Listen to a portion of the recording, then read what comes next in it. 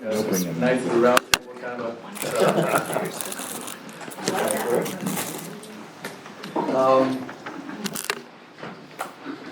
so I'm sure most of you are familiar with the agenda, but essentially we've got it just scheduled out here and it's self-explanatory. We're going to go through a number of things, but we're going to start out with Carrie, and we just got to let her go with her activity. All right. How much time would you like me to take, man? Do you want me to go 1:30? Half an hour? Twister takes a long time. I don't know if we're going to have Good try. Maybe go 20 minutes. 20 minutes? Okay, we'll go fast. Thank you for letting me be the first presenter at this. I appreciate it. Most of you know that I'm the fluff person. I love culture and engagement and fun things. So for our get to know you, Tess, will you go to slide 5? We are going to, you're going to have a piece of paper. I know you don't want to sit on this. I want you to think of your favorite Disney conglomerate. So it could be Disney, Pixar, Marvel, or Star Wars. And I want you to pick your favorite Disney character and then write down as many of their character traits you've done this before, Dave. Your favorite character traits of that character. Okay, so I'm going to only give you like a minute and a half. Ready? Oh, you should have a notebook. No, I'll help Tom. I have extra stuff. There you go, Tom. Okay, Disney, huh?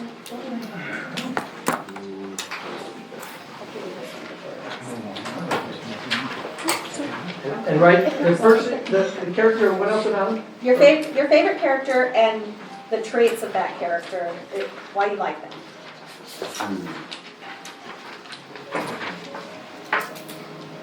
And you're down to a minute. Go right fast. Yikes.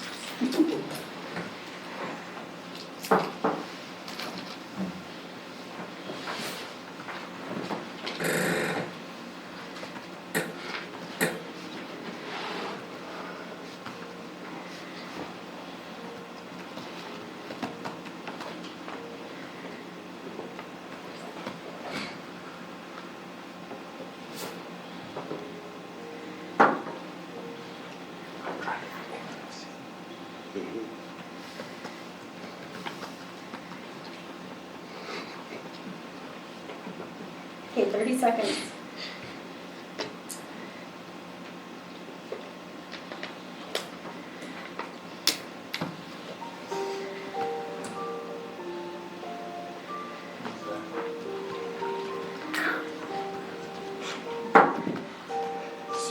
Okay, we should have done Disney music is what we should have done. Okay, so will you go to up one slide? So I'm going to tell you what. Oh, sorry. Oh.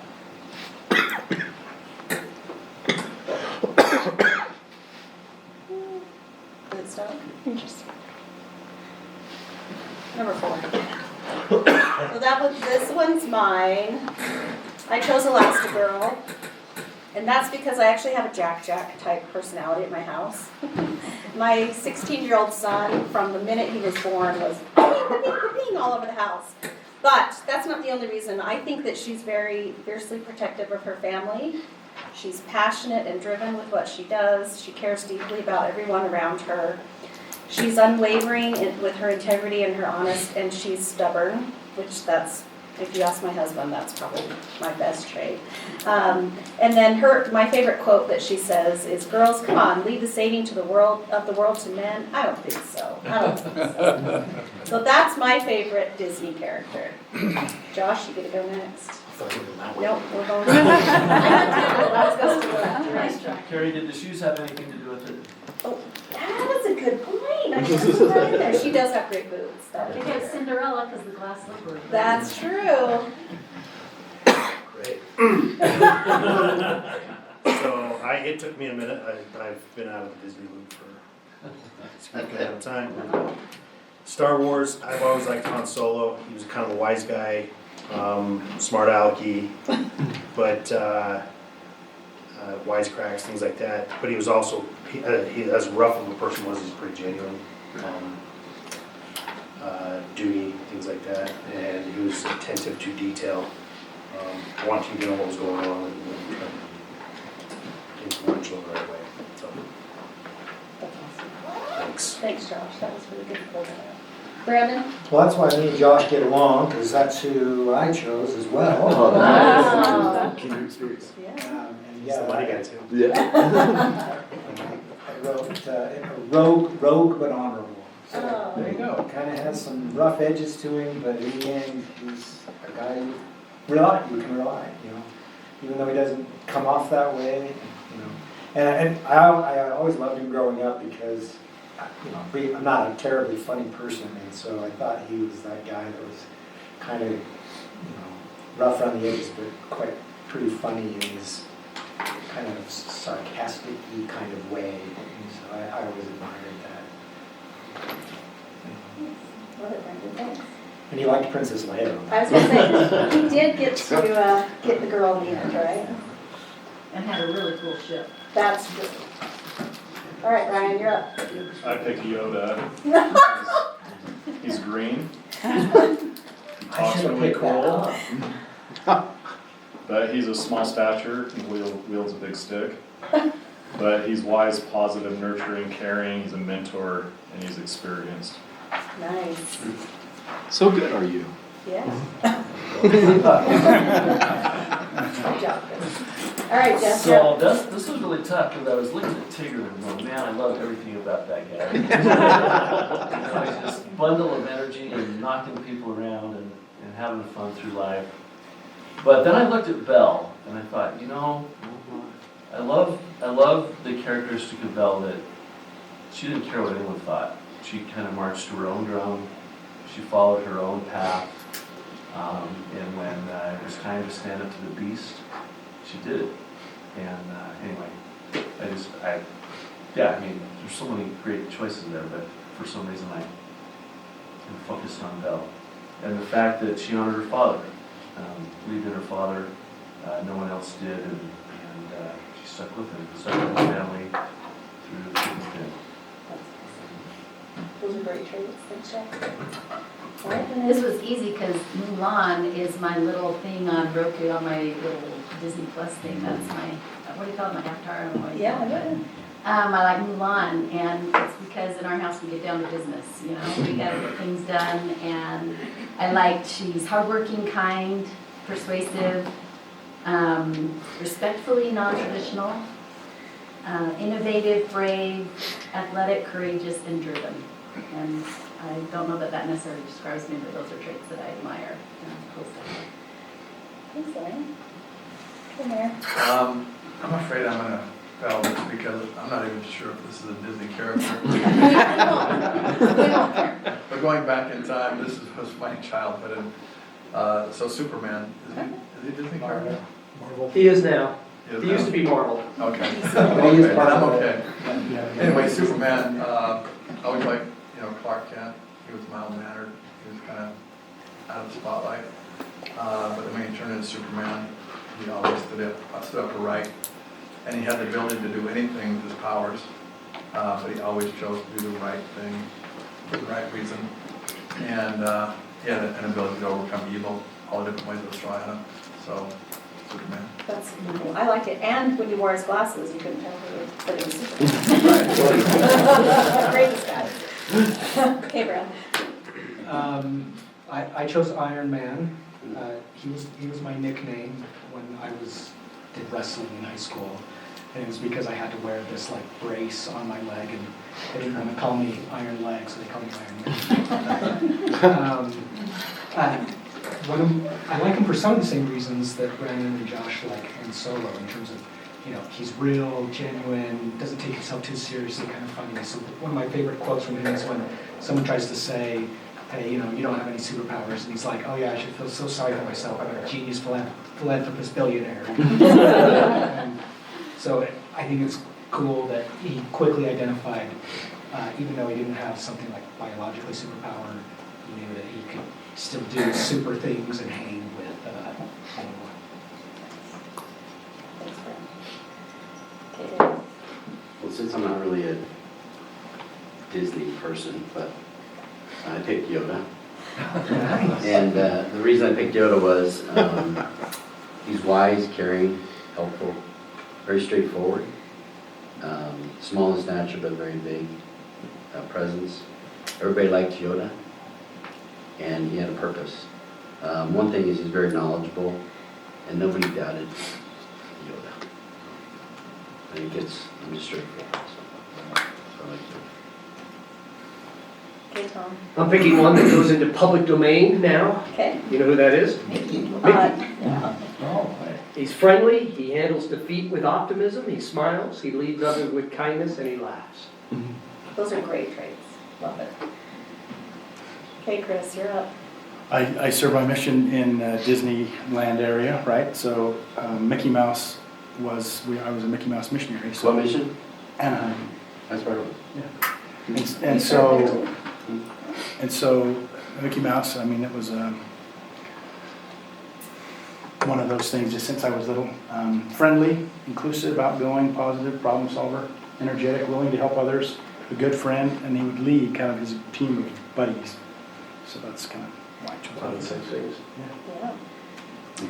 I also picked Elastigirl. Yay! And for a couple reasons. One, because I feel like I identify the most with her, the mom trying to do all the things, and she's so boss. But also because when the movie first came out, my husband looked just like Mr. Incredible. Like people would stop him on the street and say, "But you look like Mr. Incredible." We had 2 kids at the time, so Violet and Adash, and our 3rd child was Spencer. We named him Spencer Jack Gale after Jack. Oh, that is awesome. Yeah, but she's determined, she's got grit, she's a problem solver, she's flexible, independent, diplomatic, smart, protective, caring, forward-thinking, creative. Kindred spirits. All right, Jesse. I picked Gilligan. Just kidding. The guy was a genius. He always figured how to stay on the island with the cute girls. Okay, but is Moana is at Disney? I picked Maui because he's overly confident. He's got all these traits that we look at in society and say, you're arrogant, you're overconfident, you think the world revolves around you, and that's the character that was portrayed. But if you really look at the movie, he was teachable. He was willing to learn. He was willing to help. He was willing to serve. He was willing to stand up for his family's traditions. And so he was portrayed as this arrogant, buck guy. But if you look at the softness of him, and I think we all have that softness, and those are traits that we can strive for. Originally, when Carrie did this training, she said, just pick your favorite character, and I picked a villain. So I was like, oh no. But I love Cruella de Vil because of her luxurious fur coats, and I think she's unhinged and funny. But if I have to pick a hero, so I'll pick Mater, like Tow Mater. Oh, yeah. And so I just think he always makes light of hard times and situations. He has a really funny humor, and he's the rustiest and trustiest truck in the yard. And he doesn't use his rearview mirrors because he knows where he's going, and it doesn't matter where he's been, kind of a type thing. So, yeah. I don't know where Ryan Reynolds falls in with Deadpool, but he's my guy. I mean, he's a badass, but always gets the bad guy. No matter what body part gets cut off, he just is he's the ugliest successful person that you're ever going to meet when it comes to characteristics. But then on the shallow house side of me, I've loved Ariel my entire life. The red hair, the singing, so Because you married I've got the 2. So Yeah. Okay, Chris. So I guess I'm a kindred spirit with Jeff because I picked Belle. Nice. Yeah, and I like the portrayal of Belle. She's a strong woman. She was a faithful daughter. She stood for what was right and what was good in the world. She didn't put up with others and temptations and so forth, and she stood on solid ground. She could also see the good in the beast. So I kind of compare her to my wife a little bit because I'm the beast that she married. So. She is a reader. She does work at the library. Yeah, she's a reader. I don't know. I was attracted to her portrayal. Thanks. I went with Woody from Toy Story. Yeah. He's loyal, he's brave, he's a great friend, and he learns a lot about being a leader. of the fellow toys. So my all-time favorite character. It's very resourceful too. Yeah, absolutely. Yeah, I picked Jack Skellington from Nightmare Before Christmas. He's a dreamer, an innovator, a leader, a collaborator, and a great singer. And kind of a showman. Yeah. All right. Okay, well, like Jeff, I chose Tigger. I chose him because he's fun, he's funny, he's got a great laugh, a funny laugh, energetic, optimistic, he's got a springy tail, cheerful, and the most wonderful thing about Tigger is he's the only one. Oh. I love how you paused there. So we did this activity about a year ago with all of our employees. It was required training. We talked about, just the importance of not always viewing yourself as the hero. Maybe sometimes you're not everybody's hero, but you can find good traits in other people all the time. So it was a really fun training for our employees to look at each other in a different perspective. So in the interest of time to stay with where we want to be, Mary, we did what's called Orem Listens yesterday. It was another of our Babel, Build a Better Orem events. And we call it Orem Listens. And it's where our fellow employees from all different departments, they can volunteer to come up and do a really short, like 5 to 10 minute TED type talk on anything that they're interested in. And the presentation that I want to share with you is about 8 minutes long. It's like 13 minutes. This is from Tara Kalancha, and she is from the police department. And she gave a really nice talk about why we should love Orem. She's a resident, and she's also an employee. So I just wanted to close the presentation out with slide 13. So one more down. So go down one more. Oh, down one more. Yeah. That is not Tara. Okay. There we go, yeah. Thank you. We are going to switch.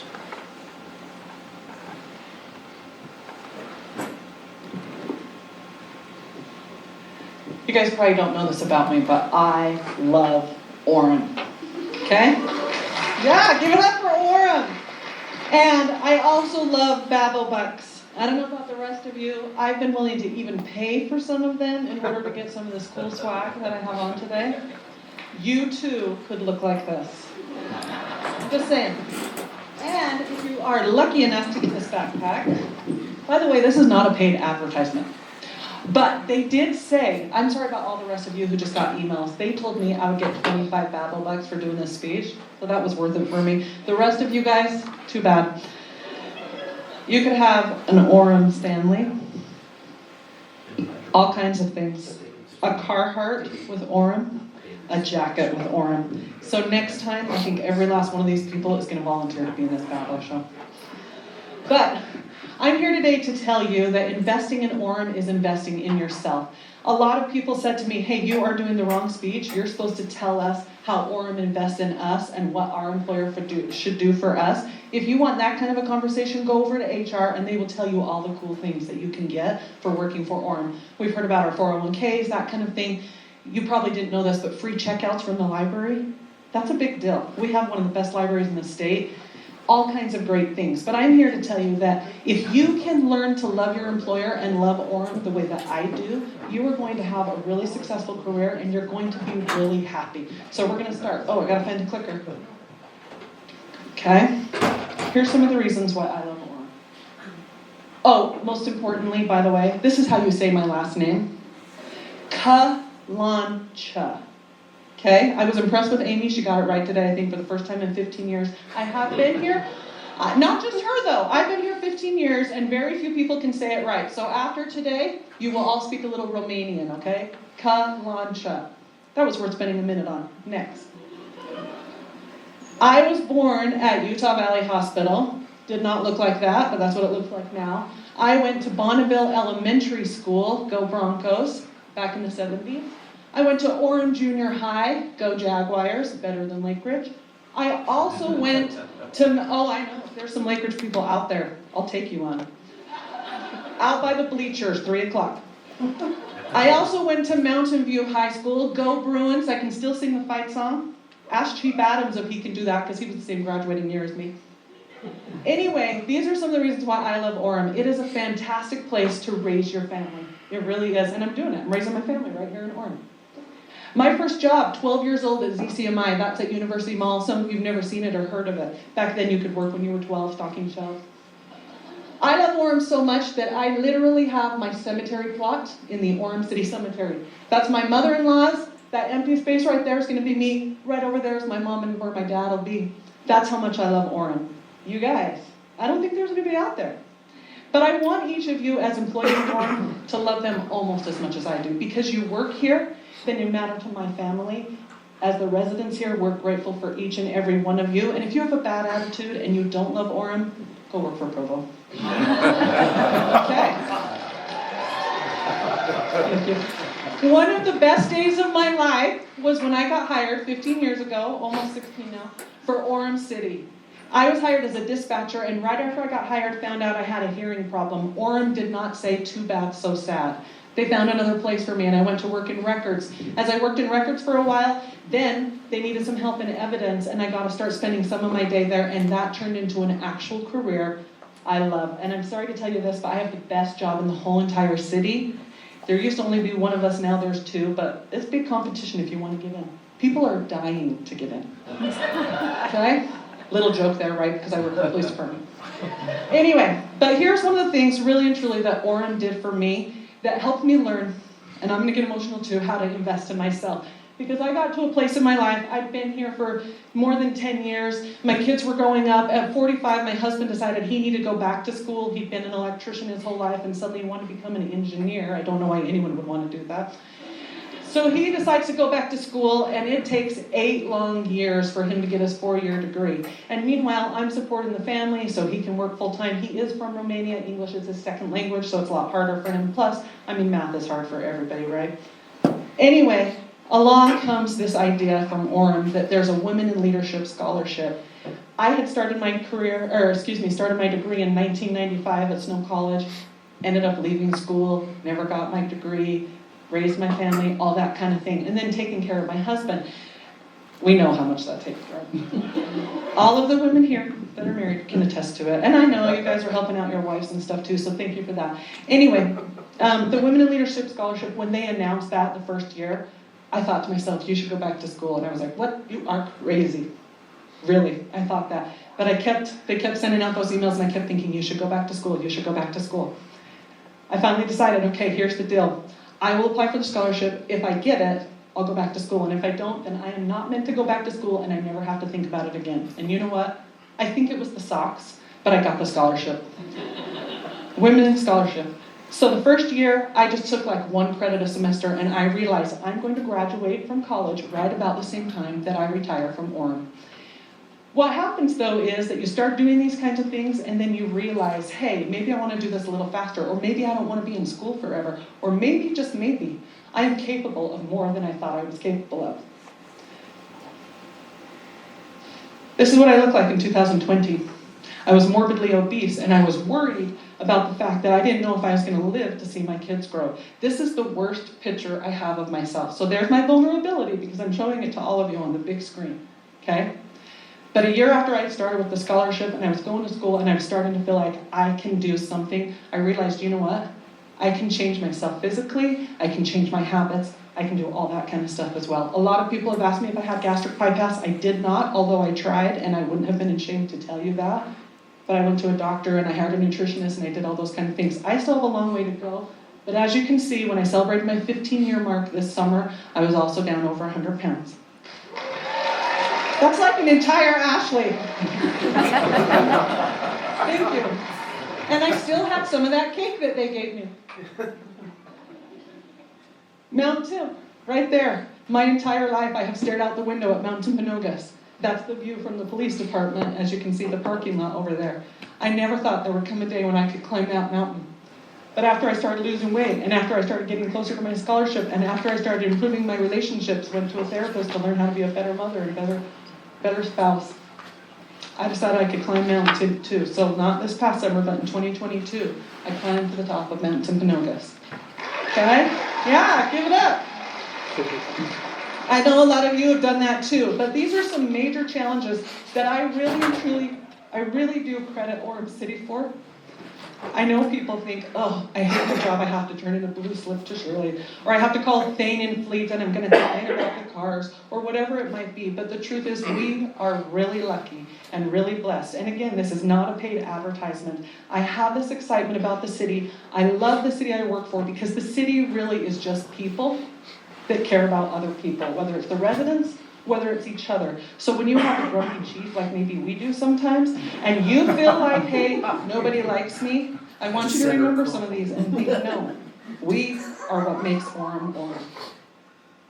Got my graduation, I got my degree, I graduated just in August. One more clap, please. Come on. 1995 I started that, and I finally finished it in 2023. It is thanks to Orem in large part, but it's also, you guys believed in me, but I learned how to believe in myself too. So if you are one of those people who wants to go back to school or lose weight or do anything inspirational, even if you don't want to be an inspiration, just know you can do it. And if you don't believe in yourself, come and talk to me. I might consider sharing a Bible book with you, maybe. But I will certainly believe in you and be willing to help you help yourself, okay? We can do it, and we can do it together. Thank you.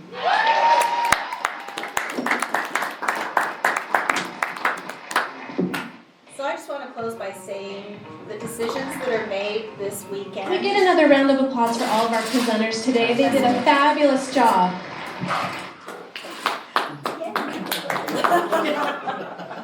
I just want to say that the decisions that will be made by you all in the direction that you give the city employees really do make a difference to the employees' lives and the citizens.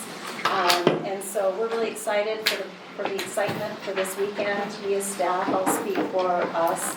We've been really looking forward to this opportunity to get together with you so that you can give us the direction that will take the city for 2024. So thank you, Mayor. Thank you, Carrie, for that. I think that presentation by Tara really shows the heart of Orem employees. And she's been here for a long time, but just to see how excited she is, how working for Orem has changed her life. And it's awesome for employees. Next up, we've got a review of Orem 2023 accomplishments. The Family City USA is benchmarked by Brent Ivy and Pete Wolfling. Thanks, Mayor. So Pete and I are kind of teaming up on this one. I love that presentation with Tara. I mean, I think going along with the theme that Carrie was sharing, she considers leadership as people she works with are heroes. And I think it's super great to look back every year on the major things that we accomplished, and I mean, even last, the different exec staff members when we get to your department share the top accomplishments as we come up to them. But I find that it's very motivating for me when you look back on what you've achieved, and it helps give that sense of gratitude, of feeling complimentary, and feeling optimistic about moving forward. As the exec staff this year in the summer, we got together and came up with kind of a full list, a detailed list of accomplishments, and some ideas for kind of departmental goals moving forward. This handout has the full detailed list of those accomplishments and goals, and some additional detail compared to the presentation here.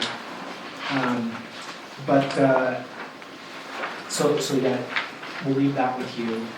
And if you have, as we go along, if you have questions or highlights or whatever on any of these, please feel free to bring them up. But the idea is that, to start off with this kind of discussion, this kind of presentation, because it sets that good framework, that good foundation for hopefully all being on the same page, and then defining a path forward, a vision for moving forward all together, and to make sure that we as staff are aligning with you as council, and we're as an organization aligning with what this is, the residents of Orem want.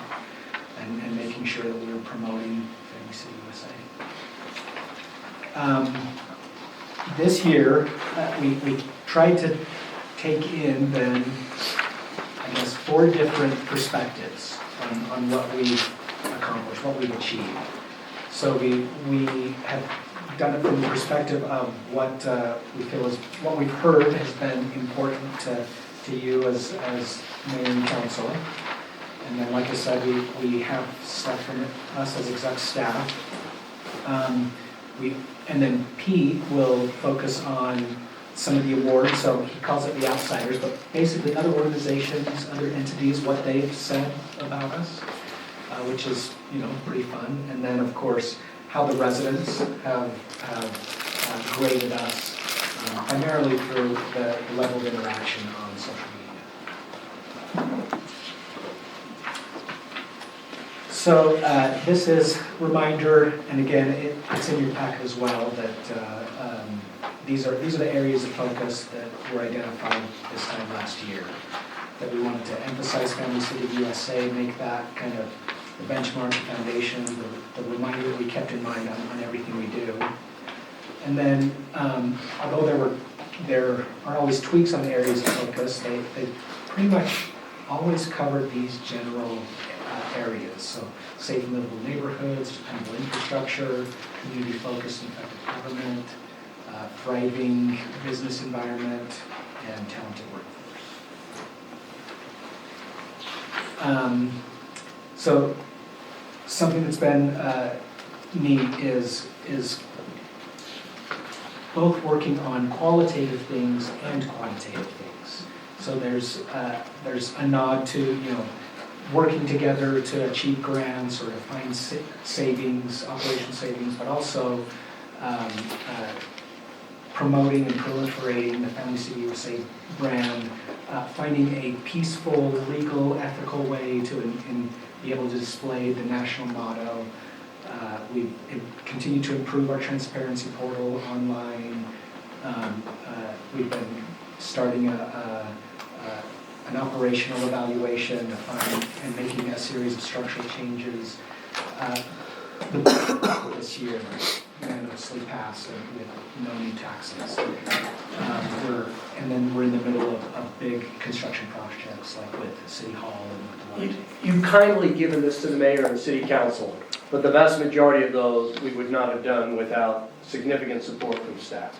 Absolutely. So thank you for giving us the credit, but we share that with so many of you in this room. So thank to the staff who doesn't have their name up there, but are a significant part of what's happening. Appreciate it. Perfect emphasis. Yeah, I don't mean this to say that you as a council were the only ones that did it, but just the thought was this is maybe a little bit from your perspective of what we heard was important to you. And you'll end up seeing a lot of crossover, repeat as we kind of. I think what this shows more is, we do have a lot of crossover repeat, and absolutely the city staff is the one who implemented a lot of this. But a lot of this direction came directly from the city council. I mean, The direction, but the implementation happens because we have staff. Exactly, it's both, Yeah. right? But the ideas are what makes Yeah, things it happen. shares us. We share it. Beautiful. And these are things that, really you're already familiar with, so I won't spend too much time on it. So these are things that we've tried to emphasize in our communications effort to make sure that the residents are aware of the good things we're working on. So, Can you go back to the bottom right?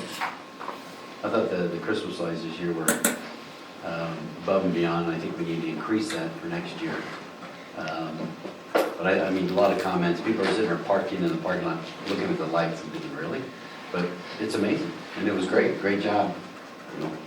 Ryan and I talked about maybe an ice skating ring at the base under those trees would be pretty cool. I don't know how pricey it is. We've been talking about that too, but I just Yeah. gave him a name of some person I came across that was significantly less than what we looked at before, so I think that's absolutely. We're already on it. We've signed that up to Carson Hardy to get to work on, so. and we'll show some concepts and some research even in the major project recommendations tomorrow. And I guess that choo-choo train or whatever it goes along with the Christmas display. And that was a hit, big time, Yeah, absolutely. you know, so it was. We decided, well, Pete and I decided though, as we were putting this presentation together, that one main goal of this presentation was to make sure that Bryce didn't get too big of a head. So let's move on from the Christmas. I will readily admit that I was against the Orem Express choo-choo train, and I will gladly eat crow. I can't wait for it to go. So, what do I know? I did not even know that, see, you didn't even have to say that. I wanted to see how it played out first. Bryce, I want to, when we first started talking about this, I thought we were insane. To be honest, I mean, truly insane. Not just the train, but the whole thing. To start when we started, right? Not so much that the thing itself, it's just, it started in November, basically October. You know, you're going to put this together, that big of a thing together in a month, basically 2 months. So Bryce, I'm with you on at least thinking that way in some regard. And that is a perfect example of city staff in action. Yes. Because that was a monumental project. And so there was a vision to make it happen, but then we had a couple months to make it happen, and they broke their necks and worked overtime, did all kinds of things, they made it happen. Exactly. We did miss the white star on the Freedom Tree, but we found it. Initially, yeah, it fell through the cracks and then we found it. Yes. Well, and even the creativity with the snow globe. You know, you go take Selfie. a picture here and it looks like you're, it did. That was awesome. And I can't remember who it was that came up to us. It was, it was It was our, Byron, wasn't it? Rich Wilson on our staff that works for Byron. okay. Yeah. And he was so proud of it. And he's like, go take your picture. I promise it'll look cool. And it did. It was awesome. When talking to people who came from other cities to ride the Orem Express, and they waited in line for an hour to do it, I mean, people were very focused on the Orem Express, so it was absolutely a hit. And in the interest of full disclosure, what I also love about it is that it shows that from us as staff, we don't always have all of the best ideas. We don't even necessarily have all of the best recommendations. We do want to try and, you know, help make sure that you're aware of things and have all the information you can get. But we want to do what you direct us to do. And I think when we were able to then implement that Orem Express, and you didn't even know that we had our concerns and doubts. I didn't know there was naysayers. You're on a list. Yeah, I know. You still get my high praises though. Okay. All right. And Santa did still come to your house? Yeah. For my kids. Yeah. Yeah. I got the cold. cold. But, yeah. It was awesome. Thank you. So, wanted to make this a little bit interactive, and we have some fun questions that everyone on the council will get a chance to respond to. I have Babble Bucks if you want them. Okay, who do you want to take the first question? Why don't we start with Jen? Okay, let's see what her question will be.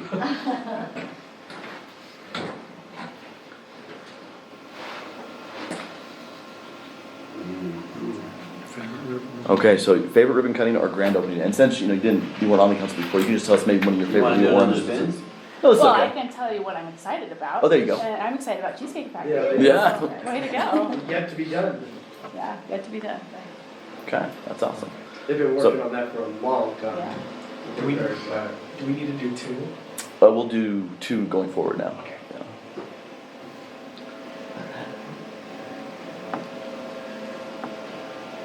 All right, so here I'll ask for exec staff's help to speak to these. But All right, first up, city manager. first up, I already spoke a little bit to National Motto and the new seal. I'll just briefly say a huge highlight of mine was having Jenny Taylor come, the widow of Taylor, and talk to us about our Gold Star funding. And one thing that she's talked to me about, and that her husband Brent would always talk to me about in just sort of everyday ways, was pursuing your core values in your life, which included God, family, country, and so that's had kind of a fun personal connection that I really enjoyed being a small part of. And then I think it's been fun to proliferate, like I said, in terms of the Family City USA branding and adding the new entrance signs around the city and being a part of that. And then being a part of what we've been talking about in terms of bringing everyone together, collaborating on Team Orem, and everyone sort of the good to great, getting everyone on the bus in the right position, in the right spot. But for us, it's getting everyone on the Orem Express train with no sound effects beat. And everyone bleeding. And moving all in the connection. All right. Ryan, you want to hit yours? Yeah, so I cheated and actually put 4 things up. I had 5 divisions in our department. And I've got to give as many as I can credit for what they've done, but planning rolled out the public facilities zone in record time with assistance from our legal staff and got that approved and through the process and what, really well. just put that in perspective, what was the time frame on that? Oh, God. Remember? Probably. It was a matter of weeks. Yeah, a month maybe? Yeah. The most? And normally something like that would take 6 months. Right.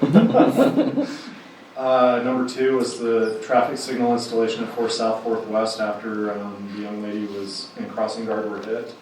This was a joint effort between engineering and public works staff. And that was, that was accelerated as well. I don't mean to interrupt, but just add on to, that was a great example of proactively making something happen.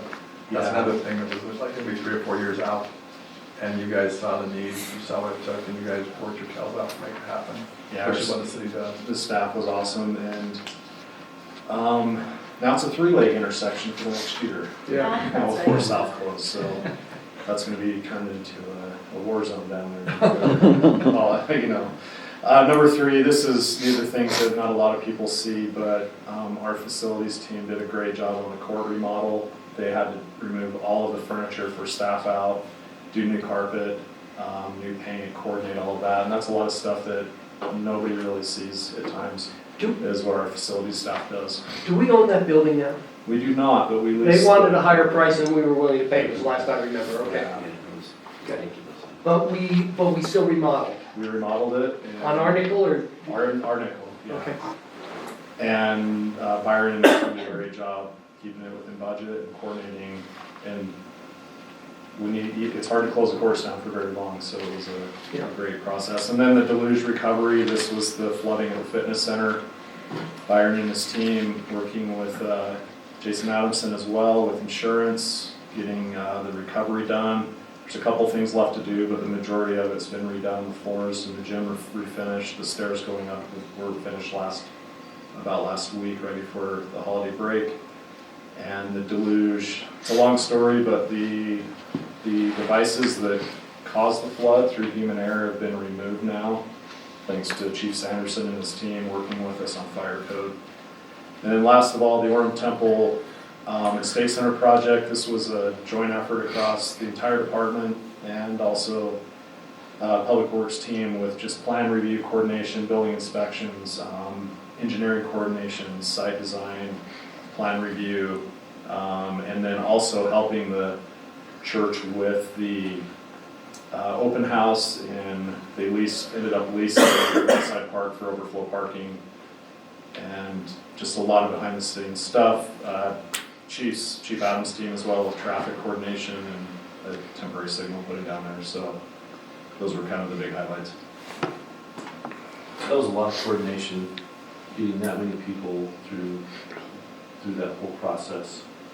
And from what I saw, it just went seamlessly. It just, the coordination between the city and the church and the residents, it was always amazing to me how well that works.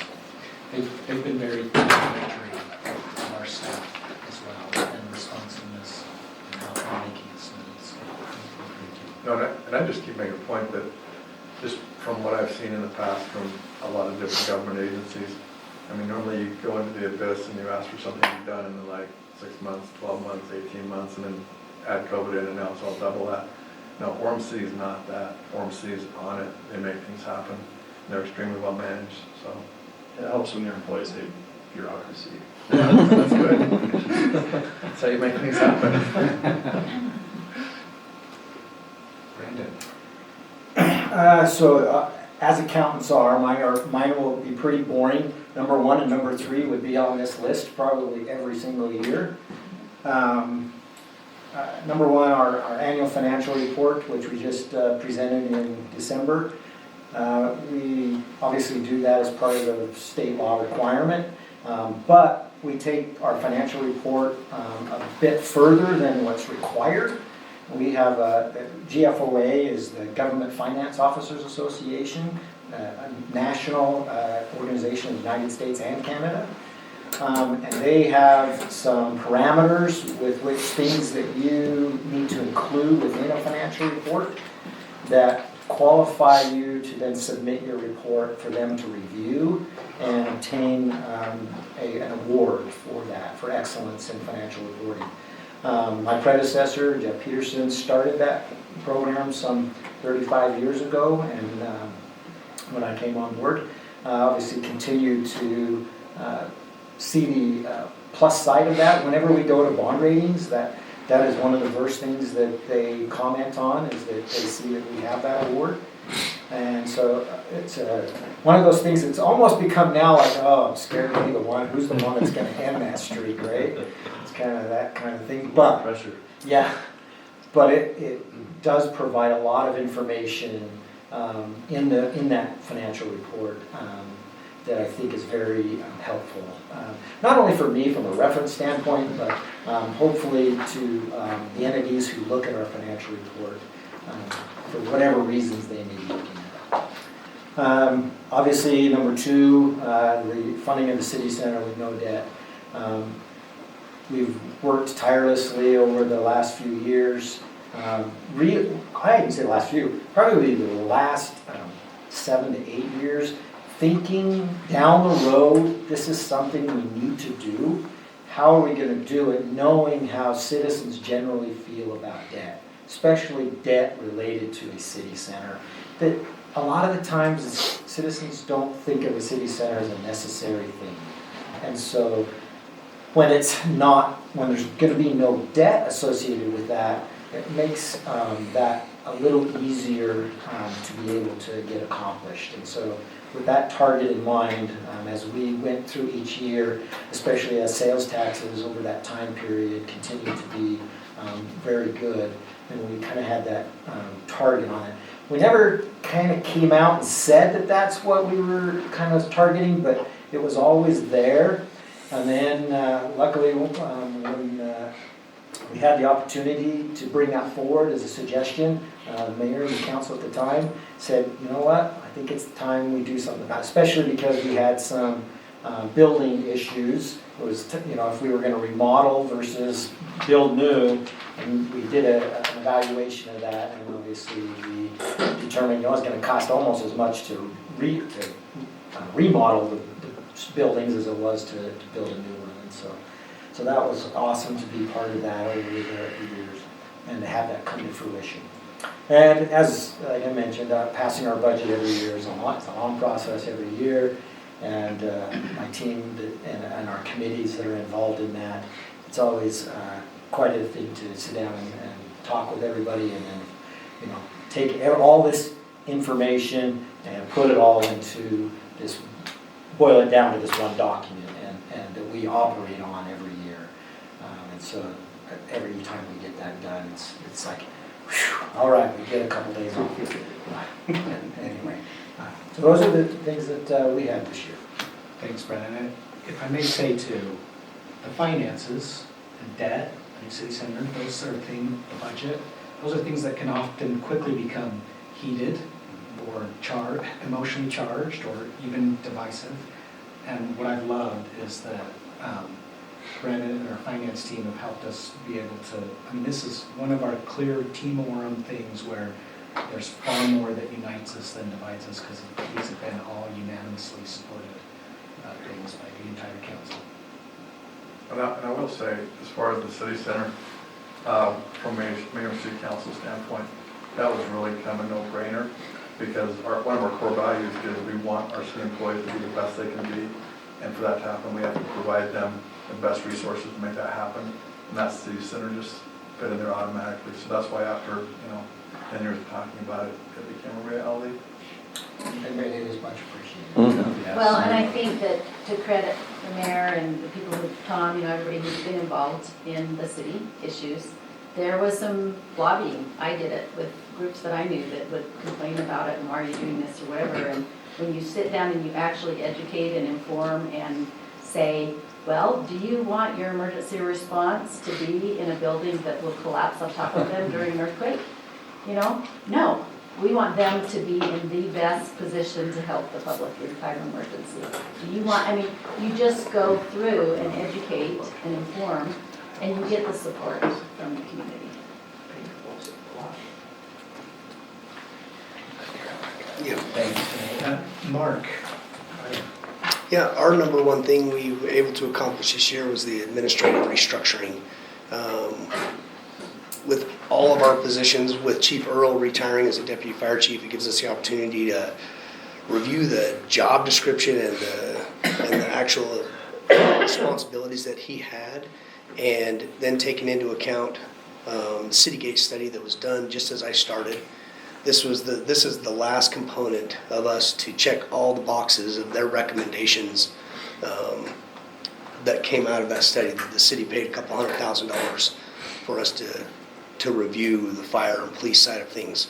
But this, we took one position and we were able to bust it into 3 division chief positions, which has allowed us over the course of this last year to start doing things administratively that we just weren't able to do. We didn't have the people to do it.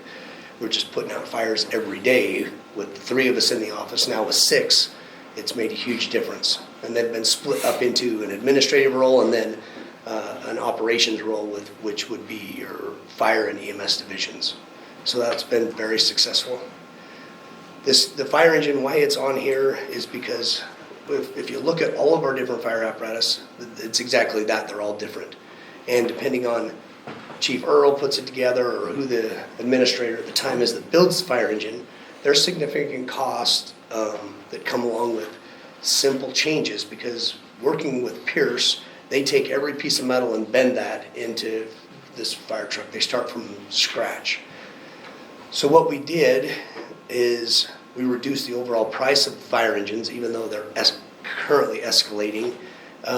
We were able to reduce it and create an Orem spec that basically is just a workhorse fire engine that doesn't have a lot of bells and whistles, even though it looks really nice. A lot of our guys don't like previous engines that were built because if it's brand new, if it was the new shiny thing, then for some reason past administration felt like we needed every shiny new thing. And those are the things that we continue to take to the shops and have issues with, because when you buy the first one out of the market, there's always something wrong with it. So we've developed a spec. It saves us a couple $100,000 on the engine, and it's just the spec that will be what we use for every fire engine from now on. So that's why I feel like this is one of our accomplishments. And then this vineyard contract, and I'm glad that we did this. They just lost their city manager. I've had 3 city managers now in Vineyard since I started in the last 3 years. I've had really good relationships with all 3 of them. And it was just nice to get this contract underway, signed, supported. They feel a part of our fire department, and we're actively looking at building their fire station now, and then producing a staffing model that they can escalate into to support the services out there. Of all the city managers that Mark has worked with, I'm his favorite. You're still around, right? Mark, will Vineyard pay for that facility? Yeah, they're paying for it. It's going to be just like Linden. Linden bought the So building. they'll buy it and we'll just man we put the people in it. Forgive me, I mean, no offense, we'll just. So the apparatus and staffing. Okay, thank you. Right now, we include in our contract essentially the cost of what a station would be. We look at full life cycle analysis and divide that all up into a yearly charge. Once they build the fire station there, we'll take that portion out of it, of the charge, so then it'll just pay cover for operations. Manpower and trucks, etc. Yep. Okay, thank you. one thing that Mark always says too that I love is that firefighters hate two things, the way things are and change. That's the only thing you need to know about firemen. They hate the way it is and they hate change. So what I love about these accomplishments is that it shows that, yeah, I mean, they do want to keep improving and increasing the standard of service, and they are accomplishing it, they are doing it. And did you say Chief Earl? Yeah, Is Jason. that a new title for our legal counsel? I've been lobbying for that for a long time. Steve, I'm good with that. Chief Earl, go right ahead. And for shock value, can you tell us how much a new fire engine cost? Yeah, so the tiller that we just bought, we paid, with it equipped, was 1.5 million. We just spec'd it out. Prices have gone up 40%. They're over $2 million now. That was amazing to see that on that large fire we just had. To see the firemen in that basket drenching that fire. I mean, I was touched. I really felt for their safety, but I mean, just what happened there, that was amazing. Yeah, big fire. Yeah. It's amazing that we can do it, even with the cost, and because when we need it, we need it. Next one. So we're to current Chief Earl. Chief Counsel Earl. There you go. So, yeah, our biggest accomplishment this year, first, is right development settlement. This is a very recent occurrence. That's signed and sealed? It is signed. We're still waiting to get the fully executed version back from them, but I expect that'll be any day now. So, that was a long time coming. We, probably know we've been talking about settlement and working on a settlement proposal for over a year before it came to final fruition. So that was very good to get that and put to bed. Number two is a care tax renewal. Obviously another big deal. That's something we do every 10 years. The state law only allows us to do a care tax enactment for a 10-year period maximum. So every 10 years we have to go through the process of renewing that. And that involves a lot of different notices to the county, making sure the county isn't doing their own care tax, which would preclude us from doing ours. And we also got that one finalized at the end of the year as well. And so that'll go into effect April 1st of 2024, which is the day after the last care tax enactment back in 2013 expires. And then number three, the resolution of the threatened fire litigation. This was back in, early to mid-year, and this concerned the library and concerns about the library's display policies. We had a pretty significant threat from a national organization called FIRE. It stands for Foundation for Individual Rights and Expression, something like that. Sometimes I forget the exact. They don't like the way it is, and they don't like change either. Yeah, exactly. And so that was a pretty significant threat. They basically threatened to sue us if we didn't change the way we were doing some things. And Bryce was very instrumental in that as well, in coming up with a very well-articulated policy that outlined how we were going to do displays going forward, and who makes the decisions and where they will go. Probably the best display anywhere, I would guess. And so that satisfied their concerns and basically took the legs out of their threat to sue us. And I will actually add one more, even though we're supposed to be limited to 3. I found out about 26 minutes ago that we just had a major win in our most significant lawsuit that's out there right now. And that involves, Josh will be happy to hear this, the Rena Wynn case. This was a case where a young BYU student... This is a public meeting, you know that? Yeah, Okay. yeah, this is all public information. Okay. Young girl, BYU student from California. Basically, she was in a very troubled relationship with an abusive individual. She had to call 911 on a couple of different occasions to report incidents of domestic abuse. She indicated she'd been abused, she'd been threatened. She stated that her boyfriend had threatened her with guns, things like that. At one point, ultimately, the police department got a text message from her friend where this young BYU student said that she was holding a gun to her head and said that she couldn't take it anymore, essentially. And so the police responded, they talked to the girl, she said, I never sent that message, I'm fine, I don't need any help, et cetera, et cetera. And so the police basically said, okay, they were taking further action. Well, about a half hour later, she was shot in the head. And it was unclear entirely, not entirely clear whether she shot herself or whether her boyfriend shot her, but there was not really enough evidence to charge the boyfriend. It looked like she had shot herself. And so ultimately the parents ended up suing the city police department, claiming that we should have done a lot more to intervene, that we should have arrested the boyfriend, even though we had no basis to do it at the time. We should have confiscated his weapons. We should have done other things essentially to prevent her tragic death. So ultimately, they did file a lawsuit. We filed a motion to dismiss. And so this is the ruling that I just found out in the last half hour, that the court ruled in our favor on everything that we argued in that motion, and dismissed the complaint against the police department of the city. So that's a really big deal, because that, like I said, that's probably the most significant case we had out there against us, and so that's great news. If I could also add, pretty much everything we do has a legal component to it.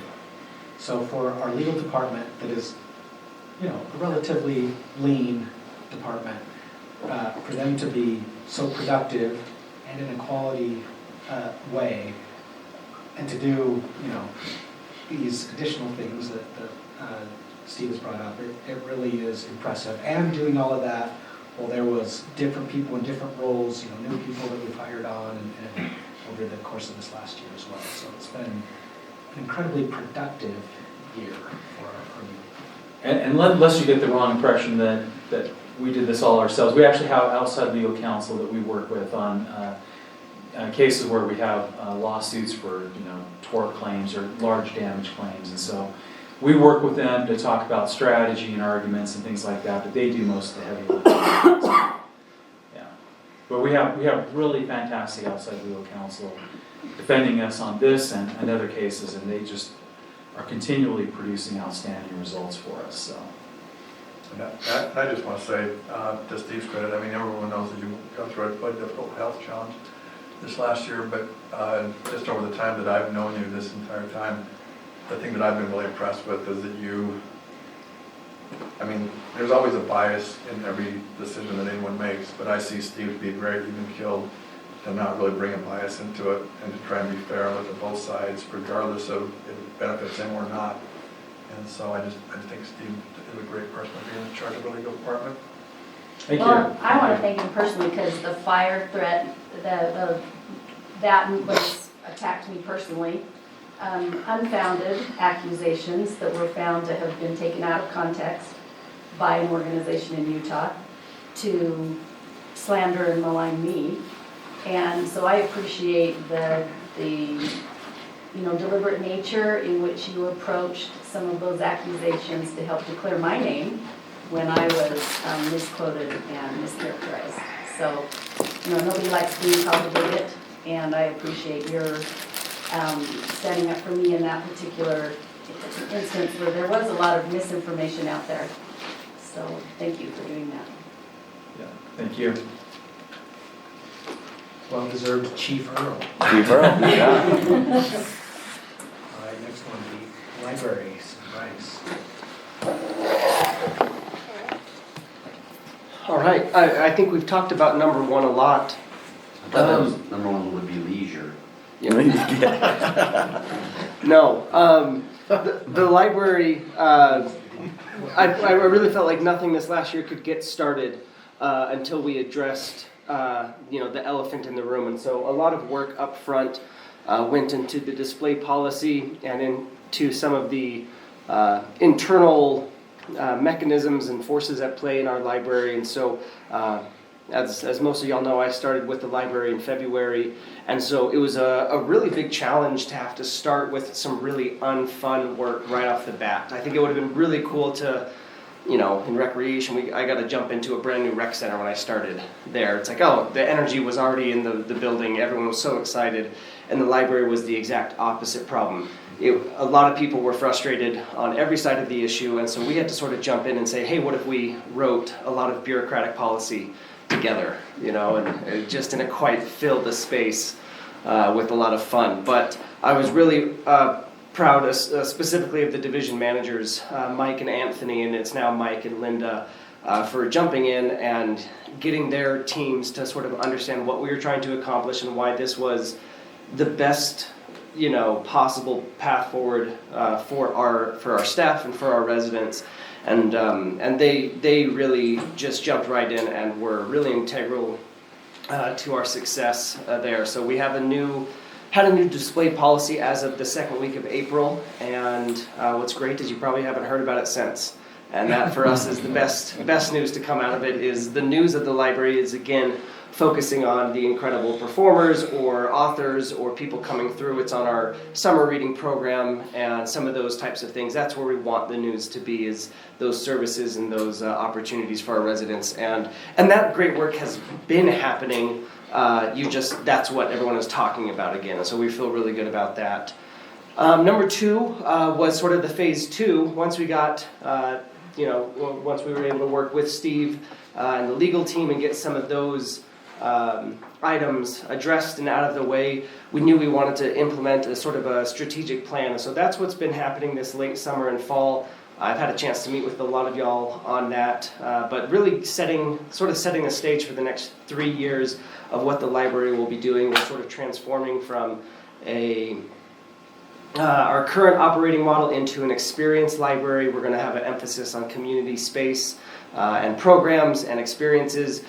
We have a really talented and strong and smart staff, and so we know that we want to create relationships with our residents rather than have them sort of just wait for people to come in. And so we introduced that model over several months, through a strategic plan and a mission statement and values and culture process.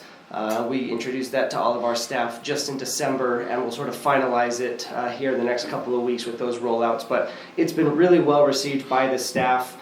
We've been able to adjust our staffing models so we don't have so many hierarchical, sort of the vertical nature. A little bit to like what Mark was saying, we have the right people in the right seats. So rather than putting out fires, I think we're just better staffed for how libraries are being used in 2024. So we're really excited about that.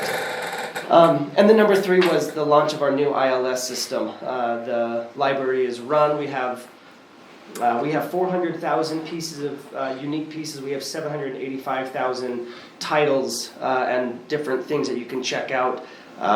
Some of them are checked out hundreds of times a year. It's a lot of data and information to manage, and so we got a new system, Koha, that was implemented right actually before I started. And so I would say 1 year in, it is now finally implemented. What's the system called? Koha. And who did it replace? Horizon. Horizon. New Horizon. It's a Dynex product. Yes, Dynex. Yeah.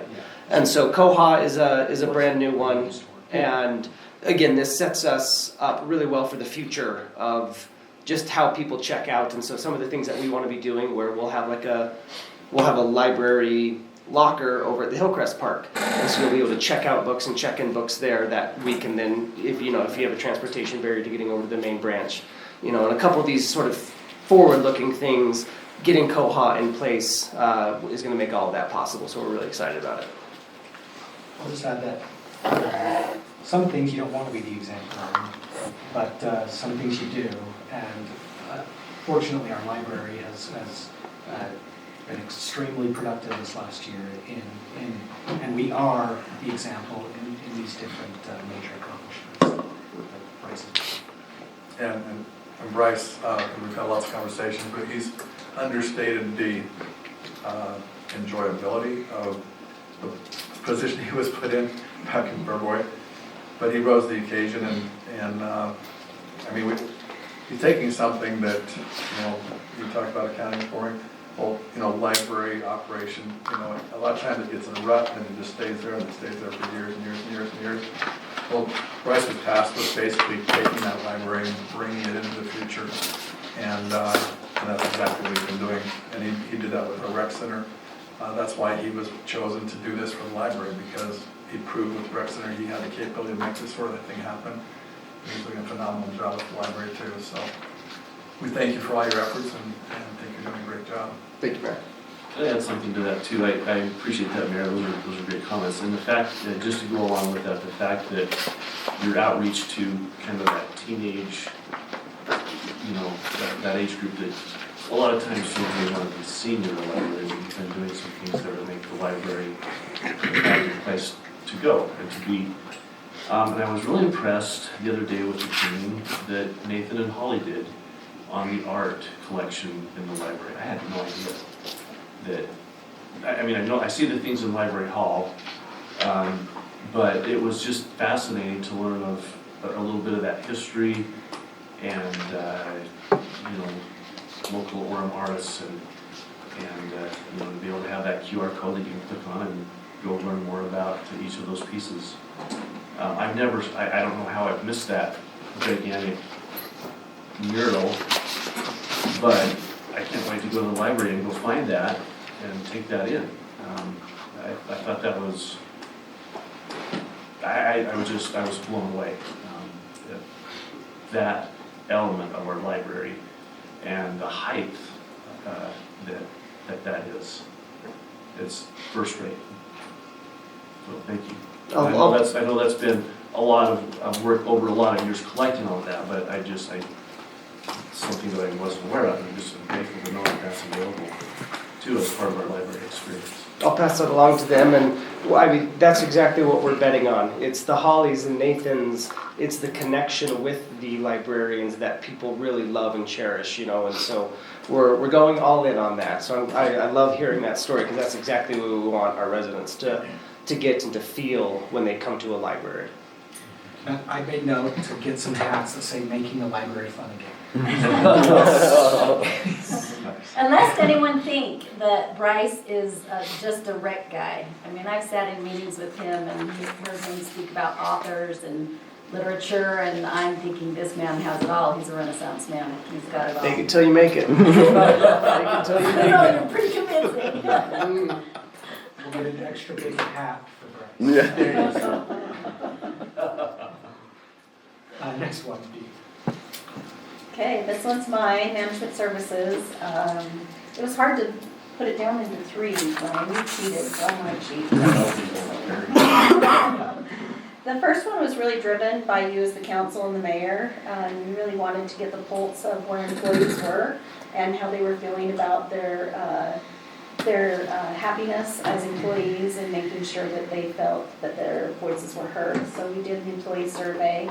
We're still in the process. What we did after that, we created what we call an I-team, an innovation team, where we had volunteers from all the departments come together, and we went through the entire survey, and they came up with some suggestions on things that we can do to improve the working environment. One of them that you guys will be directly involved in is on March 7th. What they really asked for was more communication with the executive leadership team and with our elected officials. So on March 7th, we're going to have an employee town hall. We'll put it on your calendars. It is optional for you to be there, but we'd love, not for my coworkers, you all have to be there. But for you council members, we'd love to have you there. It's in Library Hall from 9 to 11 that day. It will be where employees can send in questions beforehand, and then we'll answer any questions that they have live in that meeting, so it'll be really exciting. But the employee survey results were really well received. Employees seem to be really happy. They're happy with their pay, with their benefits, and with the support that you and we as the executive team give to them. So we appreciate you letting us have the opportunity to do that survey. The next one is something that will be an accomplishment for this year and for last year. We are doing an efficiency study where we're looking at every single department to make sure that any ways that we can be more efficient or ways that maybe we need some additional help. So we're going through each department. Starting on the 23rd council meeting, we'll be bringing in departments a couple at a time so that you guys can see what the results are. So the 23rd will be police and fire, and then every council meeting and work sessions will be showing you some other departments as well. And then we have brought in over $21 million in grants in 2023. And the difference is that grant writing used to be very decentralized. Each department would go after grants that they were interested in projects. And we brought that all in-house into the management services department. And we have a full-time grant writer, Heather Cox, who has, with the management analyst, been able to bring in a lot more money for the city, which improves the lives of our residents. So really, really proud of that. And then the last one is that we rolled out the hybrid step program to more departments. So for you council members, what we have used to do in the past was just a merit-based system where you were evaluated by your supervisor and your department director, and then that determined your pay increases. And the ranges in those salaries were really wide, and you could work in your entire 30-year career and never get to the top of your range. And so we heard over and over again, especially in police and fire and public works, is that it was really confusing for employees to know what their career path was. So a few years ago, we started a hybrid step program where they automatically get a step every year on their anniversary date. But then after every 3 years, if they meet certain requirements and educational certifications, they can go into another range. And it was wildly successful with police and fire, so we expanded that to public works. There's several positions in development services, finance, in my department. The goal is, after a few years, that we will have all employees in that system, except for division managers on up. We feel that division managers on up should be more of a merit-based program. So we've moved more positions into that, and that's really helped us with our recruitment and also with retention. So we've seen a lot less turnover in this last few years. Thanks, Carrie. Thank you, Carrie. And your grants, I mean, that's understated. I mean, what does $21 million in grants for the city do? Well, eliminates $21 million in taxes that taxpayers would be paying, right? It allows you to take your services and everything else to a higher level without increasing taxes. So that's huge. And that's amazing you guys are doing that. I was at my mechanic, and the fire came in for an inspection, and one of the firefighters came up and gave me a big hug and just said, "Thank you so much for that raise. You just made a difference in my life. You just changed my life." And it just touched me, right? It just really touched me. That was, thanks for what you did on that. I think too that on the STEP program, I think Orem's a destination in all departments. You know, and I think it started in the police and fire, and we're not losing the experience. It's not going out the back door. We train them. We lose $700,000 back in the day because we trained them and they just walked. You know, they just left. And I think the culture's changed so much that it's a destination. And we're getting lateral moves from the police and the fire. It's amazing. From PG and all over West Jordan. And it's great that we have that experience because our citizens deserve the experience because they can save lives and we have that experience. I think it's great. I think all departments of this biz benefit, so we need to keep it on. So good job. What I super appreciate about Carrie and our management services team is that they're dealing with a wide variety of subjects. And so Carrie says that, you know, she loves the fluffy stuff, but obviously they're dealing with a lot of financial, you know, hardcore data subjects as well. And I mean, Carrie already shared a wonderful example in Tara.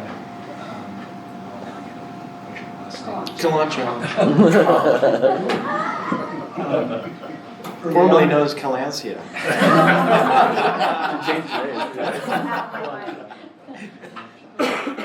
like kolaches, so. But early on in the year, as Carrie and her team were helping us incorporate a bunch of changes and structural efficiencies and improvements, I got a really nice thank you card, and it was from an employee who has been a long time, very productive, high-performing employee, but someone who was kind of known for sometimes being a little bit impatient, a little bit grumpy, a little bit glass half empty. And she wrote this handwritten note. I mean, she addressed it to me, but really she talks about the Orem team. She said, I was driving into work today. I was thinking about how grateful I am to have a job I love. And part of that joy comes from the leadership that helps to make Orem a great place to work. Thank you so much for your efforts to get us to see the city and the council differently, and you truly are a good leadership team. And so I've been really appreciative of Carrie and her team, again, helping with the qualitative stuff and the quantitative stuff, and seeing measurable differences in both of those areas. I want to say one other thing, and I want that to be my B, Brian, is that we did hire Teresa as our city recorder, and I think everyone at the table would agree that was a good hire for us, and she's doing a great job as the recorder. I'll give you an answer for that. I don't agree. Took her from my department. Can I say something? Public Works hired her originally. Then she was poached over here by Brandon, and then by Carrie. But you notice where they all land. They all stay. They don't leave me. Poach. May I say Bigger and better something? things. Bigger and better Better things. opportunities. Having been in many organizations, it's difficult to restructure an organization, and it's not luck, it's talent. Carrie's brought a lot to the city and a lot to the table, and this whole restructuring issue, people want to know where they're going to land. They want to know there's security in their job, and I think she's done a fantastic job of communicating the structure change, implementing it, and making people feel very comfortable at the city. And I know I saw in the public people were criticizing the survey. When I talk to people individually, it's the survey. So this was not a doctored survey. The survey reflects what this leadership in here does for the city. And so I think you're a big part of that. Carrie makes change fun. That's what I like to do. And I'm grateful that you're comfortable. You've called me a few times, talked to me, what do you think about this, what do you think, I appreciate that there's that relationship, right? That you're comfortable enough to say, hey, can I float this idea to you? And you're very creative in your ideas. I just love it. So how do you create, how do you improve just by thinking outside the box and bringing new things to the table? And you do a good job of that. Thank you. That's great. Yeah, and I'll just add to that I think Carrie's, I worked with her quite a bit, but prior to this, it was a lot more of a straight up vertical management style. And everything was very top down, and then very controlled. And what we've tried to do is we've tried to change that to make it not top down, but make it, Brett's definitely in charge. We tried to make it wide. And by making it wide, I think that's where we excel. A lot of people excel, and a lot of employees underneath that have excelled. So I think it's been a great thing for the city. The best ideas rise to the top, right? More collaborative, for sure. Josh.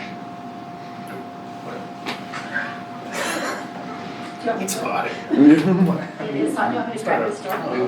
We've just, it's Turn on and talk and I won't fall asleep. What's that? It's cooling right now. Oh. Give it a minute or two. I think we should open the back door, but That would be cool too. No, really? Nature's way. Outdoor. It's hot. there we go. Oh, that's gonna be You have to come back in, though, Pete. We can get a chair.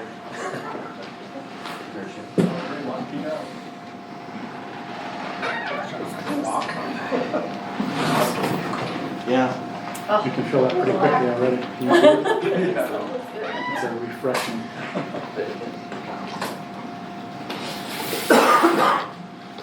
So it's not ironic that the breath of fresh air is the. Oh my gosh. That's punny. Look at Mark. Okay. I stick a little ATV and turn the temperature up. I can't hardly stay focused. Okay, three of the ones we wanted to list, well, let me preempt it. Our most celebrated accomplishment of many years is what you're not involved in, what we don't accomplish during the course of the year.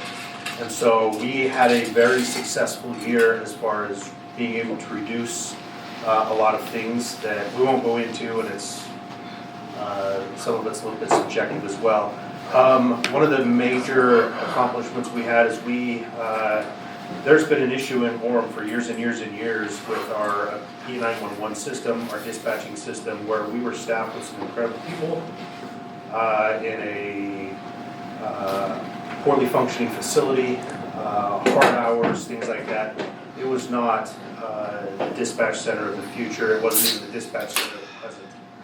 And we made what in some sense is still a wildly unpopular decision to merge with Provo as they build out their new city hall and incorporate our physical dispatch center down there.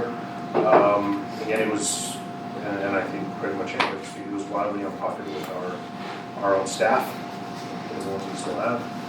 But I very much appreciate that we were able to present this initiative to the mayor and the city council members who were able to listen to it and look at it from a pragmatic standpoint versus a popularity type of an issue, and we were able to move this forward.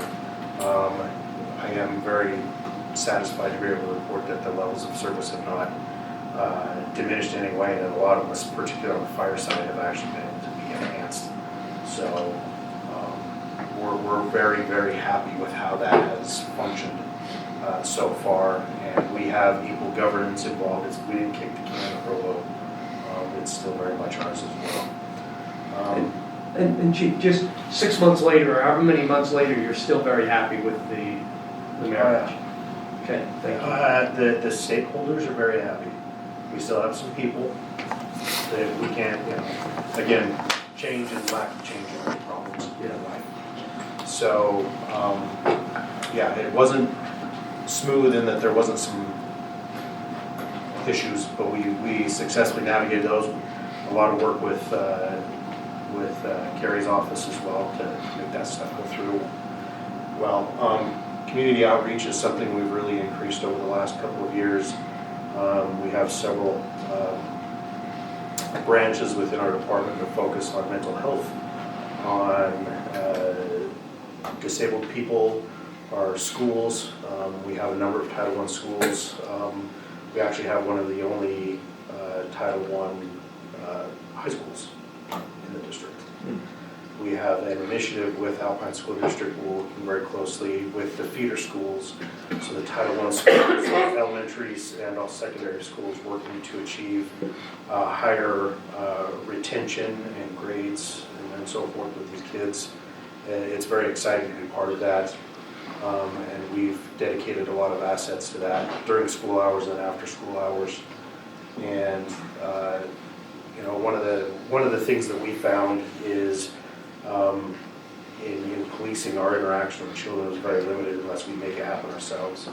The easiest basic thing that we actually love to do it now, now that it's kind of caught on, is we'll go read in these schools with third graders and so forth.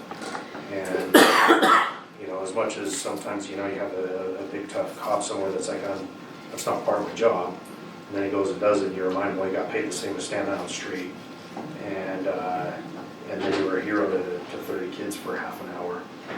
It's been a little bit of a heart softener for some people, where that's actually something that's quite popular now and catching on more and more all the time. We work very closely with our NIT people and so forth too with those things. Our National Night Out, our autism picnic that we created, everything's just been, we've got some party planners on our hands, and the nice thing in my position is they're like, this is what we're gonna do, and then my job's to basically shut up, pay, and get out of the way. I'm probably good at that. And so it's been very good to have those people there. Also, one of the challenges that we have in our police department is we're fairly youthful. We've got a lot of young people, and retention and development in a high-risk, high-liability profession is something we're constantly trying to stay ahead of the curve on. One thing that we've been able to develop in our training and career development, so the state mandates we have 40 hours a week, or 40 hours a year, of in-service training, and we mandate 120 hours to our police officers, so they're getting 3 times what they're required to have. And it's very much enrichment stuff to try and make up for the lack of the wisdom of experience, so to speak, so that they become better decision makers and stuff like that.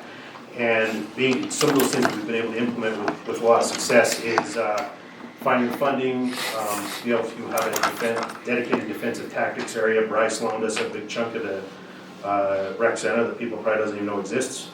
With a couple of racks of toilet paper out of the way and so forth. And we got a great little spot where we were able to construct. We've got a very professional defensive tactics area. We have weekly training now. So where we have some of our, we have some diversity in our size and capabilities and stuff like that. Is that the unfinished part up on the second floor? Yeah. Oh, cool. Yeah. Good use of it. It's our Black Ops site. So, anyway, we're having that constantly, and that's been great. We've been able to update a lot of our equipment and create sync. Brand has been able to help us create syncing funds and stuff, so we have basically perpetual funds to be able to draw from to make those updates in equipment and so forth. It gets ever more expensive every year.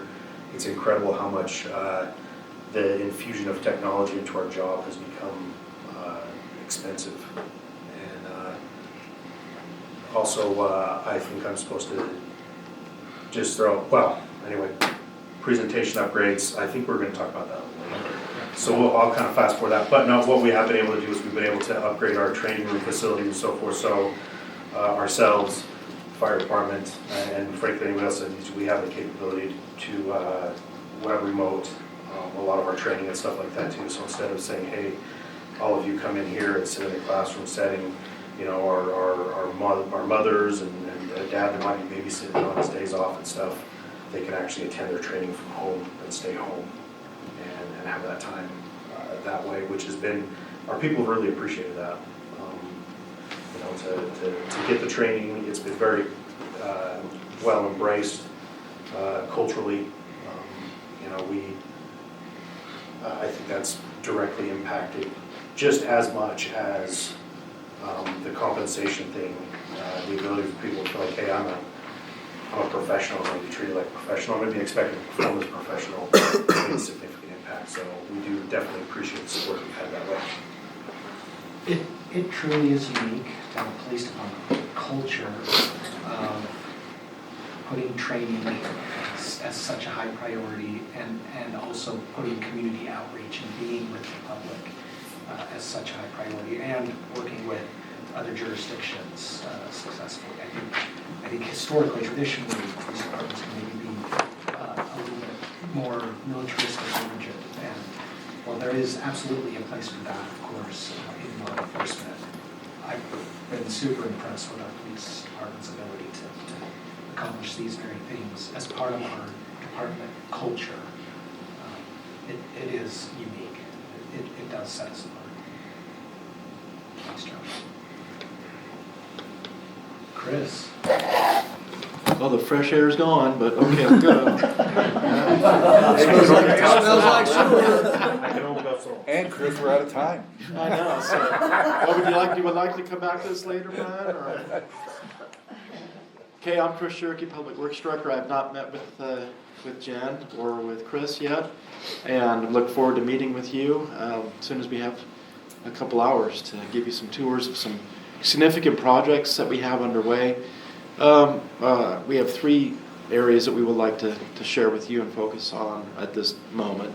And one of our biggest projects we have going on right now, it's not the biggest, but it is a $20 million project. It is our water reuse project at our water reclamation facility.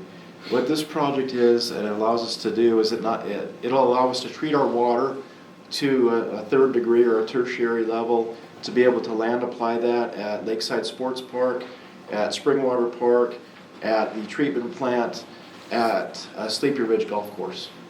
And so what that will allow us also to do then is not use drinking water quality level water and applying that and throwing that on the ground, but we would use this water which comes out of the effluent of our sewer treatment plant, and then we can process that to another degree or level, not for drinking, but to allowable for recreational purposes at those areas. This last year, there was a bill that came into play with the legislature about 10 months ago that suggested that if you don't have your application in and approved by October for a water reuse project, then you can't do it heretofore moving forward. And in an attempt to help save the Great Salt Lake, that was part of the reasoning for that. We had our application in back in 2002, and it had been approved for many years. So we can actually reuse about 6,700 acre feet of water. You might ask, what does that mean? 1 acre foot of water is about 9 to 10 inches of water across a football field. That's 1 acre foot of water. That's about how much water every one of us needs on our properties for drinking and for irrigating in our yards. We're trying to drive that number down to less than 1 acre foot, which it is, but that gives you an idea. So it helps to translate tens of thousands of additional people that could be able to access the drinking water that we have. So we're not wasting that drinking water, but we're using this water instead. There's also what we found to be a market for that, and we might be in partnership with Central Utah Water Conservancy District to expand this facility above and beyond what we're at. We're allowed to use federal water, which we do have access to through Central Utah Water Conservancy District. This particular project was estimated to be $9 million. 2 years ago, when the bids came in, they came in at $18 million. So you've heard of inflationary forces. Well, we're not looking at 5, 10, 15, 20%. We're looking at 100% inflationary forces in the construction industry to a large extent in many of these construction projects. We're not alone.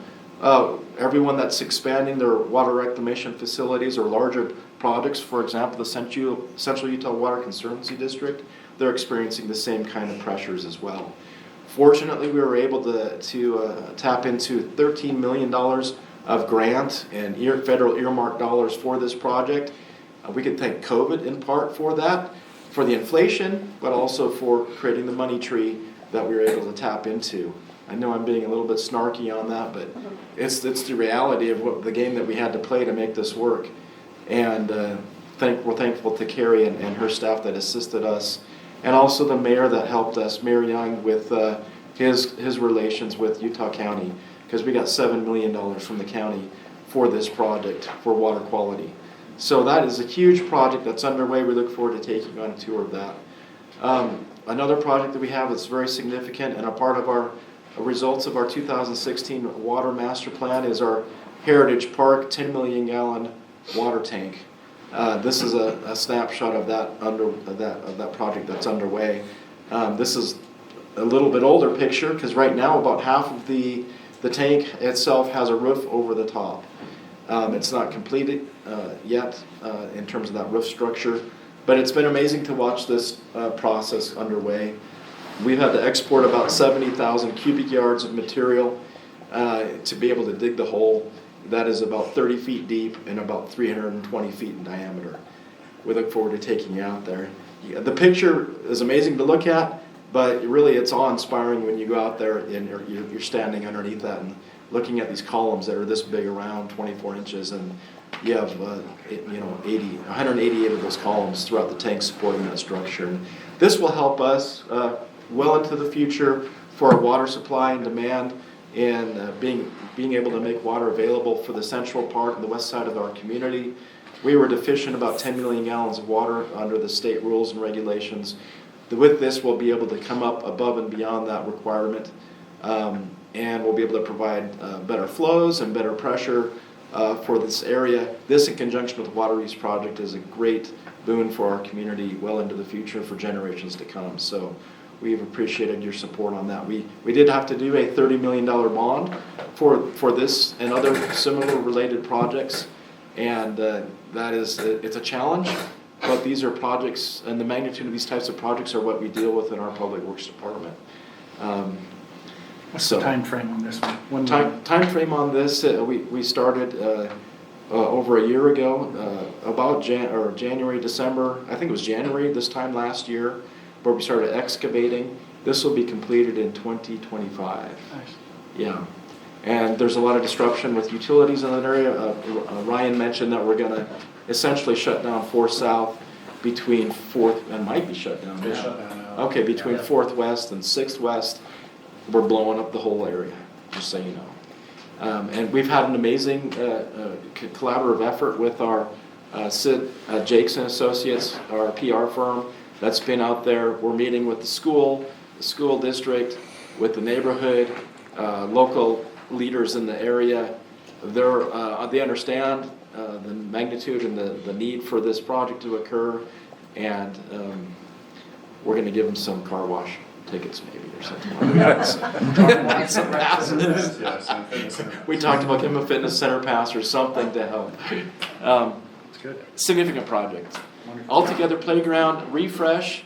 This last year, so in our department we have 7 divisions. Our Parks Division is one of our 7 divisions in our department. They construct, and we team together with Bryce and his recreation team and vision to refresh facilities, to put in new playgrounds.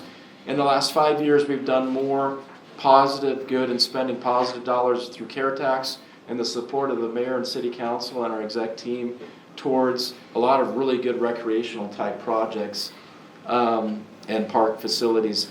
At the Altogether Playground is how old now? Is it like 6 years old? I'm not sure. Is it a 5-year? Yeah, 2016. 2016, so that's 7 years old. Believe it or not, we just did a refresh on it. We put in all new material on the ground or on the floor of that facility. The material that was underneath, it could get worn out, it could pop out, and it could degrade and so forth. Those are the kind of challenges we live with. We operate and maintain things like pipes and tanks and playgrounds, and then when they need to be repaired, we repair them. When they need to be replaced, if funding's available, we replace them in a prioritized approach, and not too soon, but in an appropriate time frame, based on feedback from the community and based on safety of the infrastructure that we maintain. So if you haven't been there recently or seen that, it's really nice. It is a artificial turf material, the same kind of material you'll see at Lakeside Sports Park, at the new soccer fields that we're putting in now, as well as the 5 softball fields that we have over there too. I think it turned out nice. So. It's always super impressive, and it's been impressive to me since day one here at Orem, is that Public Works Department, our Public Works leadership, just have a really high level of sophistication. And even though much of what they have to do is maybe manual labor or has a manual labor component to it, for them to also be able to implement and engage and be a part of multi-million-dollar, detailed, complicated projects as well. It really is impressive to see the scope of comprehension and ability and capacity. I would like to add, so Tom and Dave were on our council back when we adopted these master plans. We hadn't had a master plan adopted in the 16 years until that point, but since that time, they identified significant projects where we had deficiencies. So we've appreciated having a collaborative effort with the council, working together with our Public Works Advisory Commission and others in the community to identify the needs that we have, not just for us today, but well into the future for generations to come. Could you refresh our memory? You've always had a strong advisory committee.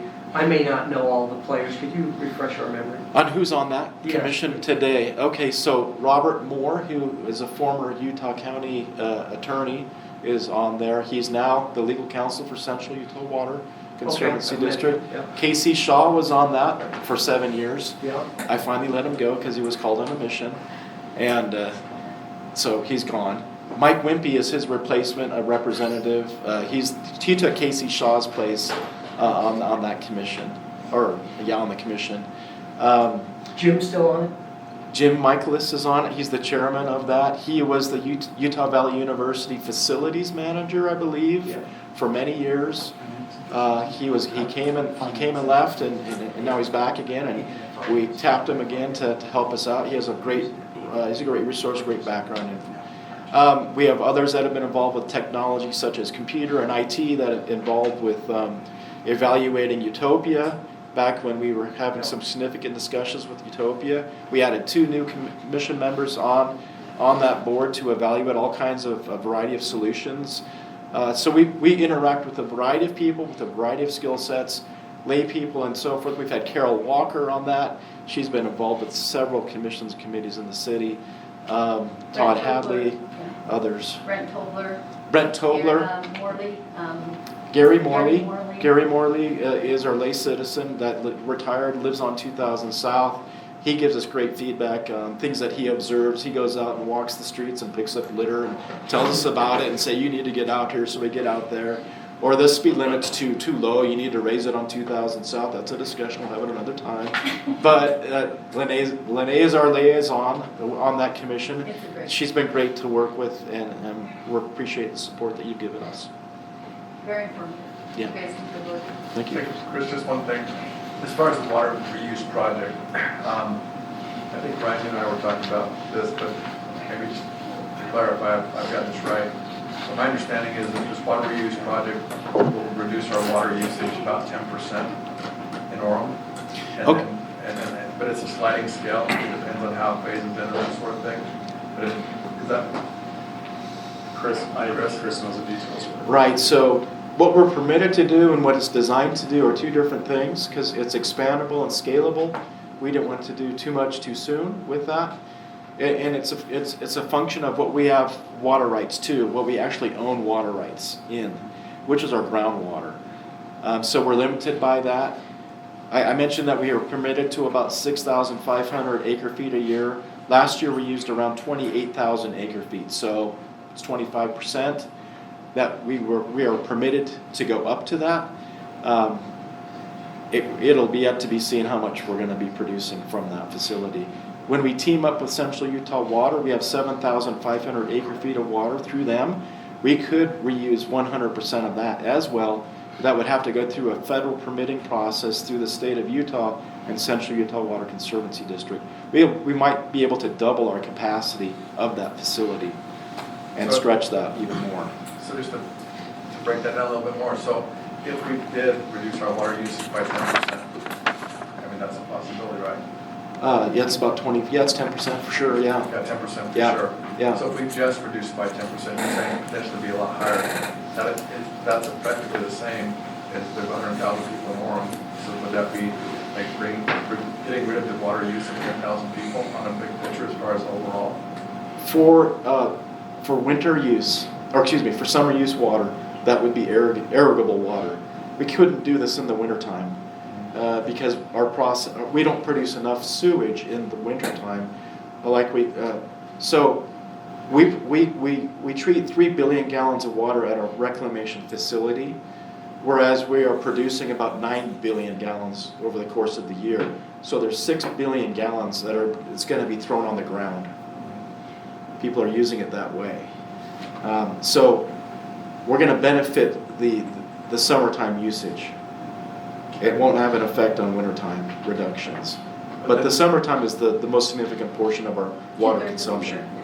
Yeah. Drinking water thrown in your lawn. Golf course, big place. Yeah. But my point is we tie ourselves knots to do all kinds of different water conservation things. This will have a bigger impact on this. It's fantastic. This will have a huge impact. Yeah. Well done. Yep, thank you. Thanks, Chris. Bryce. All right. We started with Hillcrest Park Phase 1. If y'all have been over there, or maybe you had a chance to go over there during Christmas break, it made me really excited that we chose to move forward as quick as possible with the outdoor portion to get that all the way done. Just so many families over there during these nice 40 and 50 degree days to just take advantage of that. I also think it shows, Chris mentioned this, and the amount of collaboration between our 2 teams, Tyler Pay and Jim Orr, and the work that they do with parks and parks maintenance and park design, and us with the programming and recreation management half of it. we have a great team in both departments that have the same vision for what our residents want and how we want to build and maintain. And the Hillcrest Playground shows off a lot of that. We'll talk about it a little bit more tomorrow, but with the CARE tax passing, we now have 10 years again of planning and runway of those funds and allocating and making sure that they're going to the right places, and playgrounds is right at the top. That these neighborhood playgrounds are new and modern and safe, and having that replacement schedule built in so that any one neighborhood doesn't have to wait too long to be able to get those new features or just to have a functioning and high quality playground.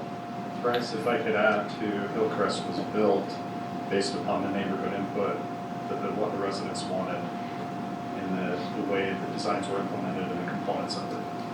Yeah, It was driven by the. Was that Reed that had driven that process? We had a public outreach process. And we've copied that for several other of the larger playground processes. But to take out, we helped define it down to a workable group of options, and then take it to the particular neighborhood so they can sort of weigh in on, option 1, 2, or 3, or what they like about it. And so at Hillcrest, you see sort of the 3 different neighborhoods of the playground, and that was the direct feedback of the residents.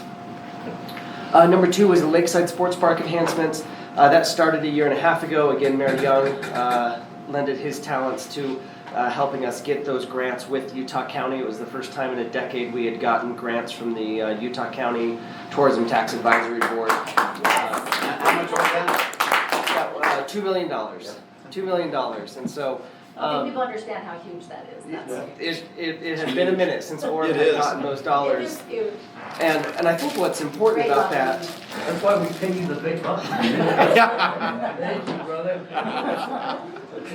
I think what's most exciting about that is it did sort of start that process. Looking to our 10-year plan and some of the things that we want to accomplish, I think those things are most accomplishable when we have access to those TTAP funds.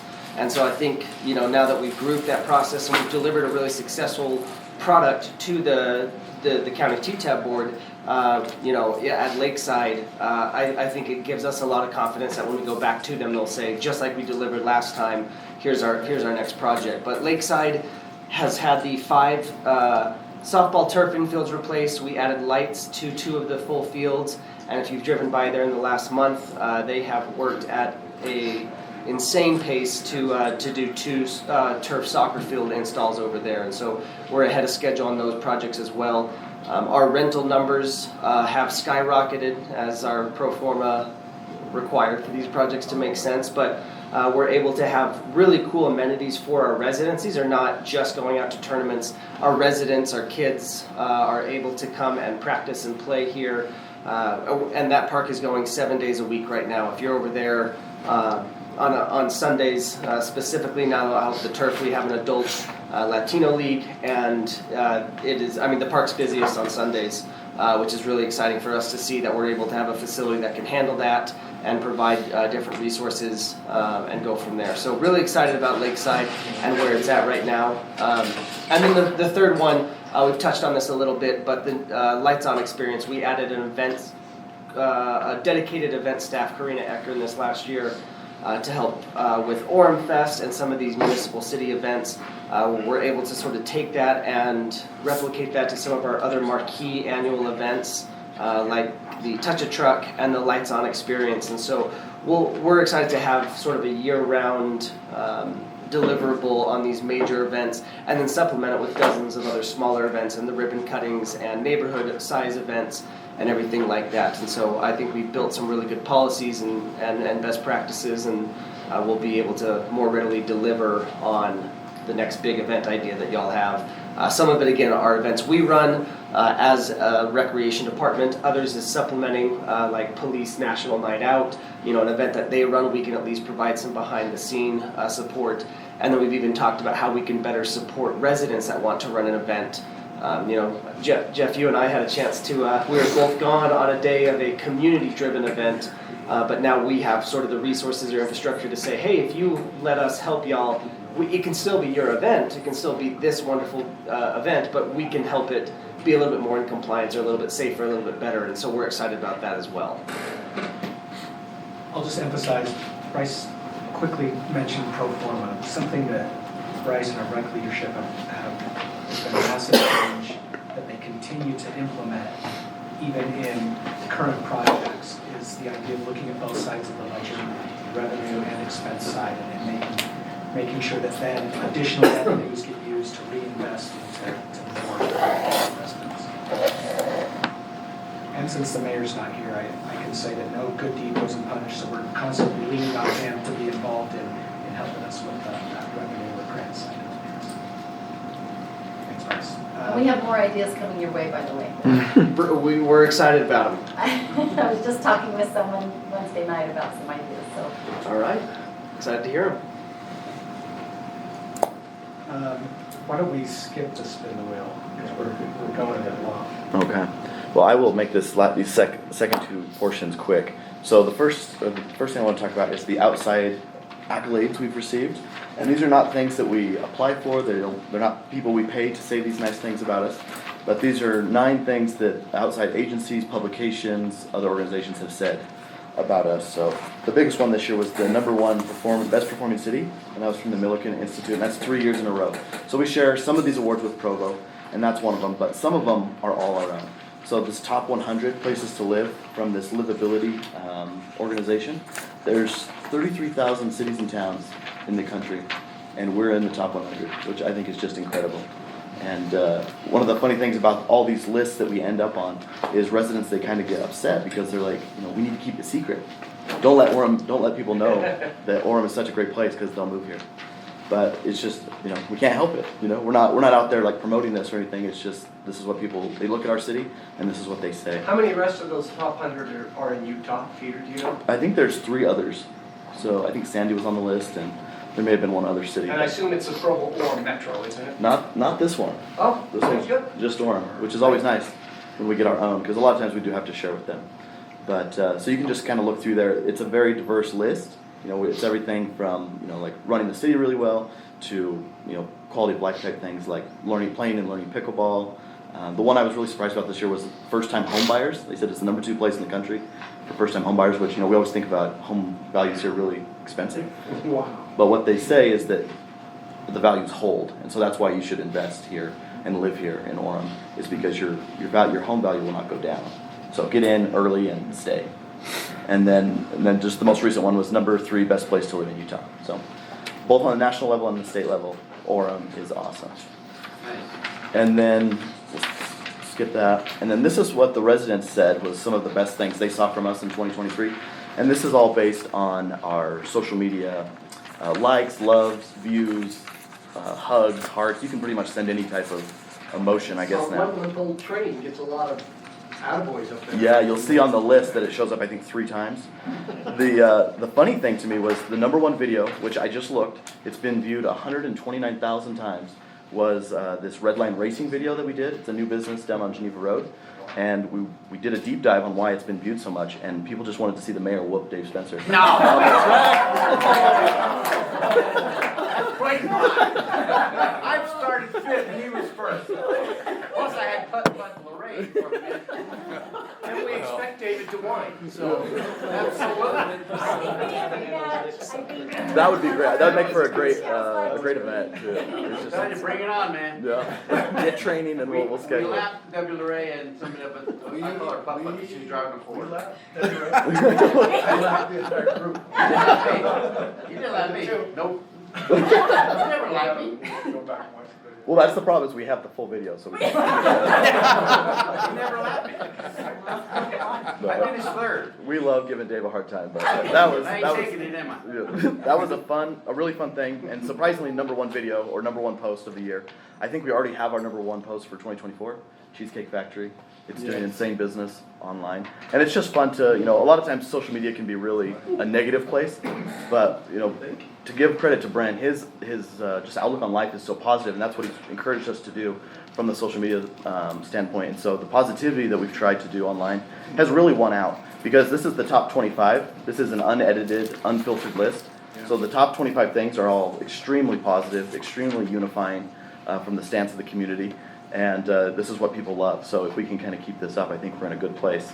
And then this is just kind of a summary of the things that our residents seem to really love. Getting information about, seeing events, seeing posts, seeing videos. And so we'll just keep going. We have some new ideas for 2024 to show more of what Orem is all about. My whole thing with social media is showing our residents the value they get for their tax dollars. Living in Orem is an incredible value. It's an incredible deal. Probably one of the best deals in Utah as far as what you pay versus what you get. And we've done this campaign, Orem gives you more. When you mix up Orem, it spells more. And so Orem gives you more in everything. It gives you more recreation opportunities, gives you more fun things to do with your family, it gives you more bang for your buck. It really is incredible. And so that's kind of our mission, is just let people know that they live in a great place, they have a city that they can be proud of, the city's in good hands, and we're just going to keep marching forward. Thanks for your efforts on that, Peter. You do a great job. Well, I appreciate it. Yeah, I got a great team. Thank you, Mayor, for the interns. This year, that was an experiment that's really paid off. We have an incredible communications team now, and they're all Gen Z. I remember when I was the youngest one at the city, and now there's a whole generation, and they have such fun ideas. They do an awesome job helping me out, and so I appreciate that. Have you done this before? The top 25? Yeah. We did similar things, but not like this. This is great. Yeah. You're doing a great job. Thank you. Yeah, no, I gotta say to Pete, I work with Pete probably more than anyone else in the executive staff, just because there's so many events and so many different things going on. And so I've seen Pete do a phenomenal job. I mean, we went from not really having a legit communications PR presence, in my opinion, to where we've got Pete, who's risen to the top, headed this up. We try to figure out ways, how can we enhance this to make it better without spending a lot of money? And that's where we brought in the 3 interns who've done a great job. And you've shared Karina, on the event staff, and our events have gone to a whole new level. Yeah. So overall, I mean, if you compare where we were just a year ago to now on the communications side, these guys are doing a phenomenal job. Thank you, Mayor. Appreciate it. If I can just conclude, I just want to emphasize, top 25 things were positive, kudos, great things about the city. And during an election year. And so, truly, I think, Chris, you mentioned in your remarks how we stand on the shoulders of giants. So as we kind of continue forward in the retreat, I think that, again, taking a minute to recognize this, sorry for going a little bit longer on the agenda, Mayor, but I do think it makes a difference and sets the right tone in being able to look forward, because we have a great foundation. We're all on the same page in making one better and making it a thriving environment for families. I appreciate you as a council letting us try and create this tone, or start this tone more in our council meetings, in recognizing staff and teams and groups and residents. It does make a difference if things are getting negative or glass half empty or concerning. You gotta feel that that there's so much for us to be grateful for, and so much for us to recognize and remember, because we really are doing phenomenal things. Thank you.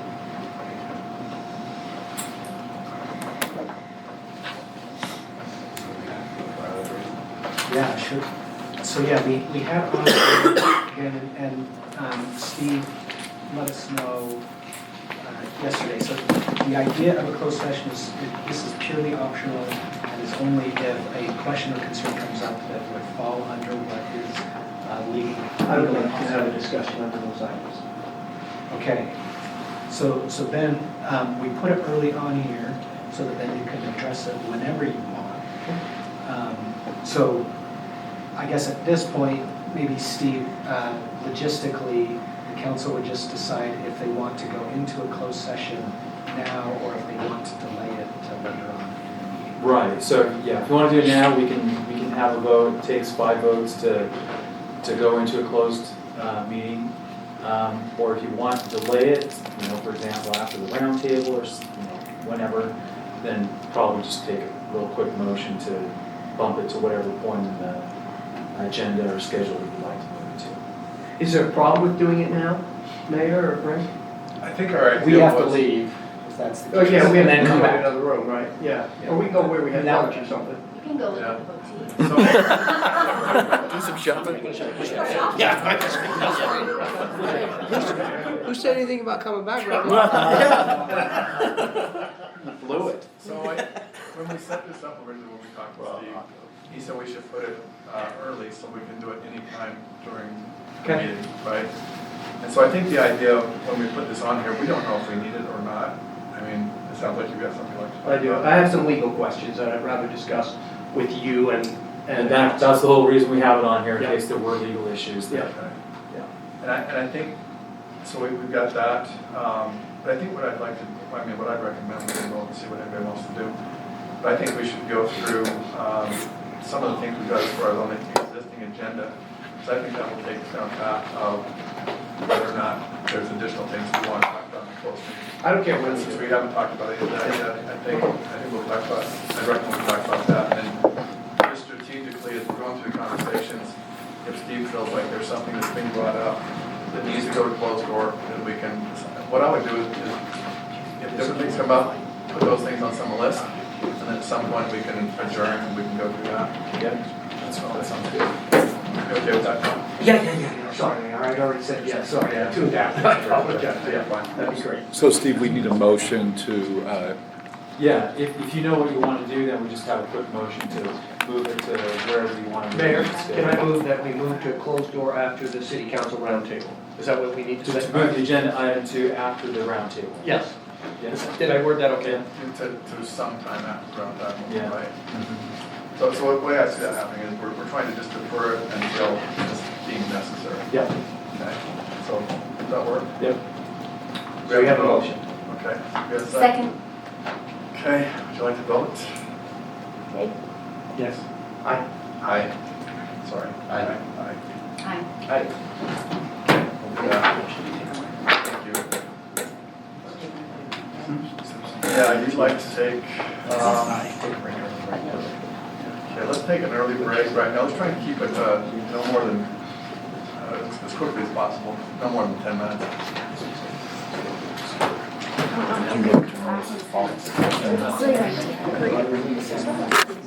Okay, so it is 3:09. We're going to go to a break. Recording. Okay. And yes, I'll never look at you the same after this whole gorilla to Bill. I'll do your taxidermy for you next time too. It's a whole nother side. She does do that, by the way. All right, welcome back, and we'll keep going. So in your packets, there's 4 handouts. And what we've got, so there's one that says 2024 schedule for council report and newsletter message. And so especially for those of you that are new, every month a different council member does a message on the city newsletter. And so it just kind of rotates through. And so you've got a date assigned to you. Sometimes if people are going to be out of town, they just do it ahead of time and create it. And then if you need help putting together Pete's team can help with you to try and finish up whatever you're working on. So keep that in mind. And then we've got the inspirational thought, prayer, and pledge assignments. Mayor, before you came in, I flip-flopped one of my dates that I was gonna be gone with Jen. Okay. The 23rd and the 14th, we flip-flopped. So I'm assuming you're gonna let people know who need to know that. but- I got the arrows. Yep, you did well. I got the Just so you know, that you were out of the road, but we took care of that. As others will do trades when people are gone. Right, and that's fine. Okay, yeah, just probably, let Teresa know and she'll update the list. And the council report? That's for when, at work sessions once a month, everyone reports on how things are going with your sort of liaison assignments. Can you take like 1 minute? Yeah. You can take as long as you want, but Yeah, whatever you need, probably under 5 minutes, but whatever you need, under 5 minutes. like 1 minute. Whatever you need. Well, if you only have easy commissions, then you take 1 minute like Dave. Okay, Okay, so we got that. And then, He's got PC. this one brings back memories. This is 2024 inspirational thought. Prayer and pledge assignments. So this rotates through also, and people can reach out to you. Essentially, each one of you are supposed to make a recommendation for someone to do a prayer and a pledge. And it's just people in the community that you know or would like to be involved. So you've got that latitude. I've got so many things going on, I didn't put a lot of focus on that, and I will warn you. So one of the times along the way, it pops up, I'm supposed to assign somebody to run the pledge. I didn't have time, I reached out to my wife, I said call somebody, she called somebody, they called somebody. And then my dad and my son showed up. And then my dad gave probably the most famous prayer, it's all over the internet. I don't even remember it, man. Anyway, so you might just want to give it some thought.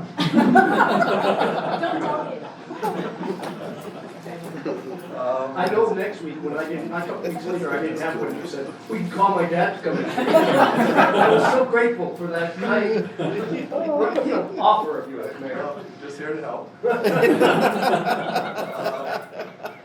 And then we go down to city council assignments, and these are all the different boards. And I don't know if you've had a chance to look at that, but some people here think they own boards, and they try and lobby to like own them forever. But anyway, we try and divide them up, and sometimes we change them. It's called seniority. And yeah, and if we've got a, if somebody has a, a special thing that they like to work towards or whatever, we just kind of took these based on people going off to council, people coming on to council, and this is where everyone's assigned right now. So Chris, I'm with you. Lovely. Getting the band back together. Is it morning still? Yes. Is that good? 7 o'clock? I'll be there at 8:30, but yeah. Don't wait for me. No, please, I'll be happy to be there. And what I'd like to do over the course of the next while, because sometimes some boards are more effective than other boards, and so I'd like to get feedback. I'd like all of you to jump in, work with your boards, but then give us feedback like in 6 months. Is this worthwhile? Is it helpful? How can we improve it? Should we change it? Should we get rid of it? Is there other things that are more important we should add? Anyway, so I just expect feedback. But anyway, this is where, unless anyone has any objections, we'll start with everyone going on the shoot. I do have one question. I will be gone, and I'm gone every year at an international conference the week leading up to Summerfest, or Orem Fest now. So I don't know what my role is or how important that is, but I will not be here, so I don't know if that may impact that assignment. Anybody have any? I think you're planning. You're planning it ahead of time. I was gonna say, hopefully, we've really left you out to dry if you're busy the week before. So, really, it's monthly leading up to that you would be most involved and most busy. And didn't Debbie offer to be a citizenly member of that committee? Yeah, we paused that until we were going to find out which one of the council would be the So she'd be able to give you a fair bit of help on that, I think. But Orem Fest, you had Chris and Jen, so you have a dual. Yeah, we kind of beefed up Orem Fest because it takes a little more time to put both of them. We used to just have one person run it, so you'll be able to help show that way too. And then Bryce will work with you. this year it's a little bit earlier. Is it still a conflict? I'm gone though. It's like 10 days almost, and I'm be gone during the Summerfest. Yeah, if you have any concerns like that, also we can figure something out, but I think it should work. And Mayor Bryce begged me to stay on. Right, Brad? Because he picked me. He asked me if I could possibly replace you. So I can't lie on that. And Bryce, I That's told what I you to heard. keep that confidential. But I can neither confirm or deny, but that's what I heard. Mayor, you have a whole bunch. I'd be happy to give any away. No, some of them you have to, I but know. if you're absent and you need one of us to attend and we can help, please spread that out. I mean, some of them by definition, it's you. Yeah. But if you're gonna be absent and think we can be of help, well, mostly your mayor pro tem, but any of us, I think, would be happy to fill in. Now that'd be great, because there are a multitude of MAG meetings particularly, and so I appreciate that. I think I speak for all of us. Everybody say amen? I want to say amen, and you did a fair amount of that at the end of last year. Tess reached out to me a a couple of times, and I think they may, to fill it, so please let us help shoulder some of that burden there. Yeah, no, that's great. We could definitely need that. And Ryan covered for me on, we got some MAC meetings we had to vote on. Yeah. In the year when I was gone. Happy to do that. Can I ask a couple questions? Yes. One, on the 2023, it says there's ULCT Legislative Policy Committee, and that is us not on this. That's East League of Cities and Towns. Is it not? That's on Chris. Dang, let's just miss it. Let's just Oh, okay, it's just spelled out. Oh, Thank you. just spelled it. Okay, and then the next one was, I don't see ASD on here. Do we not have anybody responsible for that? For what? Alvin School District. Like I know there's a, our community partners, like the hospital, we have somebody with you, we have somebody with, do we not have an ASD? In the 10 years we've been on, we've never had an individual, but we've had meetings with the outlying school district. They won't meet with us. They requested not to have meetings in the future, But we can ask them only again. for Oh, particular. Brandon, you want to clarify that? Yeah, they just don't We even tried. want it to. We have, I think, we, But I mean, That's a dense question. In the past, it's just been the entire council meeting with the school board members that represent Orem. So as far as there's not been really a council member assigned to that. Yes, so I can give maybe an update on that. That is what they've said in the past, that where they said typically with cities, they have school district board members that are more closely associated with the city, try to work with the city on their end in a more direct basis. However, most recently, they did a meeting with city managers and mayors throughout the district, and said that in that meeting, board members Ada Wilson and Sarah Hacken said that they were interested in looking at doing joint meetings for our entire council and anyone on their board to attend. And so, and I think I've heard. so that's a different message than we got from Shane Farnsworth Correct. last year. He said not to, that they weren't interested in meetings. Or as a whole As a whole, county. as a.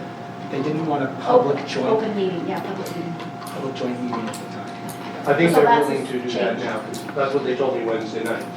So yes, so the Yeah, both of them. that is, They from what I meet with understand, Sarah. that's a change that they're interested in. Sunberg, Jason, the new CFO, Jason Sundberg's the new business administrator. he's the new Rob. He replaced Rob Smith.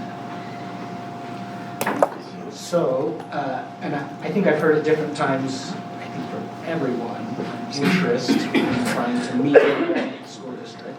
So Tess, over the last couple of weeks, has been in contact with Rhonda, who's the executive assistant of the school board, and offered a series of potential dates for them to choose from. Obviously, they have longer periods of time off during the holiday season, so we haven't heard back from them on confirmation. Did they say should be like the 8th? Yep, so So they'll be back next week, and hopefully we'll respond officially in writing, formally, with whatever their availability and willingness and interest is in doing these meetings. Okay. Sounds This good. is from whom? I didn't see it yet, sorry. oh, Rhonda. Rhonda. Rhonda's the executive assistant for Shane Farnsworth and school district. Gotcha. I did send an email to all of them, if that helps. So when was your meeting, Bren? You did have one about a month ago, right? It was about a month ago, and they invited all of the mayors and city managers of the cities that are within the schools. And they just kind of gave a high-level overview of what they think their reconfiguration study, how long that'll take, and gave, I think, financial overview, budget overview.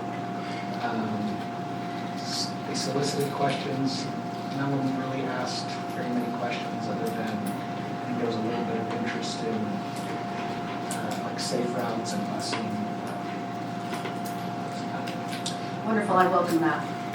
You've been trying to do that for over a year, so you're gonna have to. We used to do it, I mean, figure that we do it over lunch, and in the middle of the day, we're still thinking that same thing, come out quarterly. So did you ever basis. do that? Yeah. Did you do that before COVID? Because I know. Yeah. So before COVID hit, you had one of those meetings? Yeah. Because didn't you get put on right at January 2020? Yeah, we only had one. We had COVID. And then COVID hit and there weren't. In January, February of 20. We did give them options for around the lunch hour to do that. I think we also tried to give some other options as well. Again, we wanted to show our willingness and openness that we've always had in meeting. Those are all the options that you proposed. That is the long list that says. It only took me 2 hours. You shouldn't be able to find the dates. Okay. All right, any other questions about that? Thank you. Any other questions about the assignments?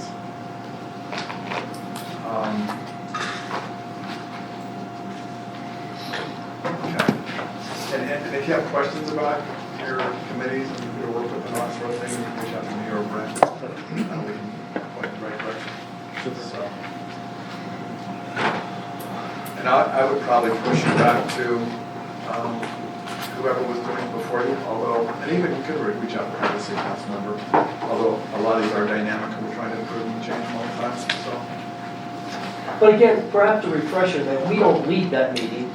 We don't vote at those meetings, we're an advisor to those meetings. That's right, we're there to support. Liaison, yeah. We're there to listen and bring needs to the city council discussion. Except that the Utah League and cities and towns, they'll have if we're pushing back against an issue, and they'll say, well, we have 3 options to go back with, and they will have the cities vote. And I've asked Tess to include Chris on the emails so that, and it's a spot vote. They just put it up there. We decide, the 3 of us. At that point, we actually will look at the council member. We represent the council and say, what do you think is the best for the city? And then we'll vote for that. Okay. So there will be spot votes at that. And Jesse will be, Jesse and Brent will be really ready to get up to speed on that. And there's usually a big thrust in the legislatures in session. And then there's other select meetings throughout the year as far as how our city's involved. But it's actually a pretty big deal because through the legislature is where the biggest impacts on our city come. Yeah.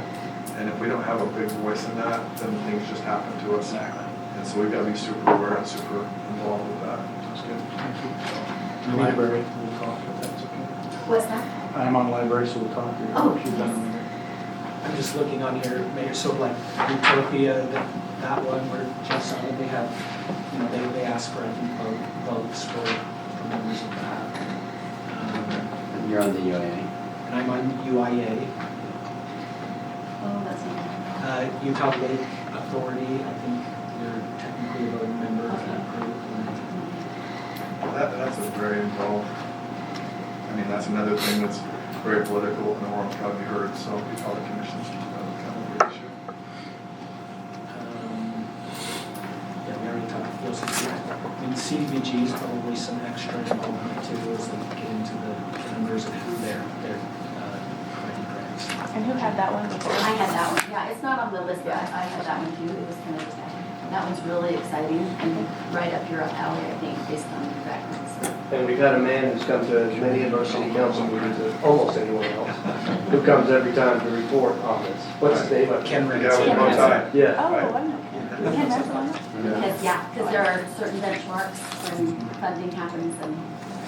And who's our new Kenna over that? Heather Cock.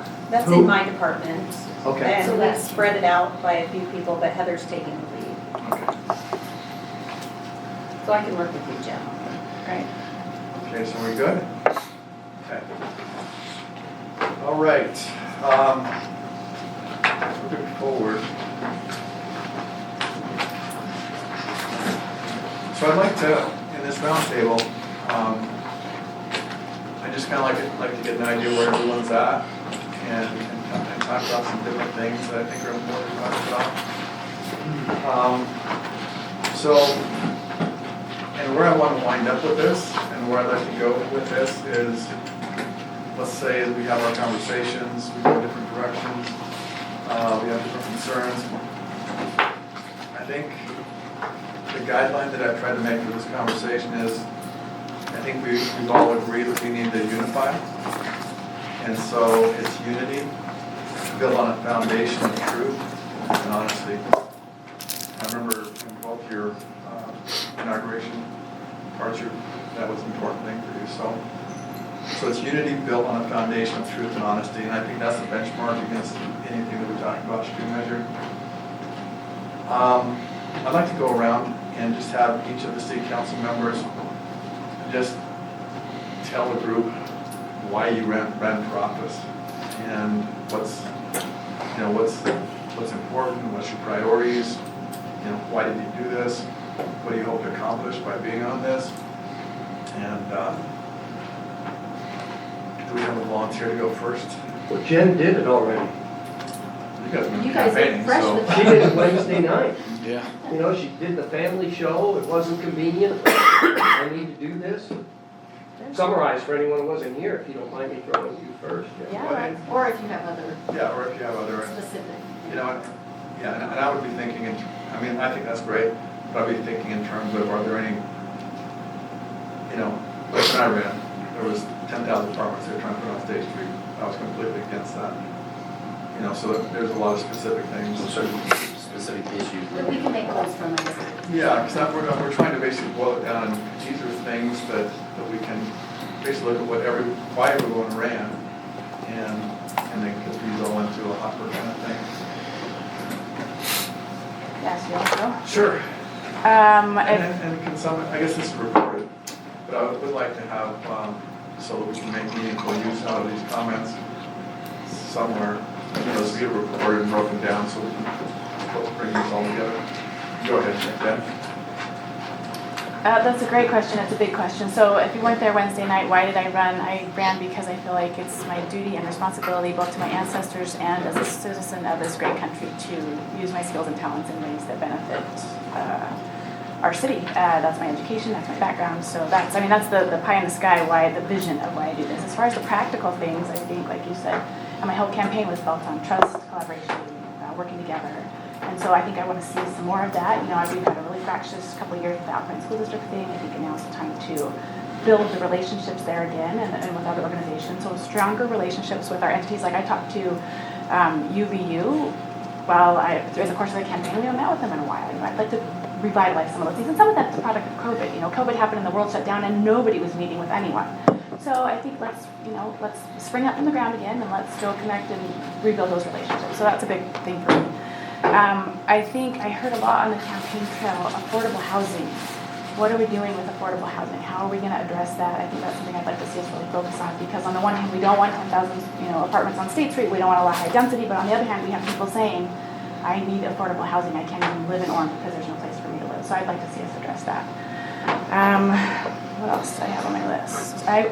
One of the things that came up in the course of our campaign was Chris and I, and maybe Jeff too, met with the Latin population. We had several meetings with the Hispanic population in the city, and these are great, wonderful people who I feel like we could do a better job of outreach with. So that's something I think I would like to see us look into. What are the options? What are the possibilities? What have we done? And I need to be educated on what have we done, what can we do going forward. So that's something I'd like to see us address more. That's my short list. Thank you.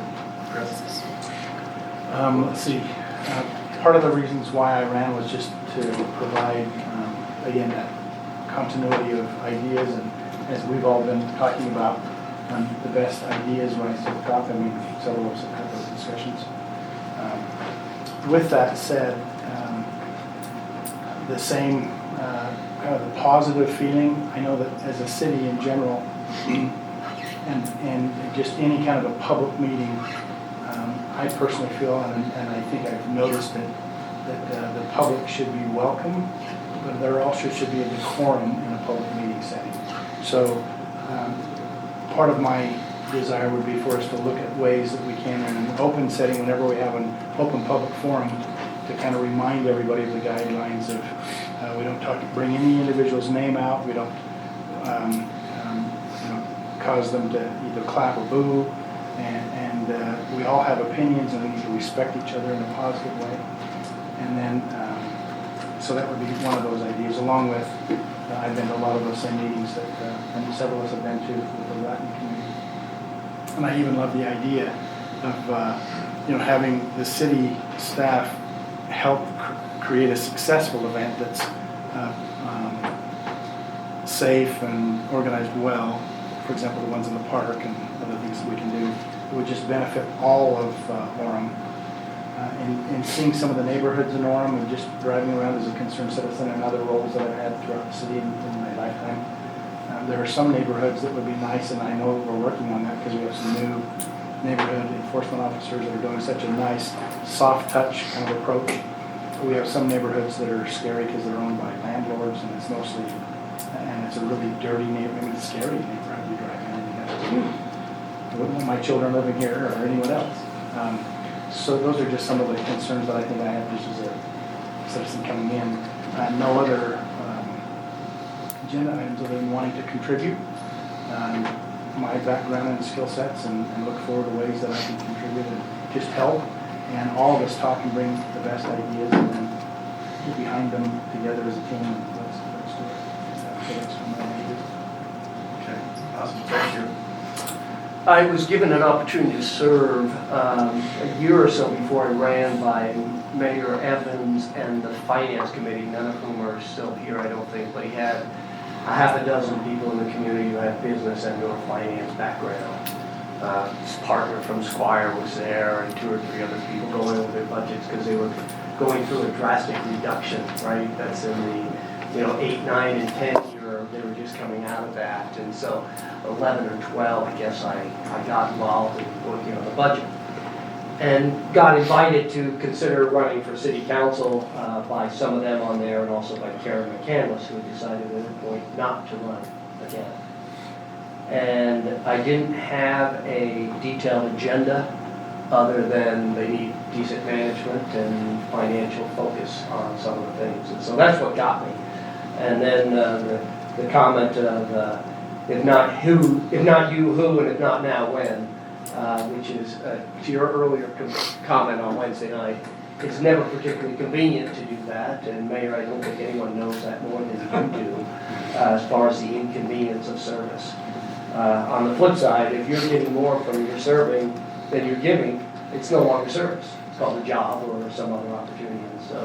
And so good management versus leadership. I had a desire to work with city employees to make sure they carried out good management, but hope that we could be part of good leadership and make sure the direction was right. And to work with a bunch of colleagues that I thought would work better together. They say if you want to go fast, you go alone. If you want to go far, you go with a team. And so I'm looking forward to going with a team, which we've been somewhat diverse the last little bit. And I look forward to going forward with a team that we can go far and better than we can. It's easy to get things done alone. If you remember teaching a child to do anything, whether it was mow the lawn or do the dishes, it would have been a whole lot easier to do it yourself. And I look forward to continuing to work with that group. And then I was so concerned, I'm going to steal from David, that they were going to put parking lots in where the ball fields were, and they were going to, when we were hot, the care tax was an issue, David, and the 360 was a big deal, right? The mall down, the little mall, whatever, what's it called now? Midtown 360 is what it was called. I think it's called something different now. And we were, we had a great exposure as a city financially, and so, anyway, those are some of the hot issues, but they're a decade old now, so they're not as hot of an issue. And so I think it was probably more important not to have a detailed agenda than just a desire to serve. That's, I think, what summarized. Thank you. Mr. Spencer. Well, 10 years ago, 11 years ago, I guess, the reason I ran was I was on Orem Youth Baseball. I wanted to save the baseball fields because the thing called Center for Story, they were going to take out the baseball fields, the 2 lower baseball fields were parked. I thought that was the most stupidest thing I've ever heard of. And not that the council was skewed arts, but it was. It was skewed way arts. It was 90% arts, 10% rec. And I think over the years, I think we've done a good job making it a 50-50. And I think that's fair, and that's what we should be. Also, my 3 points were, save the ball fields or save, the center for store, I didn't agree with it. Now we have a library hall, which is on the ballot, and everybody voted on it, which was fun. I thought they should be separate on the ballot, not together, because I thought that rec center would pass flying colors, the library hall would not. So that's why they put it together, which is fine. The citizens voted on it, we move on. Midtown Village was another thing I ran on. The citizens didn't realize that we owned the parking lot, which to me was, government should not be in private enterprise, period. We need to know where our boundaries are and stay in there. Stay in our lanes. Utopia. I think fiber is an excellent thing, but for to have the city have something that can be done in the private sector is wrong, and that's why I opposed Utopia. We're $160 million in debt. The kids should have done in the private sector, because the private sector, if they fail, what happens? They go out of business. Government, when they fail, they don't fail. They just keep raising taxes. So, so those are my 3 points on running back in the day. Baseball fields are still there, so thank goodness. And we have a nice park, with the lights and everything. But I think the main thing I really like about being on the council is I like to help citizens solve problems. I like when they call me. That they can say, hey, you're a doer, not a delegator, you get things done. And that's the bottom line. I answer my phone. I always answer my phone. To address the affordable housing, that's been a concern of ours for a long time. The problem is, you gotta have a subsidy, you gotta have FHA financing, you gotta have a developer that wants to, build it and make less money, right? So somebody can go and buy it, and then they can get equity and make the money. So I think it's it's great to say affordable housing, but I think it might be a pipe dream in general, because you have to have all these things come together. And I don't know if you can find a developer that wants to do that. I don't know, because they want to make as much money as possible. And that's where, I look at today's world, and everything is greed. The developers, hey, this doesn't pencil, I need a PRD because I need 15 homes instead of 9. Why? He says it doesn't pencil. It's because it's greed. They want to make 5 times more money. That's the bottom line. So when developers say that, I'm like, it's baloney. It's just greed. So I think we just need to get back to the basics, and Orem's a great place to live. And we have not very much land to build homes, so we have to be strategic and smart of where we put housing and what kind of density, if it's by the exits or entrance or whatever, because Orem is different than other cities because we have 4 exits and entrance into Orem. Why? Because it's Geneva Steel back in the day. So look at Provo, where are their exits? The south, way south, right? And their mall died and ours didn't, so we're doing something right, because everybody wants to come to Orem businesses. And I think the Latino, I talked to a Latino lady that sells tamales at the market. And she wants to come to Orem, but she says Orem's difficult to get a business, start a business. I said, well, let me get you hooked up with Kathy, because I haven't seen that, but from their perspective, it's difficult. So I take that as a good point, but we need to figure out how do we streamline, how do we make it easy. The bun cake lady wanted to come into Orem, and I don't know if it was Woodbury's or what, but it took them a long time, 2 years to come into Orem. She's in now, right? Yes, they're in, but it's like, why are we gotta be more friendly, I guess, and make sure that we are inviting people who want to come to Orem, because Orem, we live on sales tax, right? The mall in 13 South is our economic engine, and I don't agree with putting housing on 13 South, because we need commercial. We need that value and that tax dollar. Which is University Parkway, if you're talking. Correct. Parkway. So I'm rambling on, but I think, there's a lot of, this past election, there was a lot of stuff on Facebook and how this council is moving Orem in the wrong direction. And I disagree. I think that's a blatant lie. And just look at the accomplishments. Take it to the Facebook people and say, this is what we need to talk about. Because I'm proud of this. You know, 10 years is a long time, right, Tom? And I don't have a problem going another, whatever, 24 years with Tom said, but that's, he just said. But I just think that if we can come together as a team, we're not gonna all get along. I mean, personalities, you know, blah, blah, blah, but I've known Chris and I've known Jen for a long time, and we can all work together, and we can always think of the one and make sure that we don't leave anybody out. And that was from a Babo, I think, that we went to, that I try to go to all the Babos because they're amazing. I mean, I got to speak yesterday at one of them, but I was just giving out Babo bucks, and Jeff was there, and it was a great, because employees were able to speak what they wanted to speak about and talk. Some people were scared, some weren't, but. I think everyone knows, but Babel is built like a Correct. And the Babel bucks are a big hit, but I just think that if we can keep our citizens safe and have a quality of life, you know, I think we've done our job, and that's why I'm here. That's why I serve. That's it. My 2 cents. I went and rambled on, but I'll turn the time over to somebody else. Not as bad as me. Thank you, Dick. Hopefully you got my list. I don't know. Yeah, so, first of all, I want to make one comment. I don't think we are a divided council. I don't think we have been. I think our community has been divided through social media, nastiness, I don't know what other word to use, personal attacks, unfounded personal attacks based on innuendo. I think it's healthy from a legislative perspective to have some of those tight votes. You know, and I think if you look at the record of our votes, we have agreed 98% of the time. But that 2% is why we're in office and why people get elected, to make those 2% decisions. And I mean, there's one decision the first council meeting I think I was at, maybe the second one, and Jeff voted a little differently than I did, and because I thought he had a different opinion.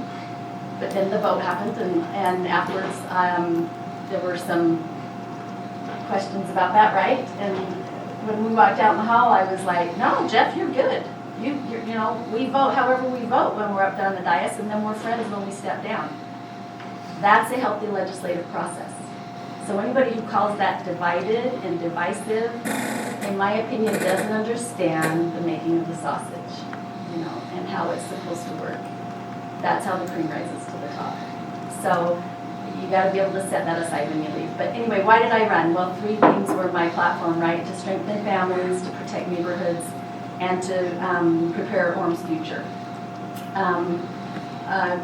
I have near and dear to my heart is the disadvantaged members of our community. I served a Spanish-speaking mission stateside with the Hispanic community, saw the challenges, and I've seen a lot of those challenges today. I've spent 20 years volunteering in schools where my kids have been, tutoring and assisting other people's kids, because I believe that if you can lift them and help them to succeed, that's how everyone succeeds. So I really wanted to be a voice for our disadvantaged population and also for our busy parents. You know, I have a lot of people call me and say, "What do you think about this? What do you think about this? Thank you so much. I just don't have time to research it." So I've really tried to really play that, do that role, whereas I dig in and research and try to figure out what's best, rely upon our staff, but also things I'm hearing from the community. From protecting the neighborhoods, I live in an area that we have had persistent and still continued difficulties with high-density housing, high-density apartments encroaching on our neighborhood, and the challenges that come with that. I've got one over my back fence right now that's going to be coming before us on the council. It concerns me a lot. I like how Councilmember Spencer has said, and I agree with this, if it's zoned residential, it should stay residential. It should stay the zoning that it is. Now let's think, I'm a business management graduate, you know, from BYU, got my finance degree. Let's look at supply and demand. If we're continually reducing the supply of our homes, the prices are gonna go up. We're not gonna have that housing affordability. So we have to be wise in balancing this affordable housing with housing affordability for our future, which then goes into the next thing. Really, the key to preparing for Orem's future is identifying who we want to be as a city. We shouldn't let outside forces determine that. We should, as a legislative body, decide who we want to be through feedback from our residents. That's key, in my opinion. And we can push back on the ideology that has been in the past that says that Orem should be the high-density housing hub of Utah County. There's, Envision Utah, that's what they have said, that we need to have all the high-density apartments in Orem because of the infrastructure we have in place, and then people will travel from Orem to Lehigh or to Spanish Fork to the commercial districts that will be established there. I disagree with that 100%. I feel like that's not who we are, that's not the culture that we want, that's not the neighborhoods that we want. We need to have our Family City USA motto really is near and dear to my heart because it helps all families. It helps our community. We can keep our costs low, we have fantastic amenities. We just really need to decide who we're going to be in. Like Dave said, we are going to be seeing this pressure on University Parkway that we really need to address. And that's something I want to really be talking about in the future. And lastly, I want to say, I feel really an improvement in the culture at our city right now through the staff, in our staff environment compared to when I was a resident. And I'd like to continue that, to have great interaction with our residents through our meetings. I feel like one thing that we have done as a council that I really appreciate is the public comment. When I would go as a resident and make public comments, the comment would be made and, okay, next person, right? So what happens now? We have our executive staff there in our meetings sitting over to the side. So if there's a comment about public works, mayor says, well, we have Chris Turkey here, our public works director. He'll step out in the hall and talk to you about that. We have our chief of police here.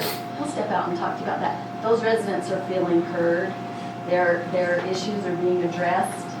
And I love it. I love that direction that we're going in, and would love to see if we can even figure out more ways to keep those conversations open, keep them through kind and respectful conversation. I feel like that environment in our city council meetings has just gone through the roof. So good, and I commend all of you guys. And would welcome that feedback, because that was one reason why I ran. It was so frustrating to go to a council meeting with a concern that I had for my neighborhood and then feel unheard. So, I don't know. That's kind of what I think we've done, what I want to do, and what I feel is important for our city right now. Thank you. Jeff? Thank you, Mayor. Well, the reason that I ran, I had the opportunity as a young man, a young married guy that served on the Summerfest committee, and I was hooked. I just loved working with different people and making friends, and had the opportunity to serve in different aspects and different positions, and then eventually being the chair, and I just loved that whole process of working with the city staff. We had a great city council liaison, and it was a fun experience. Did that for several years, and then had the opportunity to serve on the care commission, and loved that. Had the opportunity to serve with Renee there, and Dave, and Sam, and Debbie, different times. And just, I loved the whole opportunity of, as a citizen, working together with city employees and city council. And somewhere in that process, there was a seed planted that I thought, someday I would really like to serve on the city council. Not with any agenda, not with anything that I really wanted to come forward with, but just the opportunity to serve. Because I love that feeling of being a part of something big and seeing it succeed. And so that was kind of my main thrust when I began the campaign process originally. as I jumped into that ring, I became aware of some very serious concerns with our first responders. And we were losing our police and fire at a block, and losing some of our best, and as Dave mentioned earlier, the investment, the training, and all that was going on, and so that became my staff, my flag. We need to change that, and I've always admired and looked up to these great men and women, and it's been nice to get to know them just a little bit, and I'm grateful to see the work that happens there, and especially the care and the concern that those two departments take for those individuals and their families, and the love and the concern that's shown for them because of what they do for all of us. Anyway, so that was kind of a, something that I didn't realize was going on, but as I jumped in, I'm like, okay, this is a cause that I really want to be involved in. So moving forward, I absolutely love that we are Family City USA and everything that implies. Families come in all different shapes and sizes and varieties. And the fact that Orem is a welcoming place where people can come, whatever their family looks like. As Lene was saying, we want them to be safe. We want them to feel valued. We want them to know that they're a part of our community and that they have something to offer and that we value them, even if they have a different perspective or look at things differently than I do. And I love Family City USA. I love the fact that we wear proudly that we trust in our God. And I think that's another banner that I will carry and wear proudly. So things that I would like to see moving forward, and this is one that's, we've talked about this.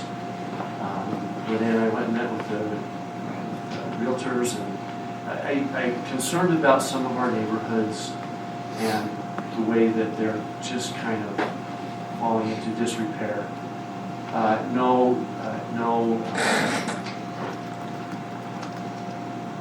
Lack of, I don't want that to sound harsh, but it's a reality. And I would love to talk with people that are smarter than me. I know that it's happening in other places, ways that we can revitalize those neighborhoods. I love what our first responders are doing, going into those areas and reading books with kids, and some of those things that strengthen those communities, and I would love to see us work on that.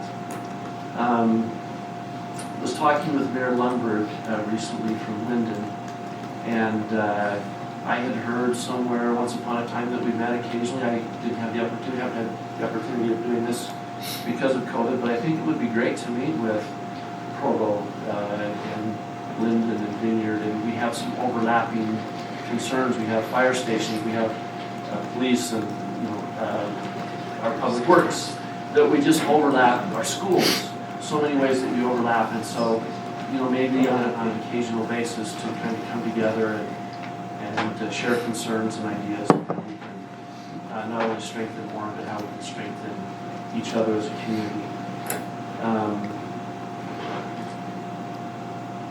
Also, the Spanish or Latino community, I've had those same conversations, and we have some really amazing people that have come here from other countries that are struggling.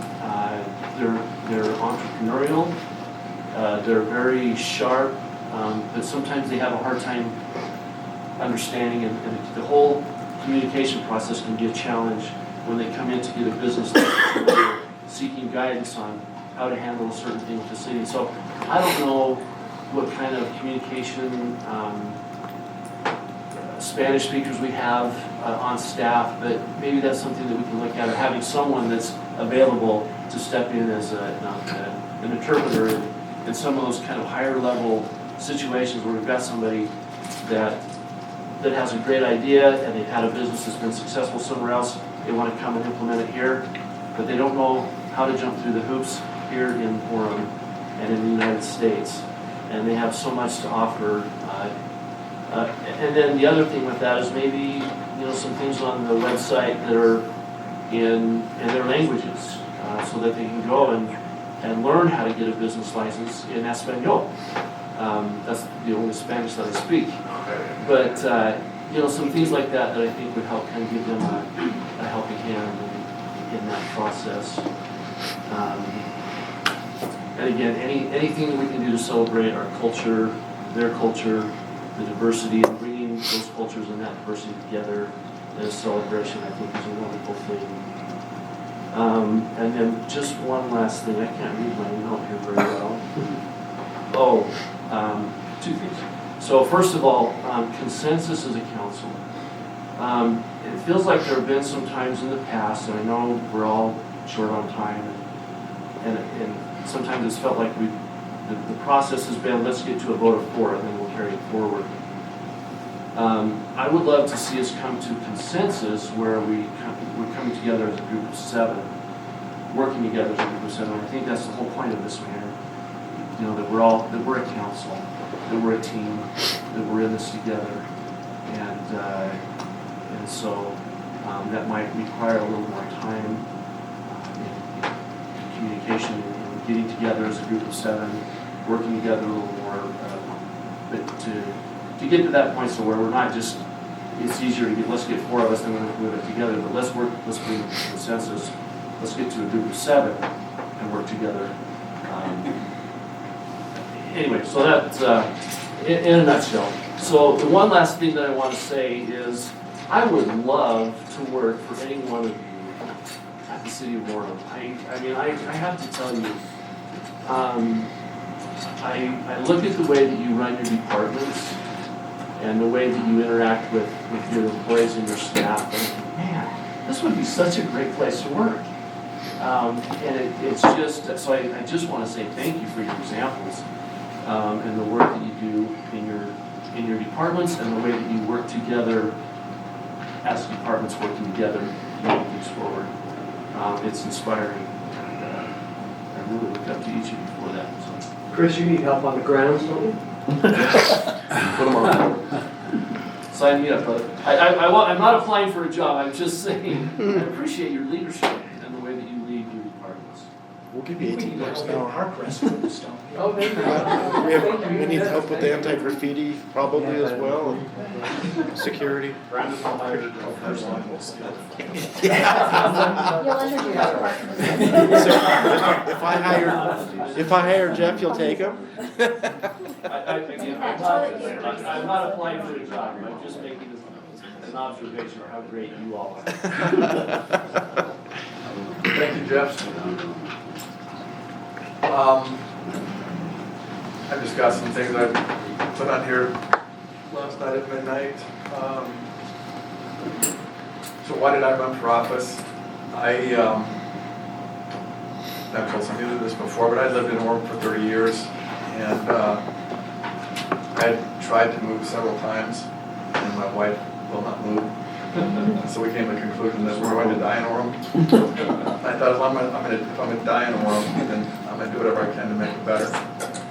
And I felt like things have been kind of going sideways in different areas. I mean, overall things were good, but in different areas things have been going sideways in the previous 10 years.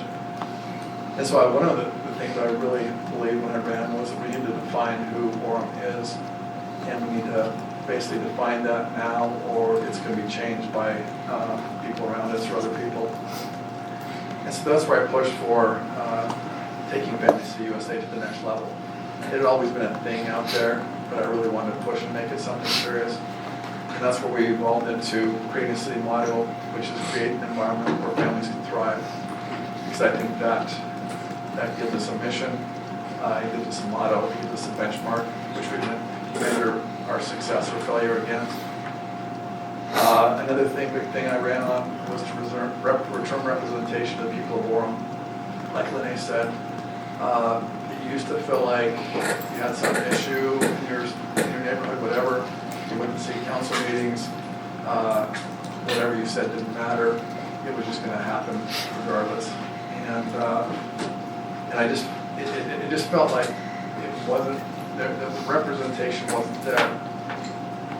And so with that in mind, I felt like in the city council, the city is supposed to be run by the city council. I mean, that provides the direction for the city. And the reason that works is because you've got the city council, which is directly voted by the citizens. And so you have a direct to the citizens path to make sure the city's going down the path the citizens want it to go down to. And so like I said, as the elected body, ensure the city council drives the direction of Orem and is accountable to citizens. And to put that in context, when I first got elected, in my very first meetings, I was told that I needed to back off, that the mayor was purely a ceremonial role, and I needed to get in that box and be a ceremonial mayor, and ride the parades and wave to people, and go to ribbon cuttings, and that was the role. And we've since corrected that because we now have a city council that is the legislative body of the city.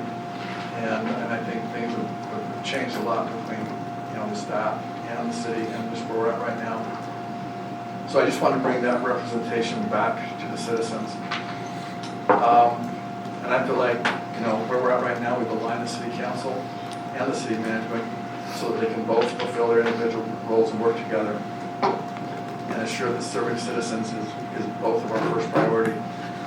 Another big thing I ran on was to stop the 10,000 apartments that were scheduled to be on State Street.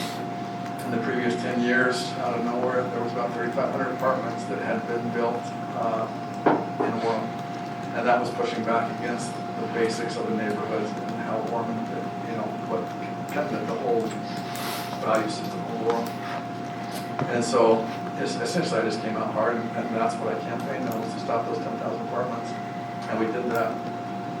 I want to protect the city and its citizens, and that's where we push hard for the core values of God, family, country, and we've done meaningful things to make those our benchmarks.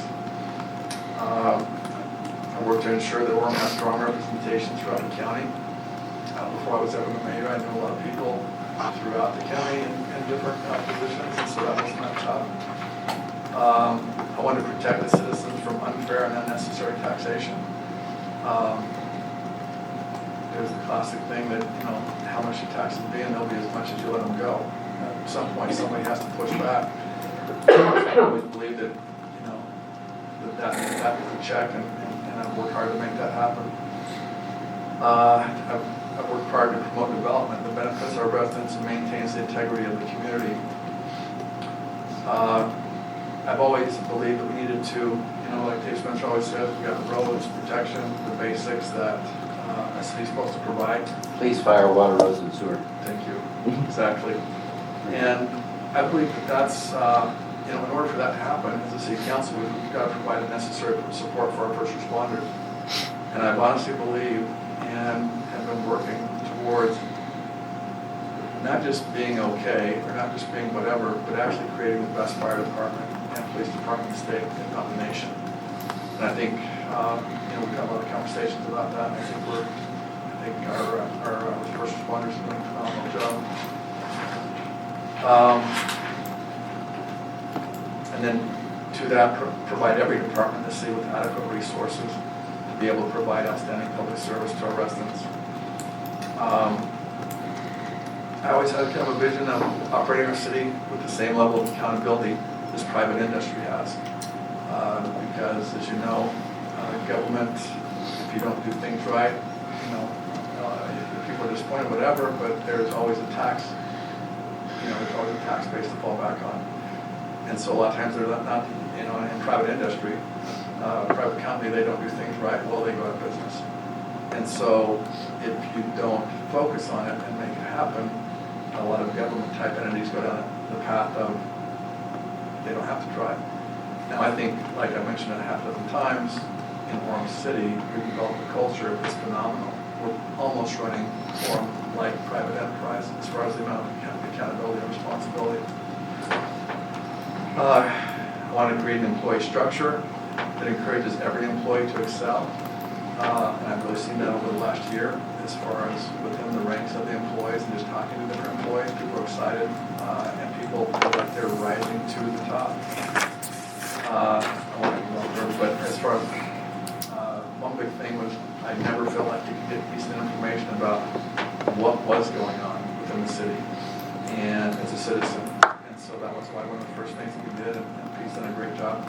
setting up and will continue to expand this transparency portal because it provides the citizens vital information about their government. So that's a list of reasons I ran.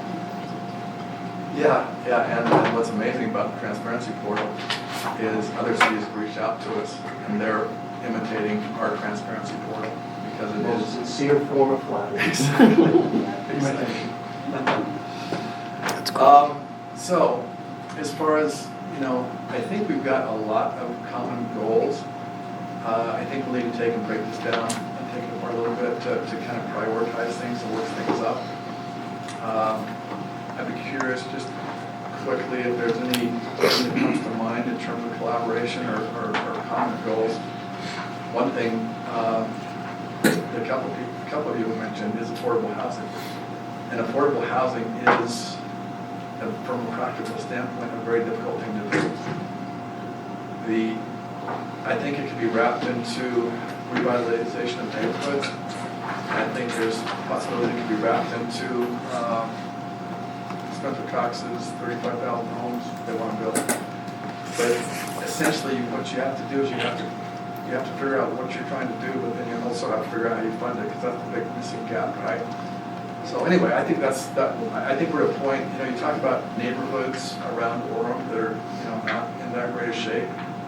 And if there's some sort of path that we can very creatively work together to figure out a way to upgrade those, that would be a huge win for Boston. So, Are there grants? Can someone on the team research if there are grants available for some of that? For federal grants to So upgrade? the issue that on CDBG, one of the things that we talked about, because there is the one section, I don't know who knows about this now, but there used to be these grants available for down payments to homes and things like that. But the problem is it's tied to the median income in the community. And it's just so not there with the price of the home. They're just not, you can't afford the home. Yeah.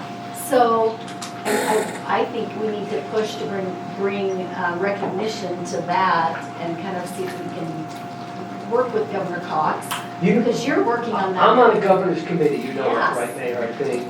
And the process, we have people from industry who want to build homes and basically want to say, do away with all your rules and we can build an affordable home, right? I mean, that's the one extreme. And we have a project coming in Orem that wants to build a bunch of cabins, small little homes in southwest Orem. And just, I don't know that that's the way we want to embrace this, right? They say we'll do away with all setbacks so you can have, a home on a much smaller lot. Well, I think we need to do something smarter than that, just not cram it in, and I don't know how to get there. You go ahead. I was going to say, and I come back to when we did our, oh my goodness, what's it called, our medium housing, modern income housing plan. The emphasis the meetings I was in when we talked about that as a council was home ownership. Yeah. The middle housing. And middle housing now is $500,000. Yeah, but truly, middle housing at $500,000 at a 3% interest rate if the rates come back down. Yeah. Is when I bought my house, 10.5. Yeah. Of course I refinanced as things came down, but I mean, the payments level out that way. So, but there has to be that product that is provided and encouraged by us, provided by developers. Zions Bank sponsored a thing that the governor spoke at, and various people who give money away, the Eccles family and the Miller family, et cetera, were at. And one of the, who's the woman from the U? Natalie Gochner? Say it again? Gochner? Yeah, Gochner. So, and she said over the last X years, income has gone up by 200%. And over that same period, housing prices have gone up by 600 and some odd percent. Yeah. And so that's tough. I mean, if you don't have parents who can help you with a down payment, it makes it pretty darn tough. Right. No, it's extremely tough. And Utah, they said, was the fourth most expensive place to buy a home in the United States per capita income compared to home costs. Which is insane. It wasn't that way. No, it wasn't. No. 15 years ago, 10 years ago even. Yeah. And to Lene's point, you're right. Interest rate at 7 puts a lot of people out of the home buying, where at 3 and 4, but it has never historically been 3 or 4. 6 and 7 is the historical norm. Right, that is the norm. Yeah. And when you probably built your first home like it was 9 and 10%. Yeah, 13. Yeah. But my house was 55,000. Right, So not 550,000. Right, so we make it work. No, it's one of the most complicated issues around there. And what, this is something we would have to spend a lot more time on, obviously. But to me, Orem's 95% built out. So we can either build on that 5%, and whatever we're gonna do on there. But then when you go into our other neighborhoods in certain areas of town, they are old, they're dilapidated, and they're run down. And so the real opportunity to me is if there's a solution where you can go into those neighborhoods and start to revitalize some of those and do that in a more cost-effective way where it would take us into the future. But the only way I see doing that is to have outside money come from somewhere. Right, Because the city doesn't have numbers money. don't work, right? Before David and I were on and 360 was being built, that was for home ownership. Right. It's now all rentals. Yeah. And when funding got tight for townhomes and condos, et cetera, they just said, okay, we're gonna own it all and it's just gonna be rentals. So that didn't, whatever the city council's goal were 15 years ago, whenever that was being approved, they weren't reached. Right. But we did have is it Wild Horse or Crazy Horse, what's the one on Sand Hill Road? Oh, yeah, That was affordable housing condos for sale, for ownership. And they went like 80% of them had to remain. Yes, I think 75%, Okay, I but it think was, we are. but it was FHA financing, and you had to have, HOA with it. I mean, but that was home ownership, and that's what we're looking for, but I don't know, it was Dickerson, right? Yeah, he did the ones north of Right, so if we can find, if we can talk to him, maybe he can give us an idea, like, is it really feasible to be able to do this? And you make some money, but it's affordable for our citizens. I think we need like Chris and Jesse when we go up to, with the league, right? The pressure needs to be put on the legislature of, we're giving urban housing loans for Eagle Mountain and Saratoga. Those people are getting breaks on their building these $800,000, $900,000 homes, right? So can we have something for revitalization loans?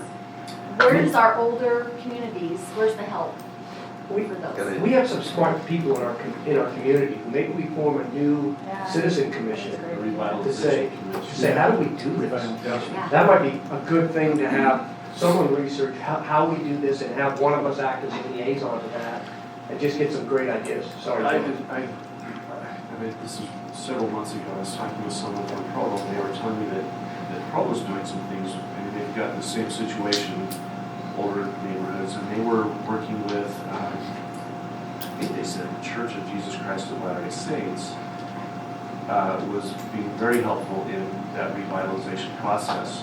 And I don't remember the other people that they were working with, but perhaps you can talk with them and see what they're doing as well. And maybe we're partnering with them and just kind of get some thought behind that. But I know that there's a way that we can get there, and we just don't know how to make that happen. No. So, so this is a conversation, go ahead. So Mayor, I can summarize what I'm saying because you wanted to, address some common themes.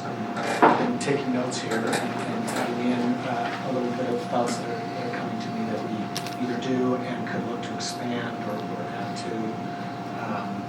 So I want you all to make sure you have the time to speak, but I just want you to know I'm taking notes and I can help us summarize here at the end, and then maybe that's something we can turn into specific tasks and things that will ultimately go under our areas of focus and goals. Yeah, I think that'd be great. Okay, go ahead. Last thing is, and I kind of wanted, I probably in my comments of whatever, I should have put this in here, the more specific is, I've heard a lot from students at UVU, right? I have nieces and nephews, kids that age, right? There's no student housing. So to me, if we can encourage and work with UVU and the state to get student housing, and this is different from an apartment building that's built, and then the students, one student signs a lease and everybody sublets from that other student. That's not the environment I want my children to be in, and a lot of parents, you know, we have some issues in some of those developments. So I would like to see an emphasis or somehow some collaboration to that project, you know, President that. Dominguez is all over this, she's fighting for this. Is she? Because I heard they didn't want to use their land. They don't want to use their land, they want to Right. acquire some land and put So, but student if, housing on it. right, I don't know that we need to have more of our housing taken away for expansion of UVU. I think UVU needs to bear some responsibility here for that and collaborate with us to create that environment. Lene, are you suggesting like freshman dorms like BYU does, or full-blown? Yeah, I'm actually. Any class? Kind of what they did at the U. University of Utah Library has- did has with some the really U. good You know why they want to do it? Because- Graduation rates increase dramatically if they live on campus the Yeah. first year. Well, And I'm that's how sorry, my universities are judged. daughter's safer How many if she's living on graduate campus. within 6 years or 8 years? I can't remember. I think they go 8 years because of the mission. But you know what I'm talking about, why, Ryan? The Yeah, library home yeah, they collaboration with the University of Utah? Does- They have those They still beautiful new housing units there. Is that similar to the green, or is it? It's are there similar to- specific differences from the? Well, I guess I don't know for sure, but it looks like it was similar to the green. Okay, so I think, I mean, there's a couple different conversations going here. We've got, you know, as far as revitalization of neighborhoods. We've also got, we just brought up as far as student housing. That takes you to a bigger conversation, is where is UVU going?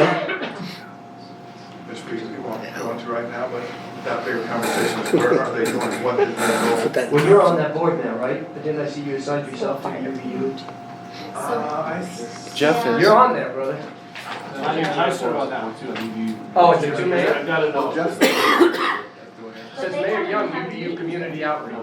Oh, that's Mine's different. the last. I met with Steve Anderson, just citizens, on some specific issues, but not as a group. So that's a whole other situation, but I think it's an important one, because we're neighbors, we need to understand, you know, what's going on. So I'd like to see more else on that. One last thing on this, is an area that I think we need to go, which is, we stopped 10,000 apartments on State Street. That was huge. We've got some things going on State Street. The market for things going on State Street is slow because interest rates have shot up, or that's all that. I mean, interest rates have gone up, materials costs have gone up, labor's gone up. It's made that whole thing more difficult. But I think, you know, I've talked a lot about this, but I do think we need a next vision for State Street and where we're going with that. And so we've laid some seeds and we've done some preliminary work on that. But I think that will be an area that this council will need Reviewing to deal with. a plan of some sort for State Street is what you're talking about. Yeah, as far as the commercial retail Right. size. So, anyway, and we could go forever, but I think what we should do is just kind of sum this up, and then I'd like to take all the things that are on that list and kind of boil those down to the priorities, and those are things we could work on in individual committees, we could work on in work meetings, but just, you know, and we're gonna work towards the priorities by the, or not the end of midday tomorrow. So anyway, if you want to do that, then I've got, I want to go down. So I just have one, so on our, we have the legislative session coming up. Were we gonna meet with our legislatures locally? We need to have their ear, because I'm concerned with that HB 62 and all that stuff, and what they're doing in the cramming housing down the road. So is that gonna be set up before? Yes, so we're working on it. It's only next week, because they start a week from Monday. Right, so we've reached out to all of the local legislators. We've heard back from at least a few of them, 3, right? Up to Tess? 6, yeah. 3 to 6. So 3 would like to meet with us via Zoom during our next council meeting. So they specifically needed it after 6, so we can make it, you know, part of the regular council session. And then I also got a text this morning with confirmation that there's a staffer from Utah League of Cities and Towns who can join us on Tuesday as well to kind of present and talk, give an idea of trend, overall trends they're seeing from cities that they are willing to kind of come and present on that. And then, of course, tomorrow morning, Jesse is going to spend some time talking about the research that he's done. The legislature never rests during between sessions. So. Yeah, since we've been sitting here, we have about 50 new bills I have to read that were posted today. It invariably gets to be a bigger list every year. But so, in other words, that's what we worked on, and that's what we've got ready for this coming Tuesday. That's good. No, that's good. Oh, that was good. We did that last year. We didn't have it on our agenda yet because we're just hearing back. So are you good, or do you have anything else you want to, before I go down another path? Well, maybe I can just say quickly here. So a couple of common themes. So one, neighborhoods, and I think a lot of this could fall under revitalizing neighborhoods. Maybe there's even a quick path to taking our neighborhood commission, which recently expanded, and create like a subcommittee, maybe bring in additional professionals or something to meet with them. But, so a couple of things I heard and or wrote down. Looking at being mindful about ADUs and the place that those, how that provides additional supply, and how do we want to continue to look at that or manage that. I wrote down, in terms of rundown neighborhoods, we've actually started to do, to finish sidewalks and curb and gutter, and sometimes at that same time we'll replace or add to main lines out in the road and then refinish the streets. So we have different places where essentially the sidewalk kind of ends nowhere and isn't in front of certain houses. So we're creating a plan where we can continue to knock those off the list and finish that. And so that's a way I see us revitalizing neighborhoods. I see another one being trails, and Chris sent us an email this morning about a potential new funding source related to trails and sidewalks and transportation, so we could look at a potential study that could help support or accelerate that, and that could be another neighborhood revitalization thing. Jeff, you brought up it's called the Hometown Initiative, My Hometown Initiative, that Provo's doing, that they've been beta testing. West Valley has also done that. We have some of our management services staff assigned to fleshing that out and meeting with those city staffers and then meeting with the church. I think there are some not-for-profit organizations like United Way that probably has some interaction there.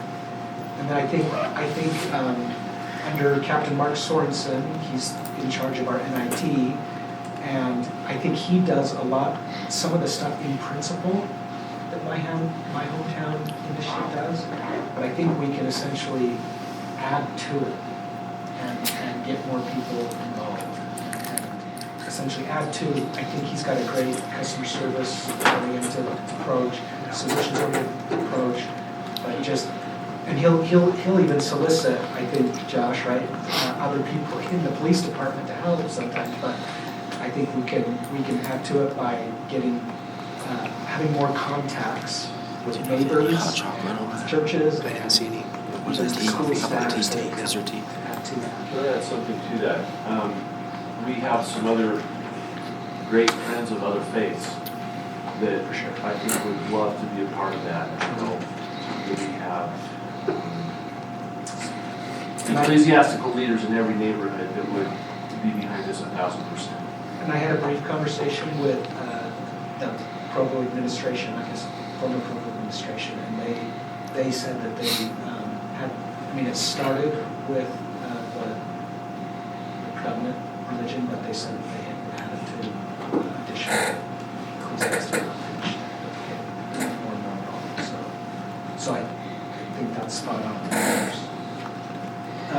Short-term rentals, we know that we've had some presentations and some research into that.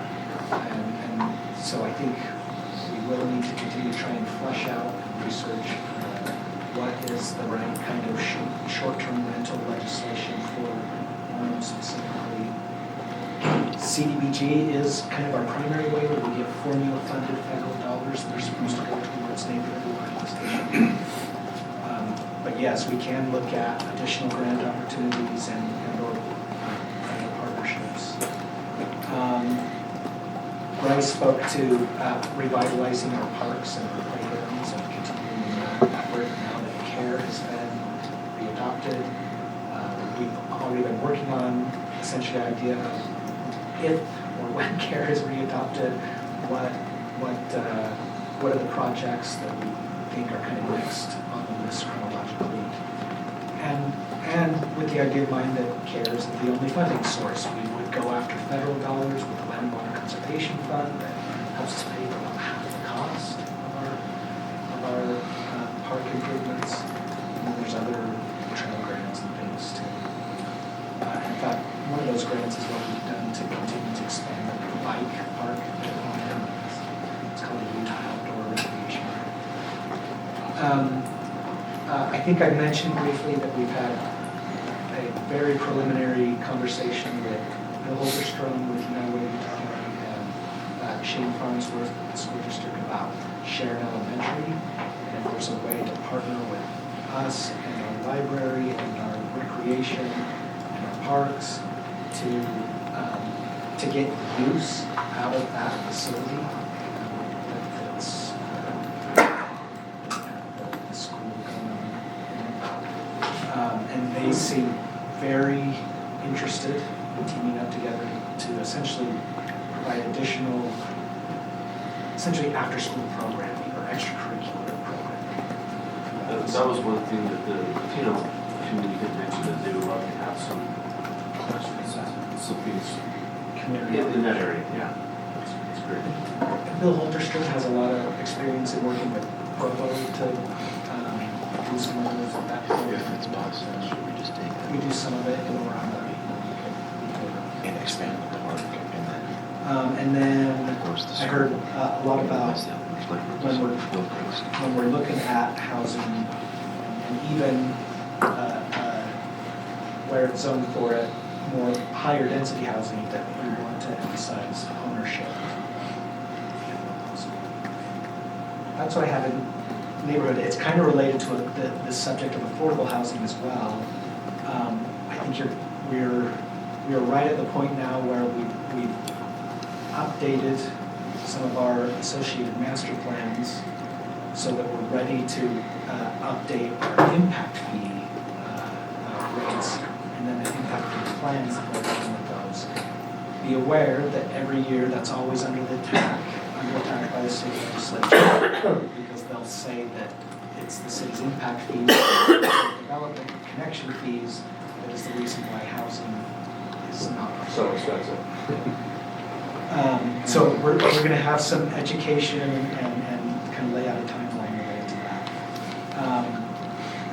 Ryan has had some kind of a preliminary presentation from a group, a not-for-profit group that has some amount of state support related for people to get basement finishing loans so that people can rent out their basements as an ADU and have that pay for the cost of construction. So that they are looking for interested cities in that. It's called the Attainable Housing Authority. It is a quasi-government agency. So it's something to look into, flesh out, see if there's interest or applicability for Orem specifically. And then, with student housing, I think I mentioned to at least some of you met with Bob Peterson about a month ago, and at least what he indicated to me was an interest in, he indicated that UVU was interested in looking at student housing. To me, he talked about potentially on UVU property, but I don't want to property you want to apply right next to it, right? Maybe somewhere else too, I don't know. You might know more. he at least indicated to me that there was potentially some unique problems. So yeah, those are at least some of the things that either come to mind or that I heard or interpreted in the conversation. Okay. Thank you, Brent, for that, and we'll continue to work to put this together and come up with a plan for these things. There's a lot of things. And we do have break treats over here, everyone, on the table here. We ended up breaking early, but please, anyone feel free to grab a remote. Okay. This next part is more difficult, but I think it's something we need to address. I think as a city council, it's just something we need to address. If we're going to lead the city, and if we're going to take the city in a direction that we need to do from a leadership standpoint, as opposed to like an echo chamber. I mean, I think as mayor of city council, we have a real responsibility to lead. And I think one of the things I want to talk about, and it's a sensitive topic, so I'm going to do the best I can. But I think, I think we've made a ton of success in terms of bringing together the city council and the city management. I think where we're at now is a lot years from where we've been in the past. And I think, and so the other piece of that puzzle is the citizens, and the citizens that have elected us. And so if the goal is to align the citizens, the city council, and city management, the citizens are an important part of that puzzle. It's probably one of the most important parts of that puzzle. And so with that in mind, I go back to, what I said was our guideline for this is unity built on a foundation of truth and honesty. So I'll just try and go into this. Our city motto is to create an environment where families can thrive. And we've adopted the national motto, "In God We Trust." So we need to bring up the elephant in the room. If we're going to come together as a council and make the best decisions for the people we represent, then we can only do that from a foundation of honesty. For the past couple of years, our city's been plagued with all kinds of misinformation. If we can agree on what is true, and there is a truth, but if we can agree on what is true, and we can identify what is important, then we can have real conversations. Because if we're going all over the place on things that aren't true, then we're not really having real conversations, and we can't really have any meaningful impact. We can't make any progress. And by getting this foundation of truth, we can have real conversations about how to best solve the problems that need to be solved. In that spirit, I'd like to talk about, just some things that I've seen out there that I'm concerned about. And as we go through these, I'd like to understand, I want to do this from a point of help me understand. I want to know if anyone on the council thinks these are issues, and if you think these are issues, what you think the solutions are. So we're not sitting here a year from now not talking about the elephant in the room and talking about everything else, but these things are a thing of the past. Does that make sense? And so I'm just going to, and I'm just going to present this one way. So this is a document from a website, and it talks about how we need to fix the direction Orem has taken in the past year. And so I want to know if some of these are things that we need to fix, or if they're just noise. One thing is loss of, and this is off this website, so this is loss of experienced city employees. This is waste of money and resources. These are claims that this is the direction we've been going on. We've got the abuse of power is a path that we're trying to go down. We've got lack of representation. We've got fostering contention and divisiveness. These are like the 5 pillars on this website. And then I thought, well, you know, hopefully that's in the past, hopefully we can move forward, hopefully we can build in a positive way. And then I was given this letter that shows up in the Daily Herald. Just when I thought, okay, maybe we were ready to unify and collaborate and work together, this letter, I'll just read it. It says, we the people elect officials to represent our ideas and concerns in government. However, sometimes officials use power, we grant them to pursue personal objectives.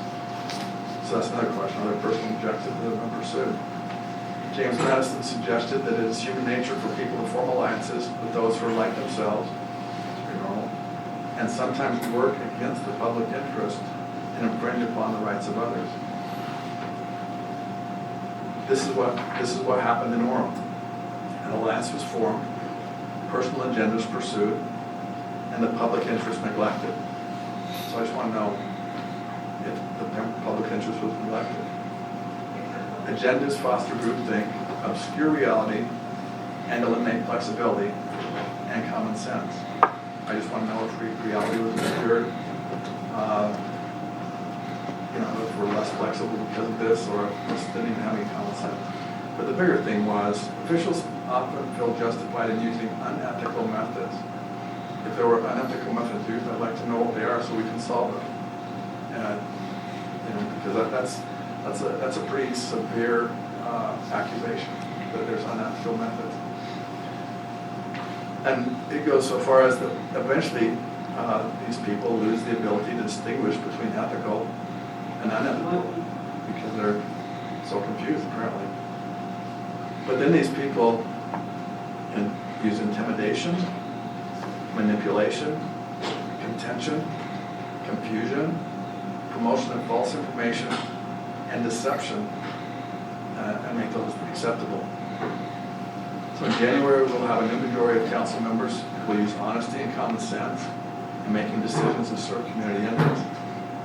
So my question is not to just throw stones at what is said, but to see if, number one, if there's things here that are legit, that need to be fixed, then we need to have a conversation about it. And if we're going to bring the community together, then we have to really bring the community together.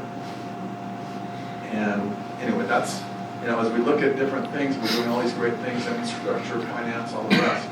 But I think this city council needs to figure out how to bring the community together so we don't have this kind of contention and divisiveness. So anyway. This is a point as you describe what you're describing. I think one of Jeff's points was helpful for me to kind of feel the viewpoint of I think it would be helpful to have all 7 of us come to a point where we understand more completely.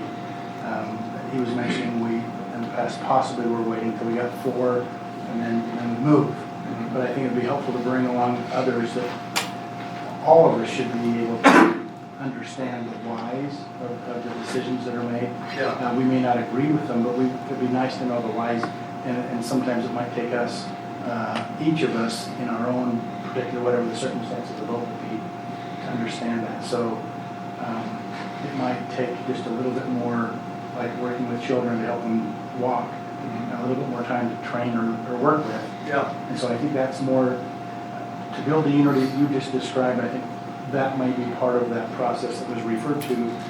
Jeff said, and I haven't been on the council, so I can't say I can't speak to it. Yeah. But I can only just, from an outsider citizen, and now hoping to make a difference of that team building, that growth, that clarity, the ideas right to the top. All of those things that some of us have talked about would be a clarity to continue along the comment you just made. Is there an issue in the room?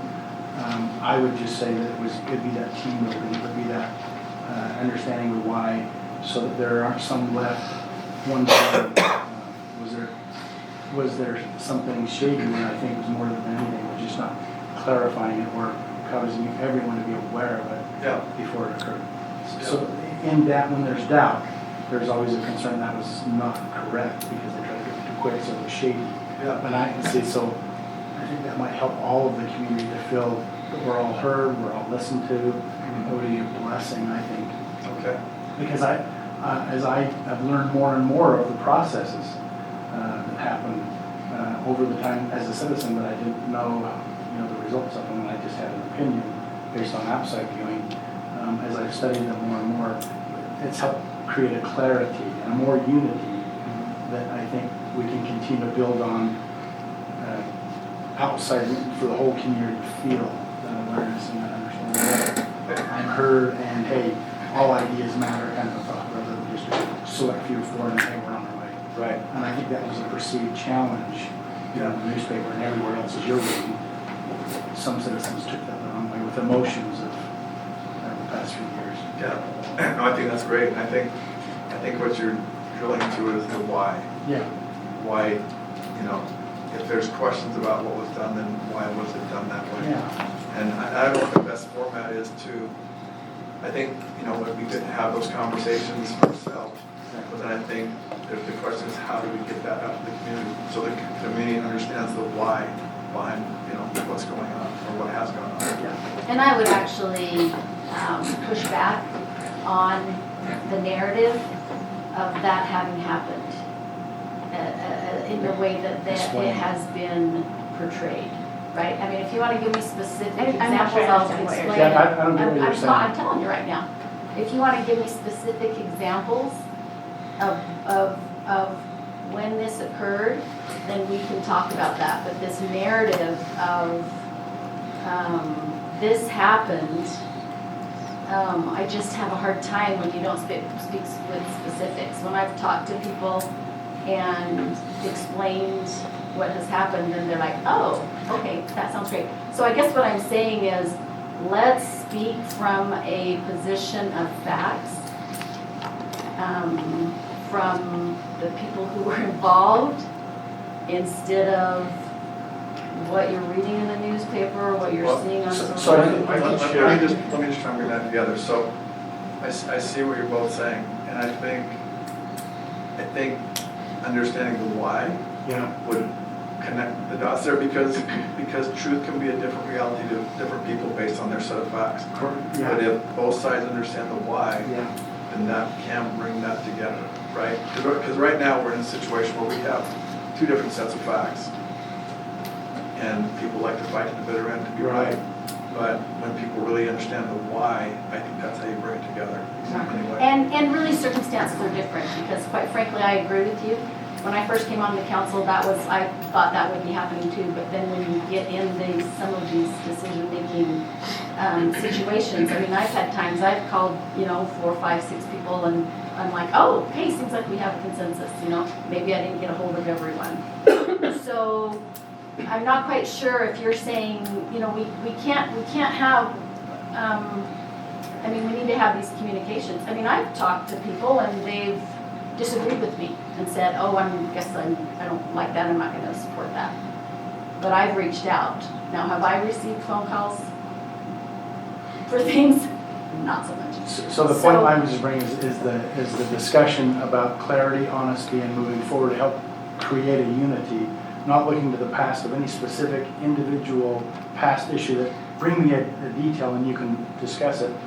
That's not what I think we're trying to get to. We're trying to get to, in the future, as we strive to be unified as a city, how can we begin that by showing that as a council we create this form of unity by discussing the why, understanding the process, and then when there's a challenge, it's transparent enough so that all of the little emotional factions that can be created within a city that have been created can be minimized, because we'll all be speaking, we all know the why, here's the why, and it's a 1-7 council speak rather than 4-3, and then they see division, when there's 4 and 3, what was the division, why did the 3 not?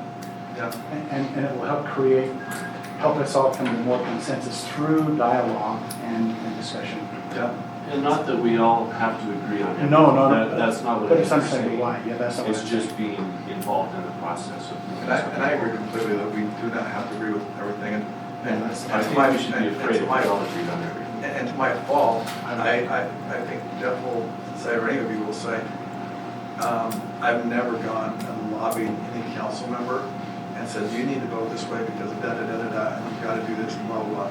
I mean, to tell them, I mean, or these guys, how many times have I called you up? I don't, not by the way, I like you to collect your information and build the way that you feel is best for the city. And so, to that extent, that's why, you know, well, and this would be good for our conversation on the why sometime. But I think if people understood, you know, when we came into office, like when we were having this meeting when I was in 2 years ago, we had just inherited a moratorium that was coming out in a matter of weeks.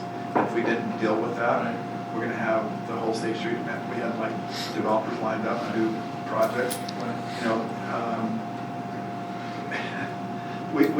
we had this whole set of things that were breathing down our neck. Right. And then we also walked into the bombshell of the school district.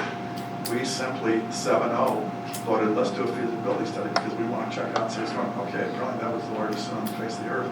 But because that brought out the Army against us, well, we weren't even in that camp. We were fighting these other battles. And then about June, we finally caught up. And anyway, so there's a very entertaining why we went down the path we went down.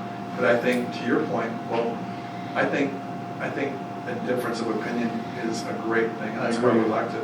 But I don't think saying people are dishonest and unethical and horrible people and beat their children or whatever, I don't think those kind of things help anything. And I think we've got a fair amount of that going on. We need to, if we're going to bring the community together, that's got to be resolved. And that's even part of that discussion I brought up earlier in the roundtable was there's a certain decorum, there's a certain kind of personal respect that everybody's due, and we need to be very careful to be respectful, to be courteous, to be kind in that process, so that we never ever cross that line or cross a boundary where there's a challenge that would occur that would cause any individual to feel like they were slighted, spoke about untruthfully, or I mean, those things are not appropriate in any entity. And I take it quite a bit further. I'd say, you know, whatever we decide we want to do with that in council meetings, but to me, social media.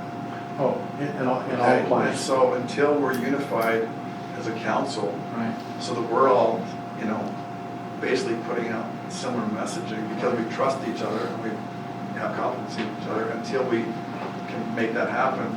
The social media, I mean, this is there's a whole magazine here, not that I'm a huge fan of this magazine, but it was Deseret Magazine, it's a State of Disunion. And I think that's a national thing. It is. To where people take a position and then demonize each other. And I think we're better than that. I don't think we have to be those people. But I think, you know, and we look at all these things that we can do as a council, we can do a lot of good things. But I think bringing the community together should be at the top of our list. 100%. And to that point, voting in you know what I said before, you cast your vote, and then your sense of decorum is when you're out in the community, you're not on social media criticizing other council members for their vote. Right. I don't think many of us are on social media. Yeah, I support that. You're always on social media. There was some of that going on against Oh, agreed. people. Again, agreed. But I think it's again the factions, it's packs and groups that have agendas that aren't my agenda or others, and sometimes they create an emotion and claim they represent when they don't, and they take it to a certain point and run a flag up. Right. So I think there's on all sides of that issue. It became very emotional a few years ago. We need to try and create a unifying success with all these things we've talked about today and going forward. Can I just say one thing you said to me, Chris, that I really appreciated? You know, when we were talking about this, I said, well, so do you agree then if someone comes to the city council meeting and in their public comment says derogatory, rude, mean, whatever word you want to use, adjectives for the council, is it appropriate to cut them off?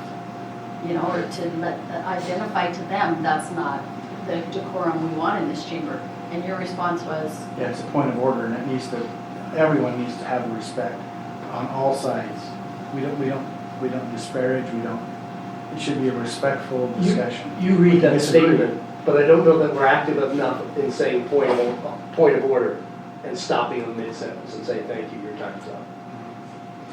I think Renee was made reference to Jesse's son or son-in-law's statistics that he did of how often we vote together Oh, in 2023.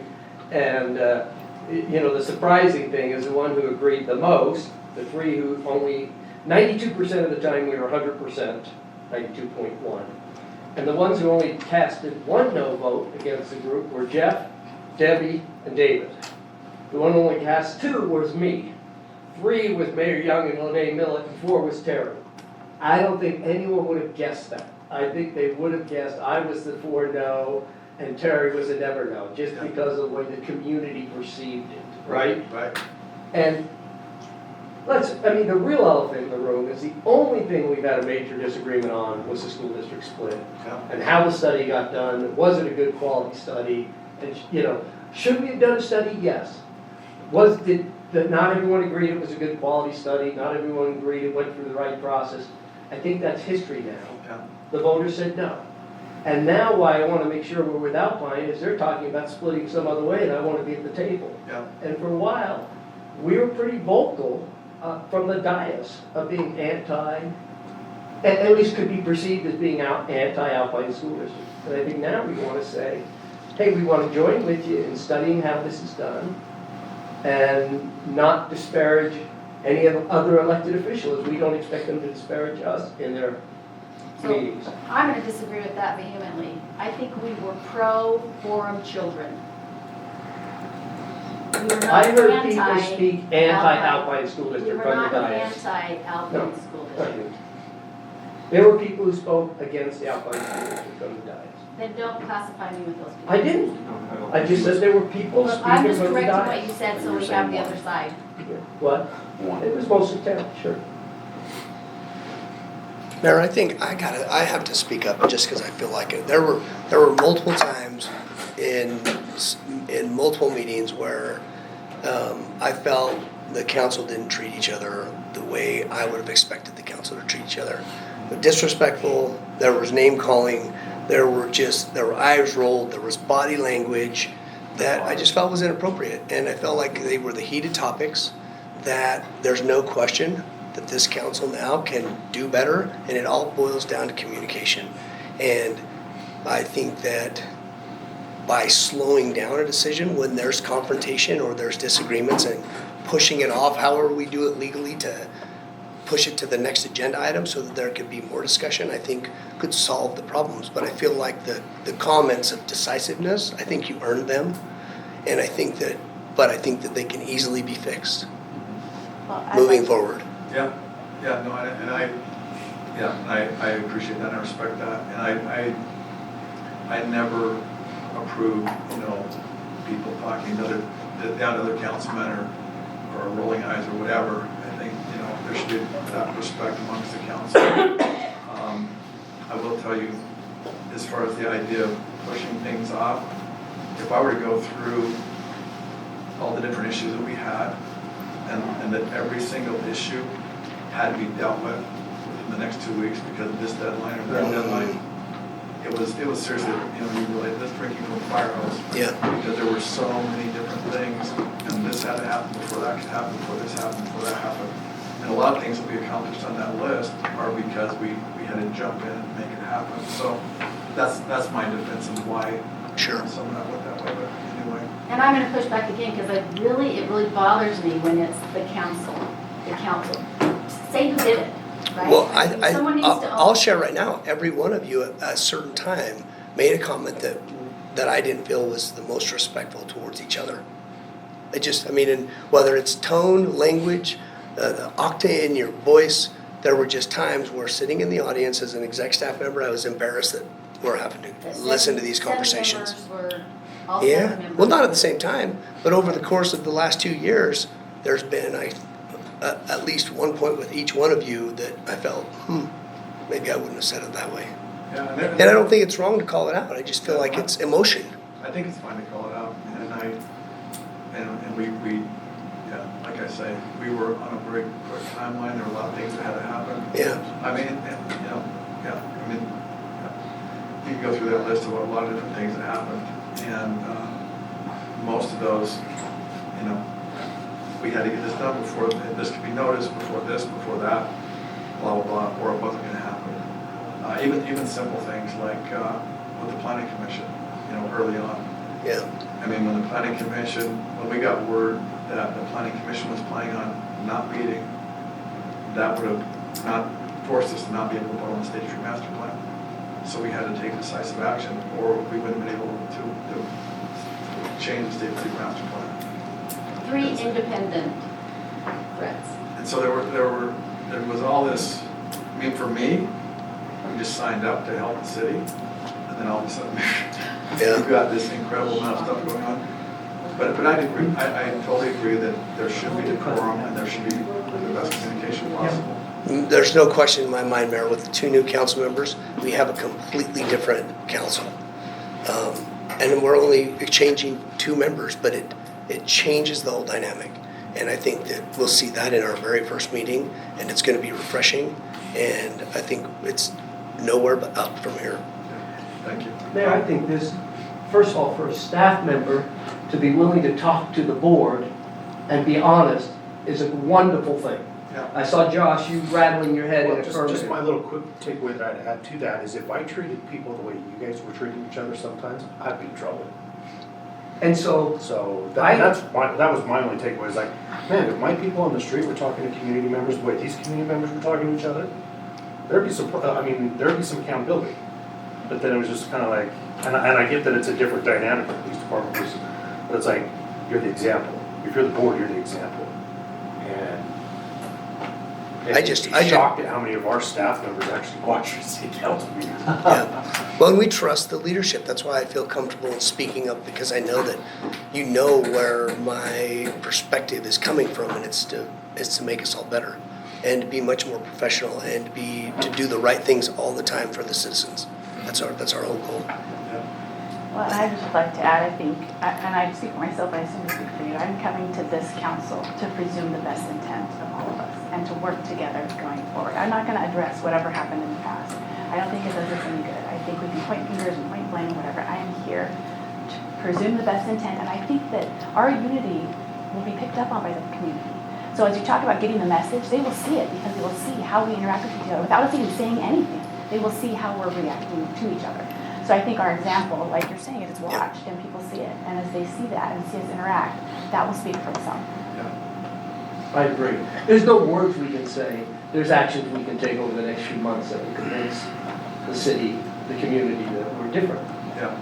May I make one comment? From a procedural point of view, there's an amendment to the Open Meetings Act, and I think it's going to be fast-tracked because it went through committee unanimously, that the city council can actually meet together to talk about city council issues, not city issues. And so I think this conversation could be had with the council without being an open meeting, so you can talk about examples or things of that sort, where if there's specific issues, you can work them out, or different decorum things you want to talk about. I think that's going to be available for you probably in the next 2 or 3 months. Like that'll be done in a closed door session? No, it doesn't. It's not considered a closed meeting. Okay. And so that's one of the changes that I think will be passed in this legislature, that a legislative body can meet to discuss the issues of the body. So you're saying it's not a closed meeting, but it is a private meeting? It's a private meeting, but it's not considered a meeting under the Closed Meeting Act. That's how we did it. So one of the, and I think that obviously, just so you know, this conversation is probably happening today at a lot of city council, right? Because we see it throughout the nation. We see it on a state level. We see it on a local level. And so, I think everybody says we can all be better, and I think that our legislature has probably had the pushback to say, let us meet together as a council so we can talk about these issues, and we can say, well, here's an example, without trying to embarrass a past city council member or anyone else. So I think that's going to be available, and I hope that this council would take advantage of it. I think that'd be extremely valuable, because I've always thought, okay, the council solves problems through communication. Yeah. But we're not allowed to communicate. Yeah. Unless we're in the public. Right. And one of the reasons, obviously, bills are amended is because it's to solve problems, and maybe issues like this where the council can meet together privately. You can't take a vote or discuss agenda items, but items regarding how to operate your forum. Yeah. Well, we're a new council, and I love what you said, Jan, is that, you know, as we come together as a new council, I think that we all are on the same page, that we want what's best for our citizens, we want what's best for the community, we want what's best for our wonderful city employees who are building a better Orem. And I see this, thank you, Mayor, for your leadership in bringing this forward so that we can have this discussion, so that we can all look at each other and say, we're a team. Let's work together. We're not always going to agree, but we're a team. And we need to set the example as leaders and let's move forward as a team and work together in unity, just as you said here. Thank you. Go ahead, Tom. No, I didn't Did have a you raise question, your I'm hand? just stretching. Oh, you're stretching. I have something I'd like to say. So I feel like there's still an elephant in the room. I feel like what you're referring to was 2022 and the issues that we went through with Prop 2. Am I correct there? Well, I guess I'm looking at from the day that council started, so the last 2 years, maybe? It wasn't just the last, and I don't have the specifics. But they were more prevalent in 2022, I think you could say. Yeah, I mean, I feel like that's what you two are saying anyway. Yeah. My issue is what happened in 2023. To me, that's the elephant in the room.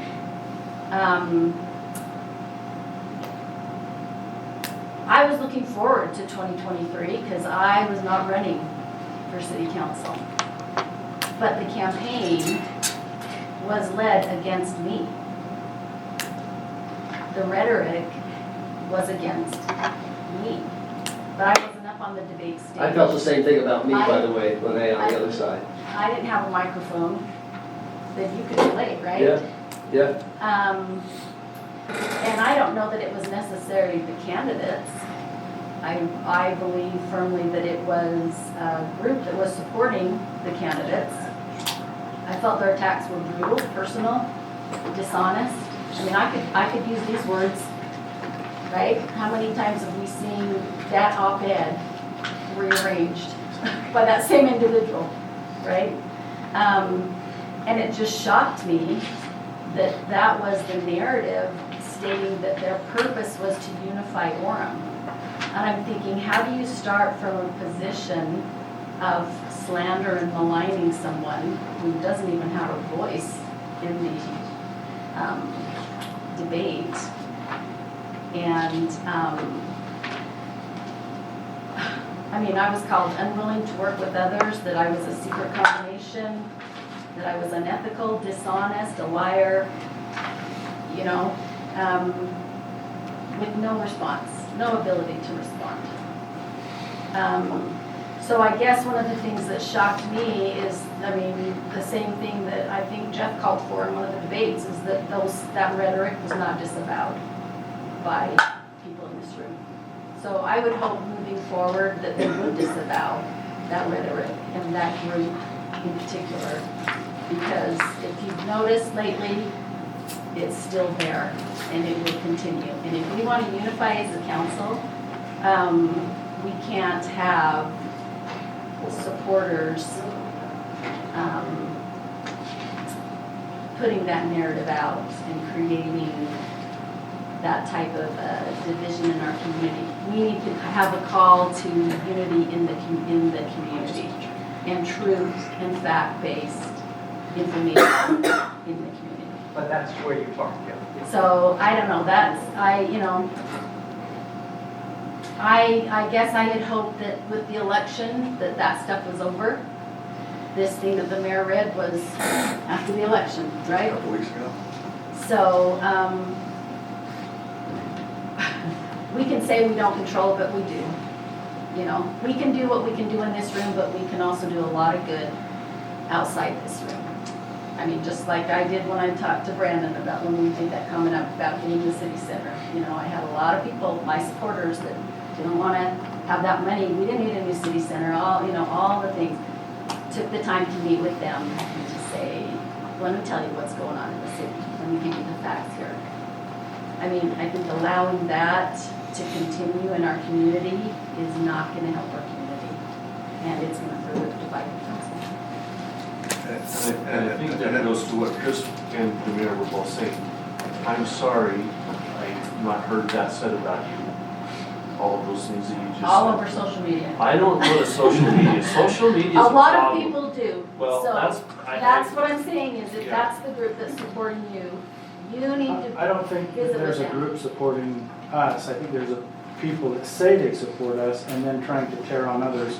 And it's not our view or our opinion. And as you're describing, you're being centered out and people are telling lies about you. I could say the same about myself. Yeah, We all we've could all say, received we're that. public figures, we're all going to get that same rhetoric of Yeah, this is untruth. different. I'm sorry, I'm gonna push back on that. I'm saying there's a rhetoric in the community to the point of where people are saying the same kind of things. I'm for 10,000. I'm for tearing people out of their homes. I'm for, and that was another group that's a community group that had the same exact agenda on the opposite side. And I'm trying to say that if we work together and show the community that we are leaders and not respond to every naysayer or every other wind that goes about, that we'll be more unified, as the mayor's just described in a wonderful way. We need to work on the unity, and whatever's in the past, we need to know that none of us here have a desire to have any one of us maligned, hurt, or have an untruth told about us. And we're not the author of any of those, but I think we can stand and say we're all leaders, respected leaders in the sense that we were elected. So respect the citizens who took the time to vote. And so then we need to now be very careful of how we help so that we are in a public setting. We're never at a point where we have the eye roll, we have the shrug, we have a demeanor that isn't appropriate in a public setting. If we want to have a private discussion, when we get in a public setting, we need to be very careful that there's a decorum, there's a professionalism, there's a lack of trying to cause harm or hurt or have your view described in a way that would harm anyone else. You can have a difference of opinion, and we always need to respect each other's opinions, but we can do it respectfully. Right, I'm not even, and I'm afraid maybe I didn't, maybe it wasn't clear. I'm not talking about our relationships with each other. I'm talking about these community groups. Yeah, community groups is The going to be one hard that to spent stop. $30,000 sending out mailers for you three. Or another 150,000 on another group. Or the other side. No, Yeah. but that's not the one you're talking about. There's all kinds, so rather than cause this council meeting we're trying to discuss, we can't control media, we can't control the other in that form that you're describing. That's freedom of press, and they're discussing things that, and I don't follow on social media and what they're talking about, but it's small. And I don't know exactly where the solution falls, because we can only control what we can control. Yeah. But we've got to do the best we can. I agree. For the message going back to our groups, our supporters, that this is not okay. I mean, it's And the that we need to disavow come that together. Jeff called for, right? Yeah. You called for 3 candidates to disavow the one group. That's what I'm talking about. Can't people to disavow the other group. So Well, I you're think- specifically asking us to disavow Stronger Orem, is that where this is Stronger going? together, stronger Orem, one and the same, yeah. And are we equally as willing to disavow the other group? Because the other group didn't disavow it, we posted. Tom The was, flyer Tom's that name went, was dragged through the mud several times. and nobody And he disavowed that. wasn't, took it up. and that was in the newspaper, it was in Yeah. people's mailbox. So I think that's what the mayor's trying to get us to. The point is we lead out as a council, working together, not always agreeing, but working together, communicating. Oh my gosh. And then if we see these things, and if I see somebody saying something about Dave Spencer, I need to stand up for them and say, Dave never said that, Dave never did that, or Lene never said that, or never did that. I think we have that opportunity moving forward to have each other's backs. And you know, I don't see us being able to solve all the world's problems on social media. But I no, but the fact that, Mayor, you said something, it's not just an Orem problem, this is the world that we're living in. So what can we do in Orem to unify our community, I think was your initial point. That's exactly what my point is. And so you've got people on extremes on both sides. And then there's a whole bunch of stuff in the middle, and a whole bunch of opinions, and truth. And there's a whole bunch of untruths that are, they're everywhere. So I see our role as a city council, and I'm accepting your invitation, and I'm accepting Chief Sanderson and Chief Adams' invitation to do better. I will do better at trying to be a better example of working together as a council. That we're a united body of one, 7 members, a united body of one. Even though we don't always agree, I'm going to reemphasize that. We don't always want to agree. But we can work together as one.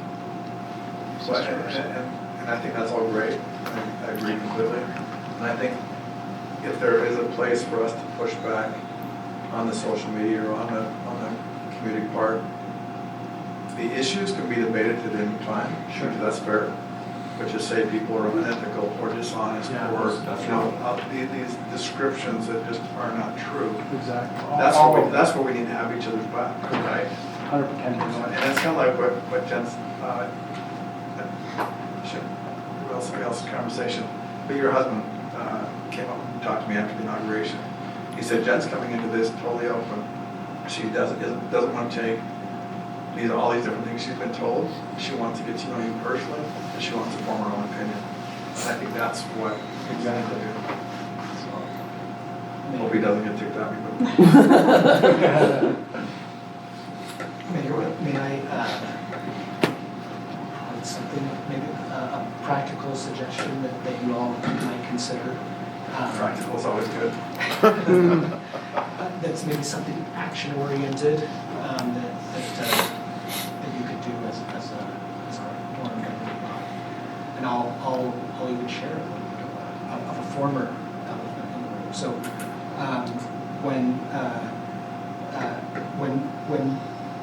the former city manager, Jamie Davison, when he moved on, got with our executive team the very next day, and as we were, talking about how to, bring all the staff together and show that we want to do what our governing body wants us to do,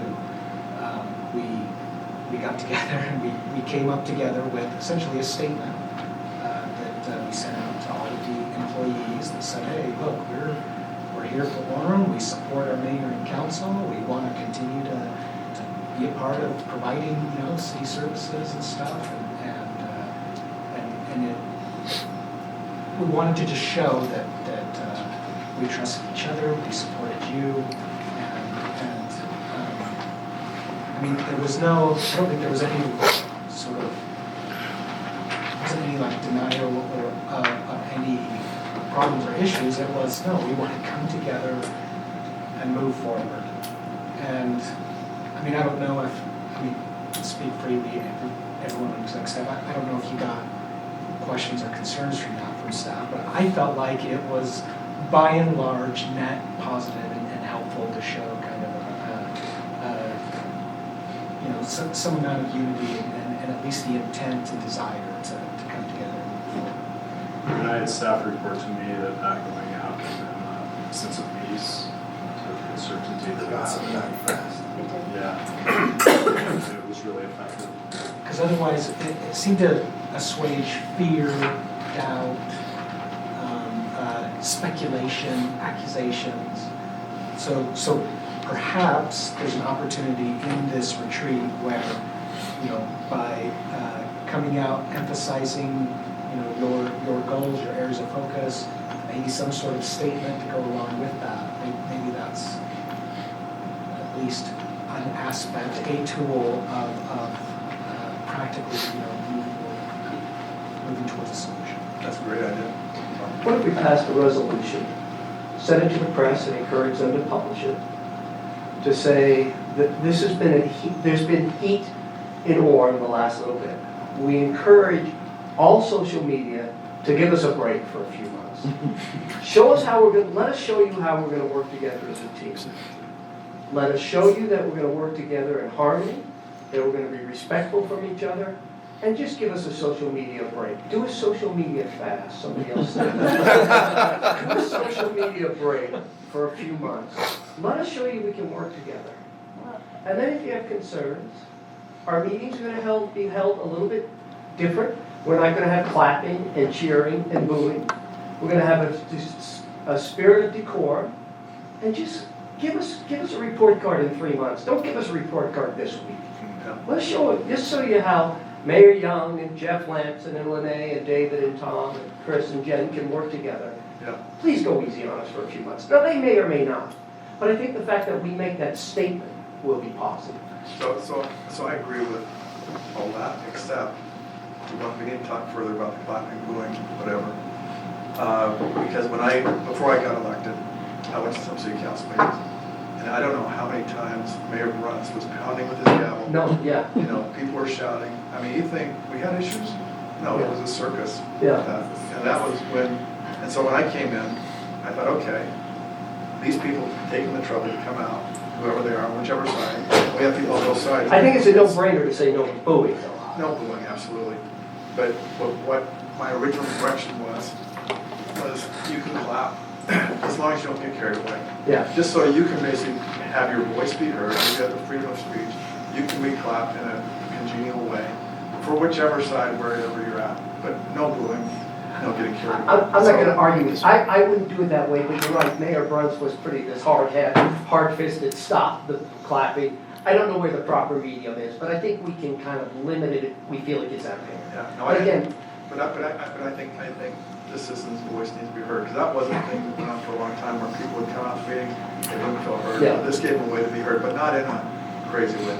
But you have to consider, I mean, we had some pretty crazy meetings, right? Yeah. But we did have generally, I mean, I never grabbed the gavel once. I know somebody encouraged you to last meeting. You know that? Mike Christensen asked you to grab it. But anyway, I think there's a... You can strip that out of it, but I think the overall culture of, we're trying to work together as a council.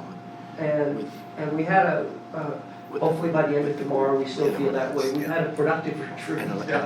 We want to work together as a group, and we invite all people to watch. I don't know how we word that, Well, maybe And I'd Jen, like go to ahead. add to it, I just, as, you know, we are committed to thinking the best of each other, to presume positive intent. We encourage our community to do that as well. We encourage you to stick to the issues and stay away from personal attacks and character assassinations or whatever in any form. Right. Yeah. Well, and Not just can I- on city issues, but in your neighborhood. Yep. Right. And can I say too, oh, I'm sorry. No, I'm- I was just gonna say, you know, just for the record, I mean, I've spoken candidly here, but just so I can get it on the record, right? I reached out to Chris, I met with Chris, Jen, congratulated them on their win, right?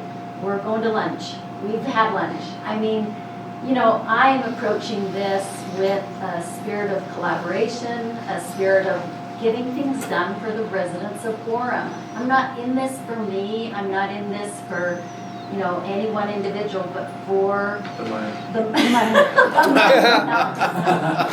for that resident that wants to be heard. So, you know, I feel, people who know me, I just tell you, I like to get things out there so we can talk about them and then put them behind us, you know? So, we said it, now I agree with you. We're gonna move forward, we're gonna work together, and that's really what we're doing here. It's not about personality differences or, you know, it's about how we vote, like they said before. How we vote, we vote up there. I think it's inappropriate to criticize people when we're on the dais, when we're there, you know, or even we just respect the way that we each choose to represent, because, wow, isn't it fantastic that we're not we are having these debates and we're not 7-0 all the time. I mean, the easy votes, it's easy, but some of the different ones, yay, I'm so glad we're having those discussions.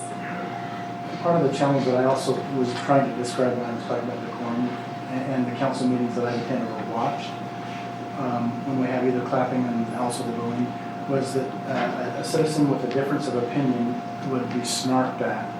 And even I heard a council member or two kind of snark at them back in a way that wasn't appropriate, meaning that sometimes when you clap or you boo, and if you have that process there, And there can be one side, and sometimes the council, if there's a difference of opinion, they can bring their group of citizens that agree with them, and it can become, Pep rally. rather than this, where we all have a voice, Yeah. we all feel safe, we all can speak our piece and know that our piece was heard, and have confidence that no one's going to out-laugh or out-boo and make me feel like I'm a dirty dog because I came and even said what I feel. Yeah. And I'm entitled to my feelings and my expressions that is public setting. Right. And so that's the only reason why I said, I'm thinking that clapping or booing is a challenge, only because I'm thinking of the least among us that would be in that setting and might have a total difference of opinion, but they're very respectful and state their opinion. We should listen with kindness and tell them thank you for your opinion. Yeah. And when there's clapping or there's a group, one side or the other, I don't know that we could have that same form of respect that allow the least among us to feel. And that's what my hope would be. I'm here to represent for the citizens of Orem, those who would not feel like they could come because they would be clapped or booed. Yeah. But I'd want them to come so we could hear their viewpoint and respect them even though we differ. Right, no, and I appreciate that. That's And the only view. I don't think there should be bullying. I don't think there should be catcalling. I don't think there should be any of that. And for the most part, I don't think there is. I would like to have, and we can work on defining this, I would like to have a defined clapping that's okay. Just because I think that gives people that go the effort to come out to let their voice be heard. You know what I mean? But there's a way to do that. And I think it's just, not clapping crazy. Right, because I've seen both. A crazy clapping over one issue that was really heated, and a few council members liked that idea, and then there was a few that nobody clapped, and then you just held out, and it was almost blue. Yeah. So we have to be careful, because it can turn into, just like gestures or feelings or respect, it's our approach to say that we respect all. Yeah. Even though we all could have a difference, each one of us have a difference. Right. So it's a balance between letting your voice be heard and being respectful. And I think we can come up with that. Yeah, that's what I'm hoping for. Yeah. Okay. So I haven't said anything, but I will now. So on the website that your picture was on, it said we need council members that will bring integrity to the council. And to me that is, it hurts, it's hurtful. Because basically you're saying we were dishonest. That's not, no, when you said you gotta be careful. That wasn't us. No, but your picture was on, they were supporting you, so you should have been denounced that or something. No, My thing you is, don't think they bring integrity? They weren't saying you didn't. no, but they bring integrity to the council. And then, I mean, my thing is, we need council members who are committed to working together with so-and-so to fix the direction of Orem has taken in the past year. They're uneducated. I'm sorry. Both sides are. But So you're taking the highest emotion of no, one. I'm just saying me. I'm just talking me because I didn't endorse any candidate. Well, I wasn't out knocking doors. Oh, your wife was though, so you gotta be real careful what you say. But it wasn't me, Well, Chris. okay. It wasn't me. I'm But if you want to bring my wife in it, I mean. What I'm just saying is you gotta be real careful I understand. how you're saying. But So you're talking about. To unify, you gotta be strengthening. I understand. You're not trying to divide. No, I'm not trying to divide. I'm just saying, my problem was, I've known Jen and you for a long time, and to me, that was just like a dagger in the heart saying, Dave, you don't have integrity, you're dishonest. I'm thinking, whoa, what have I been trying to do for 10 years with Tom, right? Trying to make Orem better. And it's easy to say things in the campaign, but my thing is, this is just garbage to me, right? So I can put it But past every year we've had this. but For it's 10 a years, lot we've longer been one of list. the best places to Yeah. live. We've Just been let this him or talk. that. So my thing is, if it's like a mob mentality on and I'm not on social media, but I see the things and I see the posts and I see certain husbands or wives comment. I'm thinking, I'm putting thumbs up here and there. I'm thinking, where are our values? Let's get back to our values. If we're all supposed to be good Latter-day Saints, members of the church, we can't have this. We can't be part of this, right? Both sides. I agree.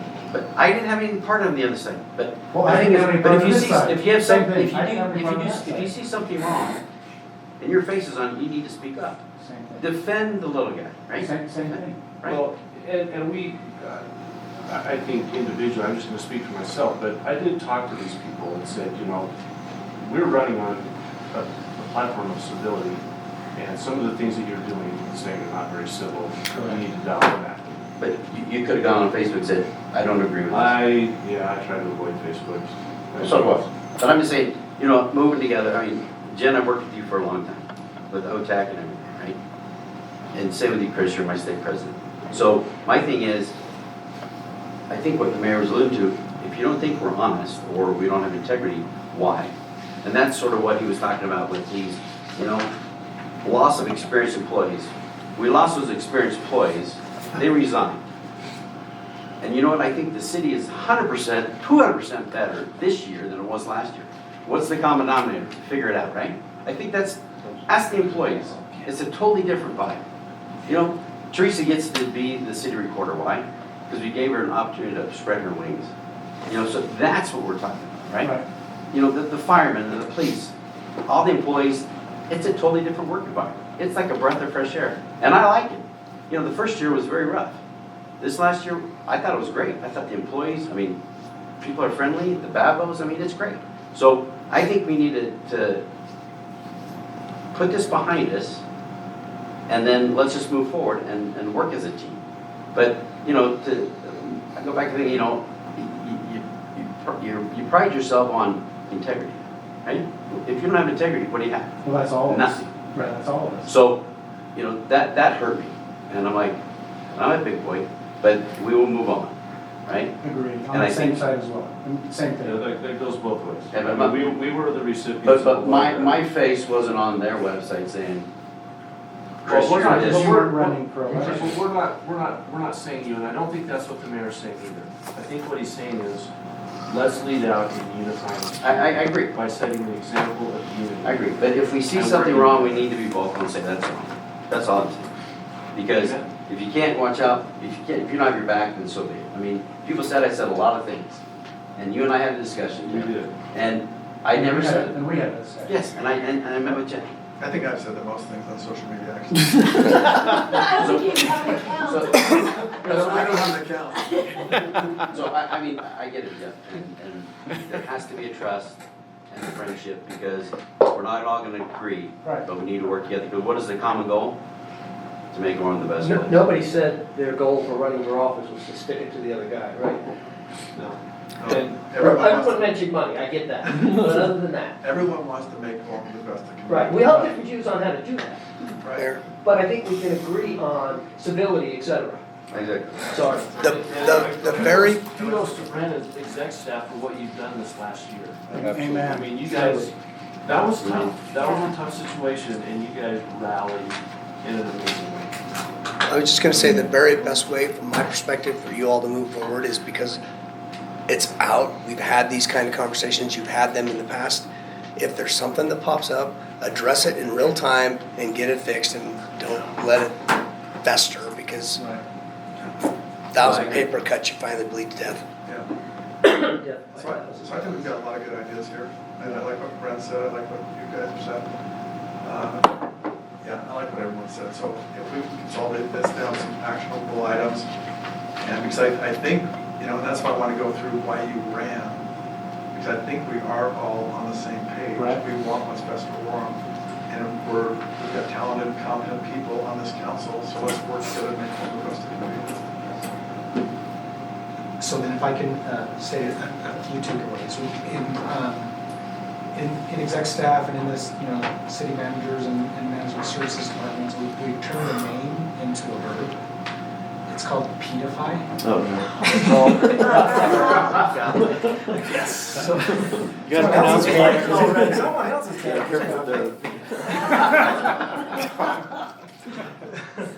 So that's why we have Pete here. Now, so we've got a recording, we've taken notes, we can start to put together some of the ideas that you guys have even said and turn that into a statement and pedify it. And then I also heard here in terms of resolution or defining decorum, defining what is respectful, we may need, Steve, your help in starting to create a definition for what that means. Captain Earl, Chief. Chief Earl. Yeah, sorry. So Steve, maybe I can, give that as a task to you. And then I'll just say the other thing that maybe would be good to keep in mind, and to me is still kind of practical, but I guess it's a principle too. I've worked for a lot of passionate leaders, and passionate leaders get a lot done. And so we were able to get a lot done because we got behind passionate leaders that truly did. I mean, we talked about that had 98% agreement and wanted what was best for Orem. And truly, I completely believe everyone wanted beyond themselves to help Orem and help the residents. And so that's something that I've also tried to make a point to make sure that our employees know is that they are working for people with good intent, that aren't self-serving, that are passionate leaders, and that being a passionate leader is okay, so that's not a bad thing. So I guess then I would say that as a city manager, and what I would encourage our exec staff to do is to continue to kind of send that message to our employees as well. Can I say one thing? I'm just going to say what Dave Spencer said. This right here, our accomplishments that we have done these past 2 years. So yes, our staff has really been integral in making this happen. Appreciate everything you've done. I see my position is not to do what you do. I'm not supposed to come micromanage you. I'm not supposed to come, but I'm supposed to come to you and say, this is the direction I want to have Orem go. How can we do it? You guys know the rules. You guys know the money. Brandon, can I have the money to do this? How do we do that? So this is what got lost, in my opinion, this last year. These accomplishments got lost. The narrative was not about, we can talk about, we're going to move forward, we're going to unify. Wow, I felt like we were. That's my point right now. I don't feel like there's a dysfunction that we have to solve here. I think last year, my first year on the council, and it wasn't because of Prop 2, my first year on the council was rough. Because I was coming as a resident advocate to now be the boss over some people that disagreed with me when I was a resident advocate. Last year was amazing. I have never felt such unification with our staff, such positivity with our staff, so many ideas that happened that got lost in the whatever of a campaign, of social media, of whatever. I think Pete's done a remarkable job of putting together our messaging for our residents. And that's what I think we need to, I don't think we need to fix anything. I think what we've had happen has been just wonderful this last year. I shouldn't say, you always have to fix things. I'll walk that back, right? I think we need to keep going in this direction. Because, I'm holding up our accomplishments, because this is a video, right? But I'm holding up our accomplishments of 2023. Now, and I'm just going to repeat this. Yes, you guys made it happen, but there's some vision that is our responsibility as a council to give that direction. I could go through here and look at the things that would not have happened but for the leadership of the council this last year. We can separate those if you want. I don't want to. I like being a team player here and continuing with what the people in the past did. Moving forward, I don't care about the recognition. But let's at least recognize that 2023 was a year of great things happening in Orem. We're unified as a council in our mission to improve Orem and to move Orem forward. Let's keep doing that. That's my thought. And I agree with that. And I agree that, from a city council mayor perspective, that's probably one of the things that is the most disappointing to me is I felt that in 2023 and 2022 for that matter, except for the school district issue, we rocked it. We made a lot of really, really good things happen. But your average citizen that lives on social media doesn't have that perspective. Right. And so that's why I'm saying we need to come together as a council and get that messaging out, because you know, all these awards, forums, winning all these different great things are happening, and you can talk to Pete. I mean, Pete and I talk once a month and I have to shoot that video, and he's just always like, oh my gosh, we are on such a fast track, and we're doing so many positive things. And so that's where I feel the truth and the facts of what's going on aren't really out there like we'd like them to be. And that's what I'd like to see change too. And I think you guys can help that, and everybody can help that. And I'm excited about the enthusiasm, quite frankly. It's so wonderful to have these new ideas come to the council. I love the things that you said, what you ran on, what you want to do. I'm all in. I'm all in. Hey, Chief Earl, do we need to, extend or whatever, the closed door for tomorrow? Yeah, if you wanna Something just- comes up? Do another motion saying let's move the closed door to, I'm just looking at the agenda for tomorrow, maybe. Because if you don't do that, then you can't have a closed door, right? Because it was today. What's that? If you don't do that, then it's done. Yeah, because you can, just to be, Yeah, so just to be safe, proceed. I'll make a motion to remove the closed door meeting to, 2:30 Saturday, yeah. 2:30. 2:30? 3? let's see, where's the, I Oh, can two- go away with the book. 2 PM, because that's the city Yeah, roundtable. you can do it at 9 a.m. That's fine. 2 PM, because that's our roundtable. Well, might I suggest he talked to me a little bit earlier saying that his portion may not be as much time as he has on there, so that would be another spot. It can be 0 time, actually. What time is your, what time is What you're doing I'm is- busy on social media. Just need to be on tomorrow's calendar. Yeah, we can move to 2:30 and then we can change it, can't we? Yeah. Thank you. Oh, I'd rather do it in the morning. Okay, I'll make a motion. 7 a.m.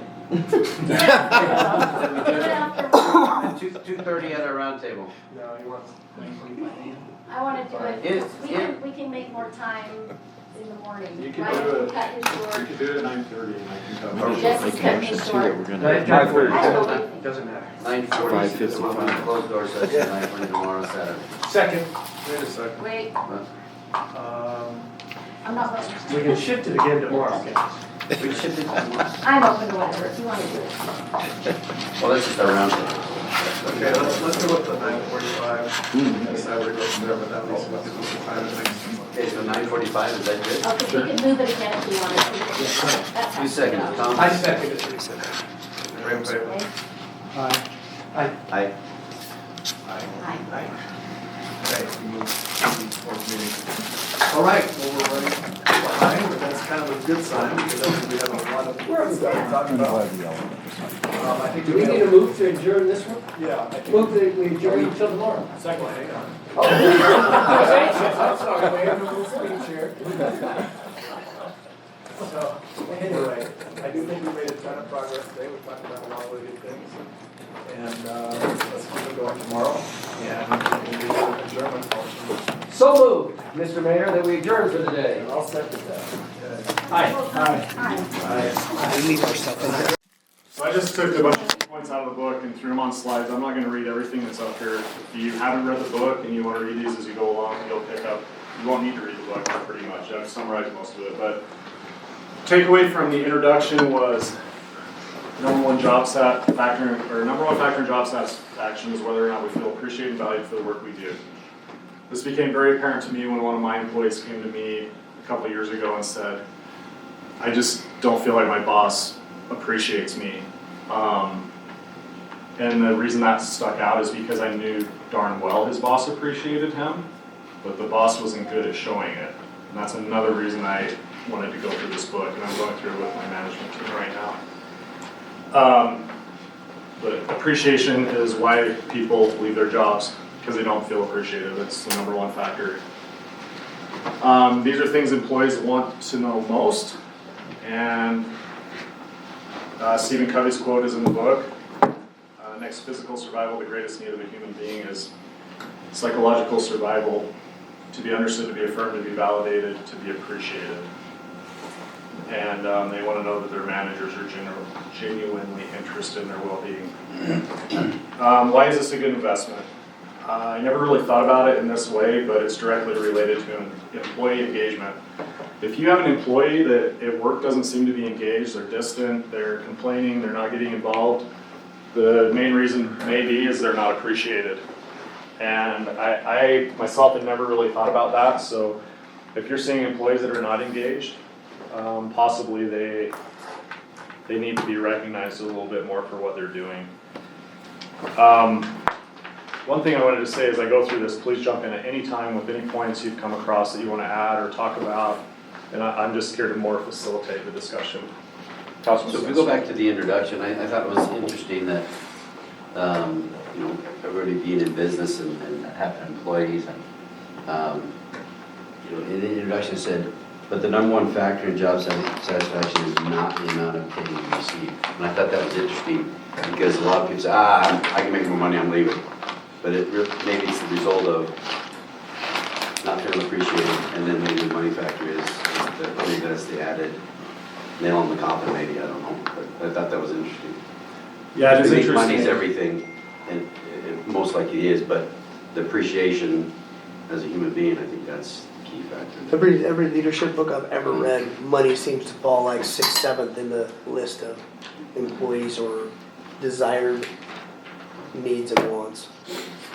Well, and the inverse of that is interesting too, because from the employer's standpoint, you know, if an employee is paid really well, I think a lot of times the employer just thinks they're being paid bank. They should be like so happy for this, that, and at that point the employer kind of takes them for granted. Sure. Like they've already done them the favor of paying them money, and so they don't give them the emotional support, yeah, you know, appreciation they should be giving them. It's a great point. And this slide here notes at the bottom, monetary awards are less motivating than non-monetary incentives. So it goes right along with what you all said. Another thing that pick up on in the early chapters is it's important to have appreciation from your coworkers and not just your direct supervisors. So we should be showing our appreciation for our fellow council members, exec staff members at this level, and our employees should be showing appreciation for their fellow employees that they work with. And if everyone's doing that, it lightens the load of the manager. Now we get into the appreciation languages. Words of affirmation. This was the highest ranked language that resonates with people. These are positive words being communicated to the employee. I took some quotes out of the book and inserted some exec staff names in there that I felt fit these quotes. Brandon, I appreciate knowing you're a man of integrity and can trust you with our finances. It gives me a sense of security. Mark, he's got a really clean office. So I'm praising his personality traits. He has a lot of really cool swag too, Mark, so if you want to hook anybody up. My wife makes me do it, man. Keep it clean. I'm in trouble. I think another thing, as I was pondering this, going through, another way that you can show words of affirmation without necessarily words, but you can affirm their character traits by giving them projects that you trust them to do that are maybe outside of their standard duties. So I think an example of that is like Lane Gray. We recognized what an awesome leader and manager he was, and we had a huge discussion on who was going to lead these big capital projects, City Hall, the water tank, and Lane Gray's character traits and work ethic fit that. And so we went to Lane and asked him to take those duties on in a new assignment. I think that showed appreciation, should through the same method. Hey Ryan, when you're talking about just be sincere, I find that it's the hardest thing because I'm always sincere when I appreciate somebody, but I think it's the feedback you get, whether you question they feel the sincerity behind it. You can over appreciate and it doesn't feel sincere, or you can under appreciate and then they don't feel it. So for me, it's the right words at the right time, and I'm probably less appreciative than I should be. For sure, it's something I know I need to work on. I don't want it to come across as fake or not sincere. Well, then you have the personality of the person that you're dealing with. So one person would really love maybe a little more, where another person's like, okay, you're overselling it here, you're not being sincere. So every individual that you have that interaction with, it's a different game. It's not a game, but it's just a different it's balancing, weird balancing act. But, and part of it too with the be sincere is, words are just part of the equation. right? In other words, if you, the classic saying of I don't hear what you're saying because your actions speak so differently. You know what I mean? So it's what you're saying, but it's also what you're doing. Right. And that's what really is communicated to the person, I think. The authors noted if you're not sincere, you actually do more damage than even attempting to be sincere. Councilman Spencer? So, going back to the making it personal part of the book, it was question 4. Since feeling appreciated is one of the major factors in an employee's sense of employee engagement, understand and pay attention to it or investigate how much the staff feels valued. And I wrote, does the executive staff feel valued by the council as of now? You know, I just read that question thinking, hopefully it is a different vibe. Last year was a different vibe. I thought a way better vibe, and hopefully, because I think the first retreat, you know, I was like, hey, you know, do you trust us? Or Brandon, hey, you want to do that? Brandon goes, well, I don't know if I can say that. So hopefully we've made some inroads, and that, you know, Brandon's comfortable with, I can go to lunch with your group or whatever, you know. So hopefully that's we're going down that path, and it's, you know, we're moving forward instead of just stagnant or moving backwards. So It's the ongoing interactions, and it's the trust we build every day, every council meeting or every work session, or just when you're around the station or you come to the, you know, our events. That's what builds the relationship and the trust. Where, yeah, that's where I feel the appreciation when you guys make time to join us at the fire department events.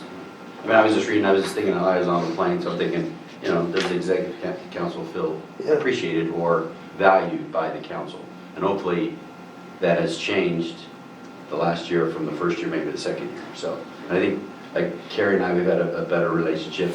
She didn't talk to me at all before, right? So it's great, right? So we have a communication, I think, the appreciation, I think, is coming there. So.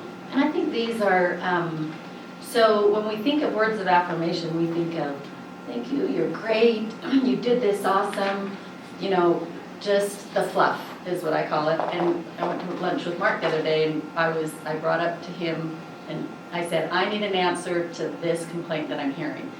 What's your response to that? So then he went through it with me, we talked about it, and afterwards he said to me, I appreciate your bringing that up to me so I could address it. And to me, that was a word of affirmation to me, right? Because he, in that sentence, was able to cement trust with me and this mutual appreciation and respect for ideas.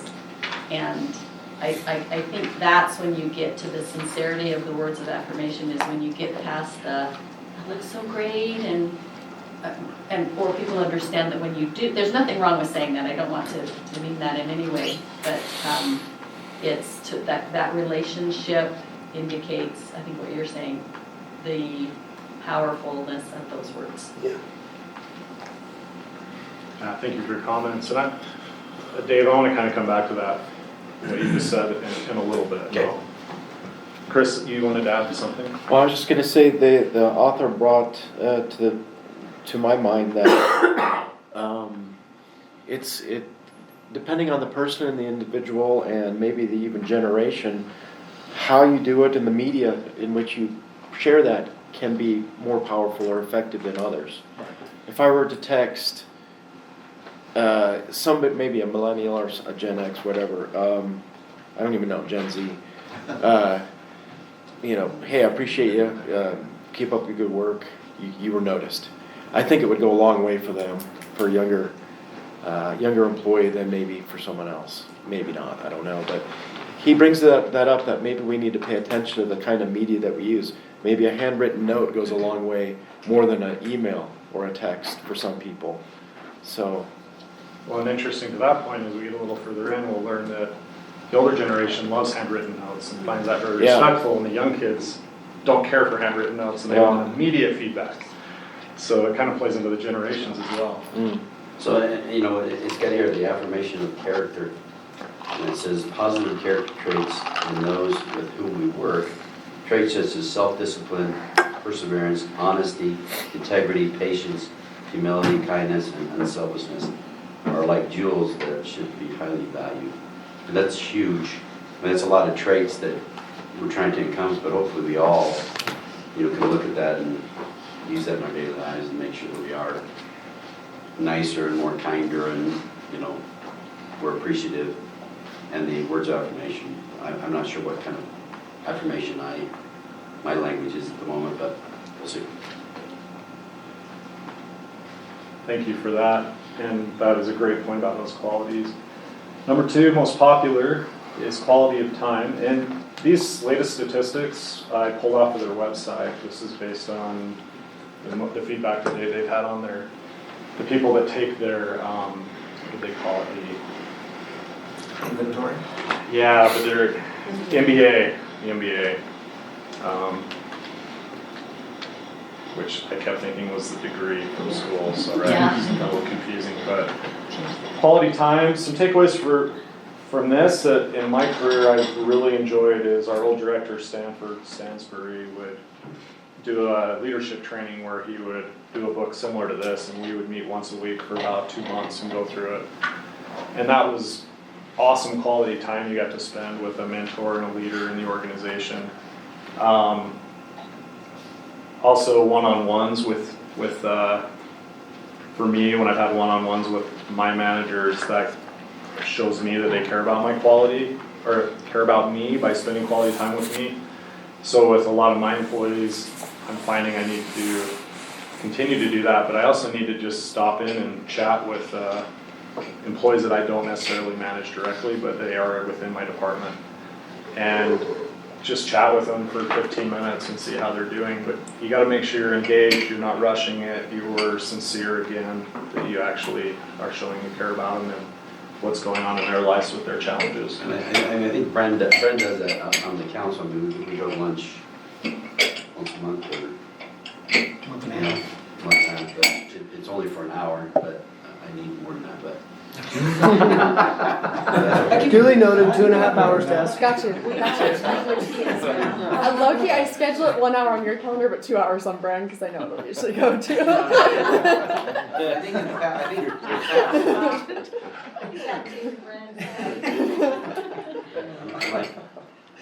I need more than an hour, but and I think I've stopped in to talk to Mark and say, hey, you know, how you doing?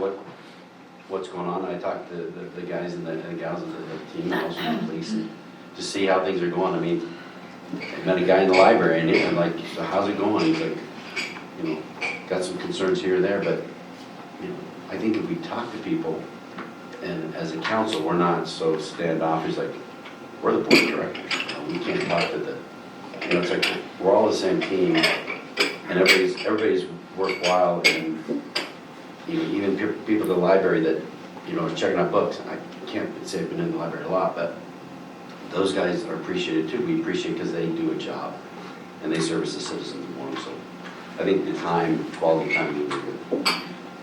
We all have different ways that we communicate. Jeff, you were kind of talking about, and people need different ways of communication. One thing that I was shocked about when I was doing these one-on-one meetings was one that I had come into the office there and we sat down. He actually said, "This is only the second time I've been in to this office." I'm like, wow. So in like years, right? yeah, and so it was amazing that just spending that time one-on-one, like just it inherently had this trust building aspect. Well, I think what it does is I think it shows, by spending that time, shows respect for that person. And I don't think you can get a stronger way to start a relationship or build a relationship and then to show respect for different people you're working with. And even to the point of just all kinds of random employees. I mean, if, you know, if you just walk around, I'll say hi to different people, but I think it's important just to show that you respect them, you respect what they're doing for their job, and you appreciate it. So. Well, I think we could also do that as a council meeting, in that, you know, maybe Chris and Jim, we go to lunch, or Jim and the mayor, or Jeff, you know, so it's fluent instead of stagnant. So, and I thought it was good when, you know, I met with Jeff and Jen and Chris, as I was talking, it was probably a couple hours, but it was good to see, you know, during the campaign, my viewpoint and your guys' viewpoints. It works wonders. Hey Ryan, I don't know, if we're gonna discuss this later about when these qualities are at odds with each other. I don't particularly care for quality time. I just assume spend less time in the principal's office. Notice only 22% is their primary language. And I love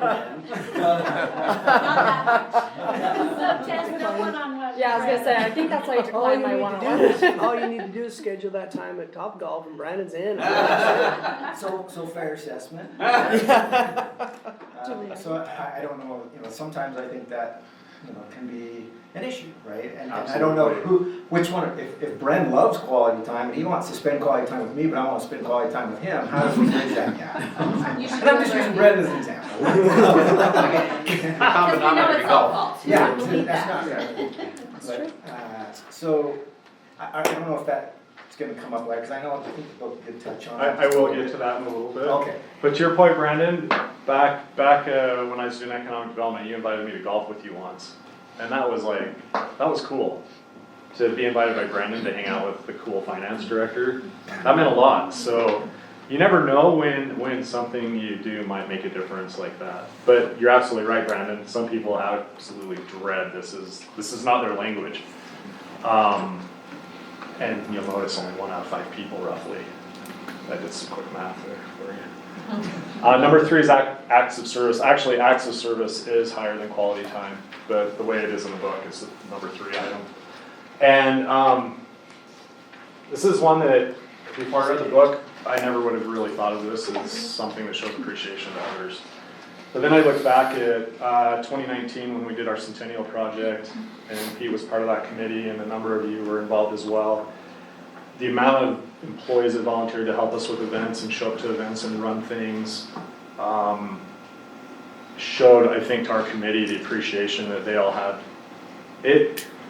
Their willingness to serve showed appreciation to all of us. And that's something I think I need to work on better with my employees, is jumping in to see where I can help them. And just doing it because I want to, not because I have to. Then the 4th language, any comments on this one? I think Pete, if you don't mind me putting you on the spot, I think we found the power in this when I think, well, the most powerful way or the most memorable way was when we got the community to rally around the Altogether Playground. Mm. And it seemed, before then, I think there was, I think some was brought up yesterday in terms of, people were super upset at the city, whether it's because of Utopia or whatever other. Definitely was Utopia. Or the downturn or the Great Recession or whatever. And that became something that when everyone got involved and rallied around it, it really kind of bonded the community and helped people move forward. Well, I mean, it was built in a week. Yeah. Right? So you had 4,000 people. I mean, I thought that was the best project I've ever participated in. And I think if you're giving service, you're not thinking about yourself. We're all in one goal, and I think that's why maybe only appreciation is service. I don't know, but I like helping people, and it's good to get an achievement and it being finished in a week, and it was great, and it's still there today. And on that same point, we had our missionaries during that time, so we came over and we had almost 170 missionaries spend 3 hours, and they saw from when they started and when they finished, and a lot of it got built in that time. And they were now part of the community. They were no longer just somebody here serving from Mexico or France, but they were part of the community. Wasn't it 4,000 or 5,000 people or something? Yeah, 4,200 volunteers over the week. I mean, Well, I think as a kind of a side note to this, I love this, and I think as we're talking about ways to heal our community, I would love to see us do more of that. If we can think of things along these lines, it really strengthens our community. Absolutely. Go ahead. I was gonna say, just key points on your slide, just whip it up there. I really like this theme of ask before you help, check your attitude, If you're gonna help do it their way, I mean, truly, that's the key in this environment, Yeah. right? If you're not the chief over that project, don't go in trying to be under the guise of service, you know? Remember who you're helping. Yeah, That's how you're gonna show it as an appreciation language. absolutely. And, I mean, so where I work, I have a lady that we are side by side, not literally, but every project that we do, we're working together. But we never talk because, you know, her office is next to mine and so those opportunities that there have been times when we had to, you know, she's come over and helped me with something that I was, you know, behind on or whatever. But it was in those moments that quality time came from, you know, when she's helping me or I'm helping her.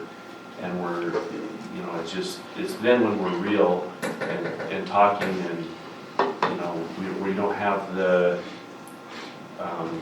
project goggles on, you know, we're both working together. And anyway, I think so those opportunities are opportunities to just sit and talk while you're doing either helping them or them helping you. Allowing people to help you sometimes is really hard if you have a certain way you want things done, but at the same time, it's a great opportunity to just get to know each other on a deeper level. That is a fantastic point. Yeah. So, just going off of what Jen said, on the acts of service and trying to be community more involved, my thought was, you know, we have the knit team, that's been a pain in my butt. Neighborhood improvement. But I think if we take a different look at it, say if we're writing a ticket or whatever, how can we as a maybe neighborhood or as a knit team and a council maybe go help that neighbor and dig the weeds up and maybe put some gravel down and help them. I think that would go a long way in getting the community rallied around, at least in that neighborhood. Maybe if you talk about the neighborhoods that are downtrodden, whatever, maybe that's how we can help move things along. I don't know, but I just thought that because all the calls we get, you go out there and you're like, you wrote a ticket for that? Okay, it's in the code, but how can we help that neighbor or that citizen that has that home? You know, I don't have a problem doing it. I mean, council, we'd like to, hey, that might be great. We all step in, so, and then get the ward involved and the whole neighborhood, and then maybe that flows into the next home, and that's maybe how we just, Yeah. I don't know. I think that's our goal with it, and Jeff and I talked about that with the Neighborhood Advisory Commission. That's where we hope to get for, we have some key players on that commission that have connections to the community, and we're also pulling in some key community members. We kind of put the hold on that because we didn't know where that commission was going to be, but anyway, I see that. Do you, Jeff? Absolutely. And so, yeah, and maybe there is some money in the budget that we have a little bit that we can help pay. We can help pay for some gravel or whatever. I don't know, but just if we can fix the thing, I don't mind getting the phone calls from the neighbors saying, I got a ticket. How do I do this? I think we need to be. I think our delivery needs to be different, and maybe it needs to be more helpful first.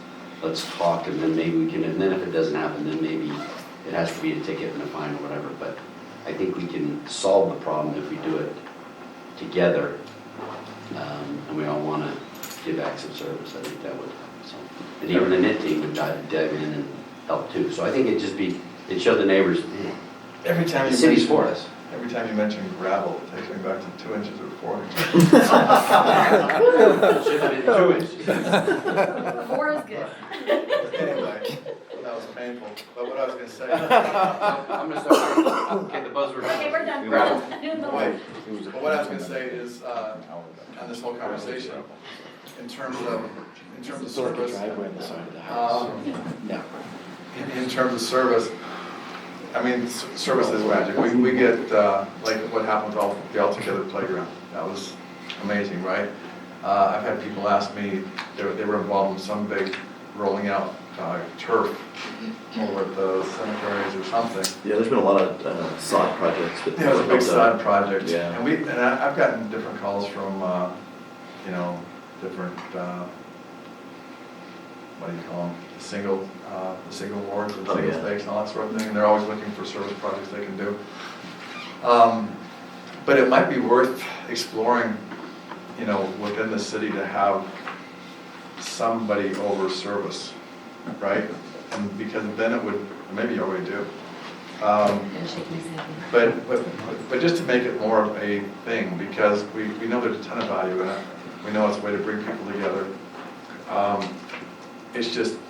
It just kind of floats out there as a nice thing to do unless we like actually grab around it and say this is the thing and now let's figure out the best way to optimize it and make it the best, right?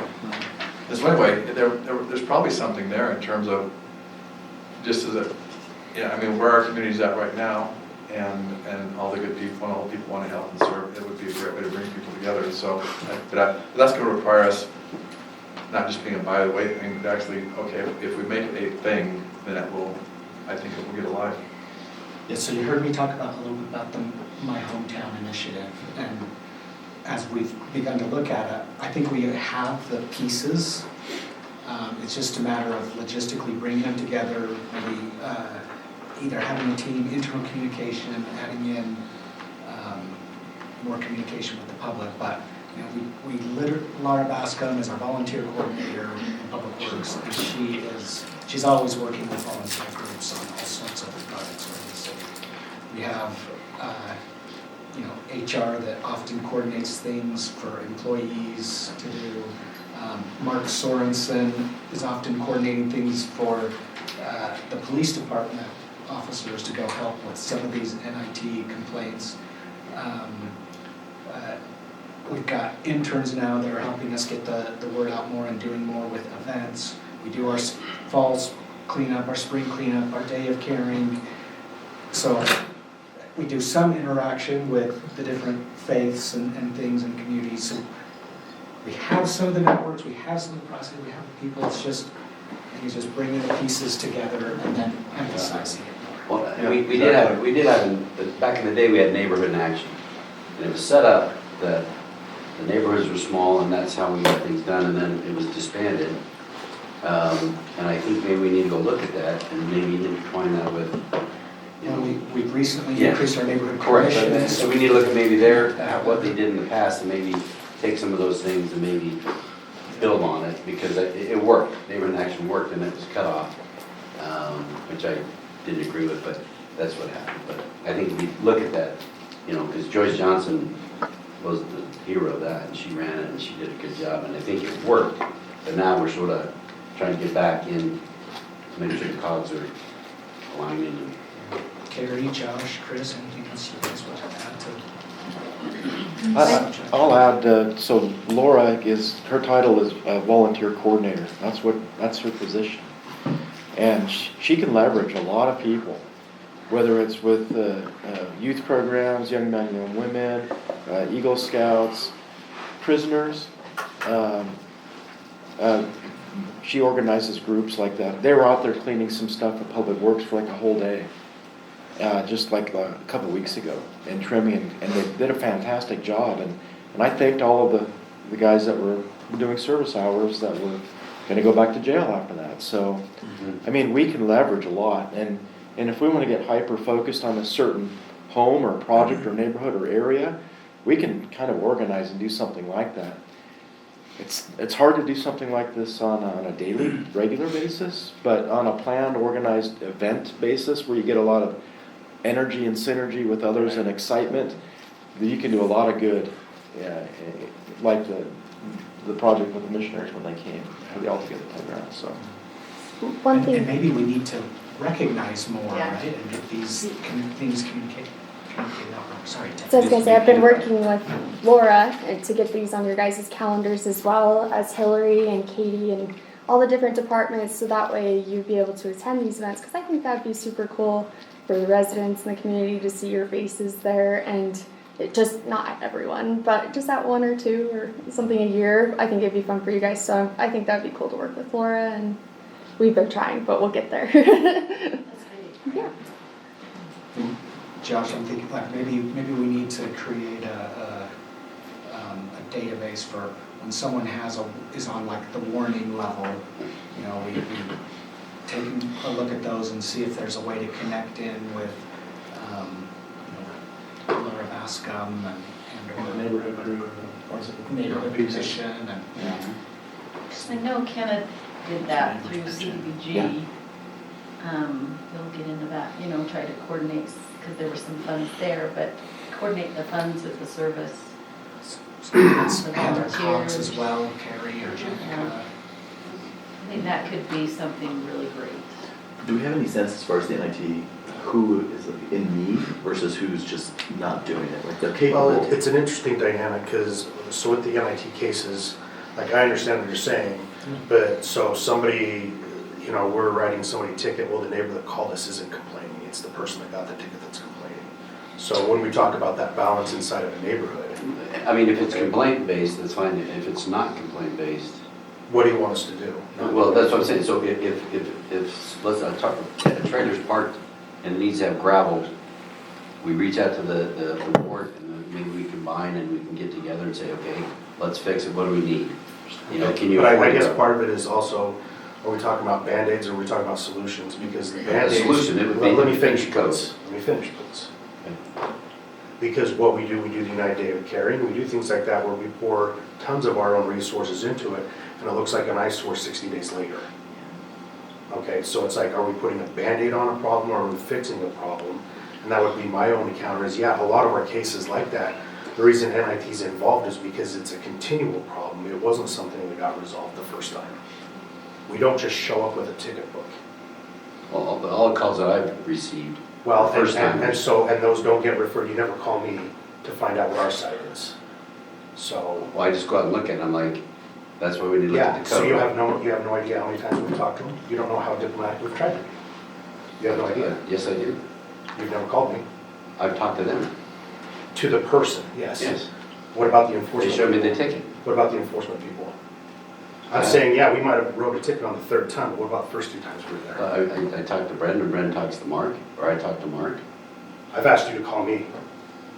You want me to call you directly? I've asked you a dozen times. Okay, I'll call you. Okay, because yeah, if you, and on another piece with that, every time I get these on an email or anything like that, I always type back, what's your attitude for enforcement? What's your appetite for enforcement on these issues?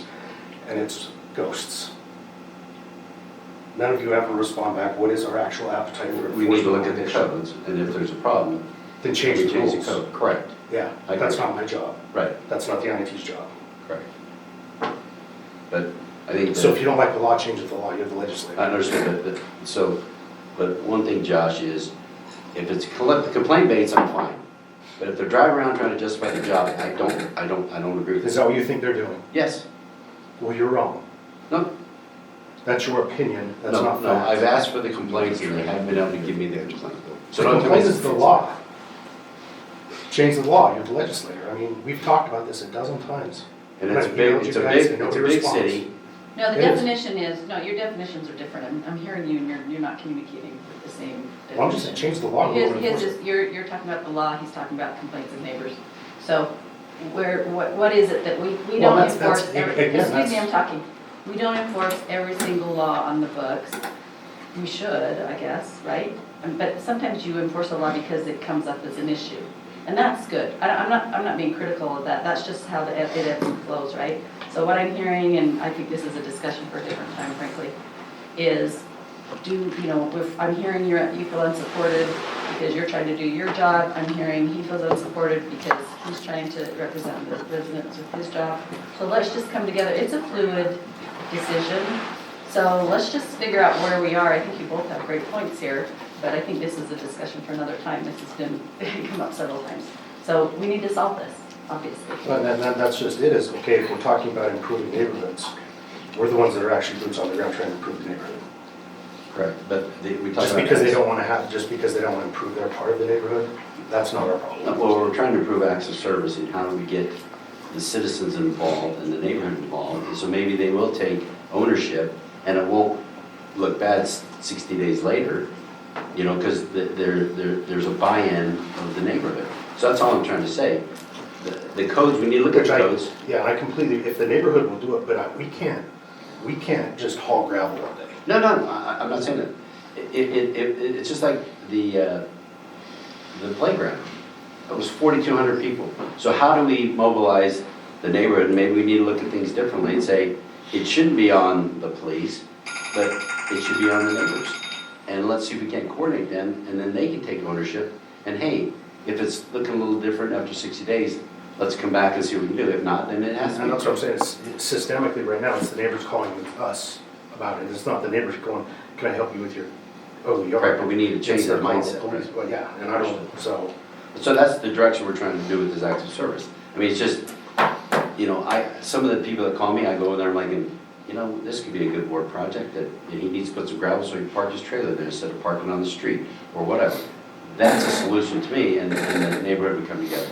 And the city council or whatever, and the executive staff maybe jumps in too and helps, and it shows it's a community, the community's coming together to help, is all. I think Pete's question was a really good one, and I think that some people probably could do that, help them, it would solve the problem, and then there's others, like you're talking about, others systemic that just are really difficult to And solve. the board's been doing that for Yeah. 12 years. Yeah. And that's a whole Every- different discussion, every but I month. think that we need to have that discussion. I think your people are in a really difficult position. I think your question is a good one, is what does the council really want to do? I don't know what the history here is, but I think it would be great to sit down and have a meeting specifically about this and say, how do we address this in a way that your people aren't in this awkward position, and then we're not feeling frustrated because, you know, we're getting complaints and we're citing people for stupid stuff, whatever. It's a hard issue. It's not an easy issue to solve. So let's bring that together then. As far as, it sounds like we need to go deeper with this conversation than we have time to right now, you know, as we're going through Ryan's presentation. So if you can put it, you know, on an agenda, because it's come up off and on over as long as I've been here, as far as the NIT team and this and that. So anyway, we need to dive deeper on that. We need to come up with, you know, a resolution, a process, a way that this works, so it works for everyone.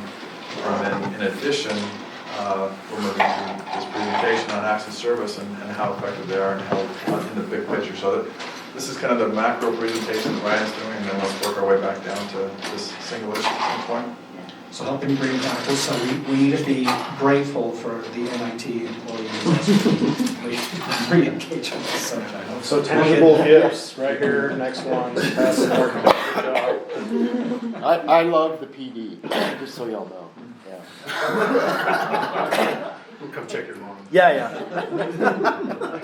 I got some weeds. So the fourth language is tangible gifts. Only 5.6% of this, of the respondents to the survey feel this is their primary language. So if you give people a lot of gifts, thinking that's the way to show your employees appreciation, you may not be making any headway with them. And that's one thing that kind of surprised me a little bit. One thing I've noticed with the Babel store and how we all have this nice like Orem swag now that we haven't really had in the past is maybe it's not appreciation, but it's belonging. Like I think people feel like more of a team when they've got the Orem swag. I totally agree. I don't think it's the gift. Yeah. Although, was it Tara Kalancha? She really liked the swag. So. Yeah, but the point is it's not being given. I mean, they're earning Babel bucks. They're being appreciated by giving the Babel bucks to then receive the gift. So I think it's completely different. Babel bucks are completely different than tangible gifts.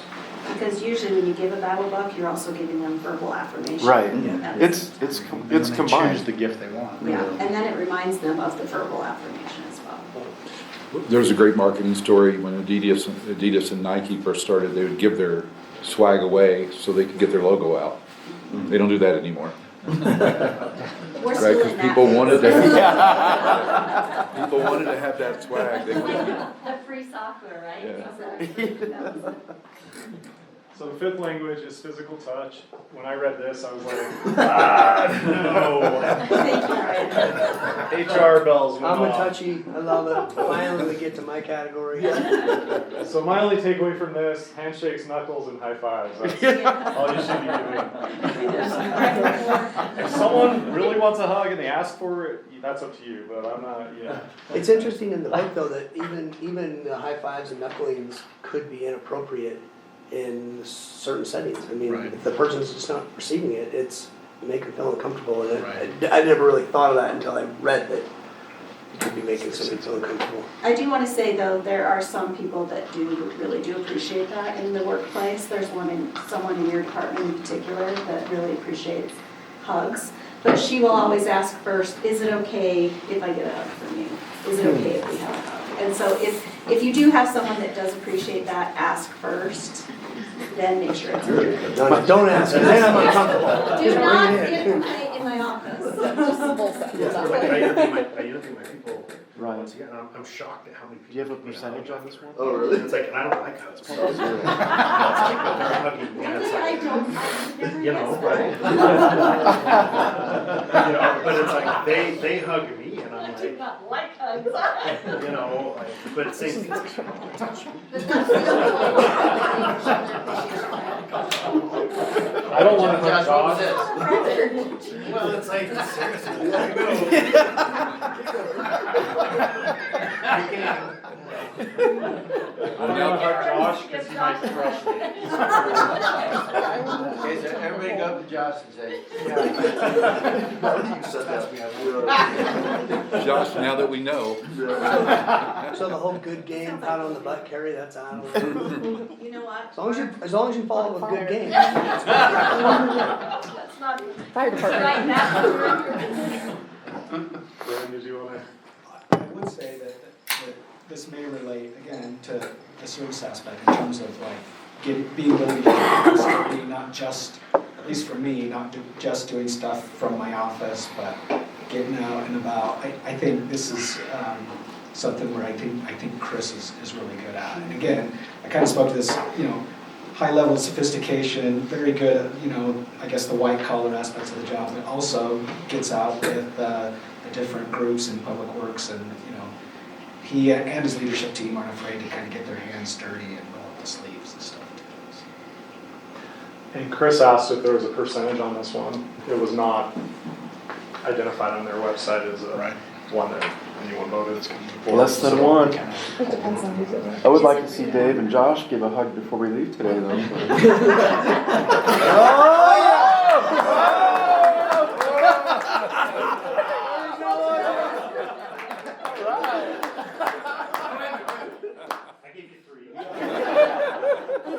I move we adjourn. I think we're done. okay, Chris, you're done for sure. Good job, Chris. Plus, he's a Raider fan, I'm a Chief fan, so hey. And you lost on Christmas. All right, I've got 3 minutes. Wrap this up. So, I didn't know what my language was, so I did the MBA inventory, which there's a code in your book. You can go on their website and do it. Did anyone else do it?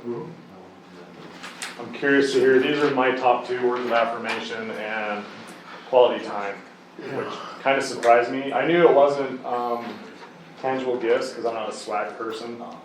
I don't like clutter, and I don't know what to do with some of the stuff. You go to a conference, I hate going around the tables and getting free stuff. It doesn't do anything for me. What's your number 1? Mine? Words of affirmation. Words of affirmation. Carrie? Same with me. Same. Yeah, but I do love swag. Yeah. Tangible gifts. And tangible. The Queen of Babel. One of the biggest things that meant something to me was back when we did Lakeside Sports Park almost 20 years ago. I was one of the surveyors on the job with Dave Lund. We did all the layout of the fields. We had to do a 50-foot grid for the grading. And when that project was done, Ed Gifford, our city engineer, took everybody out that worked. I think you were there, Chris, and took us all out to McGrath's Fish House at the time. And we had lunch, and then they gave us all a handwritten thank you with a gift card or some gift certificates to the mall. Now, if you read the book, it'll tell you that's recognition, but to me it was appreciation.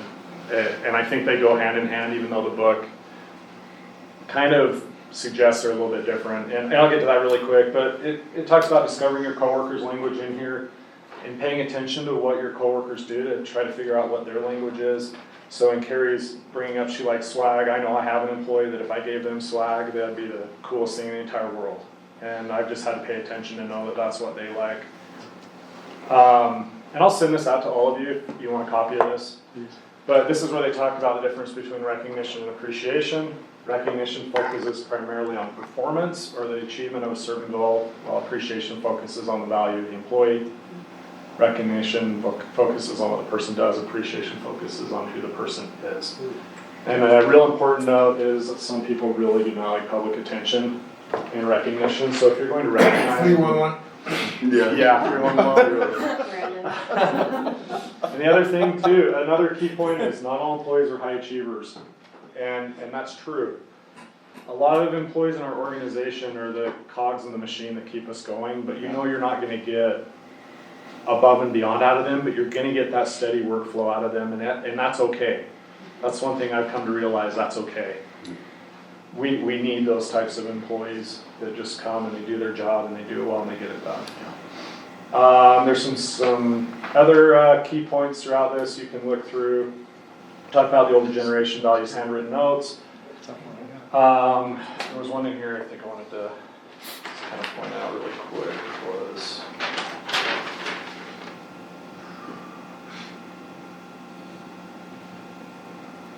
No, I was on the previous slide, but just in closing, this is kind of how the book closed out. A single act of encouragement doesn't look like it is going to change the world or make a real difference in a colleague's life. But when appreciation and encouragement are consistently communicated over a long period of time in ways that are important to the individual, the impact can be dramatic. So lots of small actions lead to a big end result. Keep this up, please. Yeah, I'll leave that up. As soon as I saw this on Ryan's desk, the example that popped to my mind, several years ago when we had a council meeting that was, it was pretty contentious. It went till 2 a.m. I was the, I guess, acting city manager at the meeting, and there were only citizens that had come in that essentially said they didn't want the city to annex that southwest area where now the current temple is. And it got to 2 a.m. and then the council needed to make a decision and respond. And at first it didn't seem like anyone on the council wanted to say anything. And then a council member decided to be brave and started talking about it. And I noticed that he was very specific and conscientious about expressing gratitude to the citizens who came out, spent the time, respected their opinions and everything. And he spent several minutes talking about that, expressing his gratitude.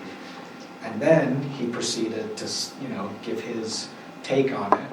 And it was, his take was largely different than the residents who came in.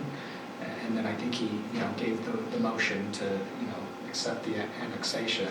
But it completely, I saw it completely diffuse, the negative emotions in the room. And then I saw that that trait or his way of doing that, it was a pattern. It was a habit for him that did the whole time. And it just made a real impact on my mind in terms of that there is a real power, like it really does make a difference to change and help things move forward in terms of expressing gratitude. Thank you, Brett. Thanks for all your participation too, I appreciate it. Thank you. Thank you, really appreciate that. Well done. Give me some swag. Give him some for his desk. Yeah. And I just want to put an exclamation point on that, Ryan, as far as, it takes me back to one of my daughters, and she was a really good athlete. She's a really good basketball player, really good soccer player, like a star. And when she had coaches who were appreciative and encouraging, I mean, she was a completely different player than if she had a critical coach or someone telling her the things that she's doing wrong without any support. And so when you take that to our whole team, I mean, that was my experience with her. And it was like black and white as far as that appreciation. Coach versus, one who's just telling her she sucks and she needs to work harder to do this. Makes a difference night and day. And I think it would go, it goes through our entire organization. So, Jesse. How long would you like me to take? Because I'm an accordion. Yeah, I'd say 10 to 15 minutes. Okay, first, Sorry, Jesse, before we go. Sure. We did schedule a closed meeting That's for 9:45.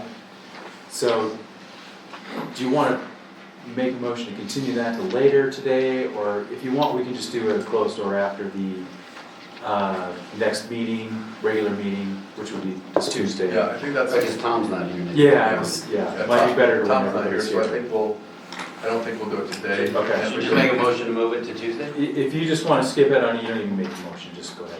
Just skip it. Okay, and then if we need to go to, so we can, that'll be a new thing. Yeah. Okay. you gonna do the motion now? We don't Do have to. we- We don't have to. If everybody's in agreement, we'll just, Okay. we'll skip it. All right, thanks for inviting me, and thanks for Tess for putting this together, and this is the second time I've been here. I wasn't hired until after the first one was completed, and last year I didn't get to sit at the big boy table, so I'm so excited this year, which means my wife has told me I act like a big boy. In fact, last night we were at Ryan's table and she looked at me and she said, "Are you 12?" I said something inappropriate or something anyway. Last year when I presented, we were talking about the change of the form of governments. And so I put the memo together, Steve looked at it, and then we presented that. And then afterwards, Tom said, so basically, you don't really have an opinion. And I said, no, I don't live in Orem, so I don't have an opinion as to what the best form of government is. And I did say, the best form of government that I found out after talking to all these elected officials is the government that the other city has, right? That's what I heard. And it's interesting, the difference, because Tom said, well, if you didn't have an opinion, what would your opinion be? And I said, if you can't fix your problems within the current structure of government, then you need to change your government. But I don't know if there's problems you can't fix. I think all problems are fixable if you have people that can come together and work together. And the difference between that conference and the management and leadership we have in this conference is night and day. And I don't know what the problems were, but the city is moving in a direction that's unbelievably great right now. And I can go around, and Pete, I mean, you've just been a genius on how you tell the city story. I mean, it's just unbelievable how you do that. The library issue, who would ever want to touch the library issue when it's in the media every week? So Bryce did a great job doing the library. I go around, and Brandon's understated, well, I'm really conservative. You don't have to say that. We know that, Brandon. We know you're really conservative. It's just your personality. And I took a tour of the waterworks when I first got here. Unbelievable. This is an unbelievable city. And I think you're going in a great direction. I think Brent is one of the best city managers you could have ever had. And I think Steve Earle probably should have been your city attorney 20 years ago. He is a phenomenal attorney. And I think he's probably the best city attorney in the state. So with that, it reminded me when I was a kid growing up. I grew up really poor in a trailer house, being raised by my grandmother, and my biggest goal was to buy a 14-foot aluminum bateau boat with a 9.8 Mercury motor, so I could go fishing anytime I wanted.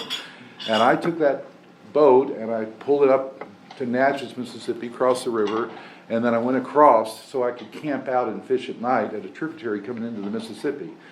Well, when you're going across the river and you're going downstream, it's not hard to go downstream. It's not hard to go the wrong way. But when you have a boat full of fish, maybe a little bit over the legal limit that night, and a 9.8 Mercury motor, and you have to go back to Deer Point, Louisiana, and it's upstream, you have to stay focused on that point or you're going to run into a sandbar. In other words, you can't look back. You have to look forward.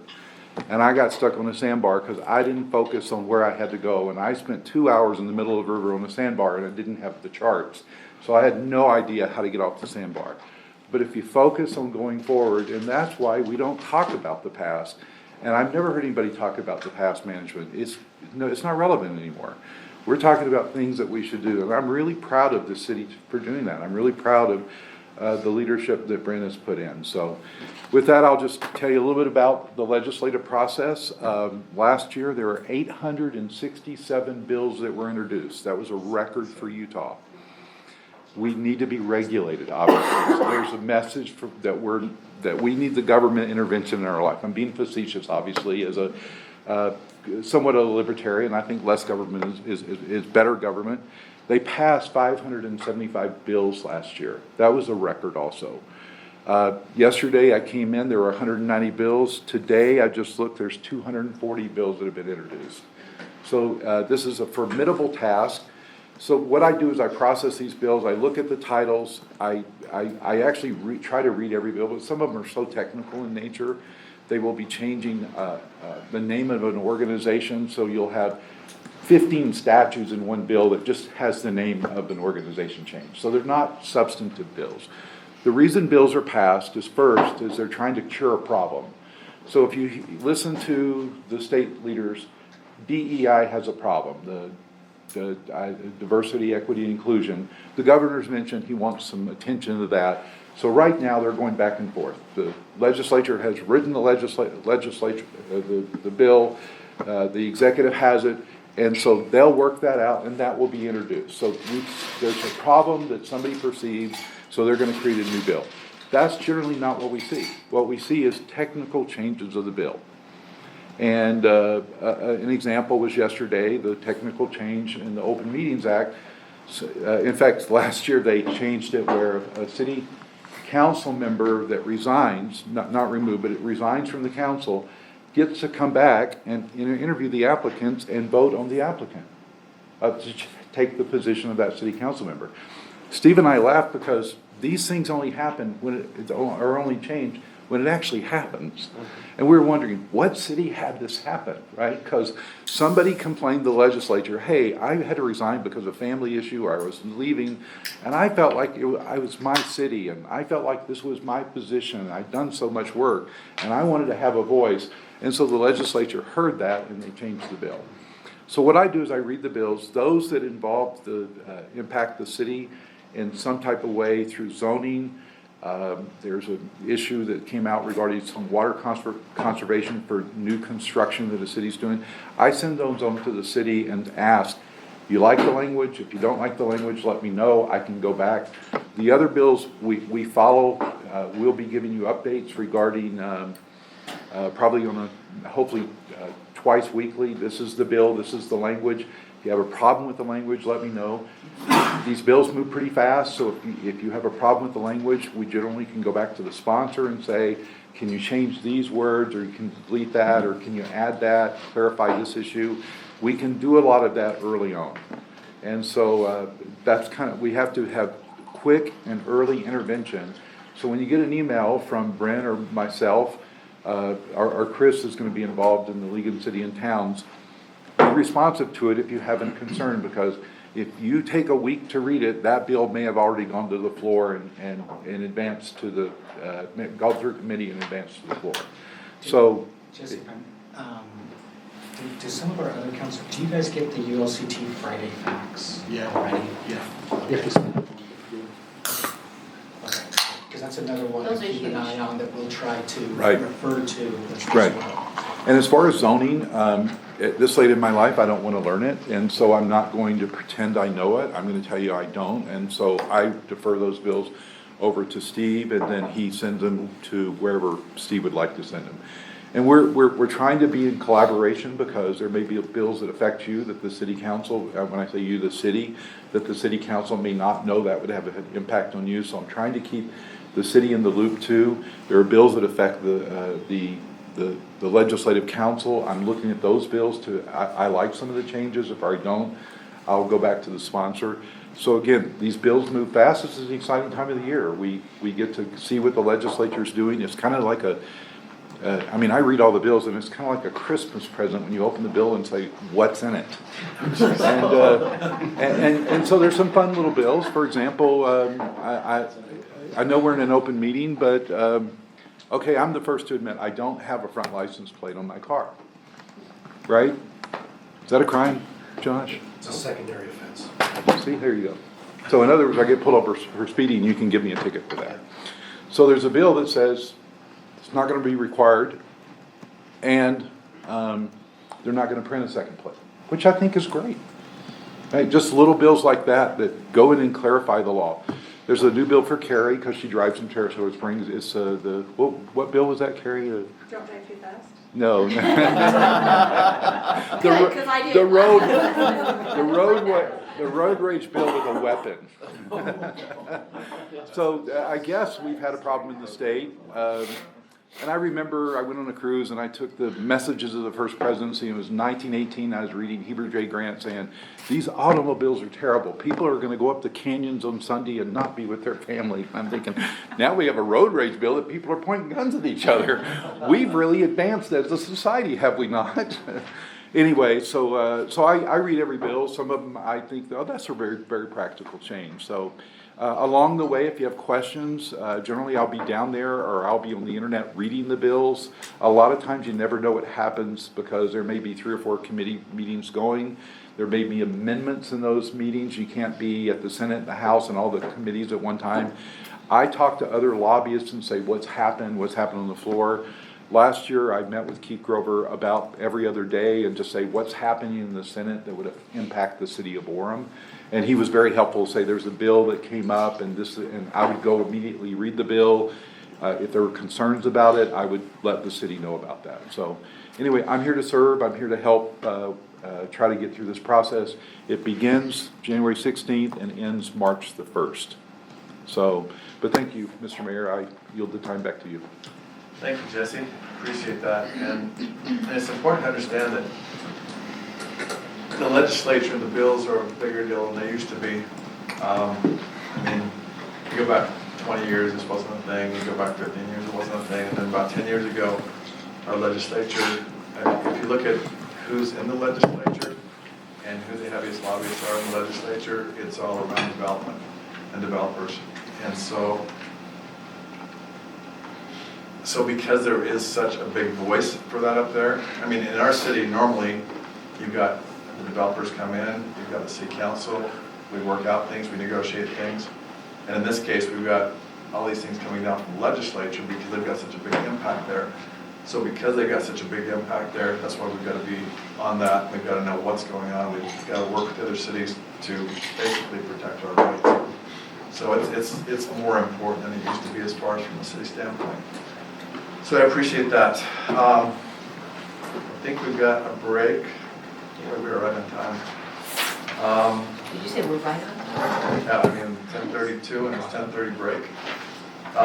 That's great. There were no hugs in my presentation. That's why. Thank you, Ryan. You missed out, man. Connection.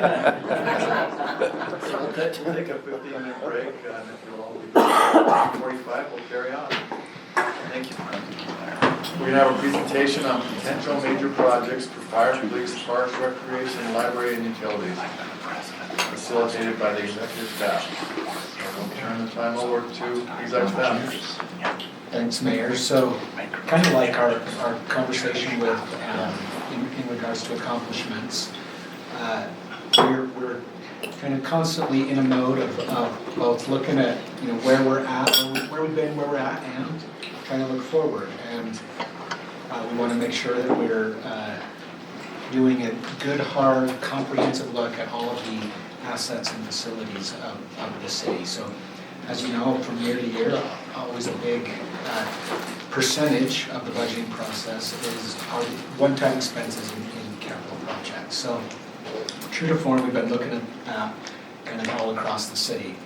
And this is the process that ultimately got us to now building a new city center and a 10 million gallon water tank. And some of what I've heard from you on the council this last year is we need to look forward. We need to have vision. We need to define that and come together as a council to define that looking forward. So that's why Pete put on there on the board. Now, all of that said, I do also want to preface with and emphasize these are recommendations. These are ideas. These all don't necessarily mean let's do them all now, but let's look forward over the next, few years and let's prioritize these and let's ultimately figure out what we can afford or how we can afford it, which will be a subsequent presentation with Brandon and Laura Lewis after lunch today. So, with that intro, Pete, let's, so the first few of these projects have kind of this theme in mind where, we talk about quality of life and providing quality of life for the citizens of Orem. And a lot of these fun projects that are related to quality of life have in mind resonating with improving ours and our residents' hearts, minds, and bodies. Soul. The soul we leave to the Church of Dave. Church of Dave. So, something that you've heard us preliminarily talk about. No, Josh, it's not the Church of Josh. Josh and Mark. Josh and Mark. Come on. That's a different one. That was John and Mark. You've heard some preliminary talks about the concept of the heart of Orem and trying to set a vision for our downtown Orem, and the heart of that, the center of kind of downtown Orem, which is basically city center to University Parkway, is around the Sierra. And one concept that probably came through the old State Street master planning process that has seemed to still kind of stick and resonate with people is the idea of an arts district and a place that is focused on the arts and bringing our Sierra Park, our Sierra Pool, Sierra Shell, and Sierra itself kind of together. And as Ryan and I have talked, the one kind of historic building that is really iconic of Orem is, of course, the Sierra Theater there. And there's tons of memories and connections to the Sierra Park open space and events there, and then, of course, the upgrades we've done over the years with the pool itself. So we've been drafting and doing work to put together a potential process to continue to flesh this out, study it out further. Ryan, turn time over to you. So let me get up. Oh, the laser. The laser. There we go. Okay. I'm gonna use my hand a little bit. Okay. So some of the thought we've had is, we'll use the laser. This house right here, the city has owned for a very long time, and we haven't done anything with it, except for now, I believe, fires training in it. The city owns this property back here that has not been developed into anything. It's just kind of weeds at this moment. We have some cell towers right here. We have a well house. We have this open space that can't really be utilized, but it is kept nice and looks good. But is there a way, the thought is there a way to take the Sierra property, which they own up into here, they own these two buildings, and long-term their master plan shows them acquiring this as well. How do we tie the two together? And we also have 720 South, which is a very low road with very low amounts of traffic. However, it's still an important connection and it feeds all of the parking for these developments.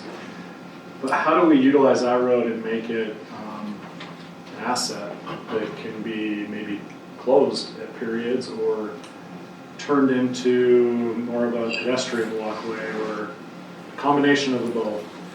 But some of the thoughts we've been discussing with Sierra is how do we bring the two together, and do we develop some kind of promenade through this area or even up through here? Do we continue to acquire properties and expand the park out? In working with the mayor over the last year as we had the retreat, we had direction to do a new State Street master plan, but we've been meeting with the mayor and discussing maybe it's better to just tackle one area now, see if it works, validates the future, and we go from there. So we do have an RFP ready to be issued that Jason Bench has been working on, and as soon as we are given the go-ahead, we can pull that trigger. And the idea is to bring a consultant on that will help guide us in the creation of this arts district in this heart of downtown. The idea would be to select a consultant that's an expert in creating these types of things and has those ideas and that experience, that has a vision. And we want it to be resident, property owner, and business owner driven as well. So not just staff deciding what it should be. Some of the considerations are, do we develop some kind of buildings in this promenade that we can have more commercial space in it, unique restaurants, art studios, entertainment, and just energize and activate the area and make it a really cool place that people want to be. Hey Ryan, wasn't there didn't we do a study before my time, a consultant or something like California did something like that already or no? We had a consultant, well, we've done a couple of things over the years. Laura Lewis back there did a study for us on the arts and the economic impact to the city. When we did our economic strategic plan, DPZ out of Florida was part of that. They did some mock-ups for us, but we never really got into it in this area. Okay, all right. Down around UVU we did, also the Wedge, the industrial area by the freeway. Those were some mock-ups and some concept art done. So some examples that Brandon and I have been paying attention to and that have been brought up is Gardner Village in Salt Lake. Gardner Village, we're more talking about this portion of it here. All of Gardner Village is 19 acres, but the village itself is 9.5. For anyone that's ever been up there, you're very familiar with it, I imagine.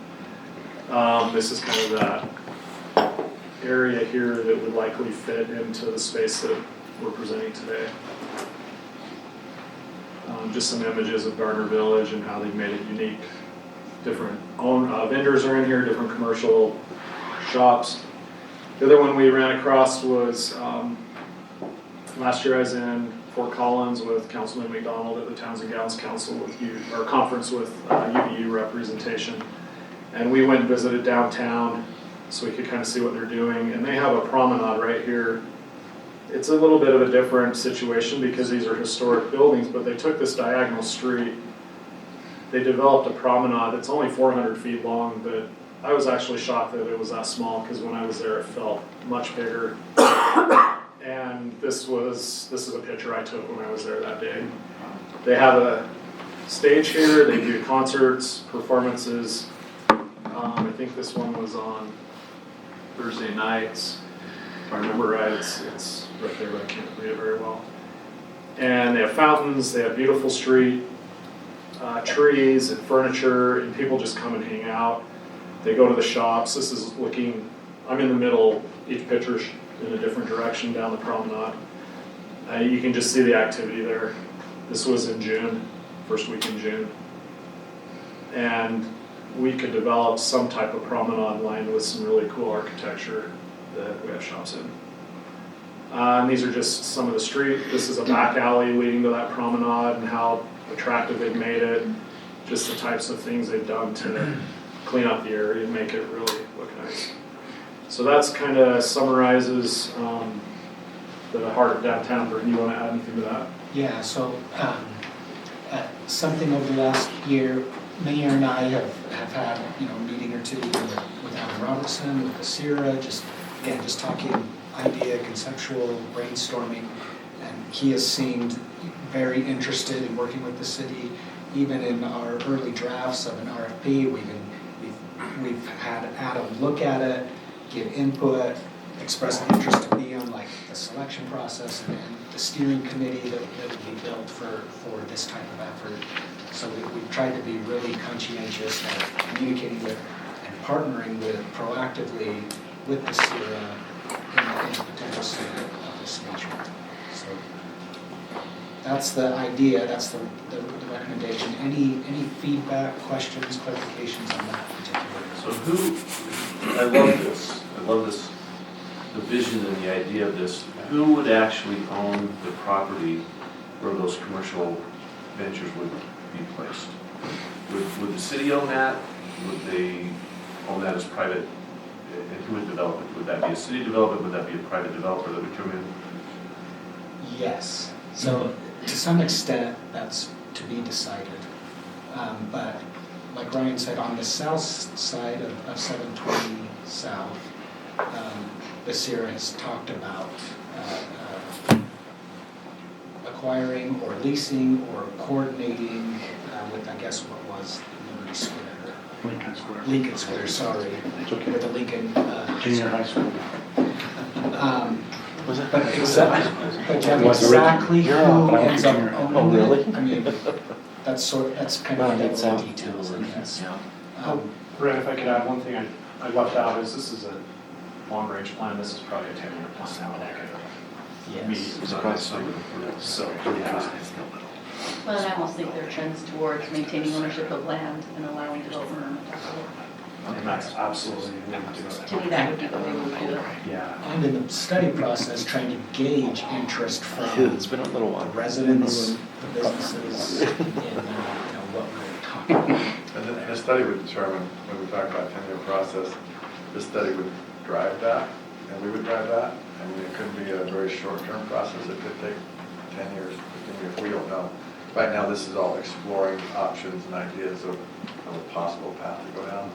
And, frankly, I have friends, the Gardner Village Halloween celebration, it's a yearly family event with the mother-daughter, So I would love to have something like that here. I mean, we have the population to sustain it, these friends are going up there, let's leave them here. Let's bring those celebrations here. And that's a great spot for it too. Yeah. That's one of our prized Orem things. I think if we could make the most of that, I'd love this idea. And we're coordinating this we're exploring this, we're looking at this, but we're also looking at in the context of State Street, because there's a bigger plan towards State Street, but you're kind of taking it a bite at a time and figuring out as you go, but we're just trying to look forward and see where we would be, but it's very involved State Street plan. Thank you, Mayor. So to that end, and again, the recommendation is that we do a study and envisioning process. So part of that would include visiting concepts that could go into zoning or I guess the title of the properties that then could be considered, essentially having it be like a beta test if you will, or a model home to be considered elsewhere along the State Street corridor over time. So, Love that forward thinking, thank you. I think it's an awesome, it's a long time. And that's a great concept and a great area to start the development and maybe learn some things, what to do, what not to do, is that experience through the rest of State Street. I mean, the Sarah owns a lot of the property as it is. That's probably. And I really like the direct, because I think a lot of us ran on supporting Sarah as the jewel of our community. And I like, some of the things that I heard when I would speak about that was the city taking over the Sarah. I really don't want to do that. I really like this supporting Sarah in their endeavors and creating, like Jeff says, we're the support here. We don't want to infringe on the great establishment that they are now. Well, I mean, this Sarah has that 99-year lease, so it's not like we can take it over anyway, so. Well, but there was push. Oh, no, We're there's push. directing what was there. Correct, make fixed seating and stuff like that, which. Yeah, there were pushes to basically incorporate Sarah into one. But our current thinking is that a lot of the benefit from the Sarah is because they are independent and they've got their own autonomy and they do their own thing, and then we can support and work with that because they do a great job of what they do. So that, I think I see head shaking, yes, Yeah. That's the messaging that we want to put forward, I think, as a council. The idea was they wanted, the city wanted to fix seating in the Sarah, and if that would have happened, they'd been out of business because of COVID.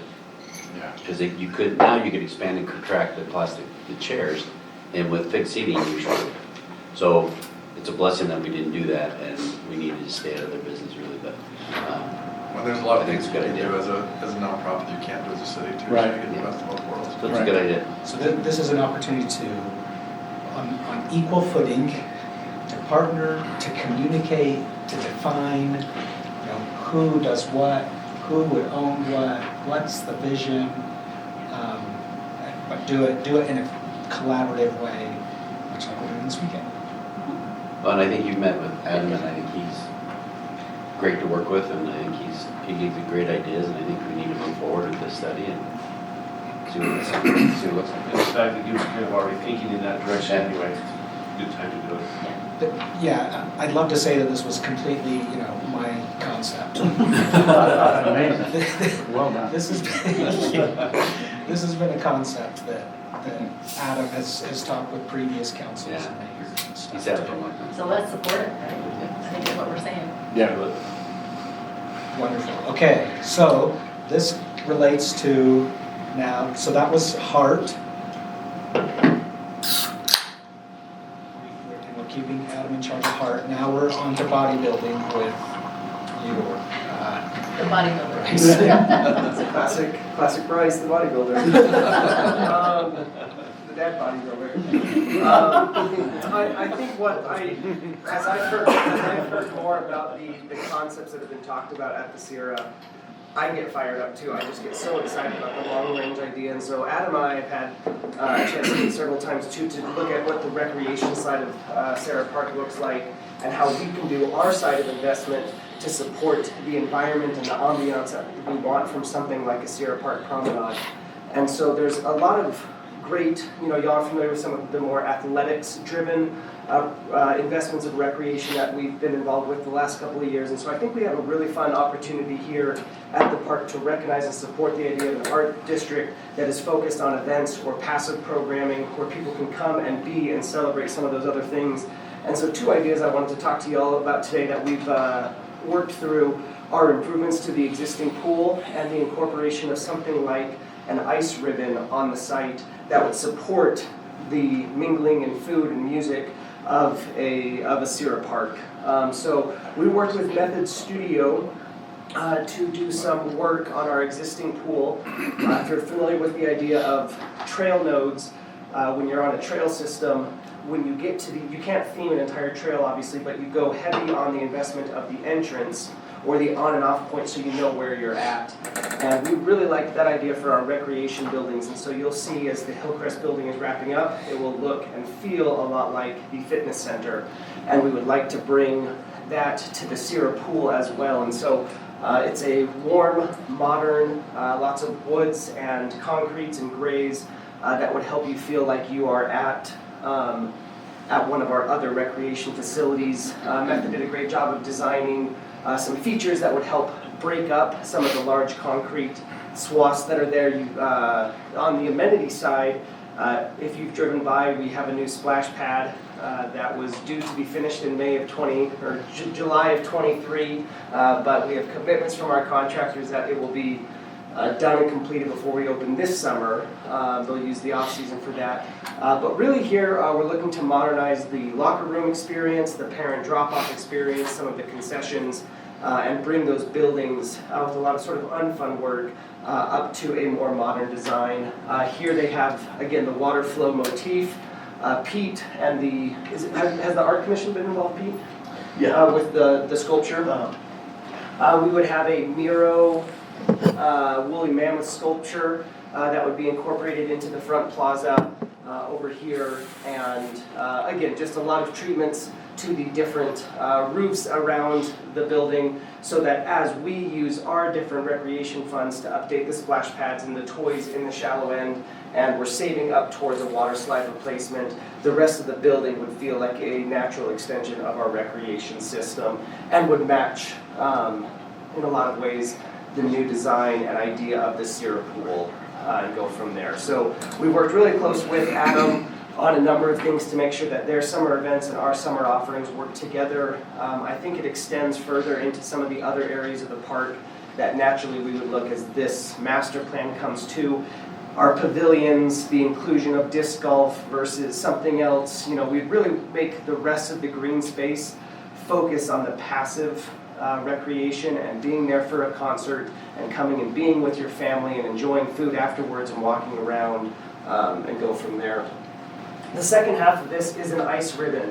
What I really like about ice ribbons is they have a year-round use. One of the best examples of that is in Harriman. This is just out front, the Crane Plaza is just out front of their city center.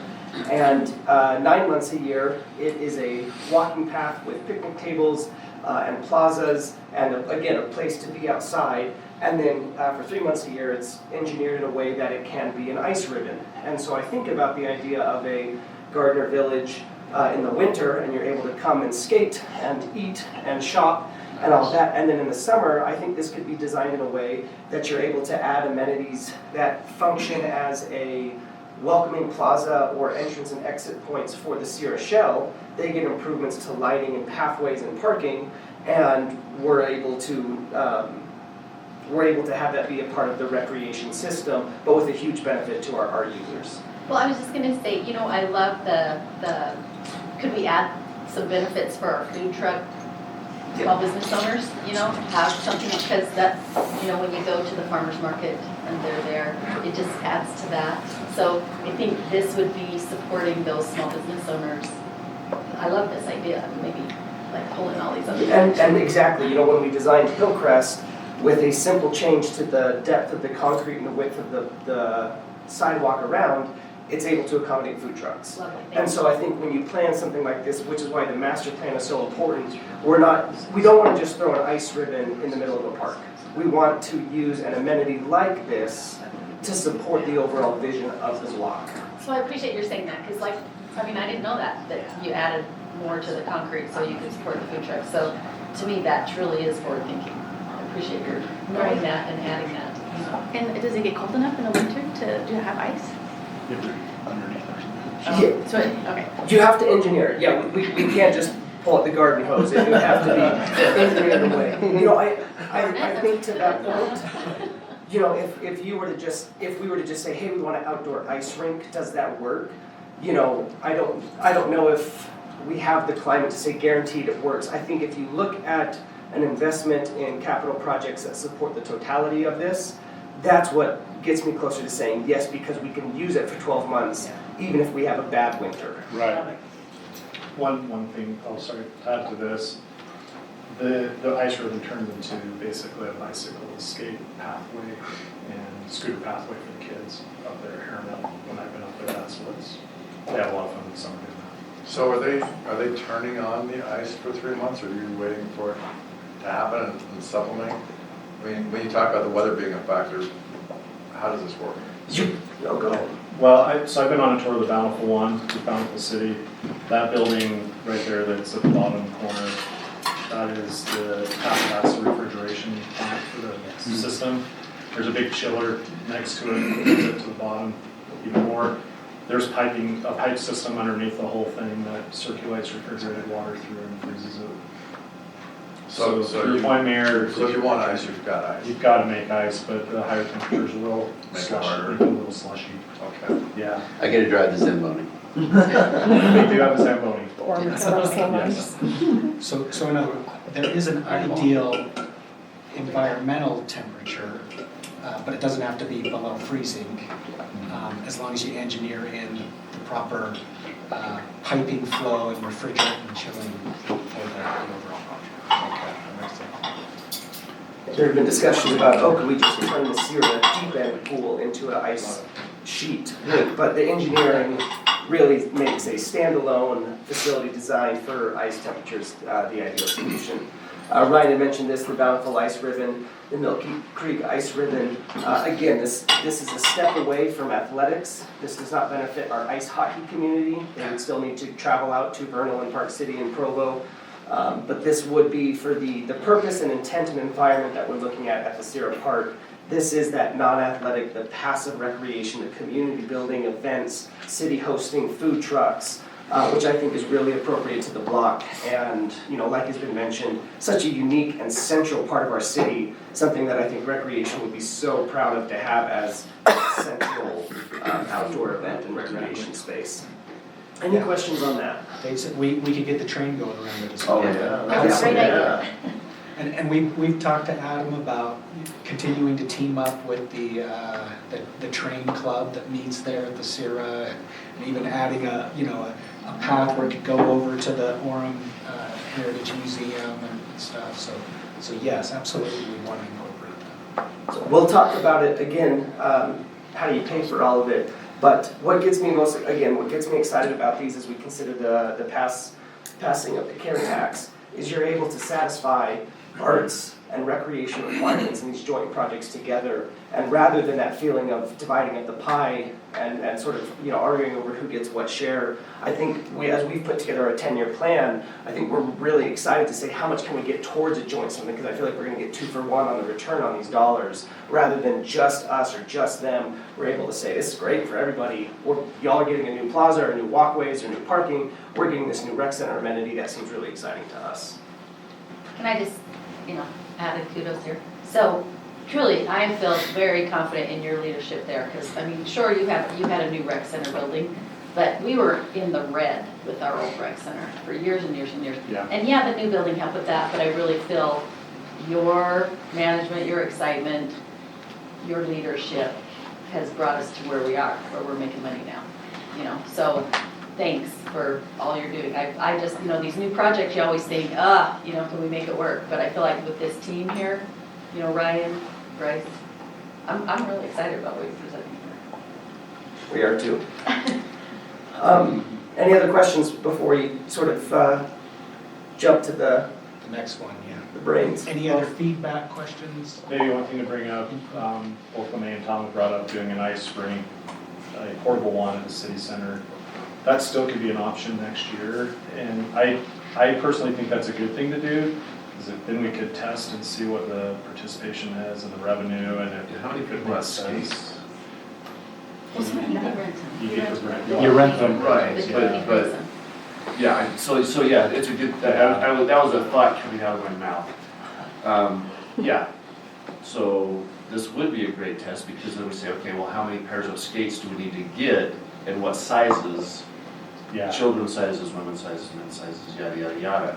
That's a great test to kind of see what the Flesh interest out is. our pro forma. Yeah.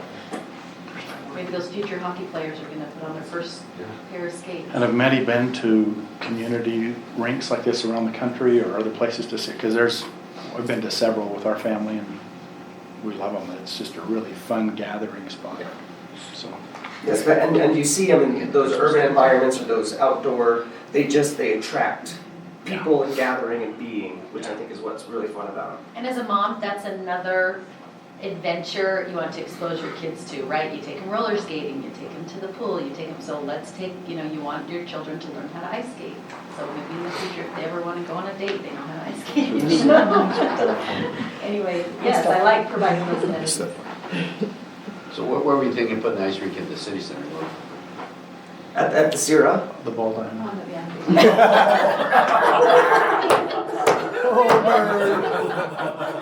out, Chris. Yeah, hug it up. Time for a hug.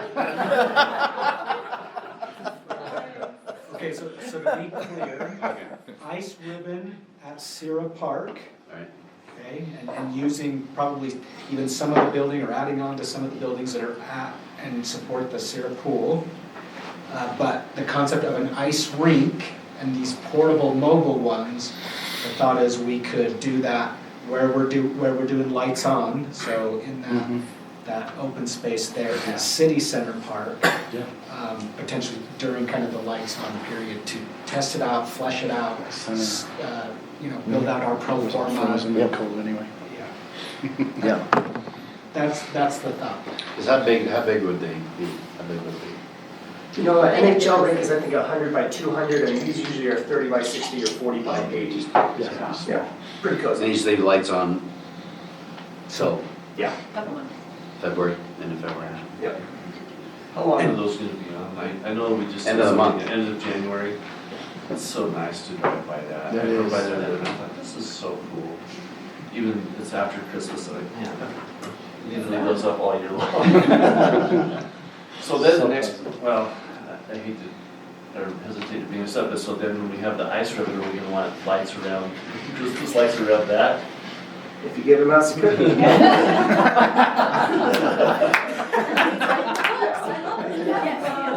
Yes.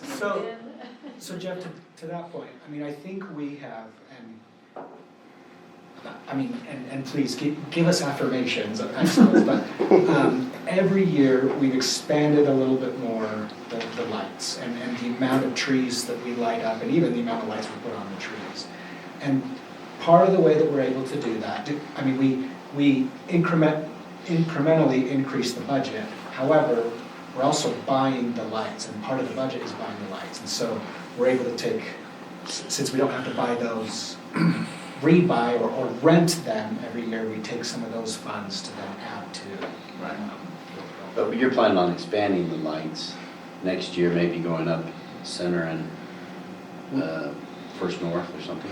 Yeah, so as you know, Dave, we'll be planting in 1.5 times more trees when our new city center is done and the parking lot is done and everything, compared to what we had before. So we will have more trees to put lights on. And then we're looking at doing the snowflakes, and what that cost is down State Street to make it more festive instead of just block, right? Yes. On the hanging lights? Yeah, on the lights. Absolutely. Snowflakes. That'd be nice. Oh, Chris is doing that, right? I don't know what Springville did it, and it looked really nice, so if you had it all the way down State Street, I think that would make it a little bit more festive. When I present the street lighting fee, I'll just remind you of that, okay? I asked you for the cost. Well, there's a will. Well, where there's a will, there's a way. Well, we're giving something a cookie, right? Yeah. I'm gonna bring that book to your house. To move my cheese now. Okay. I think our goal is to see the city center walk for space.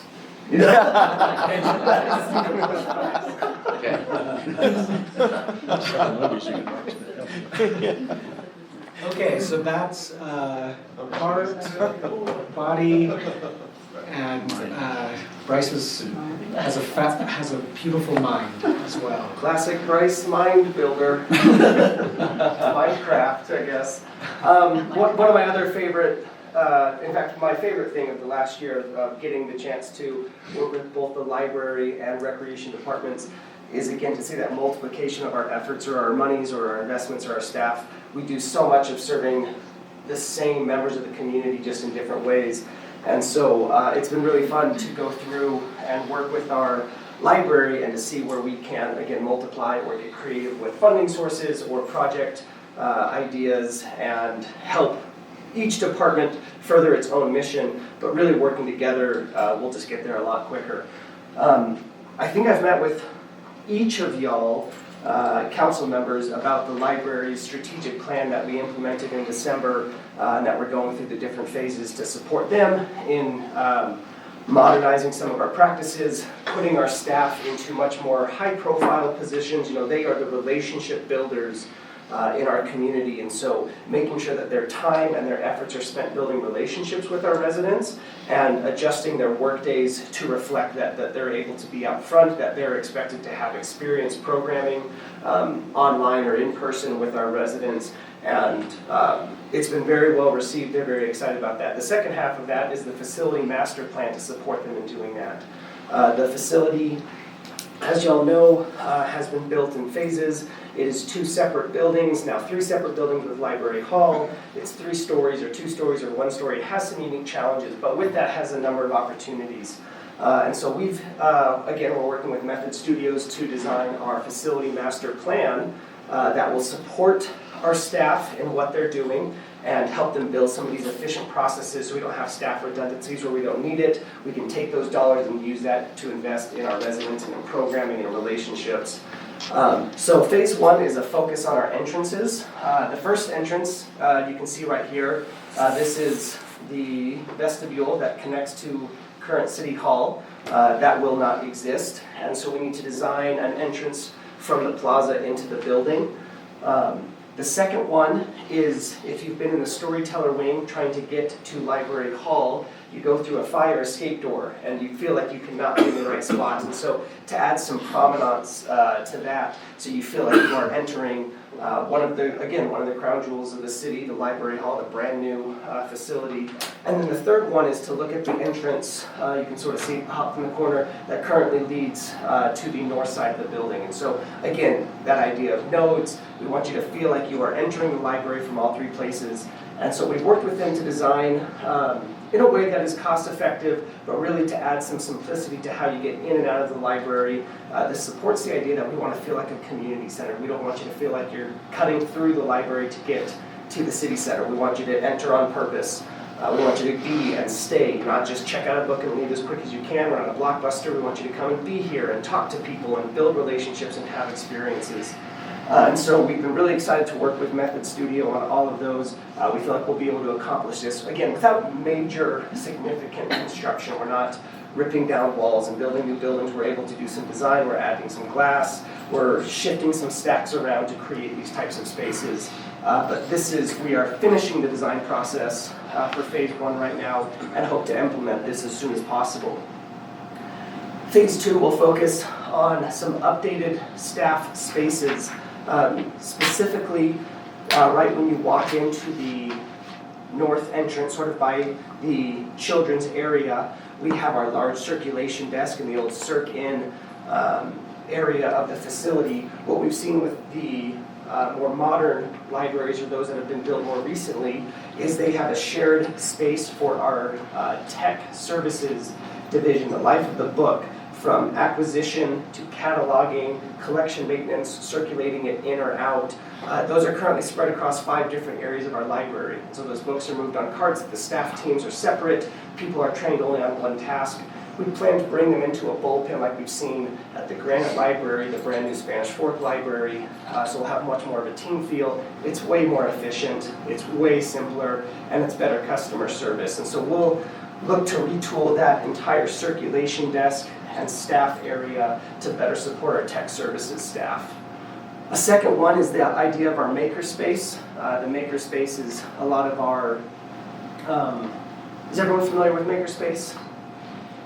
So Tell everybody what it is. The idea of the makerspace is you can come into a library and you can use a Cricut machine, you can use a laser forge, you can use a lot of computer software and video editing and podcast equipment. And sewing machines. And sewing machines. Crazy cool. 3D printing is huge. This is an incredibly popular portion of our library, and it's I would say, one of the new emerging fields of library services. And we currently have it in our basement, in this room right here. So you can see that we can accommodate about 4 people at a time. And so we would look to swap our space in the library and move that to a much more prominent and large and technologically capable area, so we can be bringing in our youth groups, we can be bringing in schools and our homeschool and our charter school groups. We'd be able to run community classes, bring over our friends from the Senior Friendship Center and let them come over on a Thursday morning and have the space to work and operate. In addition, on the upstairs of the children's area, we look to take one of the nooks and turn it into a junior maker space as well. And so supplement our story times and our craft ideas and some of these, not just come and read or come and be read to, but come and do to support the reading that you're doing. Bryce, where would you put the new makerspace area? Right now, again, working with Method, we plan to have it all finalized, but we have proposed on the upstairs by the admin offices, on the south building for the full makerspace, and then upstairs on the children's area for the junior makerspace as well. That glass overlook area, there's that little cutout. We have it back over there. And then a future teen area as well. Every library is currently equipped with a space that tells these teens they can come after school and be there and hang out. I've seen it done some great ways in other libraries. We've seen some poor examples as well, but we feel like we've been able to see there's a lot of great ways to suggest age-specific areas rather than put up more walls, but we can suggest it with furniture and programming and everything like that. The final one of the library facility master plan is to leverage those outdoor spaces around and in between the buildings. There are 3 courtyards, a lower, a middle, and then the upper balcony of the children's. We're, again, working with Method to design a library park that focuses on passive programming opportunities. And so we would landscape and redesign it in a way that encourages you to be there with your family and with your books and to be in the space. We've talked community and demonstration gardens, indoor and outdoor greenhouse spaces. We've talked swings, not like swing sets, but like porch swings where you can sit and read in the shade of those big mature trees that are out there. Make it far more accessible from the street down to the courtyard area. The vestibule that will face the main plaza would have a semi-private outdoor reading space as well in between that and library hall. But we really think the blending of the library as an indoor-only facility into an indoor-outdoor community space, again, parks and libraries blending really well together, opens up funding opportunities. We have a wonderful park staff that is already equipped and ready to handle these types of things, and so we design it with them in a way that provides just a lot more experiences at the library so that you can come and stay a lot longer. Thanks, Bryce. So maybe just to kind of wrap this up, I don't recommend watching Parks and Rec. I can't watch it. Sometimes some things are You used to love it though, didn't you? so some things are a little bit too accurate sometimes. Well, one thing in there is it has some funny mockumentary interaction between library and Parks and Rec. And you know, historically, there's potentially been at least a perceived and/or actual sense of competition between maybe library and Sierra. What I love about Bryce, about the vision that we're talking about is, and you know, Bryce used the term 2 for 1. I think what we're trying to propose is, rather than competing with each other, we're coming together to get 3 for 1 by saying, look, we're not competing against each other if we're trying to address quality of life with mind, body, and heart. We're trying to bring those together. There's a place for all of them, and we can synergize together and provide these amazing quality of life features for everyone. And there's a place for it. There's a market for it in a collaborative, team Orem sort of way. And let me just say what's exciting to me about this, and that was a great presentation, Bryce. Well, what's exciting me about this is in government, in a lot of places, things just get stuck. I mean, you do it the same way now that you did 10 years ago or 20 years ago or 30 years ago, just because it's comfortable and it works, and it's just stuck, and it works good enough, and there's nobody pushing to change anything. But that's what we're really doing here in Orem, is we're taking these things into the future. And Bryce is doing a phenomenal job to take a boring old library and take it into a dynamic, progressive, amazing asset for our community. And so what he's laying out for you is revolutionary, and it's taking best practices and it's taking the very best that's out there, and that's going to be overlaid on the Orem Library. So it's exciting. And I'd like to add to that, outstanding job, by the way. I think it's awesome that we're using the stuff that we have already and we're just making more of it.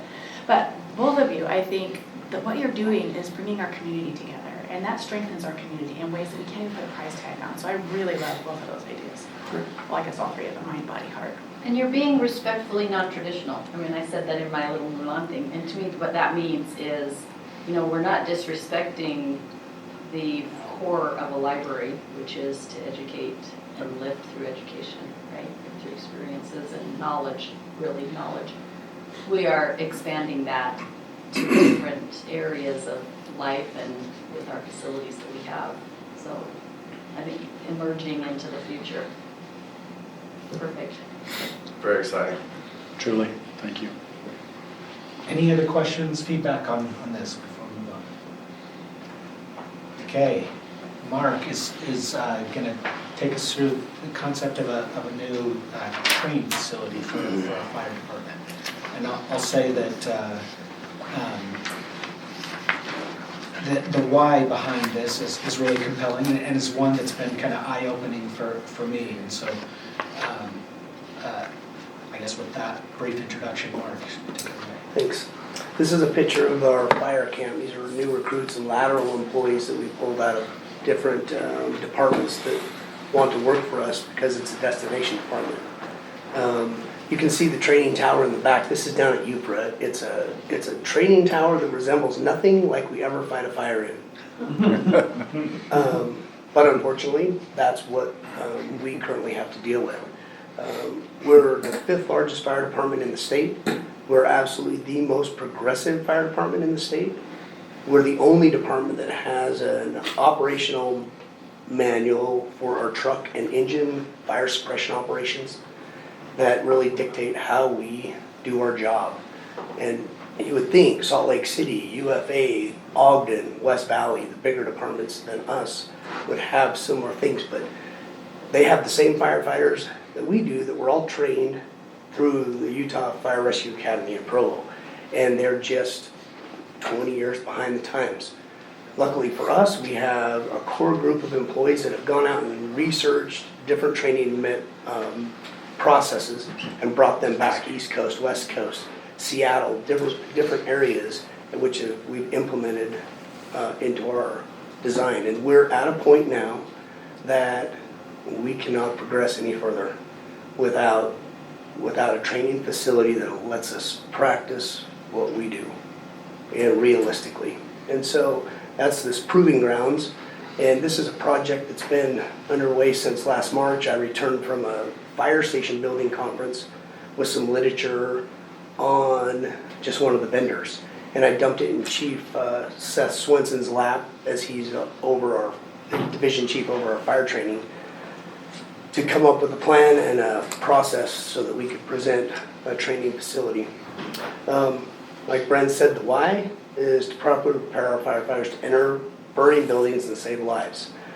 This is a picture of Tim Hope. He's got 2nd-degree burns on his right arm and his face. And this is a result of really the procedures that we follow, the techniques that we do, where because we don't have the facility to develop the muscle memory with our training operations, he made an error with his partner inside the building, and luckily for us, he survived. They both bailed out a 2nd-story window, and but received burns from this injury. And a simple error, they didn't close the door behind them as they were searching, which then allowed the fire to just flash and come up the stairs as they were trying to exit, and got themselves burned. So this has really pushed the need to have the facility to train the way we actually function day in, day out. And it has to be real life. I mean, we take advantage of every house we can get into, every building that is going to be torn down. We've worked with legal to develop a packet so that we cover all of our bases, so that when we train, which we train every single day, we train as realistic as possible. Yeah, it's really just a matter of what we do is we save lives, and it sounds dramatic. It sounds dramatic when it's explained, but that's exactly our whole process. If you expect us, our residents expect us to show up at a fire and go into that house and get somebody if they're still in there. Well, I'm telling you that we're the only department that does it. Believe it or not, wherever you live, Pleasant Grove, they're not coming in my house to get somebody in my family, because they don't have the technique, they don't have the training, they don't have the manuals, they don't have the direction that we provide. And so when I tell you that we have the best people with the best processes, it really is true. And we should be really proud of the department for what they are able to accomplish. Mark, do you think the citizens of PG know that? No. Oh, absolutely not. Because, I mean, if the word gets out, everybody's going to move to Orem. Well, I mean, for 30 years, I told Jessica, if something happens, you don't call 911, you call Station 2 in Orem, and that was before the Linden station, and we just expect them to respond. And they deliver a great service for one call. That's it. They can't handle multiple calls because of the lack of resources. But I mean, I didn't know that's amazing. They won't go in to save somebody. well, they don't have the ability to. Yeah. I mean, the training and that comes out of, I mean, it's at the front door, 2 people on a hose line, where our guys are going in back windows into rooms that aren't on fire to then search to the fire to get people out of the fire smoke environment. 20 years ago, the city purchased this property, 1600 West, 1300 South. So if you're westbound on University Parkway, over the freeway, across Geneva Road, down into that industrial, then you can make a left-hand turn onto 1600 West, takes you down to this 3-acre parcel that was originally bought for Orem Fire Station number 4, which we all shook our head at the time because it made no sense to put a fire station in the southwest corner of the city with, a 45-degree angle response where you want a 360-degree response from the fire station. Luckily, we hung on to this property because it's the perfect location for a training facility. It's zoned properly. The property to the south has some form of legal protection. Agricultural protection easement, Yeah, thank you. So that it won't be developed and, unless the owners decide to remove it. okay. That's the only way to do it. And you can do that? I mean, unless they. They have no intention to right now. But I mean, usually they do a conservation easement. So there's a difference between a conservation easement and agricultural protection. Okay. So, yeah, they could change it if it's just an agricultural protection. One of the benefits with this property is we've looked at making sure the zoning fits because our intentions, I mean, we train every single day. This isn't a training facility that's once a month, every couple months. This is a training facility to be utilized every single day, which also will allow us to burn, which creates the smoke. And so based on the environment, the industrial setting, it just makes more sense than trying to put a training facility on Center Street or, 800 South off State Street or wherever a property is that we can find. So with that training facility, would that be a destination that other fire departments would use, which we could get a return on investment, or? Yeah, we've talked about different processes right now, incorporating different regional training and even national trainings to come in, and we're currently working with. Well, Orem's not a destination now, would it? Oh, this training facility, as I get into this, it actually puts other training facilities to shame, including Salt Lake City, which What's our is cost our now? capital city. I just wanted to comment though, while that may be the case, we don't want to necessarily focus that that's a given. Right? Oh, no, I mean. Monetarily speaking, or We need to save lives, and that's what we do. bonus would be. Orem does it first, and Oh, we yeah. see what we can accommodate. Absolutely, no, I get it. If we can't fill the schedule, then maybe we fill it with other. Yeah, one of the huge benefit is the national training that we're currently, I attended a training up in Seattle with 6 guys. I mean, it cost us almost $15,000 to send the guys to this training. Well, with a facility like this, we can host that training here where our guys get to attend for free, and then other firefighters from all over the country pay to come here. So those are the type of conferences where I think we see a little return on investment. Yeah. So is the building, are you building a fire tower like Salt Lake? Yeah, I'm gonna show you right here. Oh, This is just sorry. the proposed facility layout. There's a building that's a classroom component, and then there's a couple of fire structures, drive access, fire hydrants, and all this is currently in the works. So I think what we're saying this is a Orem first facility. 100%. This is for Orem. But if we have opportunities to monetize it, we will. Yeah. But we can't really count on that in our pro forma as far as. Yeah. But we obviously will do that, and we think there's a good chance we can do that. Yeah, I don't want to try to sell this or push this over on the council that we're gonna make any money off of this. That's not the intent. This is an expense for us to be able to do the job the way we need to do it. And I mean, honestly, Real quick, we have a firearms range that would operate basically that operates on the same principle. We use it about 25% of the time, and it's farmed out to all the way through the FBI the rest of the time. We charge them a nominal fee to use our range, and that's basically the fund we use for maintenance, upkeep, etc. So it's not, we're not charging them, it's not a business, it's not profitable, if you will, but we don't pay for the maintenance of our range, everybody else does. You're making it self-sustaining. So it's really more cost savings and Long an term, offset to the operation. you have Provo, you have American Fork, Lehigh, that all have training facilities, but they're just not realistic. I mean, Provo, you've seen their cement tower behind their Station 4 across from University Hospital, or Utah Valley Hospital. There's nothing like, you don't fight a fire in that. Single room, 3 stories, all cement, it just doesn't make sense. So you can see how we're utilizing the space, created a gravel space, the rest will be cement, that we have the ability to expand additional props that over time, or additional like the little cargo, what are they? Containers? Yeah, those kind of containers to do different type of operations, but this proposal's the bread and butter. How many does your training facility you're looking to have in there to train at a given time? Like trainees, how many will it hold in the building? Oh, I think our classroom's set up to, I want to say it's 100. Oh, nice, good. I mean, we can host a big conference or the That's entire nice. department. That's perfect. Love Yeah. that. Mark, Yeah. can this facility serve as kind of a mini station? Like, would you respond out of this? No, that's not our intent. No. We have built in base space, just because that's one thing we lack is apparatus with buying more vehicles, and just, we don't want them sitting outside, so we've done that. We minimalized the building, so it's a shell versus full structure, just to get them out of the weather. So to that point, Pete, part of how that conversation, I think, has changed over time, because Chief Sanderson was saying how originally it was purchased for a station.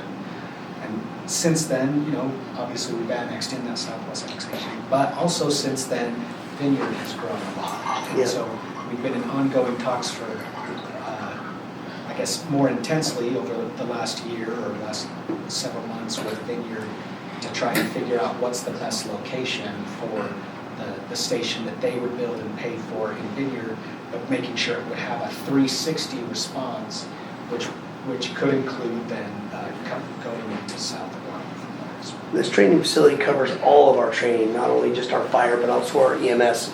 There's actually a built-on component that is essentially the back of an ambulance attached to the building, to where we actually go in and run patients through our ambulance and do real live training, not only from the fire side with the towers, but also our EMS components. And I'll say Linden, and even the location of the Linden Fire Station takes advantage of that same concept as well, because obviously it's faster sometimes for those firefighters to respond to North Orem than it would be for a different station, Orem, to respond to. So it's being looked at globally, and ultimately whoever can get there quickest will be the one responding to it. This is kind of a breakdown of the classroom. You can see it's a large classroom setting that can be divided into breakout. It also has a kitchen facility, a couple of offices, and then men and women showers that are accessible from the outside, so that we're in the toxic environment. We have the ability to go in without walking through the training facility, shower, clean up before we drive home, or do those kind of things to protect ourselves and maintain the cleanliness of the facility. And then that's a picture of the additional bay space that's attached to the building. EMS training. So this is a picture of the structure, one of the structures. It's called the Commissioner. They all have different names. We actually, to finalize this project, we actually are taking a couple of our cadre members and Trevor Bell in 2 weeks out to Denver to tour this facility, just to assure that as we put the final stamp on all of that, we dotted the I's, crossed the T's. We've talked with people that are working in them currently, just because we just don't want to leave anything out. This is our one opportunity to do it right. You can see the design. I mean, you have your high rise, you have your apartment setting, you have your garden style, you have, I mean, everything that we are going to fight a fire in Orem is built into this structure and then the next structure. All the rooms have the ability to have live fire up to 1600 degrees. We can ventilate from the top, which is our part of our operations.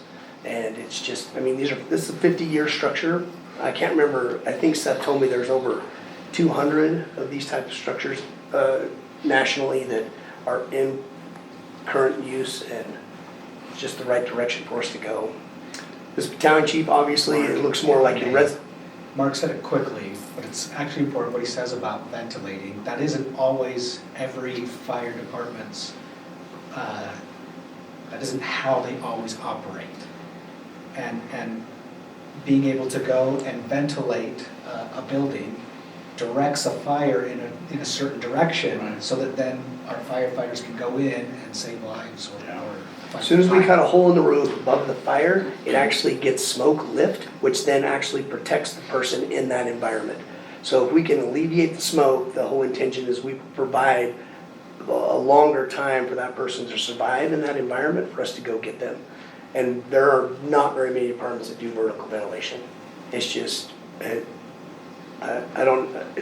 the lack of training, the lack of understanding. Being up on an icy roof and cutting the cutting a hole in the roof. I joke all the time, our guys are so aggressive that if you have a medical call, they're probably cutting the roof above the kitchen because you're having a seizure in the kitchen, just to get more oxygen to the patient. I joke that all the time.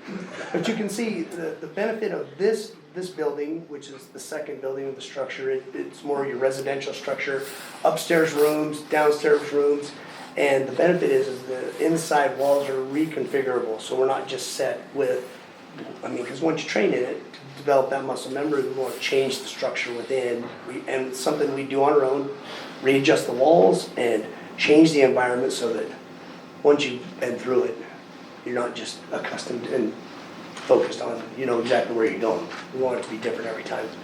So, dumb question, but is this something that the police department could benefit from as well? I mean, I know that they're probably wanting to have different experiences in different room. Less changes. fire, but yeah. the real Not estate. fire, but public safety. No, absolutely. So, and one thing to add to that is I was on a commission about 5 years ago for UVU. Provo wants the U for a property back. They own it. And so there was okay, can we build a joint public safety training facility based out of UVU? And we went toward facilities across the country and whatever. And it came down to, who wants to basically piggyback on the costs? And everybody basically punted it. And so that's why something like that doesn't already exist. And that's why we've got everybody using our facilities like our range and things like that. And so, yeah, it's a, I hate to call it a flaw in Utah's mentality sometimes when it comes to these kinds of things. It's like that forethought thing that's never really been there. And so now it's crunch time where, I don't know what UFO's timeline, they want, the Provo wants their property back. And, they're looking for it. So, this is stuff where, as far as being used plenty by just our own people. Yeah. There's components, when we're, a lot of the rooms where we're burning, we wouldn't want the police officers in there, the carcinogens they'd be exposed to, because they're not wearing the breathing apparatus and those type of things. But there obviously could be components, and that's something we work closely together on. Mark, can you talk about the construction materials then? Are you gonna be able to burn it down, you have to rebuild it? Or No, is it it's all protected within, so we can burn up to 1600 degrees, which is, we would never get that hot. But without warping walls, without destroying the property, and These are small fires though, correct? Like pallets is what you've represented to us. Well, and furniture. Yeah. Seth's a master at ripping stuff from DI and burning it, so. But you're not like igniting the whole building, this is localized in a specific room. And we actually control the heat. We control the heat with ventilation at the top. So as soon as we pop that vent, simulate ventilation, then it lets all the heated gas go and protects the interior It's more structure. realistic to what you're dealing with. Yeah, day in, day that's out. exactly what this is. This is the bread and butter of what we do with these two buildings. It allows us to deal with Midtown 360, our garden style apartments, any high rise that comes, and it's such a thing that I don't know why it's never been a priority. And it's probably just been because UFRA and Utah Fire Rescue Academy just does it one way, and Orem's got by for so long, but now having the processes in place and the people we have in place to take our service to a whole new level, we can't do any further, we can't do any more without this. And so that's why it's become such a priority. Again, in concept and kind of in summary, it's difficult to keep your people safe and yet provide a realistic opportunity to train to them so that they can respond in the best way possible to enter in a very unsafe situation to save lives. That's hard. And so some of this stuff, these facilities have obviously been developed over time so they can provide that solution, that scenario. And then for us to go tour them to see and talk with the training officers in Denver just to make sure that we're not missing anything, that the money we spend is well thought out and spent appropriately, because I feel like we get one shot at this project, and so I want to do it right.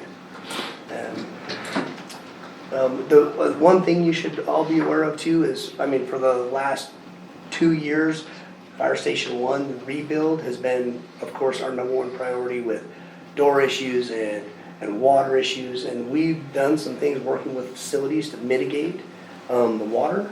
And we've got a commitment from every single person on the department that this is the #1 priority. And the thing that I appreciated that came out of the meetings that we had with each crew and platoon was that they put the service they provide to the citizens above their own living quarters. That was my question. Because they feel this is a higher level priority than what they currently live and sleep in every day.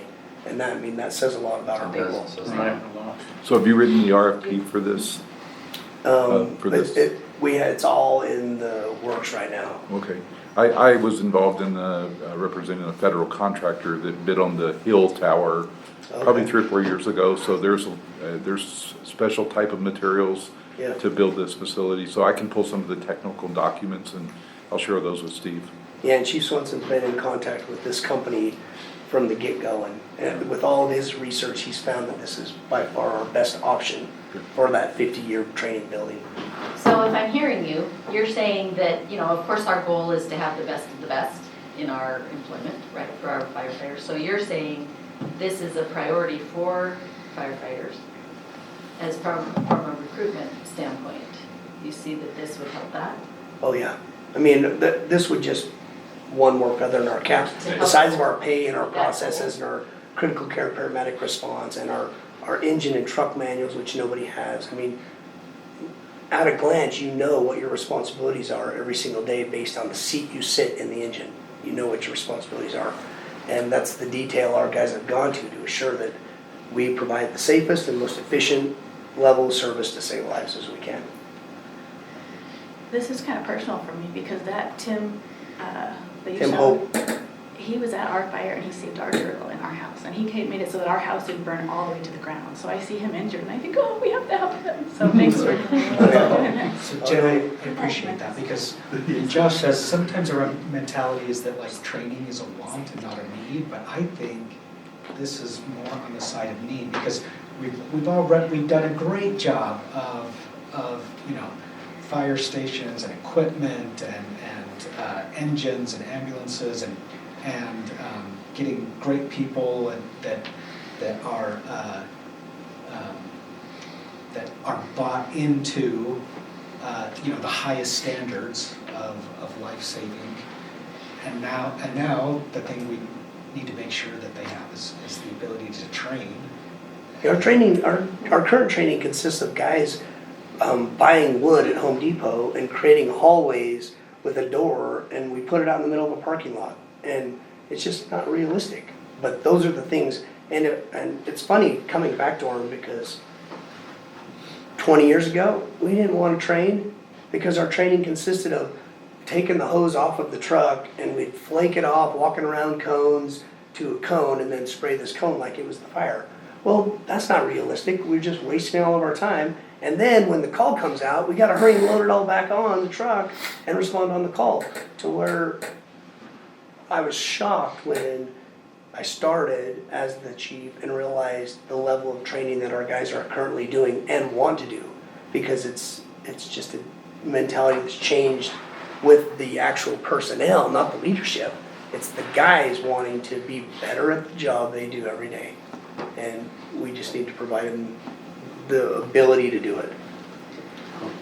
So, this is awesome. Thank you. Is there, and again, these are thoughts coming out of my mouth, so, but it seems to me that the level of training and the number of lives that this is going to save and the prevention, is there some kind of a national entity that would look at this and say, there's a grant for that, we'll help you pay for this because of what you're doing? And is there a way that we can get some kind of insurance benefit or deduction in some way because of the prevention? You can go get a physical for free, once a year, because, hopefully that prevents other problems down the road. Well, this is forward thinking, hopefully we're presenting, we're making disasters, smaller disasters. Are there things that we can tap into because of this that would,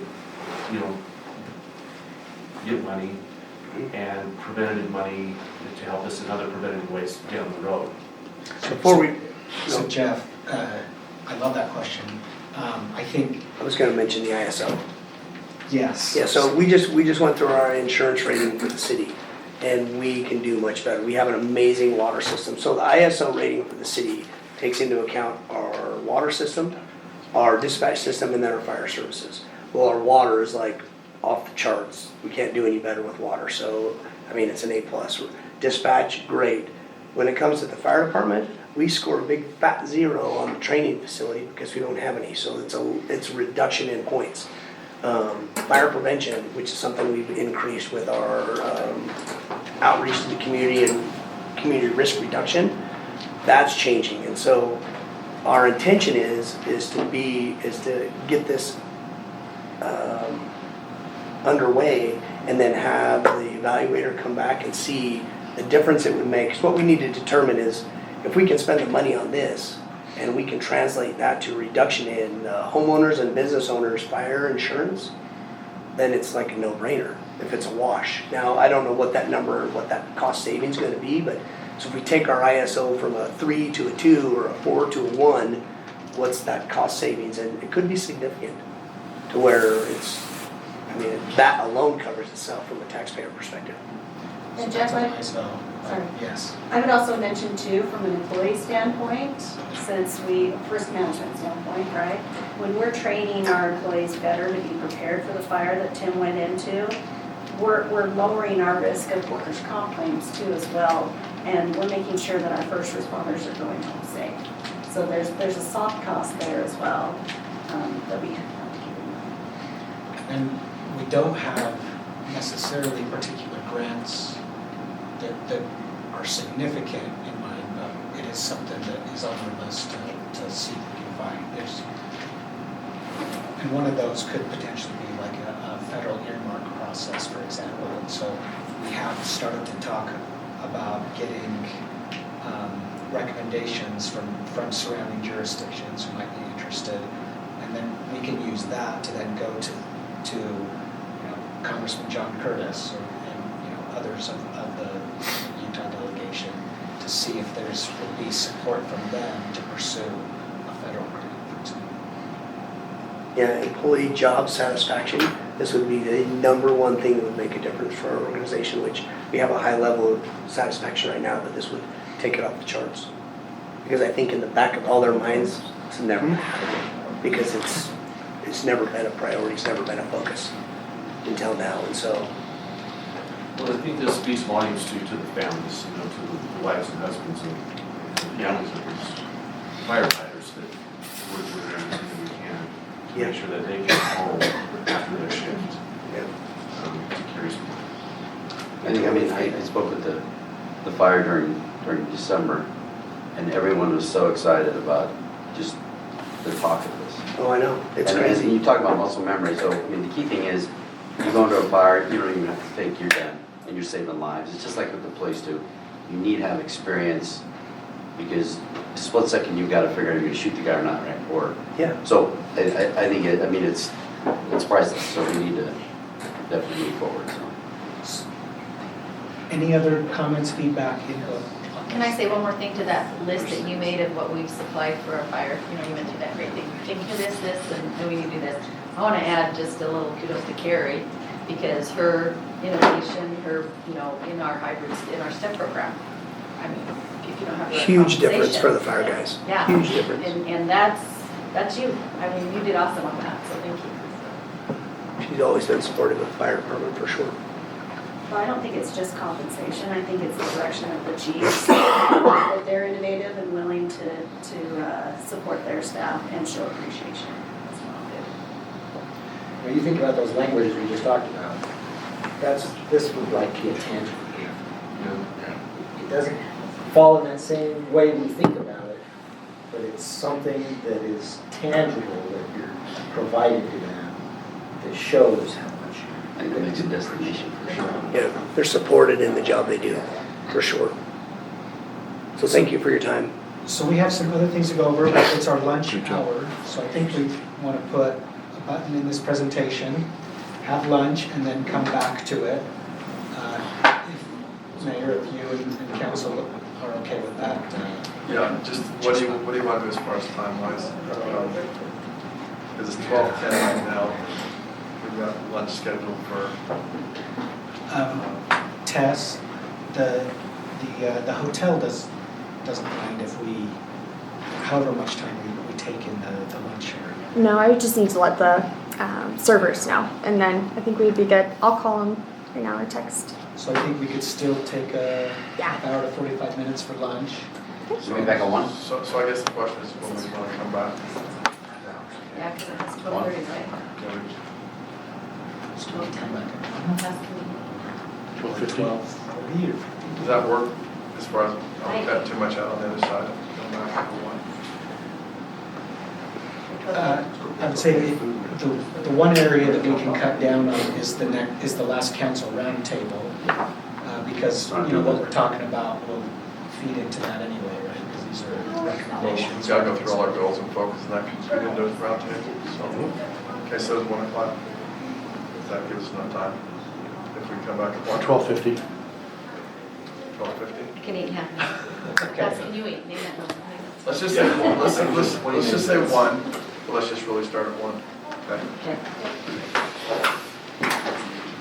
Is it in the same breakfast room or is it upstairs? Recording at 1:01 p.m. I mean, if we have time, great. Maybe just give you like the 5 minutes to just summarize. They have what to you say said for the materials you sent. That would be great.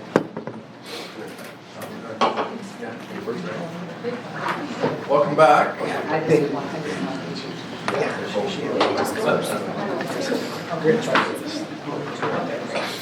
So we left off with Chief Sanderson, and now we're going to move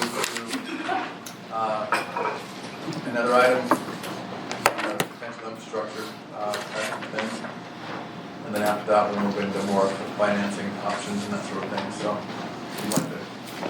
So, thanks, Mayor. So on this next item, I'll just highlight that what we're talking about is a potential use inside of the public safety building. With the construction of the new city center, our fire administration staff will move over to the new city center, and their offices will be around the new emergency operations center there. And then that provides additional space in our police station. That, along with combining with program dispatch, creates 2 opportunities to re-envision what we're doing with the public safety building. And of course, since it was built, we have more officers today than we did then, and so we want to. So after we talk about this potential health clinic idea, Josh will talk about a little bit about the why and the what related to reconfiguring the police station. So, Carrie. Okay, so we've been talking a lot about how awesome our employees are and what we've done to retain them and how much we appreciate them. And this is a potential idea that we could add another benefit to employees that would help with engagement, retention, it would help with absenteeism, and then it would also help with our medical plan usage. And that is the idea of an Orem employee health clinic. And where it would be located is on the back side of the public safety building. It would have a separate entrance. It would be completely separate from the police department building. But it would service all Orem employees and their family members. So they would be able to use this clinic. We could do 2 models. We could either hire a third-party organization to run the clinic, and we would just pay a set fee. Or we could have this, we could hire a doctor and an office manager / CNA to run the clinic for us. Those are the two options that we have to choose with that, but we think this would be a really great incentive, especially for our employees to want to stay with us long-term. Because one of the ideas that we have is if an employee works and retires from the city with at least 20 years of service, they would be able to utilize the clinic until they're Medicare eligible. So that really helps with our first responders who retire a lot. What about city council? That we could carve something in for 20 years, that. Dave, you gotta be in 20 years. You're almost there, Dave. You don't You're want more than halfway. Almost there. No. How about 12? We don't want to incentivize 20 years.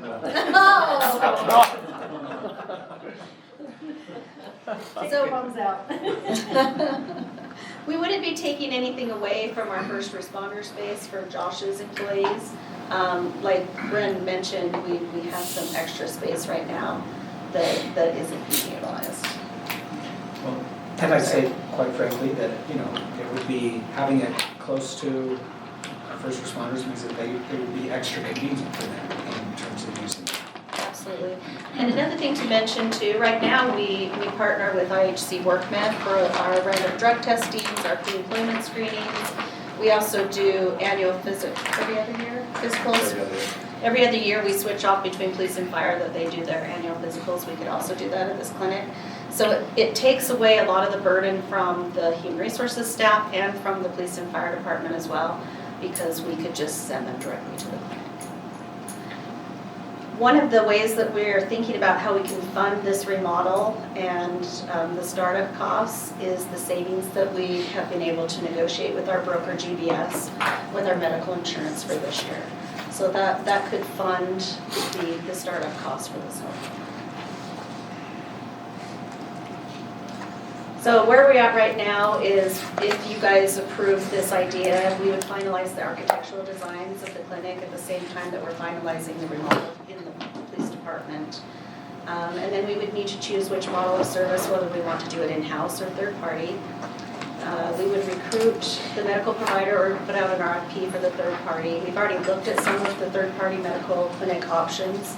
I think it would be easier to control the costs if we had the medical provider be an employee of the city and the office manager. I think we could control the costs a lot better that way, but there are those two options. So Carrie, have you done this before?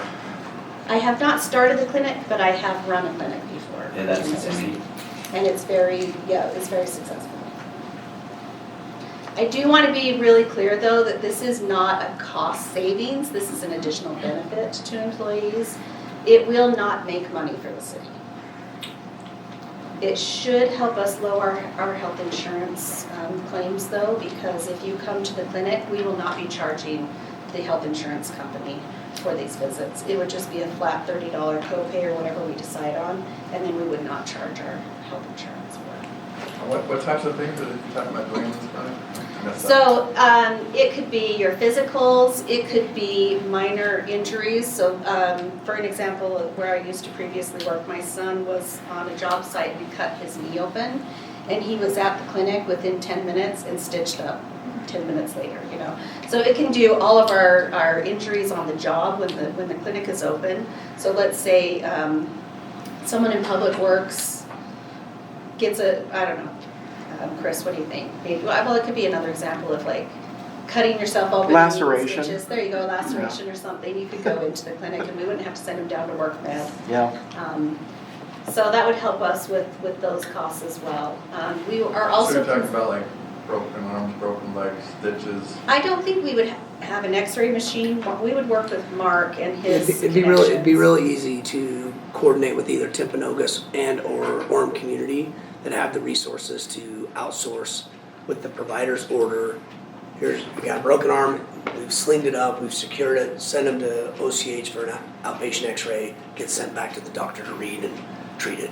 It'd be more acute care is what I would consider being ongoing How about like maintenance colds and flus Yeah. and all that kind of stuff? or minor injuries. I personally feel like we had this at Mountain Point Medical Center, the hospital in Lehigh. It was a huge retention for employees, and it saved, just me personally, with our 4 boys, significant amount of money, the overall insurance, just by taking our kids there for the clinic. And it was for everything from, UTIs, runny noses, colds, sore throats, earaches.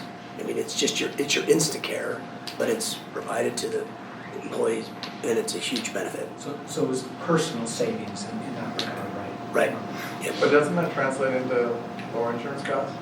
Yes, it If you're not will, billing it the will insurance do for a that, while? yes, in theory. In fact, when I came from my previous employer to here, I was really surprised at our renewal rates. They were double, triple of what I was used to negotiating because they had a clinic and Orem doesn't yet. So in theory, but until we run the clinic, we won't know how much it will save on the medical insurance plan. Part of it is we want to make sure that our employees have the opportunity to get their ongoing care, because since we're on a high deductible plan, a lot of employees don't choose to go get their annual physicals because they don't really understand that that's a free thing. They don't want to pull out their HSA. They don't want to do that where they could just come pay $30, keep on, especially if you had like maintenance medications like diabetic medications and things where it's hard to go into the provider all the time and get those. You could just go take your lunch, go to the medical clinic, get your maintenance medications, because we're thinking we might even be able to have a small pharmacy type for traditional medications like penicillin or insulin and those kinds that employees need all the time that we could dispense right from the medical clinic itself. What are you thinking as far as cost? Well, it will. The biggest cost will be to start up the clinic and get all the equipment and everything that we need, and then depending upon which model that we decide to go with, we can control the cost if we do it with our in-house doctor if we hire them. Really, the only cost would be the doctor and the office administrator and any supplies. That would be the cost. Would you hire a regular doctor? Would you hire a PA? I would highly recommend that we hire an MD. Lene met with Mark and Josh and I, and we talked a lot about that, and she agrees that maybe an MD would probably be the best option. I think a family practice doc would have a wide variety of experience to bring, but yeah, there's a lot of good doctors. We have the, yeah. We also have the ability, we have a discounted contract with Boundtree and Henry Schein. So all the medical supplies that we currently use on the ambulance for our services, we would use those same companies, I think, for discounted rates for the supplies for the clinic. Yeah. So I imagine you've got a range of costs, like a high and low. Yeah, I would imagine that the ongoing cost to the city would be 3 to 4, maybe even $500,000 a year, and that's just straight costs.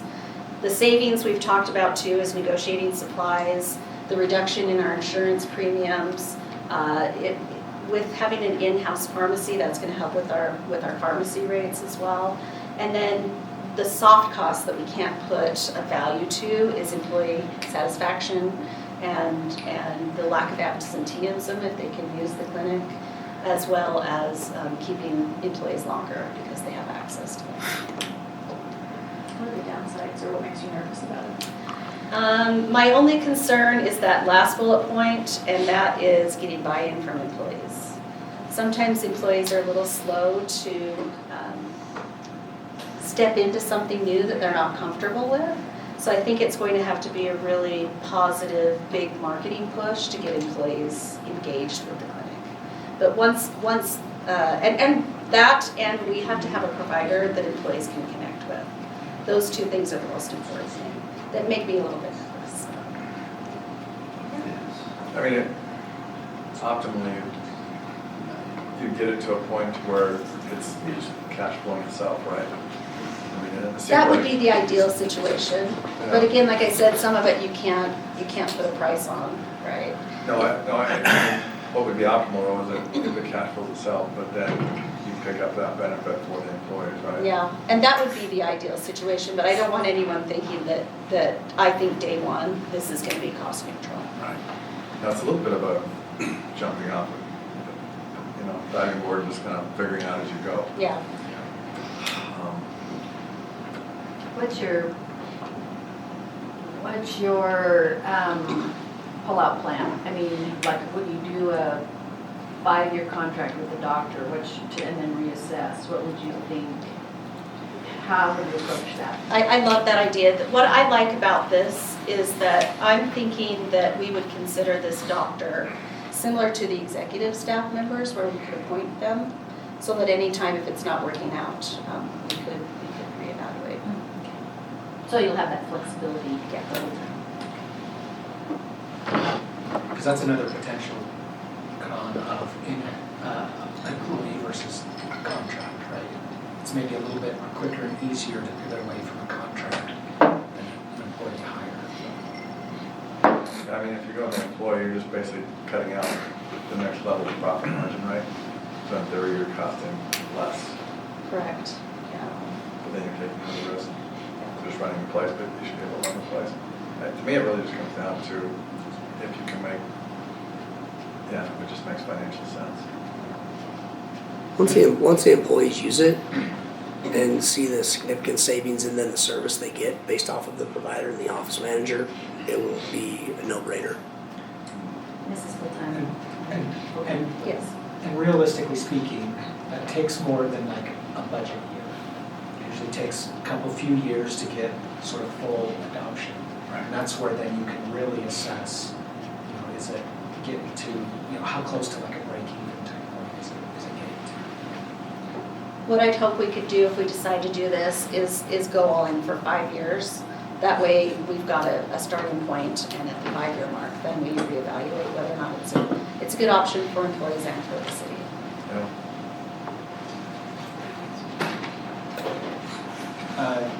And maybe you could do some employee surveys too, just to get some feel of what, would you use this, would your family use this?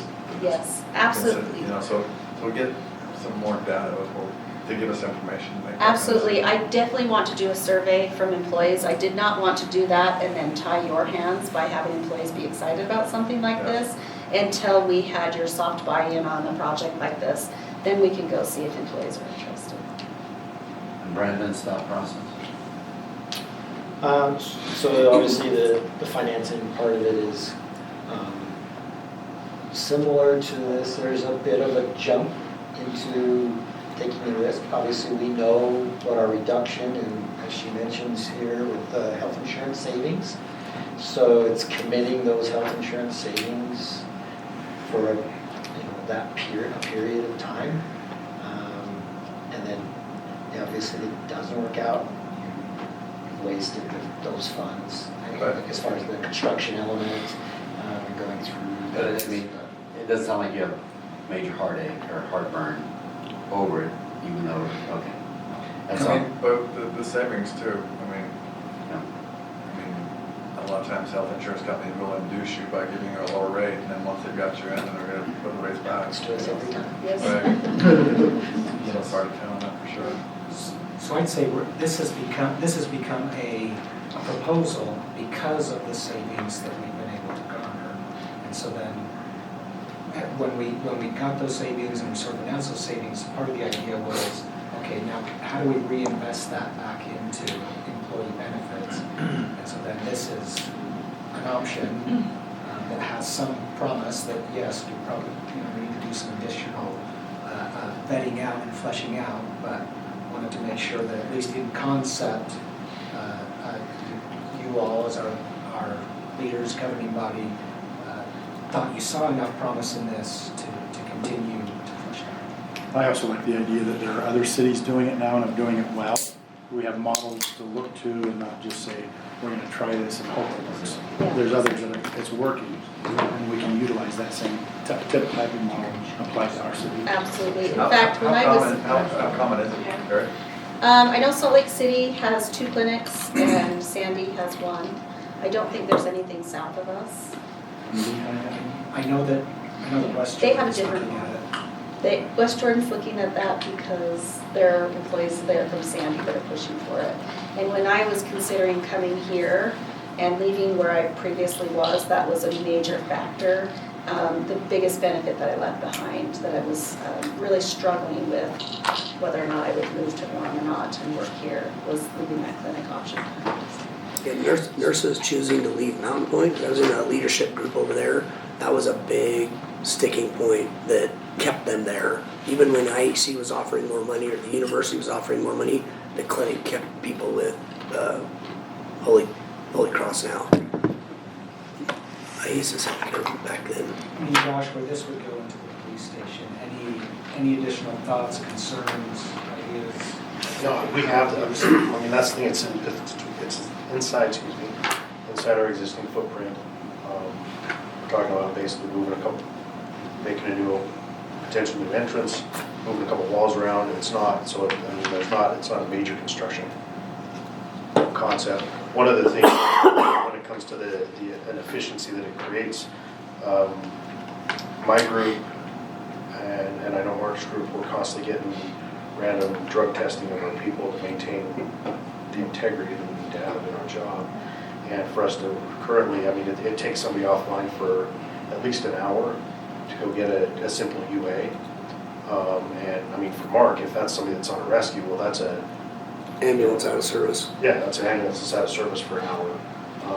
You know, for me, it's an area car, whatever, that's out of service for an hour. So let alone our people hate going to a clinic in uniform to get UA'd. They hate it. Yeah. So while it's hard to calculate, there would be that soft cost savings in time. Yeah. I mean, it looks suspicious. Here's a police officer walking in. To work better. I mean, and I get it. While you're taking a drug test. Right? So how would they, I mean, so you don't want people in your police department, so how are you setting it up? Just through our lobby, either through our lobby or through their side. So There's you two don't let different. them in? That's- So this is where the space, this is where you'd come in is the side entrance. So if you are facing towards the back end of the public safety building, Yeah. you know where that generator is? Yeah, I mean, I Just know where walk it is. past that, yeah. And then there will be a separate entrance that will create where those big windows are on the side of that back lobby entrance space. So is that down to the left, is that the little area, where, look at council that. meeting? I didn't know I could do that. Okay, Yeah. now I know where we are. Wow. Training. Oh, who's doing that? There it is. Thanks, Started Tess. poking the screen. It worked. Okay, so the entrance would be by that stairwell right there, right? Yeah. Well, we've That's actually awesome. moved it, That's we've one actually option. moved it over to this area. So this is a window right here. Yeah, So that's we what we would, saw. instead of this being a window, it would be an entrance. There would be 3 client patient rooms, an office for the medical provider, and then there will be backspace that we can put a little pharmacy area. So it'll be very small. We're on the city council stuff, okay? We will have one named after you, Dave. There's a Spencer UA room.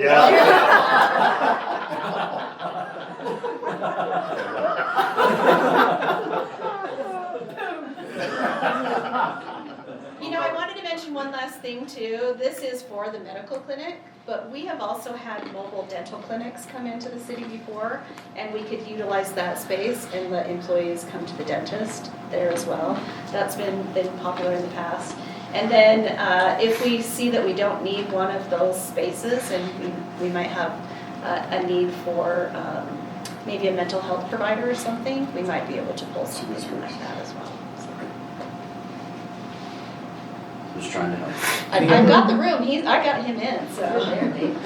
Any other questions, thoughts, ideas? I'd just like to run more numbers on it as far as other cities are doing it, what that looks like. Because you don't have anything medical, it starts to become ridiculous, really. You know, so anyway, just to get as much information as we can, because there's got to be, so we've got 500 employees, we got the families. What's the average medical use? We just need, I'd like to see a pro forma on it, actually. Perfect, I wrote that down. What's the size of Sandy? Employee size, we're almost identical. And maybe take a tour up there and look at it. So we did do that. We visited Sandy. We had a group of us that went and visited with Sandy. We went to OC Tanner has one. We visited theirs. Who's the There's other one in Draper or Drew. Okay. What's their overall, I mean, obviously they like it, what is it, from a cost effective standpoint, what kind of feedback do they give you? They're a little hesitant to share that information. We might have to grammar request that information. Happy to do that. I just want it to be really clear that this will not save the city money. We're hoping to go as cost neutral as possible, but it won't be a cost savings. It will be an additional benefit. Right. Is there not a way though to project, rather than an 8% increase next year to our insurance rates, it's only 2%, so isn't that a 6% that you could put a dollar figure to and show that there is a huge cost savings? I think what we would do is work with our insurance broker to talk to Select Health, which is who we just moved to, let them know that we're moving in this direction and what potentially the rate would be for the upcoming year, because we will have a clinic. We do have that ability to negotiate a different rate because of the clinic. I mean, I've known companies doing this. Yeah. It's all worked into their insurance premium, as far as the fact they've got this in-house thing and how it affects the rates and everything. And so what really happens there is they look at what are they budgeting for their insurance premium. And typically what we see, they'll adopt something like this if their insurance premium goes down and they were anticipating an increase in that cost, and they use that delta to then add this benefit. So, I mean,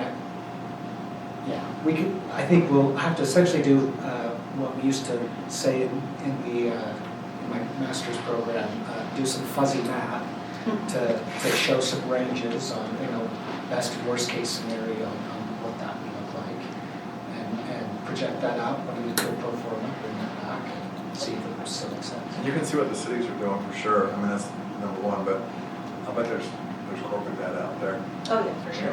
And see what that all looks like and how it affects premiums. Yeah.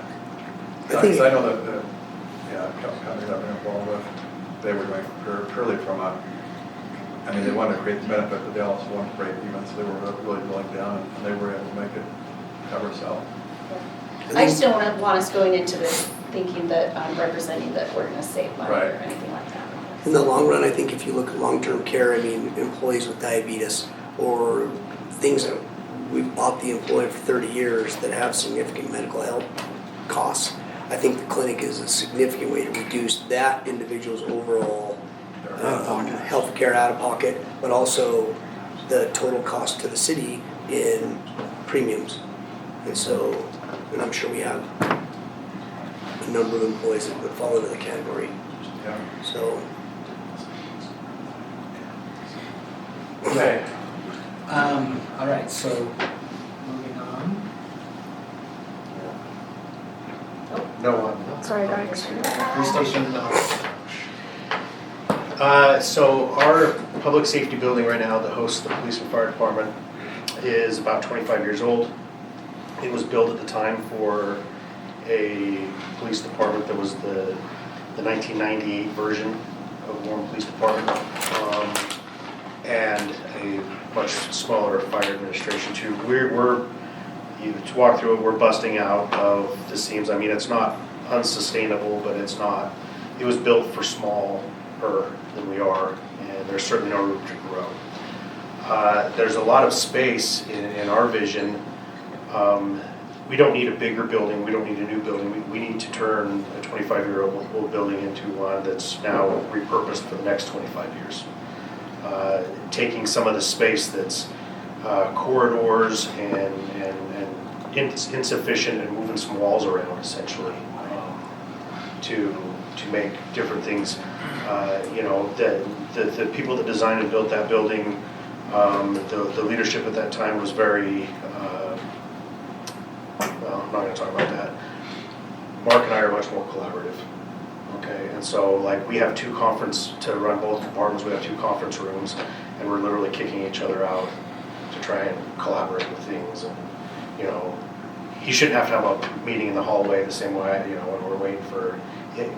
It's outgrown its efficiencies, and so to be able, once the city hall gets completed, the fire department will be out, and realistically, I vision that we will have enough square footage. That's part of what allows for the clinic to go in, is we can give that space to them, and then that will give us room to actually be able to grow as well. Some of the other issues that we do have, with suspects that we're interviewing, particularly with victims of domestic violence and stuff, our layout right now parades them through the public area in ways that they're not. It's ugly for me. I mean, we shouldn't put a spotlight on somebody because they're coming in for help. The optimal space, and then if, to walk through right now, like we have a break room that was built in 1999 that I won't eat in. It's gross. We've got a tiny little gym that people can kind of sort of work out in, you know. But we also have a large former jail space that we can't use for prisoners anymore because of the liability. And I mean, it's, you know, we basically have to hire a prison staff to be able to pull anybody anymore. So, but we have that area, which is, you know, so it's like, well, we can repurpose that, move the fitness and exercise stuff into that area, to be able to open up the space that was the gym, to the break room, to things like that. We'd be able to add at least 2 more conference rooms, and just obviously the general space that we have would be much better utilized. The number one issue that we have is with our evidence. So on capital crimes, homicides, things like that, we're essentially required to maintain that evidence forever. We've got evidence from Gary Gilroy in our evidence room. You know, that was basically built to size back then, and we have every single storage room, 2 off-site storage units that are full of stuff like that, and the areas we have, it's poorly lit, it's horribly ventilated, so like Tara, positive Tara, her office smells like rotten marijuana. Like rank, like nasty. I won't go in there. And I don't have to. And anyway, it's that has to, so being able to move in the clinic where it's going to move, we can actually take some rather large corridors that we can essentially abandon for corridor space and turn that into more secure evidence area. And so, and one of the things we are out of compliance with certain national standards with some of our evidence, and keeping it in a certain way. So like our major, most important stuff gets taken care of the right way, but some of the other stuff, like I said, is literally in storage units offsite.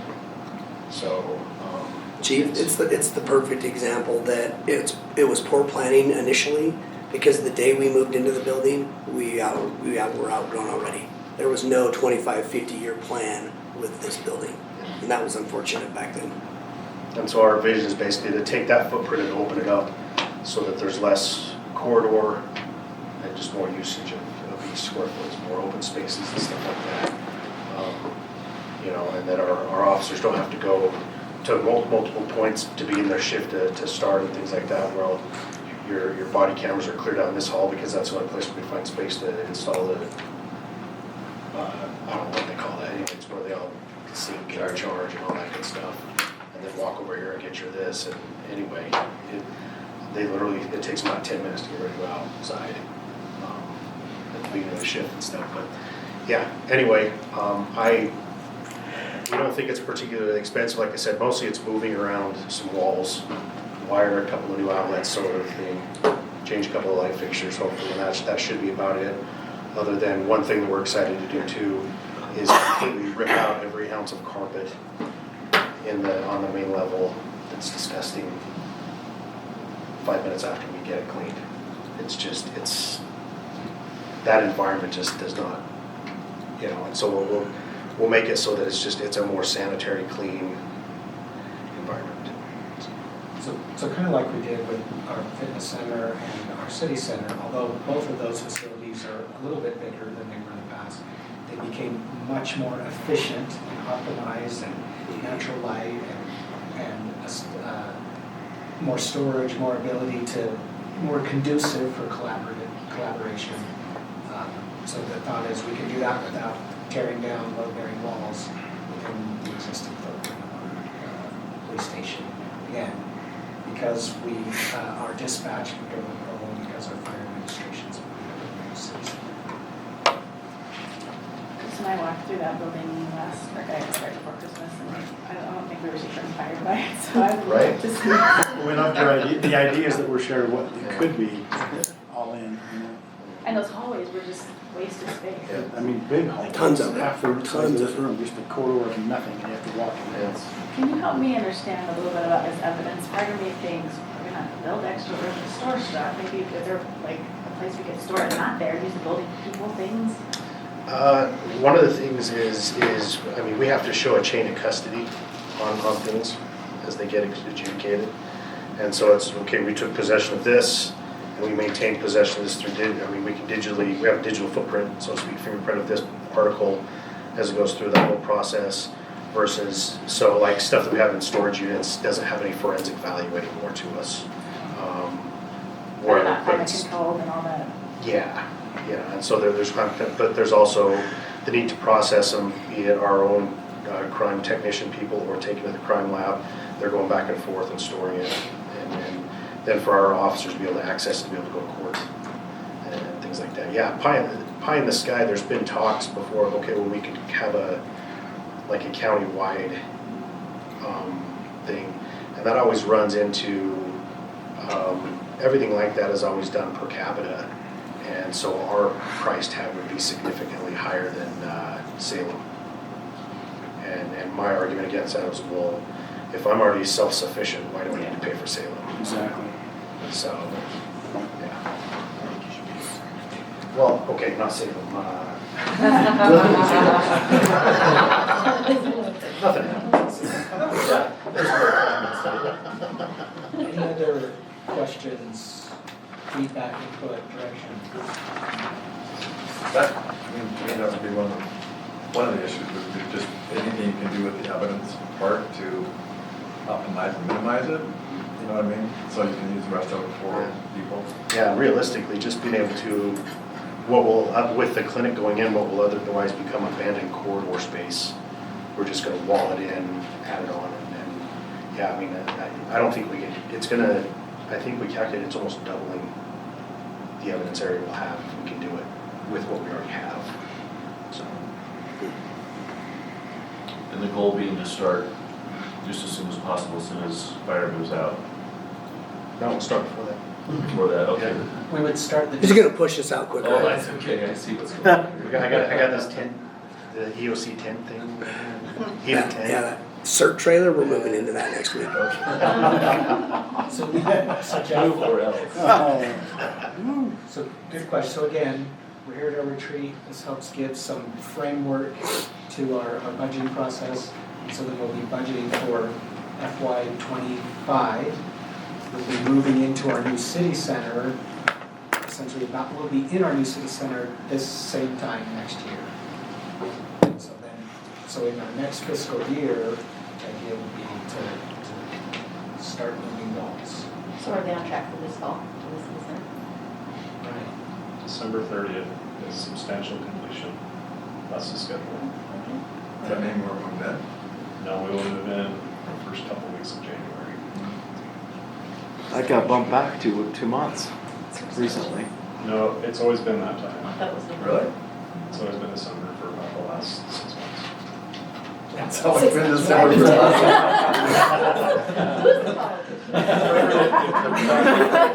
They just didn't say which December. I'm just glad you're doing this. Okay, Chris. Oh, Sorry, I'm sorry. I'm sure this is still. I think we just have these last couple of slides. yeah. So what we do in public works, it's that we don't speak to the mind or the heart, but maybe more along the lines of the soul. Huh? You like that? Yeah. Okay. Think so. All right.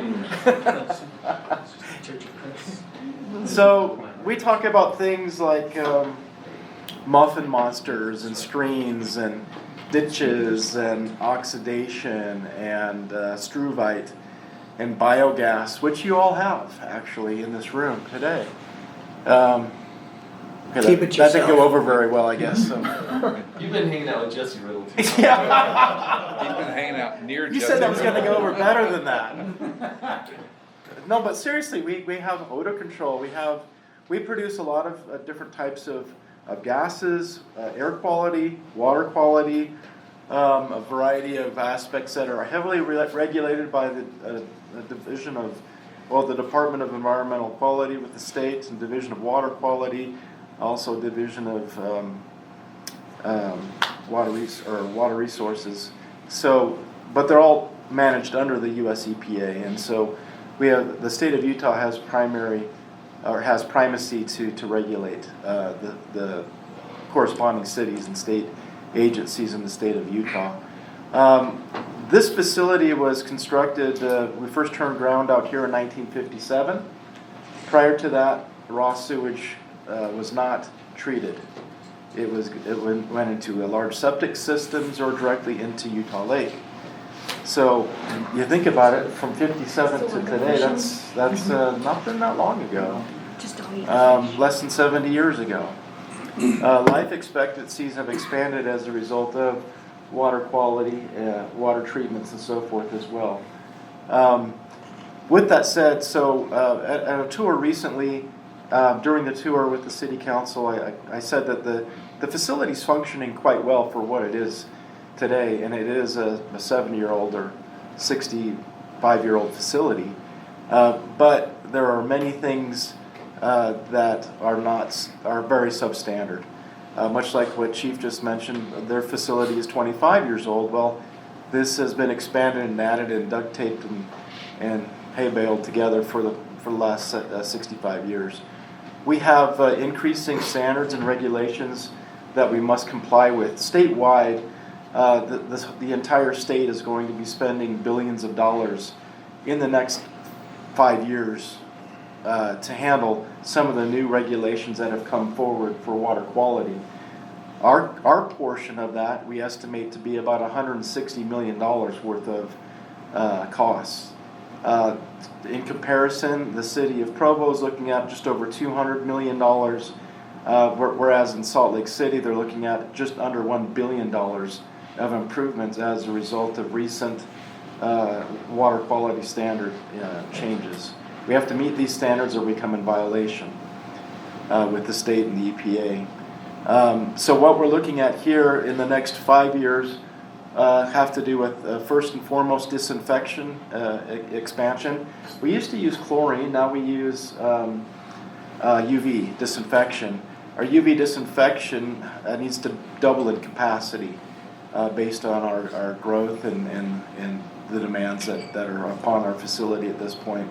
So UV light can be used for disinfection or inoculates the bugs so that they cannot cause problems to the human body.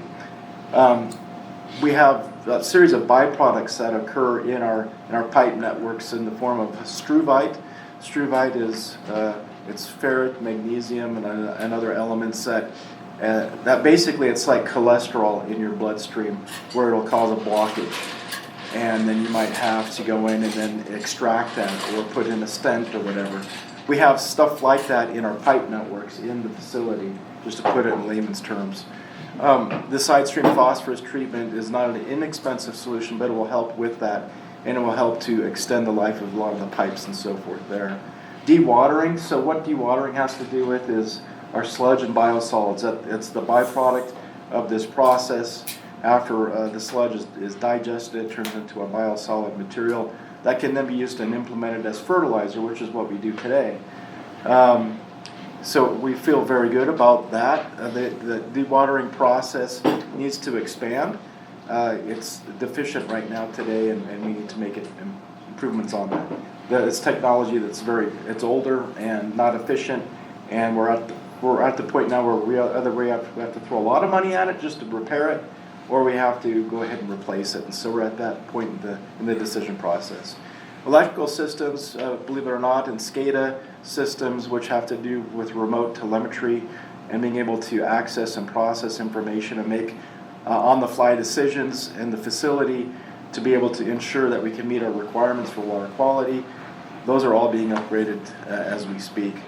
So automations, biogases, odor control, water quality improvements. The water reuse project, for example, is a $20 million project that's fully funded and underway. I'll be taking anyone who would like to go to that in the next week or two to see the progress on that. Essentially, over the next 5 years, we have about $80 million worth of work to do, of which we have funded over $20 million.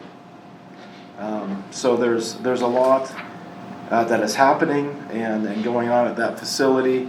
In 2022, we adopted this master plan. This is a capital facilities plan. This is the first 10 pages of a 280-page document. But I can pass this around if you want to look at kind of the topics that are in there. It's an extensive capital facility plan. I think Laura's going to talk a little bit about how can we actually make that come to fruition and actually build it and put it in the ground.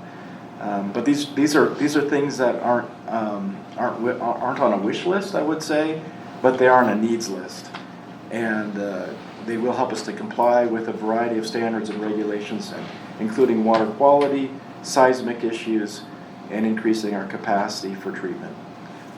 Are there any questions regarding that? This is kind of high level discussion. You mentioned in the next 5 years, $80 million. What's the total time frame of price tag? It was $160 million over 20 years. And I guess maybe the 80 is over the next 10 years then, is what I should have said. So it's 160 over the next 20. So we're going to have to look at how to creatively finance in the forms of grants, low interest loans, bonds, and so forth. I don't want to get into the numbers because that's what Laura will be talking about. But the expansion related things could possibly be an impact fee related. Yes. Yeah, I failed to cover impact fees. We do have impact fees in place today. They've been in place for about 5 years, and we just recently updated those. So basically that's for anybody that's new, that's adding on as a result of them coming into our system. They have to pay an impact fee to become a part of our club. To gain equity into our system. Exactly. West Union Canal, switching gears, so in water resources, this would be associated with our stormwater. The irrigation systems have been in the state since the beginning of the state. No cities have been able to develop without first being able to develop water. Water comes first before anything else. Crime, police, fire, crops, whatever, agriculture. We have been utilizing some canal systems that are privately owned, they're not owned by the city of Orem or any other cities, but they're privately owned. Some cities or districts might have ownership in that company, which is a private company. We do not have ownership in the West Union Canal Company, but we utilize the canal system to convey stormwater at certain, during certain times of the year during events where our system cannot handle it, where we do not have our own independent stormwater system to take care of that. We have an arrangement with this particular canal company to pay them $20,000 a year to help for the burden that we place upon them for the maintenance and the wear and the tear and the operations of their facilities. And so we are sharing cost to a limited degree with them, but we know that we need to become independent. And the West Union Canal is in the process of going under. So there's about 5% of the shares that are available in that company today, compared to 100% of the shares that were there maybe 5 years ago. So we knew that this canal company was going away.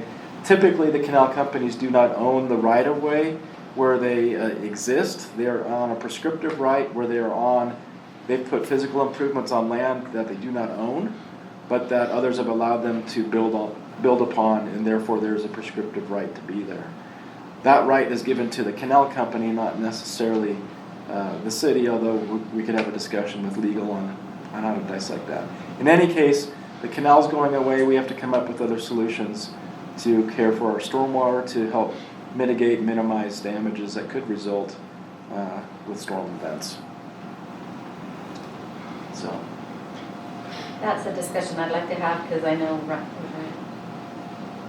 I just read Reed Price's report on our canals, and it was the one from 2007, 2008, right, where we had initially talked about the bike paths, some active transportation opportunities there.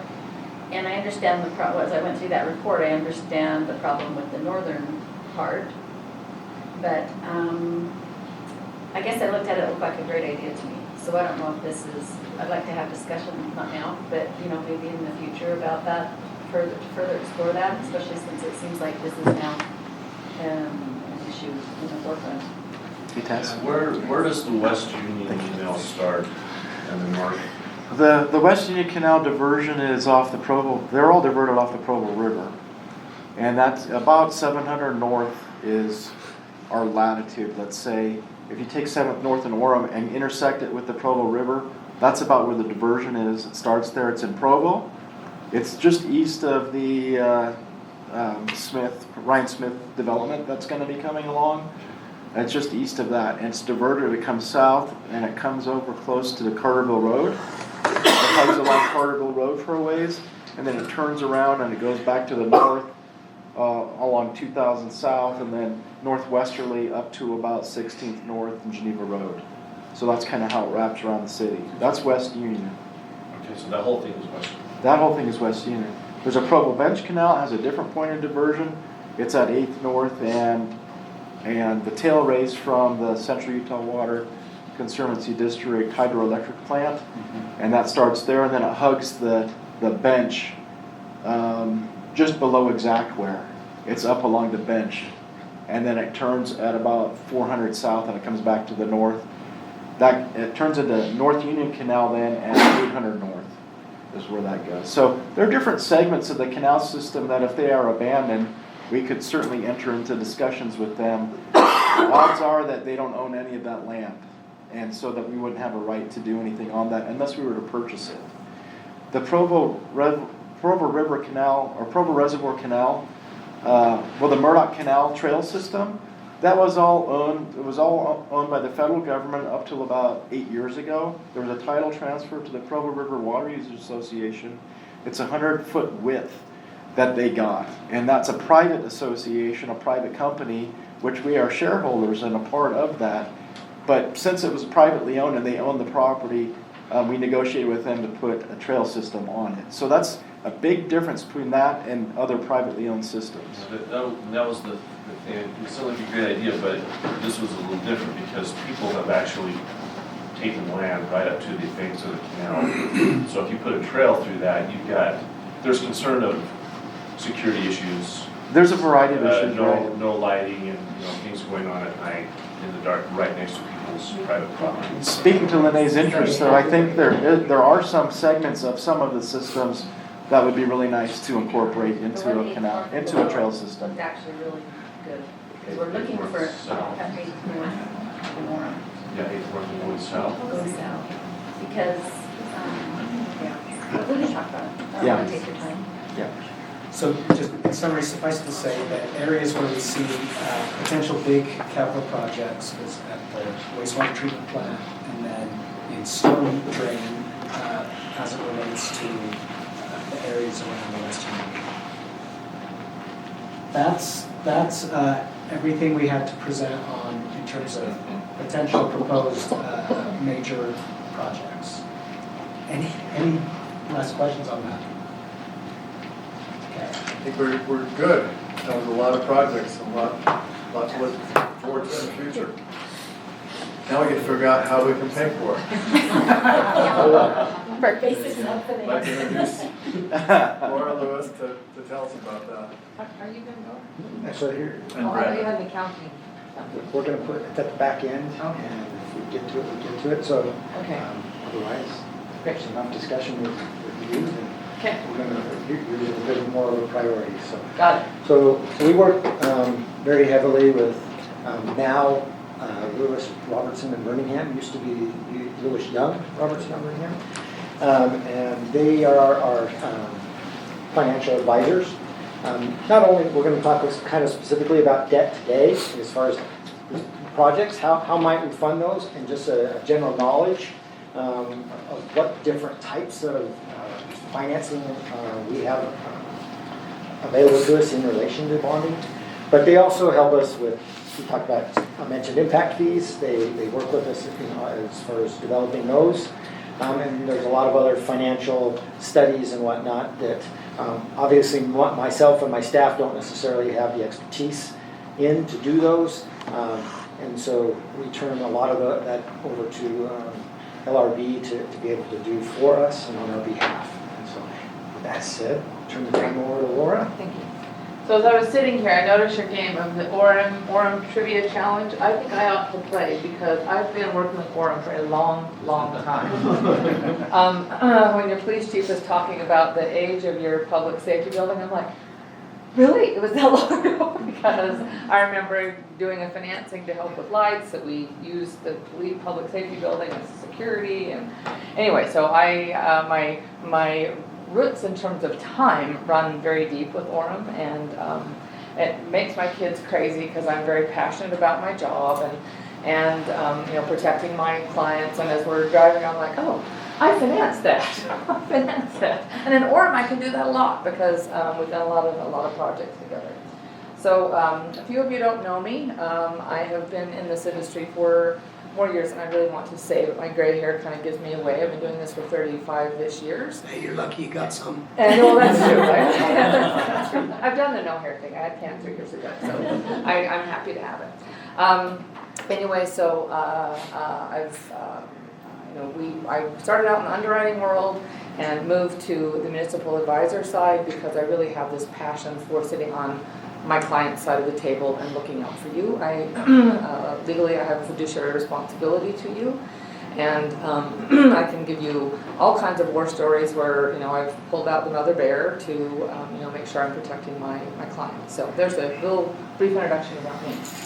So very quickly, I'm going to educate you on some of the basics, and then I've got a couple of choices in terms of, well, what if we chose to do debt this way versus that way? Lucky for you, probably you'll think you don't have to get into those nitty-gritties, but I do spend a lot of time with your staff in determining what is the best way to finance various projects. You're very fortunate in Utah. We have a lot of tools in our toolbox. You go north to our neighbors in Idaho and you have a hammer. Hope you can build wherever you want to build with your hammer, because they don't, you have to, it's a geo vote. In Idaho, you can do a geo vote that has to have a super majority, so 66%, which is a little bit hard to come by sometimes. Like if something's like really critical, like your sanitary system's going to break down and cause health problems, you can get this like judicial something. They have very few tools. In Utah, you have a lot of tools, which is great because it can help us to get your projects done at lower cost of interest and reasonable time frame. So something that you all need to be prepared to deal with is nationally $34 trillion in national debt. And it makes people, because it's like that's in the news all the time, debt is bad, debt is awful, because the federal government, they hear that number, and it's a humongous number, but that is all operational debt, right? Yay if the federal government had to operate like you, because you have to have what? A balanced budget. How do they balance? Let's just dig a bigger hole, right? So a lot of your constituents come to the table, so to speak, with debt is evil, debt is bad. And certainly debt can be bad. I wouldn't advocate to anyone to go out and finance their home on a credit card, right? That would be insane. I wouldn't, suggest that you do anything like that. But when I, have on occasion had people kind of in my face, the government shouldn't go into debt for this. One of the first questions out of my mouth is, how did you finance your home? I haven't had anyone yet say they've paid cash for it. I've geared up for that, because then I would say, where did that cash come from? Right? Because if you're 20-something and you want to buy a home, high likelihood is that's a large capital expense for you. You're going to have to go into debt to pay for that capital expense. So for local governments who have these large facility needs that you've just heard about, exciting projects, right? Those are the kind of things that, debt is reasonable to consider for that. So just, again, you may need to educate your constituents. Local governments have the benefit of issuing at tax-exempt rates. I say currently in here because every, roughly 10 years there's some discussion, it seems like federally, about taking that away from local governments. But at the moment, gratefully, there's no talk of that. And just to give you some idea, I just completed a project up in Orem that had not in Orem, up in Ogden, that had a local government as well as a corporate component to a development downtown. And the bonds that the city issued 2 series of bonds that were probably blended, some of them were taxable, it's called 4.4%, probably. The developer, for their portion of the financing of $102 million of their portion, I know it was over 10%. So that just gives you an idea of the benefit that you have to be able to issue on a tax exempt basis. Well, that isn't great. So, next thing, pay as you go versus pay as you use when you're considering debt versus, oh, we'll just save up and pay cash for it. So I've got, again, I've been around a long time, I've got a bazillion war stories. So years ago, the then mayor of Riverton was about as anti-debt as you can imagine. He worked for the Church of Jesus Christ of Latter-day Saints, and that's where his career had been. And he was like really, really anti-debt, but they really, really needed a road, 132nd South or something like that. And I had friends that lived out there. It was like a death trap. Every time I drove there, like, oh my gosh, am I going to make it home alive? And so Mayor Applegarth agreed to meet with me. And I said, okay, Mayor, we're going to do this very quick exercise. And we'll lead this meeting. You go talk to professionals that you respect and appreciate their thoughts on this. And you tell me what you think the construction cost inflation for that road is going to be over the next 10 years. He said, okay. And I said, I'm going to go and I will bring evidence to you as to what the interest costs will be to do that same project. And he said, okay, that's great. So he went away. At the time, it wasn't like 2 years ago when inflation was like 9%. He came back and said, okay, I've done my homework, here's what it will cost. And they had kind of identified, we'll save up X over time and pay for this road down the road, no pun intended. And I said, okay, that's great, what will that cost be? And we did the math, and again, very quick, without having to whip out numbers for you. If your construction cost inflation is, let's say, 7%, and you can borrow at 3.5%, right? So I said to the mayor, yes, you'll get there. You'll get your road in 10 years. How many people might die on that road before then? Or I can finance it. You'll have your road today, and you can pay for it over 10 years. Suddenly he was like, oh, I see, right? There's some wisdom here. So just to know that, if you do, some things are fine, pay as you go. It sort of depends on the critical need.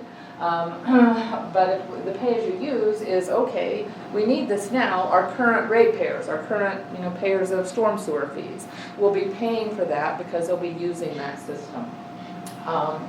If you do pay as you go, it may not keep up with the construction cost inflation, it may not keep up with your constituent demand. Okay, under Utah law, there are 3 broad general categories of municipal bonds. I'll touch a little teeny bit on what I call designer debt. Some of the things we've whacked out of here for time.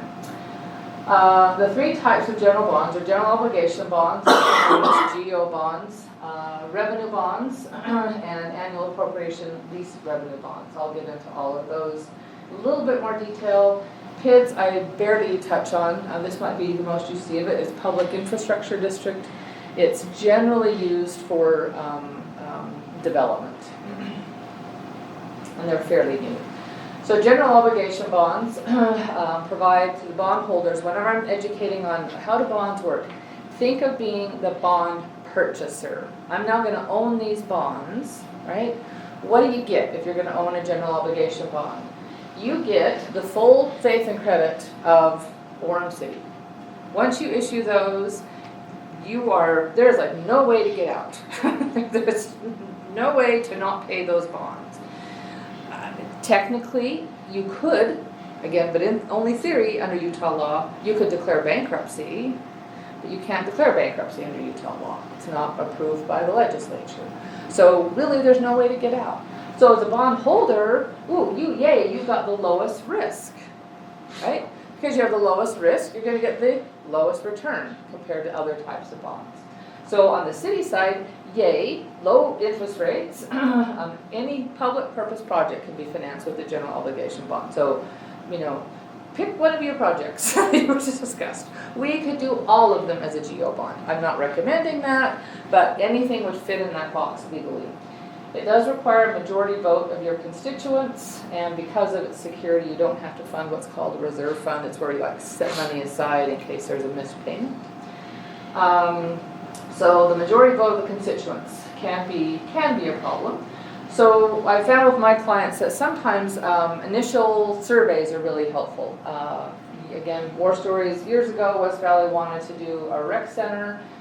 Every year they did like a citizen survey. They had questions related to, would you pay $3 a month, you know, in taxes for this rec center?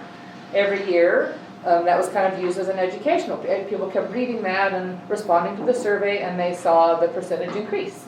And finally, by about 3 years, they were like, oh look, we got about 60% of people saying that they'll do that. So, that might be a good time to issue GO bonds. So it's a you know, sort of a way to do some voter education. If you decide to do a GO vote, as a local government, you are required to provide certain information. I do not love the way that that's required necessarily. Information's good, but you have to describe the project easy, show what the tax rate increase will be easy, show what it will cost the average citizen.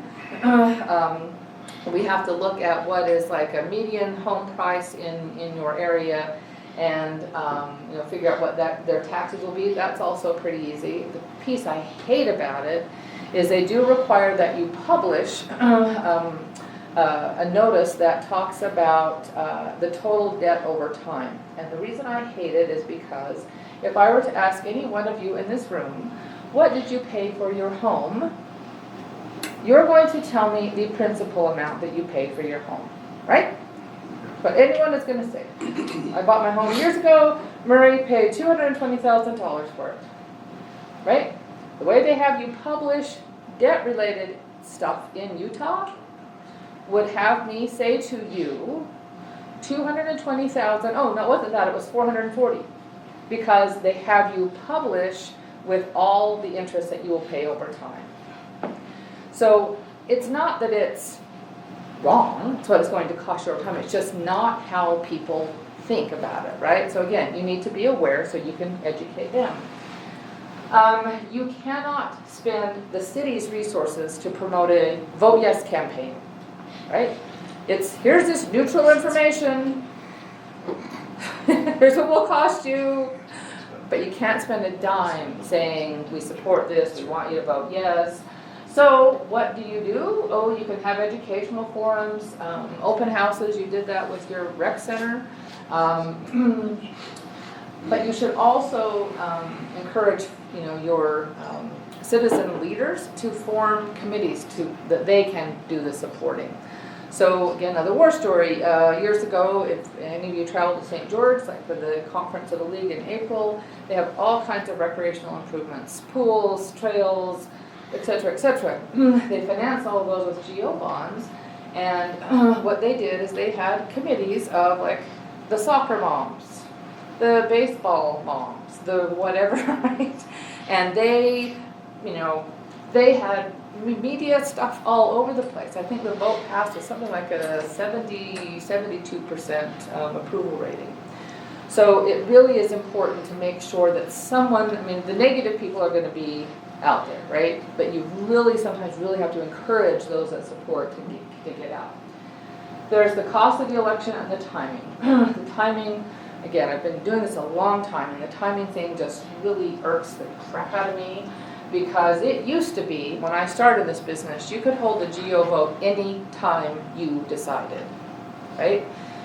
Welcome to the Taxpayers Association, who came in and said, oh, that's awful and evil, because their perception was if you do it any time, people won't come. You'll get cute about when you're going to have your election. You'll have it the day after Christmas, whatever, right? I mean, that was their perception. I don't know that I saw any of those abuses, but over my career, it went from anytime to 4 times a year, to 2 times a year, to 1 time a year. Now, the idea with 1 time a year is it's a general election, everybody will come out, that's great. Yeah, we'll know whether they want it or not want it, everyone will be there to vote.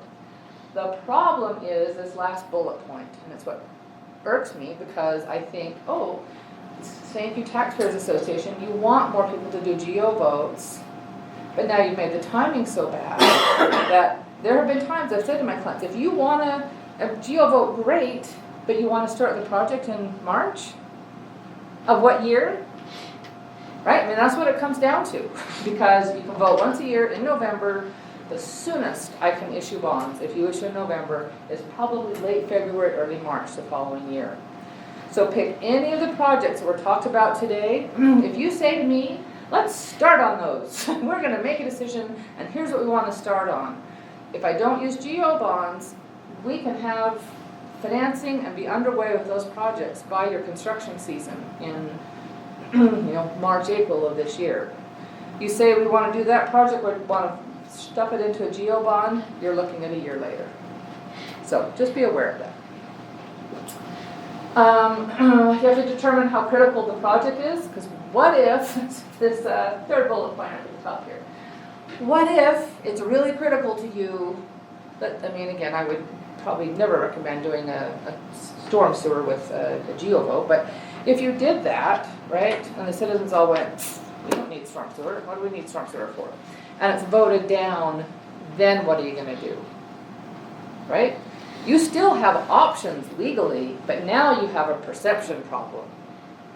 You came to us and said, do you want to pay for this? And we've told you no. And here you all are, going off and still doing the bonds anyway, right? So you do have to think about the what are you going to do if it's voted down and it's something you really need. Financing considerations. 4% of your taxable value. If I did that calculation, it's going to be humongous. I don't know what it is, but you would fall over dead. I mean, so you'll never hit that. $200 million. How much? 200 million. There we go. So woohoo, you can do all the projects and then some. You do have to think about how you'll pay for operation and maintenance. So back to my West Valley story, right? We're going to do this fitness center. We're going to do GO bonds. That'll be great. We'll have this new tax identified for it, and then the then city manager said, and then we'll include something for O&M in that property tax vote. And I went, can't do that under state law. You have to fund that out of your own operation. So what they said is, well, we've always known we're going to have to raise property taxes to operate it. It won't pay for itself. So now what they had to contend with is if we do a GO vote this year, we'll build the facility. 2 years later, we're going to have to go back to raise property taxes to help fund it. Citizens are going to say, you've raised property taxes on us twice for that same facility. So they shot the GO idea right in the head and went to a building authority, which I'll talk about, because through a building authority process, you don't have to raise property taxes, but they did one tax, truth in taxation hearing, raised the property tax to pay for the building, and included in that truth in taxation process O&M. All right, revenue bonds. There are 2 classes that you'll see most often with revenue bonds. Enterprise fund system revenue bonds, which falls right into the projects that Chris was talking about. So if you want to finance a sewer treatment plant, you want to finance water lines, those are all going to be best funded, pledging those system revenues to the debt service.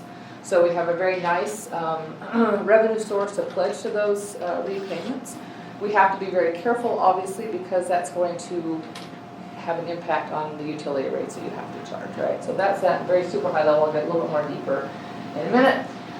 Also under state law, we can pledge our sales and excise tax. So the franchise fee taxes that you'll see on your utility bills that come to the city, we can pledge those. We can pledge sales taxes.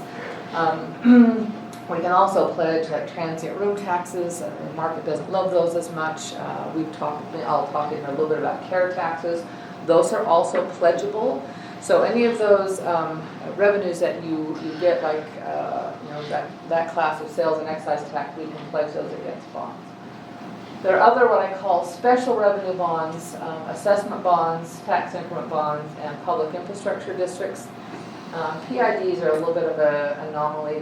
They're technically a property tax, but they're a limited property tax. So I still put them under revenue bonds because it's a limited revenue. But I'm not going to get into those. If you ever want me to come down and do that, I'm happy to. Those are highly used for development type of financing support.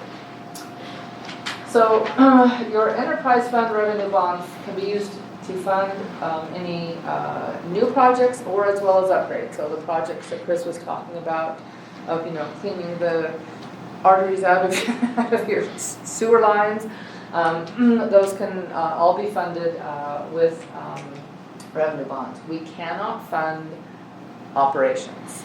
Again, back to the whole thing with the federal government keep digging a deeper hole. You cannot fund operations. You can only fund capital projects, new or improvements. They are not subject to voter approval. Oh, little asterisk, always read the footnotes. Unless there's a successful petition by your constituents to force it to a vote. They can force almost anything that you vote on to a general vote. I have seen it happen once, and fortunately the project I was working on, it was successful. It got forced to a vote and still got approved, so that was good. It's a relatively high bar. They have to provide notice in so many days after you approve the resolution that they're going to try to gather signatures, and then I think they have 30 days, or you probably know better than me, but it's a relatively high bar, but they could force you to force it to a GO vote, but usually I've only had that happen once. Standard for use of water, sewer, storm sewer. When you think about it, again, if you're the bondholder and I say I'm going to pledge to you to pay these bonds using water revenues, that sounds really secure, right? Because if your constituents don't pay, what are you going to do? Shut off their water, right?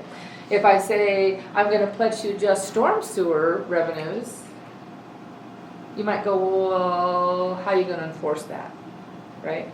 Nicely, most cities have an ordinance in place that if they, if you pay a utility bill and say your utility bill is $100, which mine was, utility bill is $100 and only pay $90, there's usually a waterfall of how it gets applied, and it gets applied to water last, so you can cut them off. So you have an enforcement mechanism. So again, when you think about, I'm a bondholder, GO bonds are great. Oh, utility bonds also very great, right? Because there's a high likelihood you're going to pay those bonds back, and that's what the market cares about. Because of Orem's rating, there would not be a need to fund a debt service reserve fund on your utility bonds. If I were dealing with Ophir, I think that's the smallest city by population in Utah, probably they would want them to fund a reserve. So it's nice we don't have to do that. Your ratings may equal, on rare occasions will exceed your GO rating, but interest will still be slightly higher than for general obligation bonds. And I'll go through some examples a little while later. With a revenue bond though, the nice thing is, if for some reason, there's a super tight year, you've had a problem, people aren't paying, whatever, the bondholders cannot come back to the city and force you to raise your property taxes. There are covenants in the bonds. They can force you to lower your expenses on your utility system. They can force you to go through a rate study and increase your rates, but they cannot come after the property taxes. Sales and excise tax bonds. They can be used to construct new city projects as well. They're secured by that revenue stream. They are not subject to voter approval. You would not need to fund a reserve because of Orem's great ratings. I have had cases where a city's sales tax obligation rating is higher than their general obligation rating. And you say, well, that seems odd. It is a little bit odd. What the rating agencies love about sales tax structure in Utah is a shared revenue platform. So there's that state sharing formula where they don't have to worry about, well, like, what if Costco moves out of Orem? Well, it's going to move somewhere, and those taxes are still going to be generated, and you still get a portion of those because of that shared formula, so they don't worry about concentration risk. We can pledge them separately or together, so I can pledge just sales tax, I can pledge just franchise taxes. We can also pledge Class C road revenues. Those I can only pledge to do Class C related road projects. We talked about transit room taxes, care taxes. Care taxes, again, they're pledgeable, but they have a 10-year approval window, right? So if I'm going to use that as security and you've already collected 2 years worth, I got 8 years left. We'll got an example talking about that. State law can limit, but only in rare circumstances, the money that can be pledged. The example that comes right to my mind is state law limits how long you can pledge, how much sales tax you can pledge to fiber transactions. There's a story there, but I won't get into it. Class C road funds, they limit the number of years that you can pledge those. The idea being they don't want you to pledge road revenues for 20 years if the useful life of your road is only 10, right? So it makes some sense there. We talked about petitioning to vote. There we go. I'm trying to go really fast. So the financing considerations in terms of ratings, the ability to get the bonds done for water, sewer, storm sewer bonds, those utility bonds, we usually have to show a coverage covenant of 1.25 times as a minimum. So we look at your gross revenues, less your operational expenses, that's your net revenues. Have to have $1.25 of net revenue for every dollar of debt I have per year. And you have a covenant that you have to maintain that.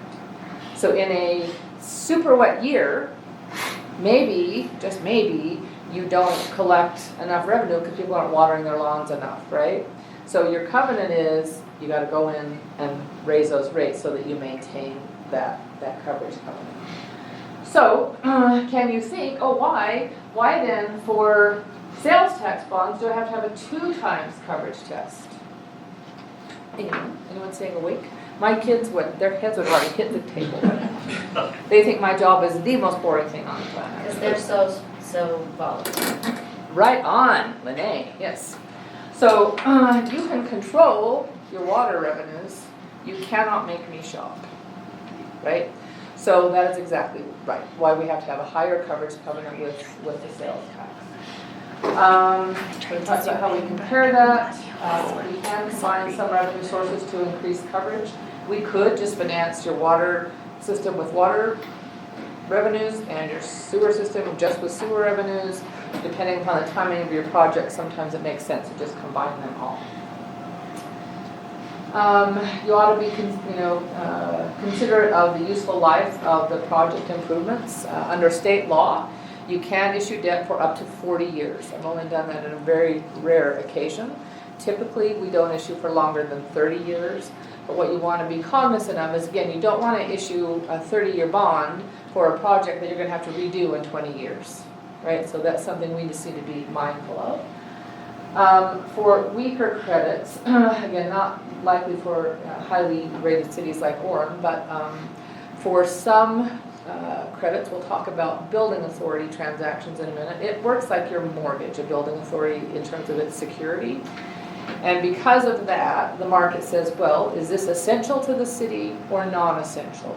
If they deem it non-essential, you will probably have to fund a reserve. What is essential? I mean, your constituents might say that rec center is way more essential to me than the police station. I use it more, right? They might think. Markets are, no. You as a council, if push came to shove, you're going to dump the rec center and keep the public safety building. So that's how they're going to deem essentiality. I don't like this presentation.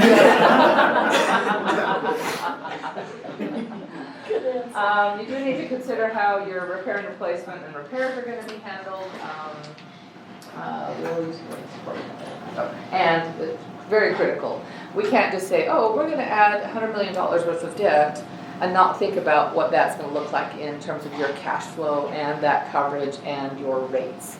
So we spend a fair amount of time working with a lot of cities looking at the utility rates every 2 to 5 years, looking at their longer term horizon of what they have in terms of capital needs to make sure that we're putting that in a their debt in a nice fluid, that's a good word, nice fluid way so that it's, easy to be absorbed by the ratepayers.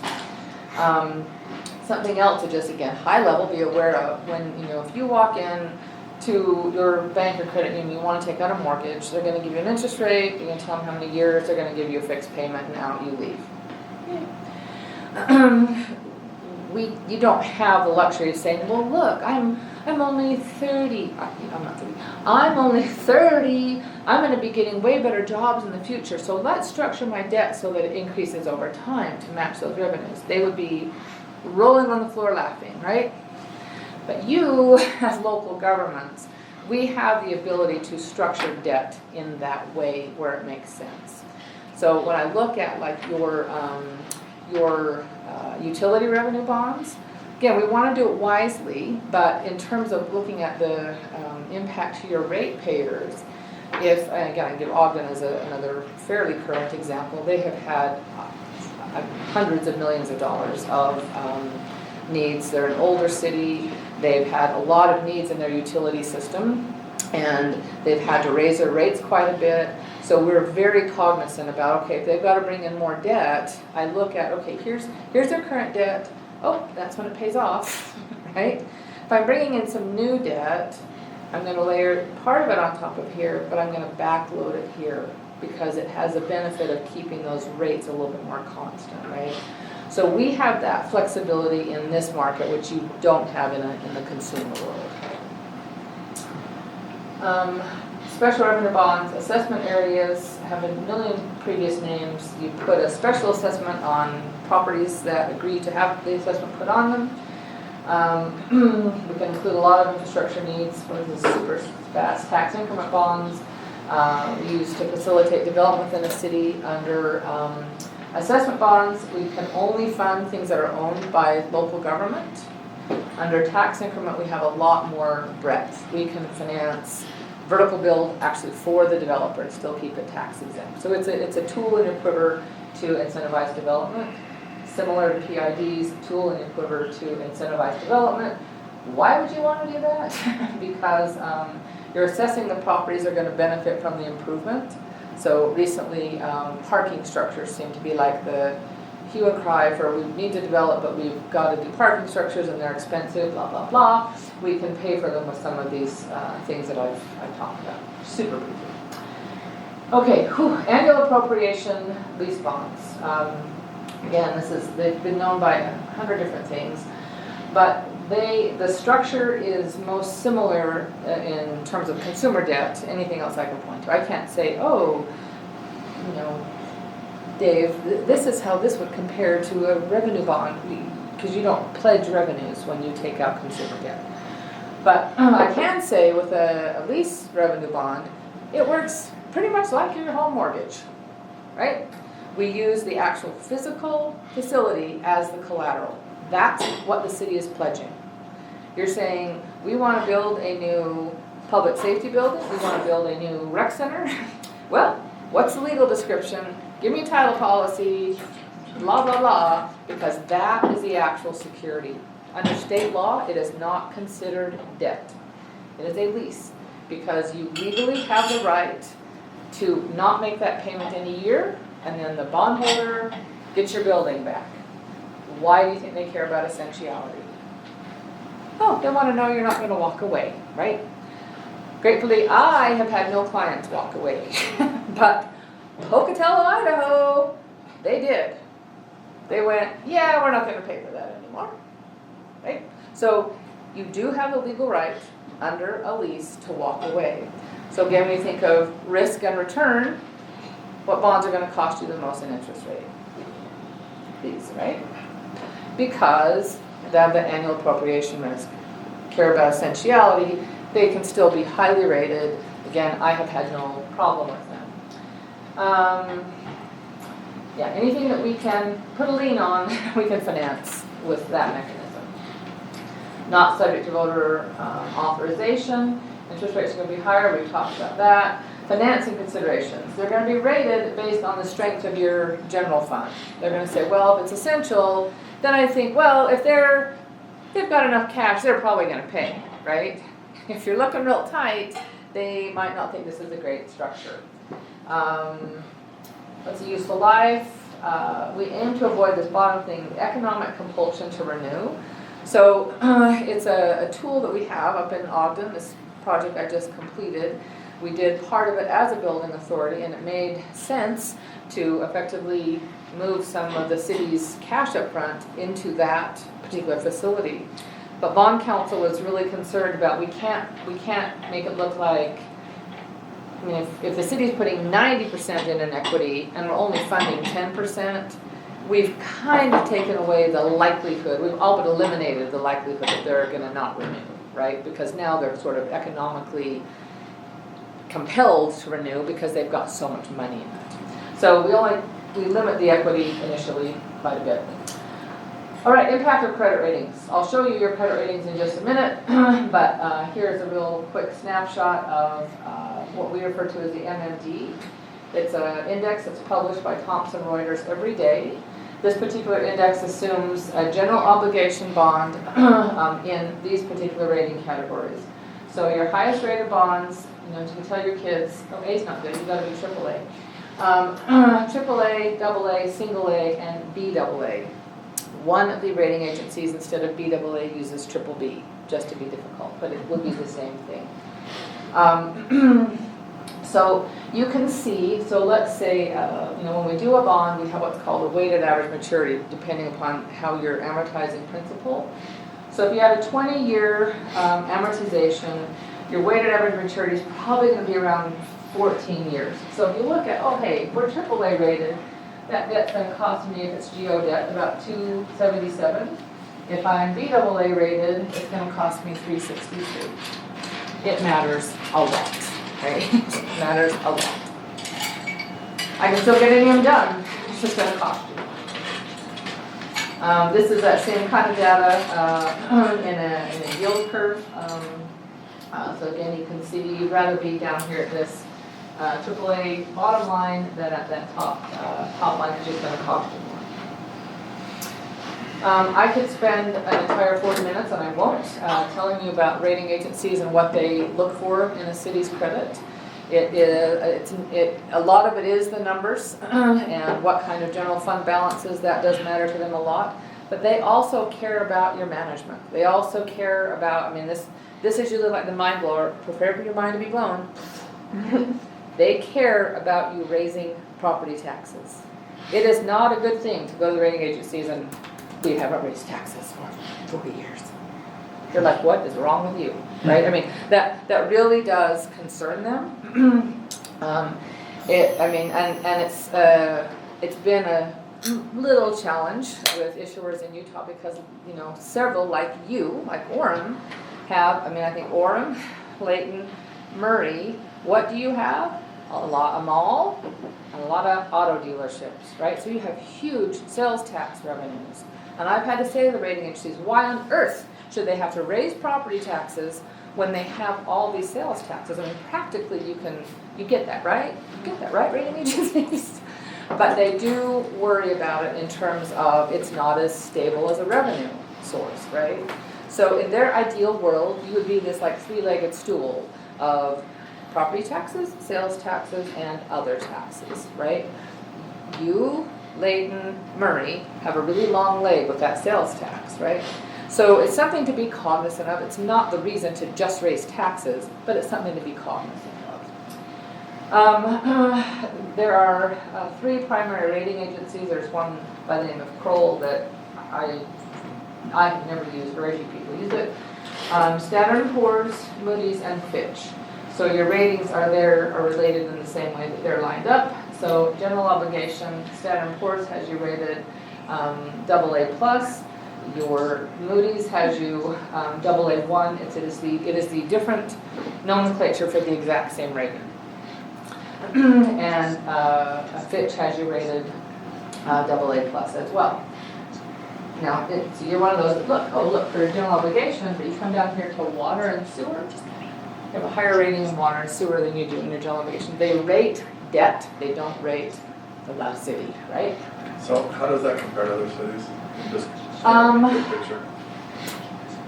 I haven't looked at that in a long time. I'm thinking of the clients that so again, with Ogden, they just did a sales tax bond that was AAA rated. I would expect your sales tax to be AAA rated as well. Ogden's general obligation would probably be in the AA minus or A plus range. Salt Lake City is AAA across the board. I think Provo is AAA across the board. Those are the only two that I'm aware of that are AAA across the board in terms of their geo rating. So I would say you are probably in the top 95 percentile of the cities that are rated. And that's off the top of my head. I haven't done an empirical study on that. So now we're going to look at different scenarios for how might we fund this $10 million project. So a consistent thing, scenario to scenario, is that after we get the bonds all done, we're going to stuff into the trustee's account for use for construction $10 million. I did not know about the potential for utility projects, and so I didn't do one for utility revenue bonds. So we had a project, one of the rec projects that you talked about, and you pledged, or your art projects, and you pledged care taxes only. I've had to limit here the length of maturity because my understanding is that you only have 8 years left on your current care taxes. 10 now. Then I would update that a little bit. So the par amount of the bonds would be $9,145,000. Again, here we would be limited by the now new remaining life of the care tax. Estimated would be rated AA. The weighted average maturity, again, they look at how you're amortizing your principal and come up with a weighted average of when that principal all matures. And under this scenario, again, it's shorter. The true interest cost is lower because we're shorter. We're down the yield curve some. But your estimated average payment is $1.4 million. That's a lot, even though the interest rate's lower, but I've now shortened that maturity, right?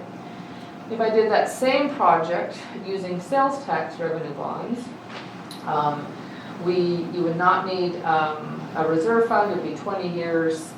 The remaining life, again, you can't go 40. 25 to 30 is what many projects are done. I assume it would be AAA rated. And you've got a 3.49% interest. That's because, again, we're going longer out the yield curve, but your payment's lower, right? So again, there's a lot of nuances that we're thinking of as like what does make the best sense in terms of how this is going to be absorbed into your budget.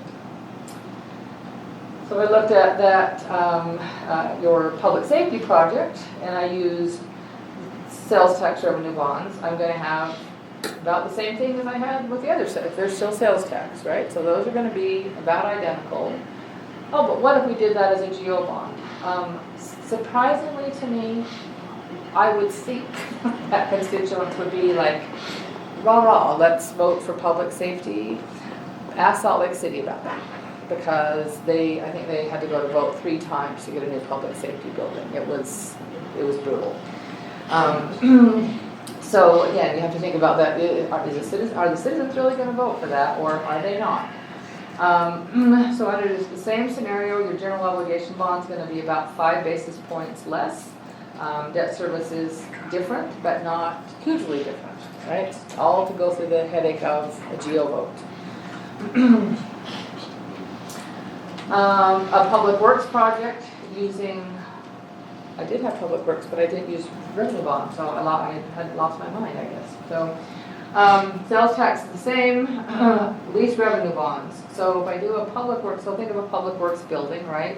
We can pledge the building as security. We can have a legal description of that building. That's what they foreclose on if you don't pay. Well, that's a pretty meaningful difference. It'll be 15 to 20 basis points, give or take. And that's even assuming it's an essential purpose project like public works. If we went to a non-essential building versus an essential building, I think I ignore that. This one should be essential. This one should be non-essential. So if we have an essential building like public works, again, I can get a lower interest rate. I don't need a reserve. If I have a non-essential facility like the market would deem a rec center or parking structure, then we're going to need to fund a reserve, and it's going to cost you more. The rating's going to be worse. So it's important to know all of these tools because you know, as, it's not like I just walk in and, like I would in Idaho, and slam down the hammer and say, here's how we're gonna finance this. We have to be thoughtful about what are you gonna do today versus what are you gonna do tomorrow. So I'm gonna jump back to my project in Ogden that we just did. They came to me 3 years ago and said, we want to do this development. Their former CAO hated pledging sales tax. I can't even underscore it enough. And I've worked with them a long time as well. But they were finally to here, I couldn't pledge any more franchise taxes. They had no headroom in franchise fees. So I said, well, you're going to have to do part of this as sales tax. Well, I don't want to do it all as sales tax. Okay. Why not? Because they don't know what's coming down the pike, right? With this that I just showed you, if I know that we've got a non-essential building coming down the pike and an essential one coming down the pike, I'm going to choose to do the essential one as a building authority and probably use sales tax on the non-essential one. Also, I can lower this interest rate, right? If we've got enough headroom in sales tax, we might do them both that way. But we have to stop and consider what else is coming, right? I don't just look in this, okay, got your project, there you go. It was the lowest interest cost, see you later, because I want you to understand what it may cost you later if we don't think about that, right? So I love these type of discussions that you're thinking about what might come this year and next year and the year after that. I mean, you don't have a forever horizon, but it really helps to understand that. Another important thing in municipal debt that people don't think of. What you pledge, drill this in your head, what you pledge does not have to be the repayment source. Right? So let's go back to that care tax example. It'll be lower than $1.4 million if we did 10 years instead of 8, but let's call it $1.2 million. Is $1.2 million going to be easier to swallow or harder to swallow than $700,000? Right? The market will take no risk that that care tax is going to get renewed. But if you think it's going to get renewed, right? Like, yeah, we're pretty sure it's going to get renewed. And it would make a lot more sense budgetarily to finance this over 12 years. Fine, let's do it as a sales tax bond. Can you use care taxes to repay it? Yes. Market does not care. The only thing they care is if you default, they're going to come after the sales taxes. Okay, that's what they'll have legal access to. So that helps us in terms of our creativity, because what you pledge does not have to be. What you pledge helps me get the interest rate down. Your finance plan can be, you know, we're going to go find donations for this. I mean, it truly can be. I've done that before. You'll need to look at your internal finance plan. I always spend time with cities saying, hey, yay, and it's like, you know, I don't want to be like the used car salesman. I mean, for any city, I could do almost any debt, right? But I want you to know how you're going to pay for it, right? I can finance your Ferrari, but if you've got a Toyota budget, then we need to finance the Toyota. And then, and Dave mentioned, I think, oh, I should have put that in the presentation. Some projects may require funding from multiple sources, and you know, being creative with the debt structure, as well as being perseverant. I'm nothing if not perseverant. And donations can be a source of funding, right? The trickiest thing about donations is once a project is built and your potential donors know you have a funding source, or it's getting built, they kind of are like, you don't need me, right? So you have to be a little bit careful about that. It might impact your timing a little bit, but you know, you can. I did a project up in Idaho that took me forever. They financed a project very similar to the Maverick Center. They have transient room taxes available to them legally, but they can't pledge them under state law. So we did it as a building authority. They're using the transient room taxes, but they didn't have enough, so they also are using donations for repayment. You have several ways to finance your projects. You have great rates, you have low interest rates. All those alternatives should be explored, including the state does have some low interest loans for water and sewer projects, but they also come with a lot of red tape that sometimes is very expensive relative to how you have to bid those projects and build those projects. I think I beat that last one to death. If you ever want to call me about, hey, what about this, please feel free to do so. That is my cell phone. If I don't answer, it's probably best to text me. But we are happy to be a resource to any and all of you. So, thank you all. I wasn't paying attention to time. I do. Oh, you did amazing. So, Okay. yeah, They're so good. I'm a fast talker, so. thank you. We do have to keep going. Maybe just, please stay though, Laura. Yes. So, first of all, I want to make sure you know, we're not saying that we need to go out and get debt for everything that we as exec staff, proposed in the major projects presentation. However, we asked Laura to be here because there could be, depending on the timing and the amount of projects that we want to do, there could be a debt financing component that we might want to look into with that. We'll have Laura share this presentation. I think we already have this presentation. I was just going to send it in an email to you guys right now, if that's okay with you. I think these are. Oh, I guys are on I it. have hard copies I could have handed out, but. Oh, you're good. Oh, well. You are on it. But maybe one last point of emphasis. So one, there would be different kinds of debt financing depending on the grouping of projects. So what we do for wastewater treatment plant and storm water would be different than what we would do for potential care projects like the Sierra Pool and high school. With the city center, we were able to do that without any debt financing, in part because we saved up, but also in part because we received ARPA funding from the federal government that helped us, bridge the final gap there. With our fitness center and our library hall, yes, we saved up. Yes, we had some care tax associated with that, but we also had some general obligation bonds that were falling off at the time, and so then we renewed that GO bond for those projects. And so I guess the last thing that I would say is something that Laura brought up was the idea of because construction inflation has been so high recently, there is a more compelling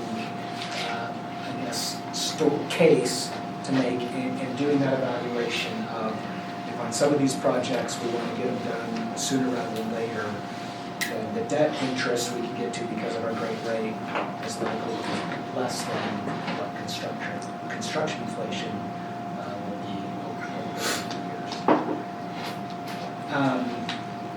I guess with all of that, any immediate questions or concerns or input or notes? I mean, ultimately, it comes down to balancing everything, right? And we've got to look at our existing revenue streams. We've got to look at the projects that need to be done. We've got to look at the cost of capital and prioritize it and optimize it. So, and then if we push too hard on the debt side, that takes you down the potential tax path. And you just have to weigh all those pros and cons. So there's a lot of variables in play, and we will now take a test on I say we do it like the feds. Let's just print whatever money we need, build it all. Is it your book on investing? Is that right? Is it? See, we just read your book next year for our council book. So just to give you an idea, so currently we have 2 general obligation bonds outstanding. We have 3 water, sewer and storm water bonds outstanding. One of those is ending here in 2 years. We just completed our sales tax revenue bonds, just paid off. So we no longer have any sales tax revenue bonds. We do not have any excise tax bonds.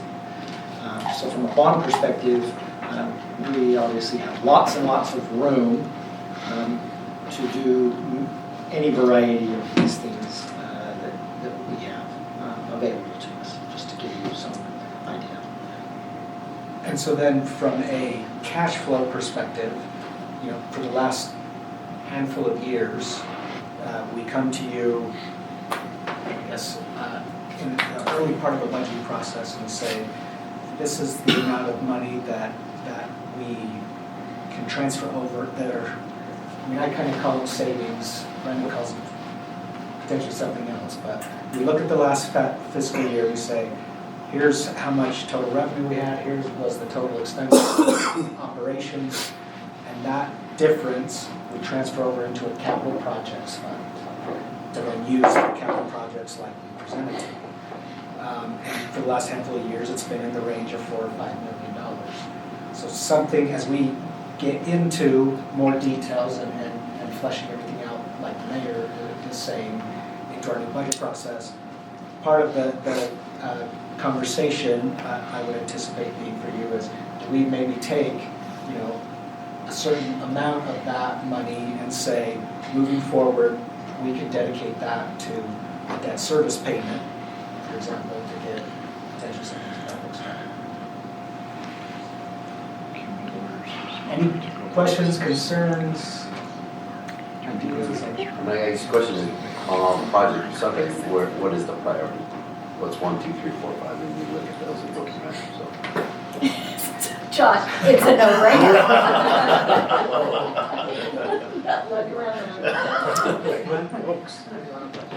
Yes, however, with that, I think we'd have essentially kind of 3 categories of priorities, because the funding source is going to be different on wastewater treatment plant and storm drain versus a fire training facility. Right? We would use impact fees and utility fees to cover debt for wastewater treatment plant and storm drain. For the fire training facility, we would use some of these general fund incentives and impact fees as well. And of course, with all this, we'll continue to definitely look at grant opportunities. And there's even some debt that, for example, the state offers for some things that are even lower interest rates. I mean, in a perfect world, the ideal is we balance all this out so we don't have to raise taxes. And then we, because we've got all the different sources, and then once we get that all balanced out, then we have to take a step back and say, well, how much risk is there in our funding sources? And where are we at? That's the calculation to bring together. That is absolutely correct. So we'll expect that that'll be kind of a big part of the budgeting process this coming year. Unless there's anything that we talked about that is, sort of a heck no out of the gate. And you don't even have to give that answer now. So you say control yourself. No, I like them all. The final thing I'll say is we won't be doing the accounting 101. I'm sure you're all heartbroken. But just so I've sent that out to you via email as well, the presentation. So if you scan through there and there's something that doesn't make sense to you or you're just curious about, please feel free to get a hold of me and ask me about that. I talked to Brent. I mentioned maybe in one of the weeks or councils we don't have a very loaded work session, maybe we could have a discussion about some piece of that presentation at that point. Thanks, Brent. Okay, we good? Okay. All right, thank you. Just before we start, there was supposed to be another break on the agenda, but we're probably short on time. But there's cookies back there, and we're going to get some to-go boxes too, so you guys can take some home, because we have lots of treats, as if you need more, but just so you know. Yeah, no, thank you, Jess. Absolutely, there's lots of treats back there, so feel free to jump up, and we're not going to take another break, so we'll need to jump up, take a break. That's fine, but we'll just keep going with our time left.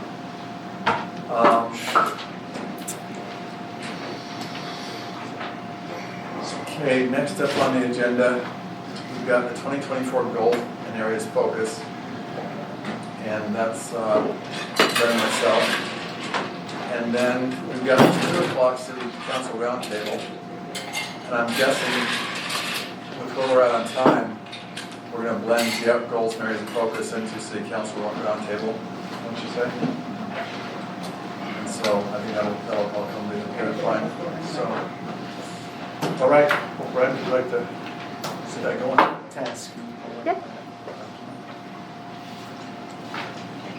And This is, in fact, this should be in your packets as well. If you want to pull out what's called Mayor and Council's historical areas of focus.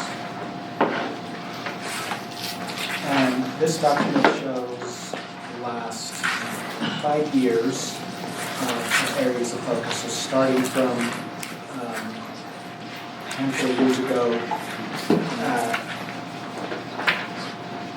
ultimately we tried to take general themes and general subjects and make sure that we're addressing those subjects. So it's been everything from transportation management, UVU master plan, city facilities, legislative relationships. And then starting in 2021, we really kind of stuck to 5 main overarching areas of focus, and then with tweaks every year, and then we created more specific goals and tasks that we as the council wanted to make sure that we incorporated. So those 5 major areas of focus have basically been safe and livable neighborhoods, thriving and balanced business environment, dependable infrastructure, community focus and effective government, skill and talented workforce. And then in this last year, a year ago, we added in this idea of unifying and coming together, and that's where this concept of aligning the interests of council, employees, community, and with MSU sales kind of a benchmark decision. So I've had Tess take this document and say, as kind of a starting point for our discussion here, is perhaps we could look at the existing areas of focus and see if any of those areas of focus should be changed or added to or tweaked. And then from there, we can take some of the different things that you've already expressed in your in the roundtable that you have, or in the discussions you've had with each other as the retreat has continued. And on some of those things, I think on all of those things, we want to make sure it falls under a particular areas of focus, and we document it and make sure that we're making progress on it, and ultimately reporting back to you. So maybe I'll start off with the question, Mayor. In terms of those 6 areas of focus, any desire to tweak or change or add to those? And Mayor, I don't know if you want to give everyone an opportunity to speak to that and go around the table that way, or? I would say maybe just pipe up if you have something you'd like to say. And everyone, feel free to be involved. I think right now we're just trying to narrow it down.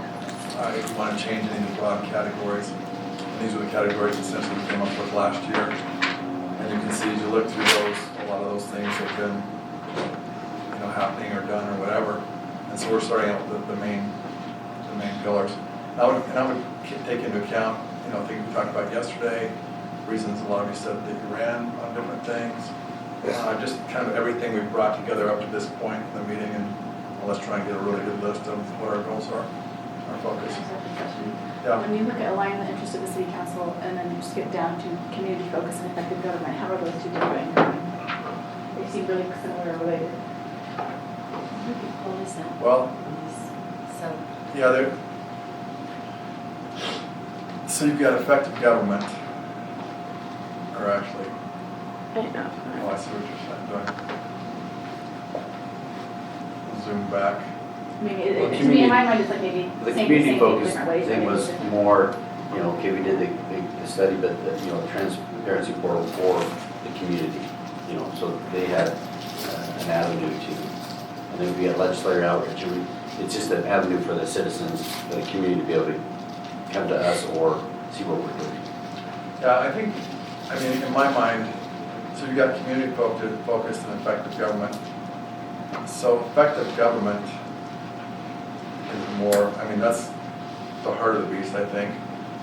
More efficiency driven. It's more efficient, effective. And like, for example, what came out of that, you know, we did the study on the employees and where they were at. We also, and we haven't talked much about this, but we're also in the process of doing a much more in-depth study.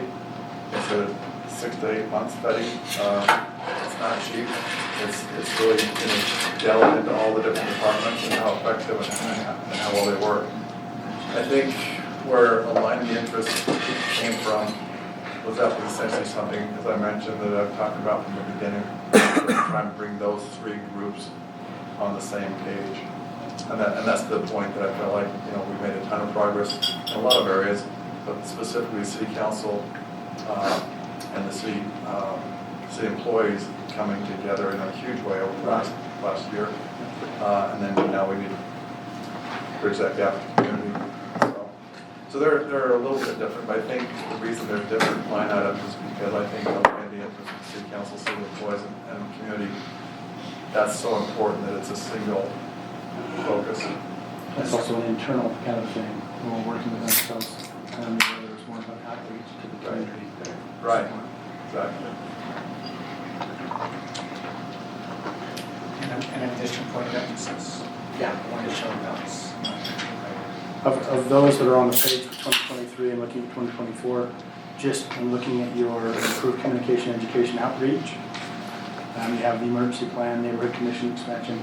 I would just add, because we've talked about it, as part of that would be just some form of a Latino outreach or a form of tapping into the groups that usually don't have much voice and finding a way to find and reach them or reach out to them so they can reach back into the city.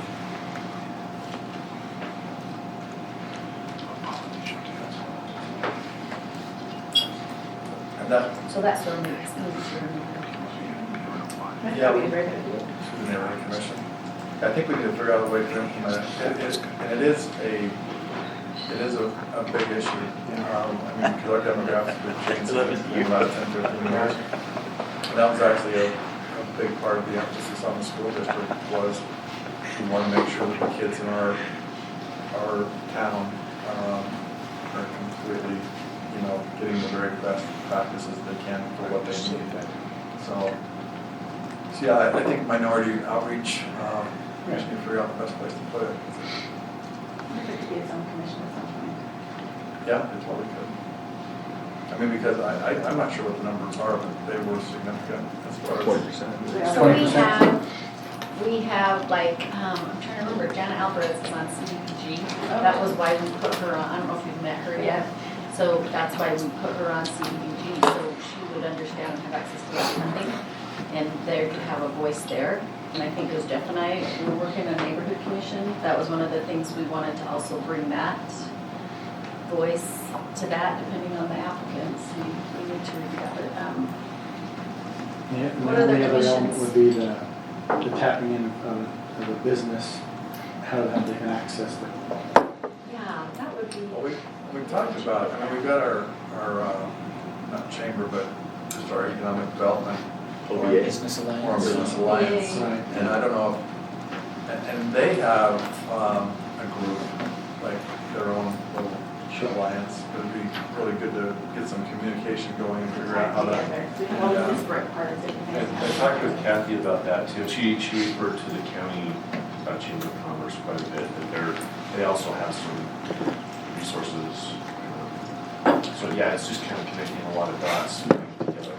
The nice thing about their business alliance they've got is, so that allows them to come together with their specific types of issues. Right. But then we don't really have a way to actually hook them into ours. Yeah. Right? And that Well, would I be. think it's educating too. I think there's a lot of people aren't even aware of what resources are available. But at least the people we talk to didn't know. They didn't know. And we talked about the process of starting a business, and if it's, you know, if it's a language, you know, put it in.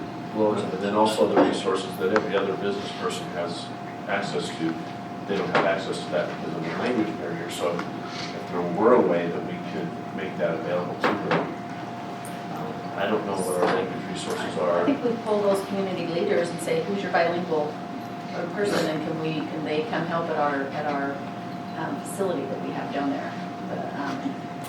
You Business resource. Yeah, business resource center.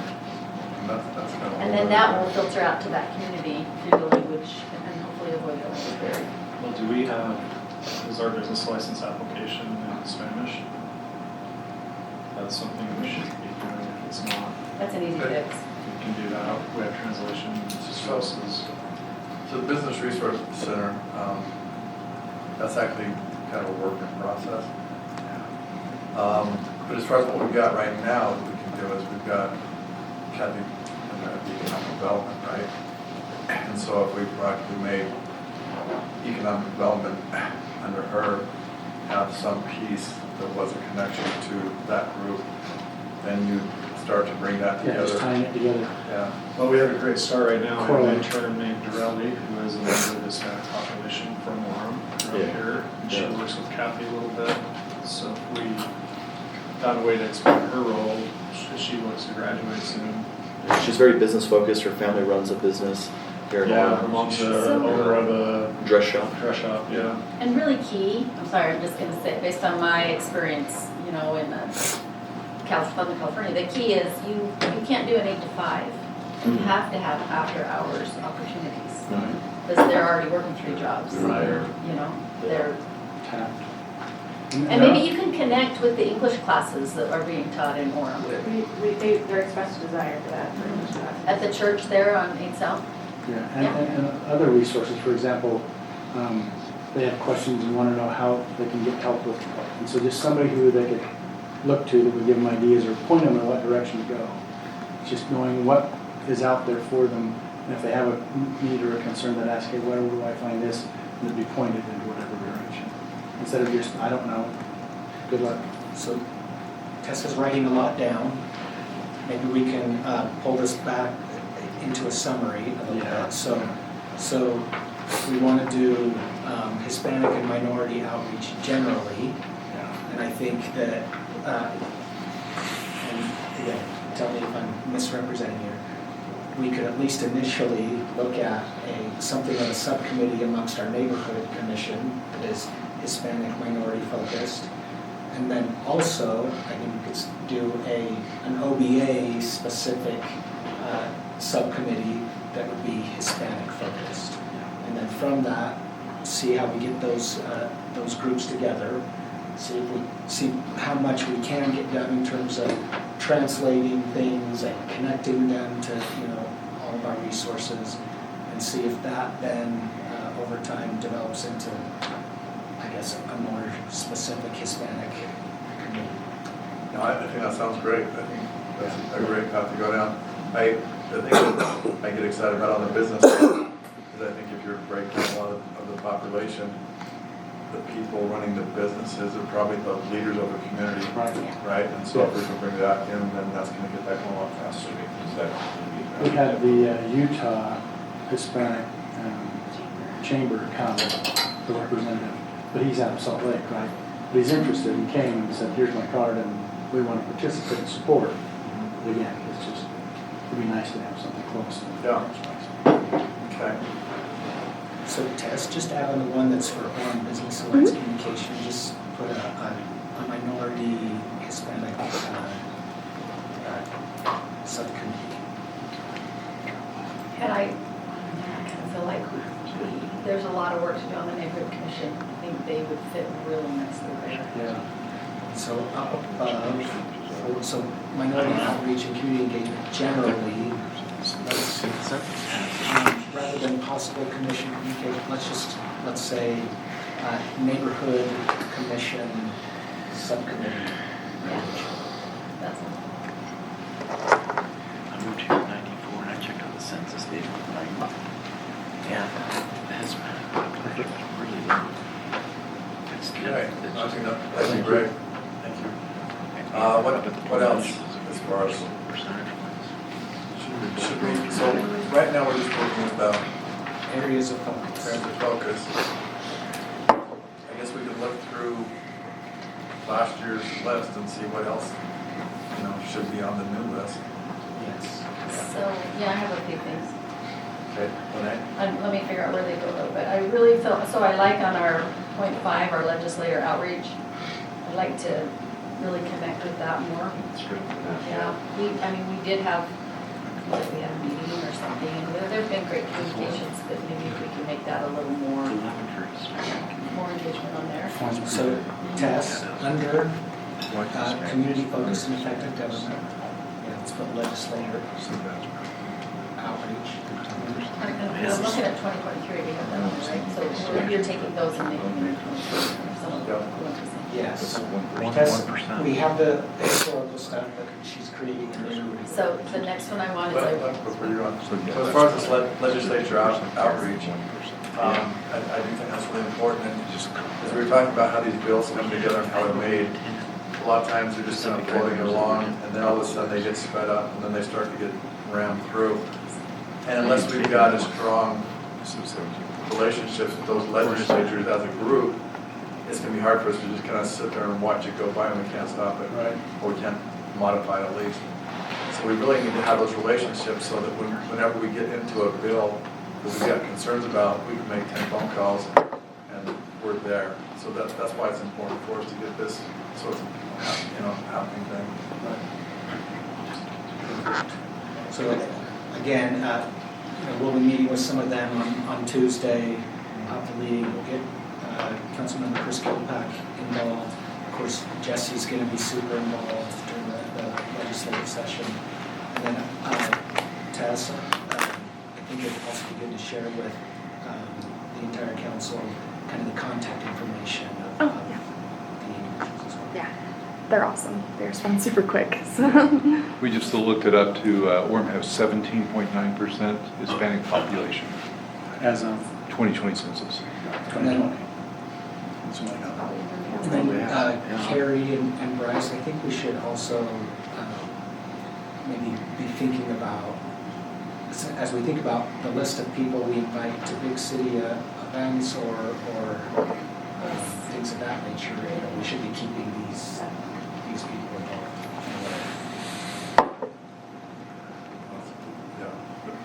The better relations with Yeah. So when they, well, just another, I'm trying to figure out where it goes, probably community focused, or maybe safe, livable, connected, engaged neighborhoods, I'm not quite sure, but I really would like to see us have more of a dialogue with UVU and master planning. They had that in 2019, it looks like, as a plan, as a goal, and we know why, right? We know what was happening then, it's not stopped. I'm still hearing that from those neighborhoods. It's just not on the, it's on the back burner now. So I would like to start those conversations and get some great outcomes. Yeah, let's put that in community focus and effective government and improve UVU relationship. I think from last year we had Alpine School District, but also Linden and Provo meeting with them. The city. Yeah. Which we have, did he set us up something in April, right? Yeah, so April 25th, we'll be having, it's either 3 to 4, a lunch meeting. I think I was waiting to hear back from them on which one was better, but we'll be doing a meeting with Lyndon, I believe. Mm-hmm. That's something what you had originally, which is improve your dialogue. Okay. Because that's what we really want to have.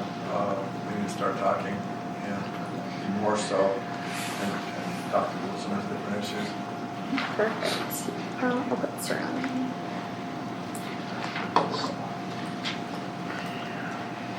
I also want to add under driving it, maybe not, where am I adding it?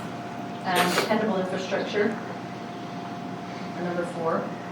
So we talked about this when we talked about our transportation master plan. We've updated it, right? So we've done that, and we talked about updating our active transportation plan in that. Yep. So can we focus on that and just the different ideas, the canals, whatever. And I'm fine with the canals isn't a good thing. I understand that, but let's brainstorm. Let's get something out there. Look at everything. And look at ours. Who was it, Chris? Someone here said yesterday there are a lot of grants available, or there's some stuff happening on that front. So yeah, we've got a grant application already in for general active transportation, I think through MAG. Yeah. But then there's also an RTP grant and an award grant that are both trail specific. Matt Taylor, one of our senior planners, has some trail master planning ideas that we can use and reference in these grant applications. So, Tess, let's call this one, yes, thank you.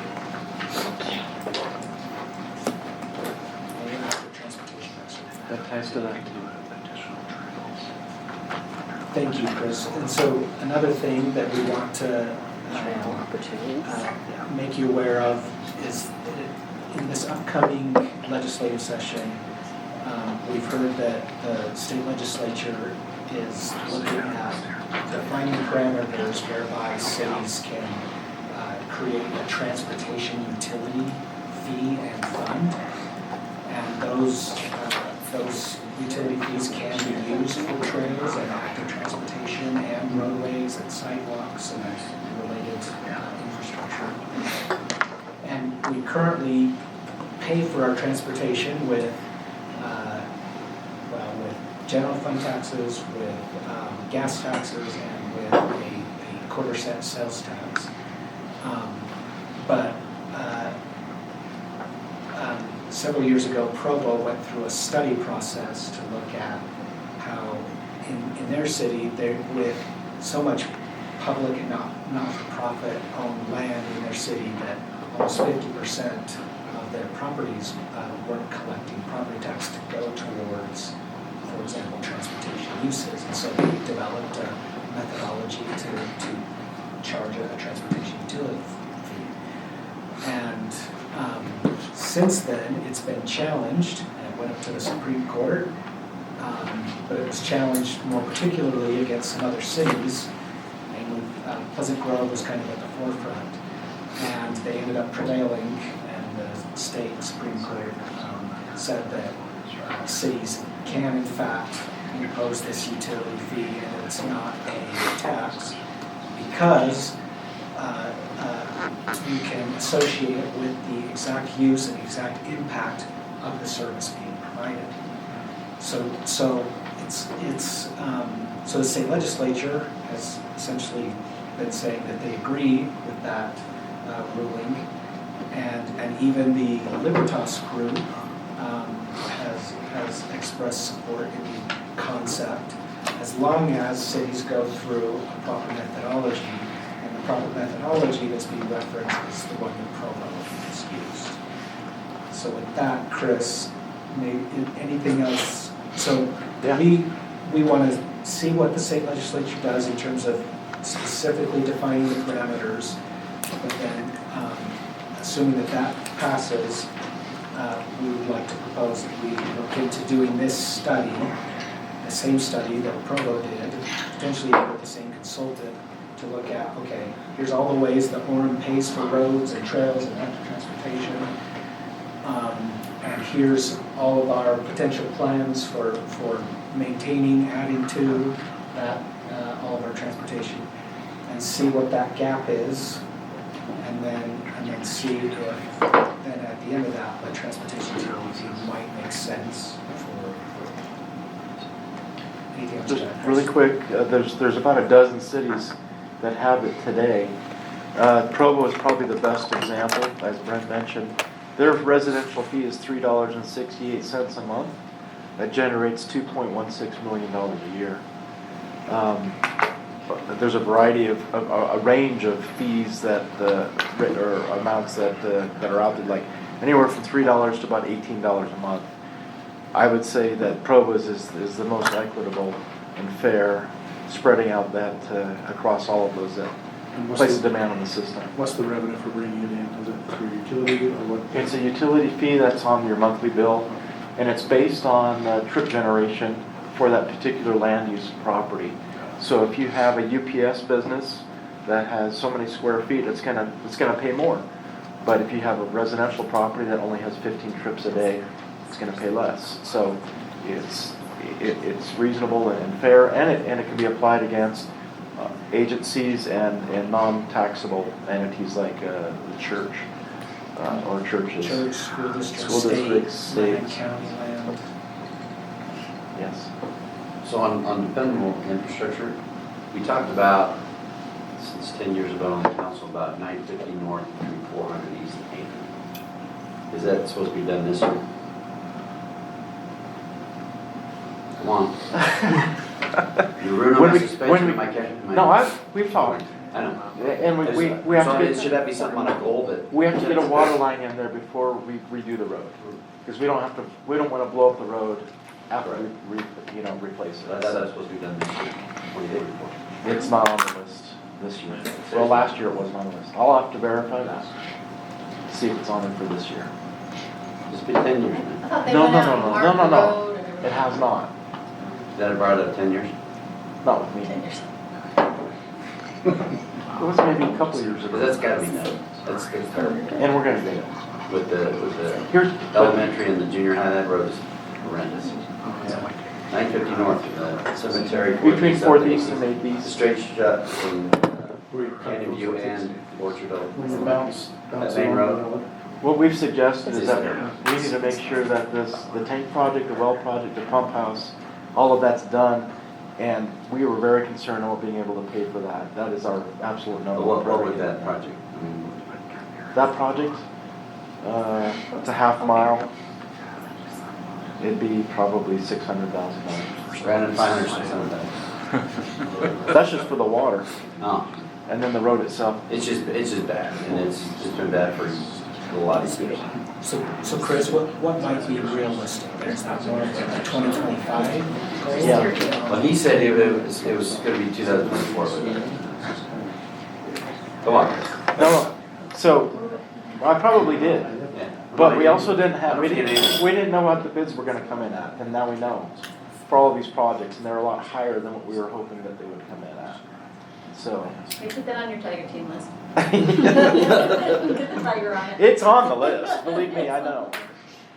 Move it to the top. 20. All right, I have one Let's go back to the. I have one to add to. Well, go ahead and put on 950 north. Look at 950 north and create a construction schedule. Where's Ryan? Right here. Help me out, buddy. It's funding. Told me it'd be done this year, but. No, I mean, Chris is absolutely correct. We have a schedule of projects and they're all scheduled within that framework and the master plans, and that's what we try to follow. So where's the schedule? 25. I'll have it with me. Oh, we'll try to do it 25. Try. I'm going to try really hard. If we get a transportation utility fee, Oh, I will guarantee it if you do that.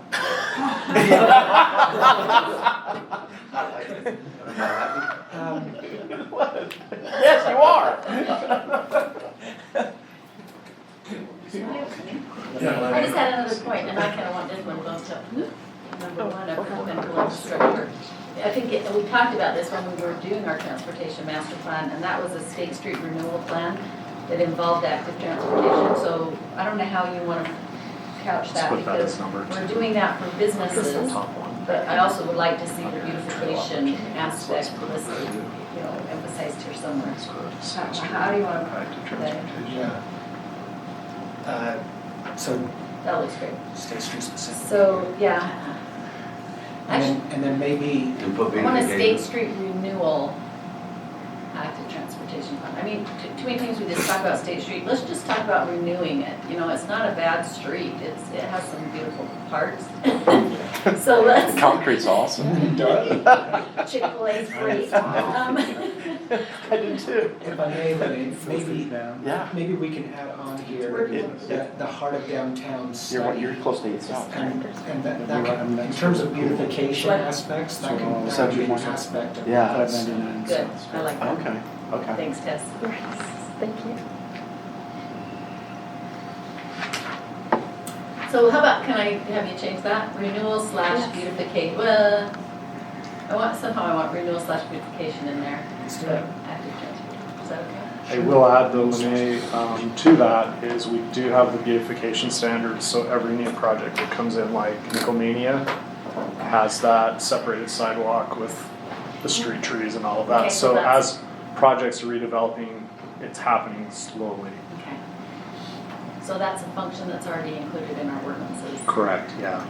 As you upgrade. But that's why I also bring up the hard downtown thing, is there could be beautification aspects that we haven't really even considered that could come up, because we. Yeah, let's keep that word in there just to remind us. That's great. That's our Like goal. it. Okay. Yeah, Where 'cause do we want on that infrastructure list, that should be our number one as far as the State Street piece, that's gonna be our, right? Wonderful. So, we should be going through and looking at the previous one and Dave, why don't you look at number 4? Look what? Oh, that was for 2021, so I'm looking at Rich's. I'm also looking at yesterday's conversation. I think that under, let's see, probably safe and livable neighborhoods, we had a really kind of a lot of conversation yesterday related to that. So adding in finishing research and analysis of short-term rental ordinances. Yeah. Or regulations, maybe, short-term rental regulations. And then also pursuing the hometown initiative. To help with our NIT. To help with our NIT, yeah. And then somewhere, oh, And then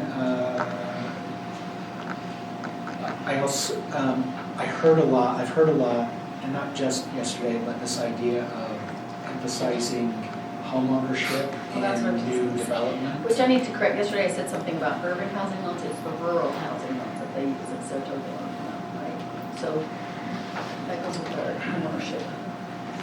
And then, if I may, perhaps park revitalization and maybe some of the projects that Bryce talked about in terms of revitalizing Sierra Pool, looking at ice ribbon and then improvements at the library as a community center. Maybe that could fall into there. yeah. So not library department, but just library as a community center.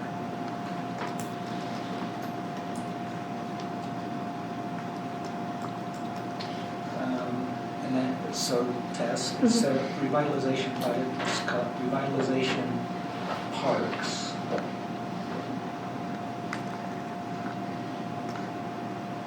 And then instead of recreation, let's say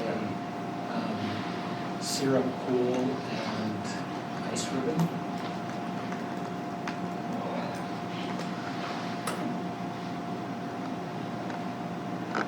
We use renewal instead of revitalization. Oh, I just sure. like that. It's so positive. Perfect, yeah, so instead of revitalization, renewal. We used it twice. Use it the whole It's way because it's a through. great word. It's all about new and pretty. When you say emphasize homeownership, is that the same to you as housing affordability? When you say what? Question. That's separate. I think we could, And where do we put housing affordability? Could, if the council is willing, could we put down, consider the Affordable Housing Authority, or the Attainable Housing Authority, and have them come in and do a work session presentation of their program? This is the finishing basement. This is the basement Yes. finishing program. To me, that's something we have control over as a So- municipal. Yeah, And we talked at length yesterday about housing affordability, it needs to be on there as a focus. yeah, so Tess, so let's call it, so instead of emphasizing homeownership, let's call it housing affordability. And then let's talk about the strategies we're going to pursue under that subject. Is that word, Jen? So attainable housing study. Emphasizing home ownership in new development. Compared to rentals, I think community development's under that umbrella also. Okay, it's not. Would that be, so maybe we could do the hometown initiative list out.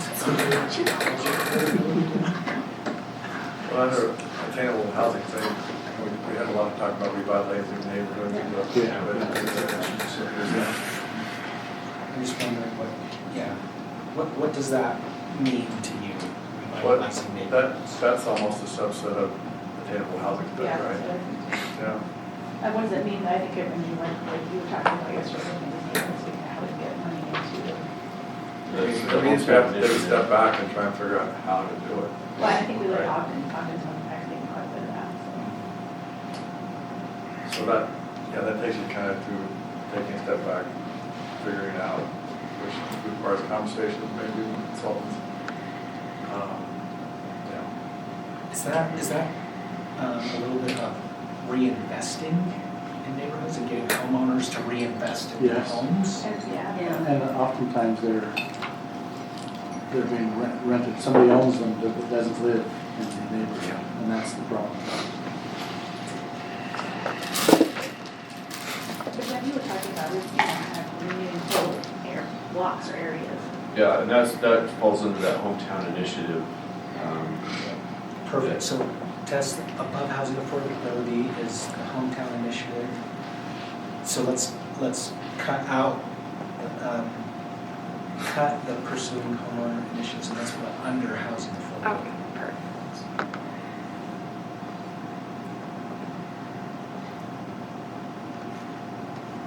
And then on that, let's say along with, well, pursuing hometown initiative and along with NIT.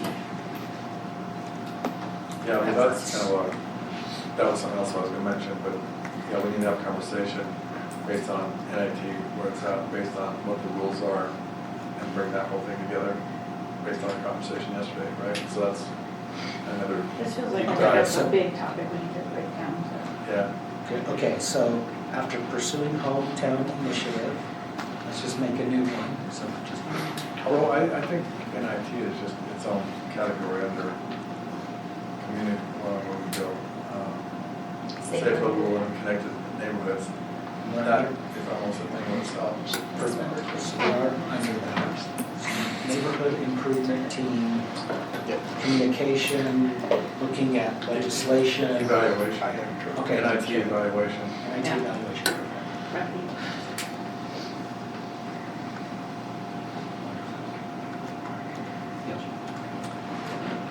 So I'd like to, kind of what Chris said, the landlord issue, not you, Chris, because Chris, the landlord issue, I'm trying to figure out how we. Owner occupied. Yes, owner occupied, and the knit, how we pull that together with, that particular one with enforcement, because knit, we're looking at code enforcement. From a beautification standpoint, it seems like a lot of what we're looking at. I think occupancy, I'd like to figure out how to address the occupancy issues too. I'm not sure if that, is that just under the new?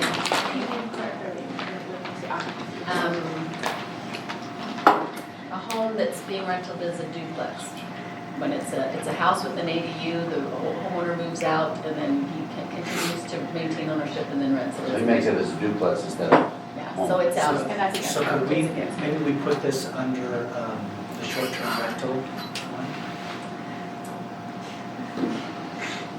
Because what's that doing? That's taking that home off the So market. above housing affordability. There's a lot of Affecting that, what you're saying.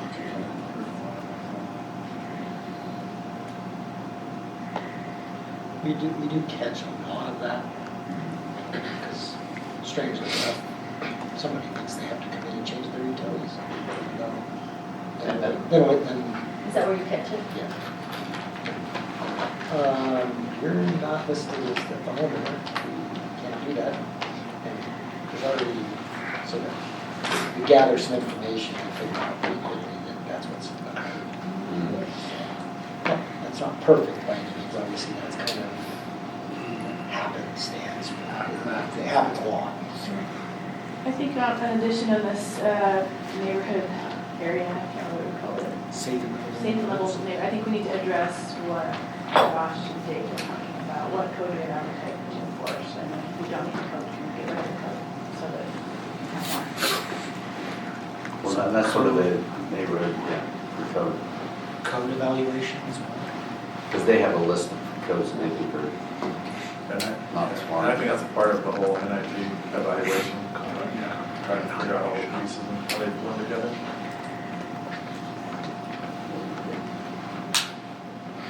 Can we add things under that first alignment interest of the city? Yeah. We talked about doing resolution, we talked about decorum, setting some kind of, maybe setting or reevaluating our decorum standards in meetings for us and our citizens, and then also talked about doing services in the community. I had a couple ideas on that. One is, I think Chris may have mentioned yesterday that the statement that the mayor reads, maybe we, Chief Earl and I could revitalize, that's the word we're using, right? Revitalize that statement a little bit. Renew, I'm sorry, renew the statement a little bit. And also, Steve and I could give some instructions on if a resident, the reason I think the city council meeting is maybe sometimes the only interaction a resident has with the city. And so maybe if there's if somebody's going off track, there's a way that we can talk about how somebody can say, Mr. Mayor, point of order, if you're looking at something else, or if something's being said that is attacking the city council member, so we can maybe talk about how that could play out in a city council meeting. And also I would recommend, and obviously I'm recommending the council can decide this, but if there's an instance where something happens, it would be great for the council maybe to discuss that instance later and say, how could we have handled that in a better way? In other words, along the line, let's see if we can improve on the public meetings that we're having. Just recommendations. You're talking about like on the dais? Chief, Yeah. not you, Chief, that real chief, Josh. Oh, I'm gonna yield to Wayne.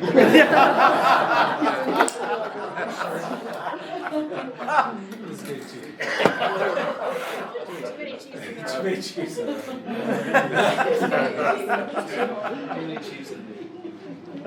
My question for you is, I remember being told a couple of years ago that if there was someone that was disruptive, that the officer there didn't have the authority to remove them. We do if the mayor, it has to be, the way it is in the ordinance is, I think one of you has to make a motion, and I think you can even make a motion to mayor, I believe, and then if you guys make a motion to suspend or to expel somebody from the meeting, then we can enforce that.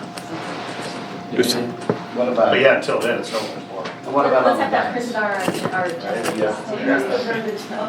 It's the same motion, you would make a motion to remove a person, so it's got to be by 2/3 of the council that's there. I mean, because I know last year, maybe the year before, I mean, somebody, made a comment, but then somebody on the council said, called it chicken or whatever.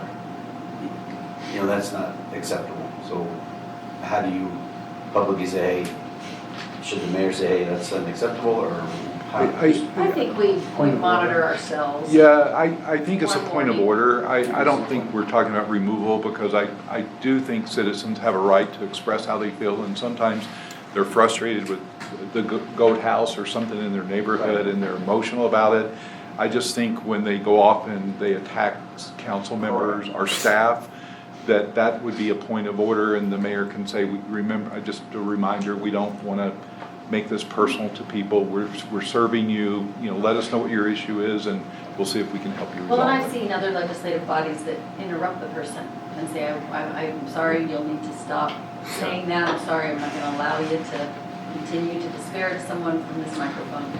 I mean, we got to decide if we want to get to that point, but I've seen it done well. And hopefully we'll see, that'll be one of those meetings that won't be closed, it will be improvements to the decorum as we discuss it, which that new law might be. Yeah, but the legislature has a parliamentarian that can actually remove somebody who's disorderly or attacks somebody or makes an allegation against somebody else that's that they've committed a crime, they can actually remove the person from the chamber or from the building. Our rules are a little bit different than that, and I think more of this is a point of order to let's keep them back on track, so that I think what happens, somebody gets up there and says something, the next person wants to equal it or better it, and then the emotion gets up, and now they're talking about how bad Josh is, or how bad I am, or the mayor is, and it misses the point of what they're trying to get at. I mean, we're all trying to serve the residents, and let's try to get them back to the point of service. I do think we need to have a conversation about this, because, I mean, in the 2 years I've been there, there's been a few instances of what we're talking about, so I don't think we want to, and I lay on the side of free speech and representation, and I want everyone to feel that, and so I don't want to take a few things here and there and really take away that free speech. That's why we just need to have a conversation, right? And figure that out. But it can be on our list as far as to figure it out. Yeah. Just like part of what you're getting at, it's just the ability to call time out. Yeah, it's not like we're censoring necessarily. Right. Time out long enough. Just remind people. Take a minute. Sorry. No. Just go. So I think there's obviously a difference between somebody who's being disorderly and somebody who's just maybe voicing a negative opinion about something, right? And I've taken some notes on what we kind of talked about yesterday about potential rules of decorum where we might want to stop someone from talking, but I think there are also some potential First Amendment implications here too. And so that's one of the things I've kind of noted for myself, that I want to do a little bit of research on where those lines will be. For example, if you're saying we're going to allow clapping, but we're not going to allow booing. I'm not sure that's going to pass First Amendment muster. I mean, maybe you can get away with that, but those are kind of things, some things I want to research before we actually try and do that. I've just seen different city councils, that I've been pointing to, and a lot of times you'll have a mayor up there who's just shutting people down, or there's 20 people want to talk, two talking, and they say, okay, we're shutting them off, public comment. So they're basically using their authority to manipulate how the whole conversation goes. And I don't think that's right or fair. And there's also a difference between somebody, for example, who comes up in a personal appearance portion of the meeting, where we basically said you have the right to come in and talk about anything you want to, essentially, right? Anything that you're concerned with. Yeah. If they want to say, I have concern with this employee who I think did a bad job, or he was rude to me, or something like that, is that going to violate the rules of decorum? Again, I think that potentially implicates free speech, but I think, again, there's a big difference between somebody who's coming up in an orderly fashion when they're allowed under our agenda to come and speak, versus somebody who is just catcalling from the audience while you're having a debate and they hear you say something you don't like. That person, I think you can absolutely shut down because they're speaking out of order. Yeah. And so it's a big difference between that scenario and somebody who's coming up during their allotted 3 minutes of time. I would, as far as we think through this whole thing, one of the more difficult things of being on the other side, on our side, up there at the city council meeting. So whenever anyone comes up, they're not required to raise their hand and swear to tell the truth, the whole truth, and the truth, right? And so they can basically say whatever they want. And so you get a lot of just misinformed, uninformed comments, and so it's always been, so the city council is supposed to sit here and let this happen. So what's going out through the city is this misinformation, and it's not corrected. So I'd be curious in the decorum of how we respond to that. Yeah, and I'm not aware of anything that says that we have to allow people to make these personal appearances and say whatever they want to. We have elected to do that over the years, and so, once you kind of open that opportunity up, it's hard to say, well, I don't like those kind of comments, or I don't think what you're saying is accurate, therefore I'm going to shut you down. I mean, I'll research. But I'm saying just to respond to it. Absolutely, you can respond. You can totally respond to it, yes. So if I may, to kind of summarize and capture this, to me, I'm not hearing so much of a desire to regulate the what, but to educate the how. Right. And I think, Jesse, that's what you were kind of talking about in terms of maybe we can research examples of how other cities respond and speak to or encourage decorum.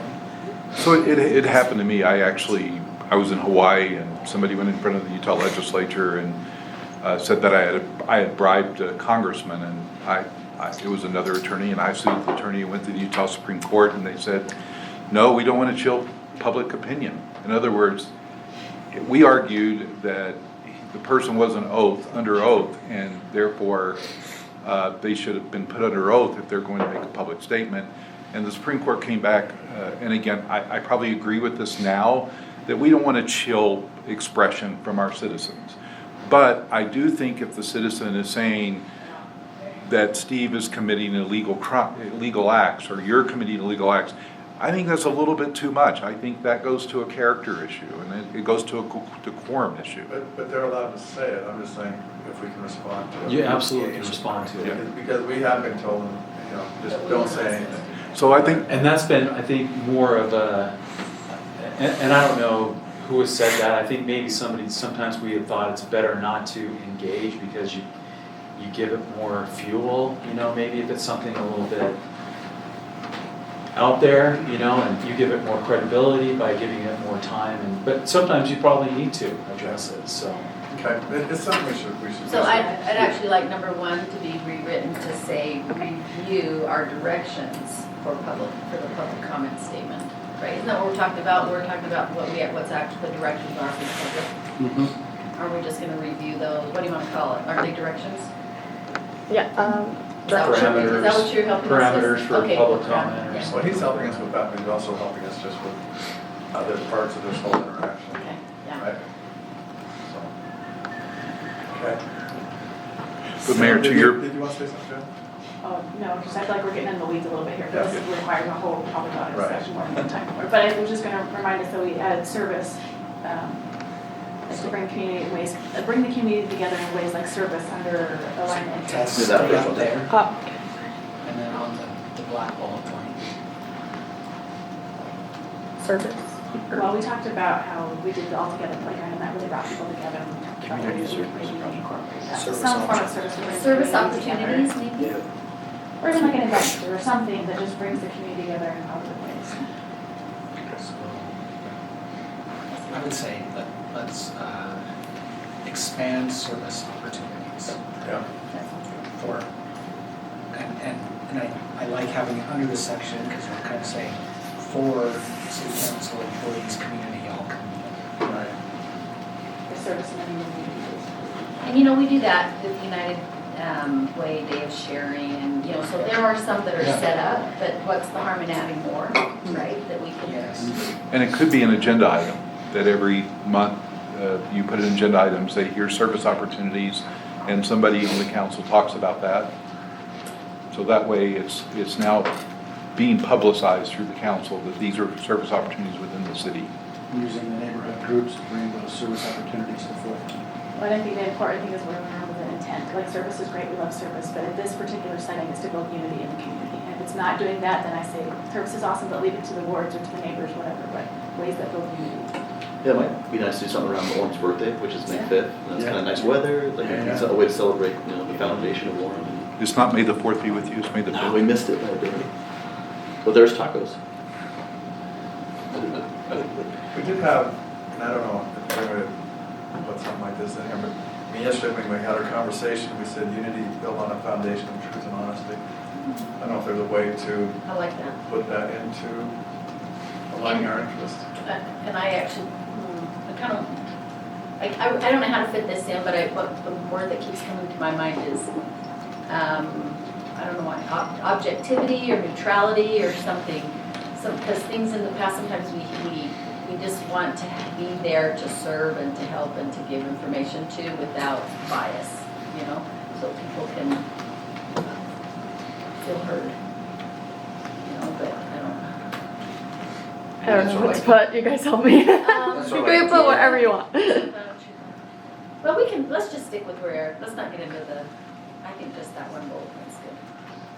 And I don't want to get too far down the weeds, but you should consider whether 3 minutes is a minute too long. Some city councils have gone to no public comment. And sometimes you get into 3 minutes and you get into the redundancies of the first minute. The only thing I would really do with that is, we've got 3 minutes on our thing, and that's usually fine if it's just 7, 8, whatever, 10 people. But when we have like 30 or 40, we might just have in our statement that we will cut that time back to 2 minutes, to a minute and a half. Because where people get upset is they write their statement, they spend a lot of time with it, they show up there, and now all of a sudden they like have half the time. Well, that's hard, I've been in that situation. You've got it all timed, you've practiced. Work down to the And then it's good. Steve or Jesse, have you seen any cities put an overall time limit for the public comment section? So we can keep it at 3 minutes, but we I don't know if other cities have done that, but I think you absolutely could limit it, like the personal appearances. I think So it's that- Our that's what agenda it says on the 15 agenda. It minutes. says 15 minutes. Yeah. So, the city council can set their own rules of order, so they could say, we're only going to provide 15 minutes for it, and then if there's 20 people, you say, the mayor can say, everybody gets 30 seconds.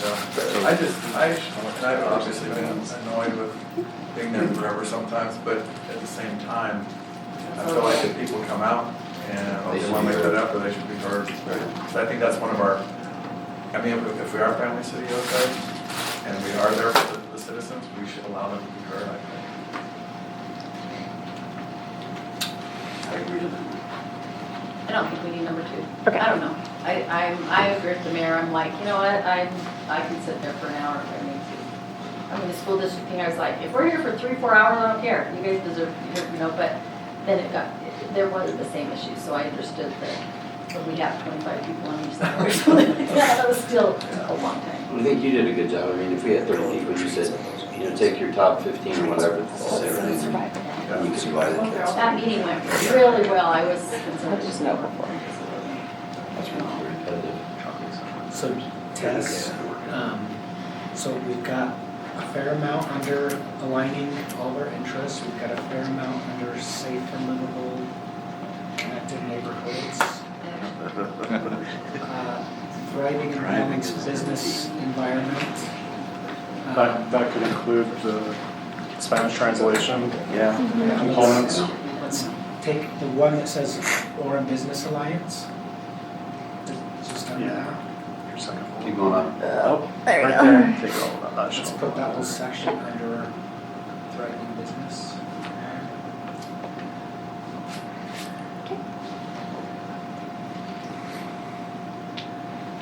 You go to priority store. Okay.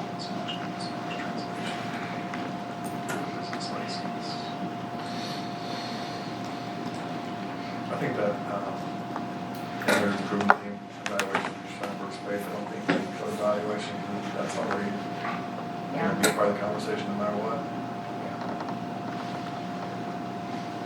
And would you mind, I mean, unless someone's opposed, I think the very first, if you go up to the very top, I like the mayor's unity built on a foundation of truth and honesty. I would like that to be the first point. I mean, that's the overall goal.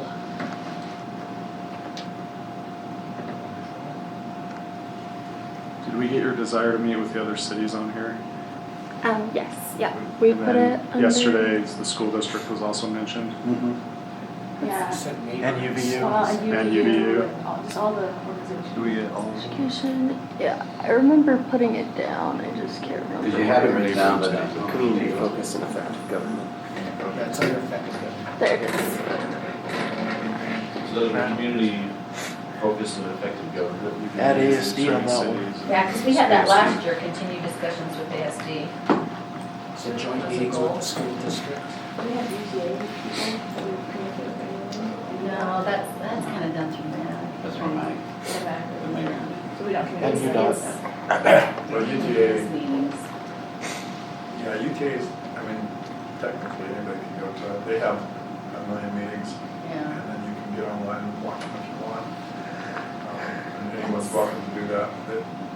But I find, I mean, MAG, it feels like we can have an impact. UTA, it feels like this giant thing that we just all works out. I've watched the meetings, they're good, but yeah, there's no opportunity. Yeah, they send That out. is the best opportunity, maybe I should say it that way. Yeah.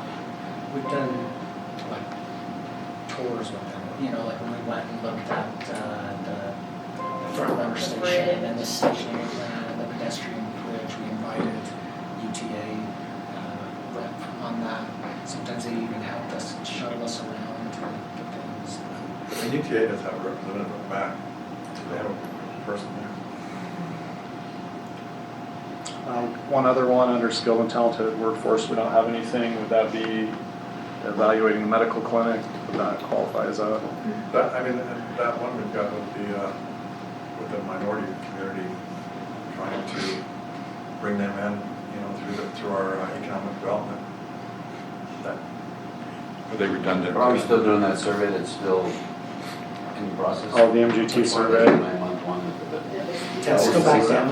So we put that there. Yeah. So under skilled What's and that? talented workforce. What was the study? It's yeah, that's study. complete efficiency study.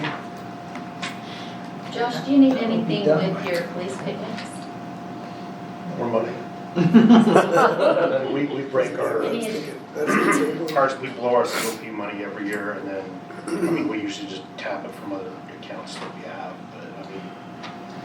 I guess I mean in the, money's great. Yeah. I guess I mean in the realm of like Karina, like more event coordination. She's involved, and then our mental health people that are involved, some of them have kind of made some of those things their baby too. Are there any more ideas you're trying to bring to the table that they come with, or? No, I mean, we're gonna do some, we've got a good relationship with a lot of Latino community.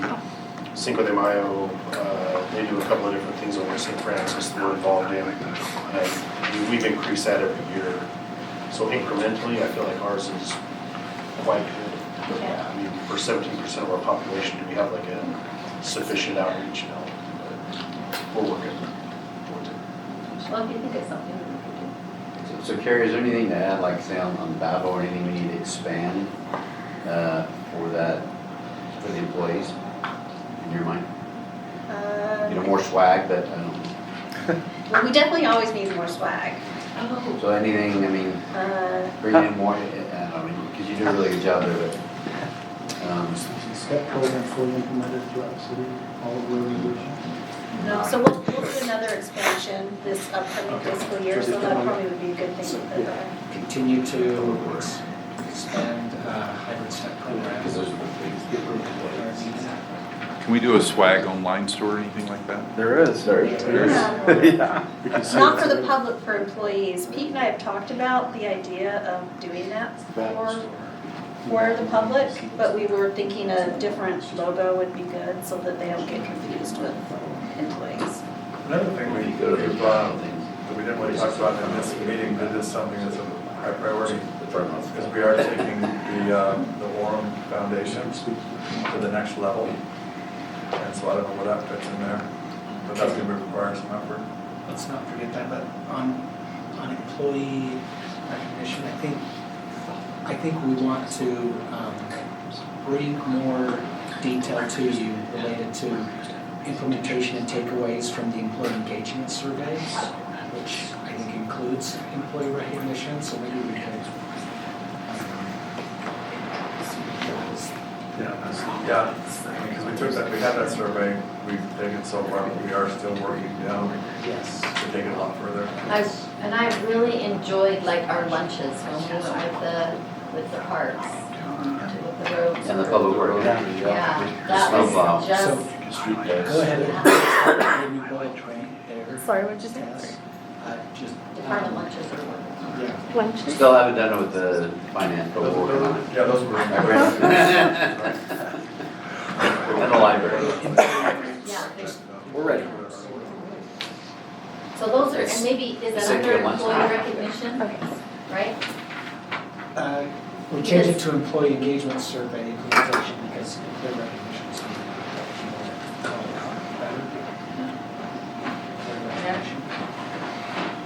No, I think it's fine. I think the lunches have been excellent. So. Those were so good, yeah, to hear everything, to meet them. Mayor, what are we gonna? I just mentioned the foundation. Okay, it's this. So we've got the Orem Foundation, but it's been fairly stagnant, so we're gonna try and revitalize it and take it to the next level. It goes under Could what? be there. I wonder if this actually goes under, maybe a line of interest. So What if we put this under thriving and balanced business environment? Orem Foundation. No, it's already in the library. Wouldn't that be community focused because it's the Orange Community? What's the community focus and instead of effective trying to government? raise money outside of Orem for different causes that Within Orem, okay. So for example, when we want to fundraise for the Alternative Playground or a Gold Star Family Monument, or the library, do it through the library, yes.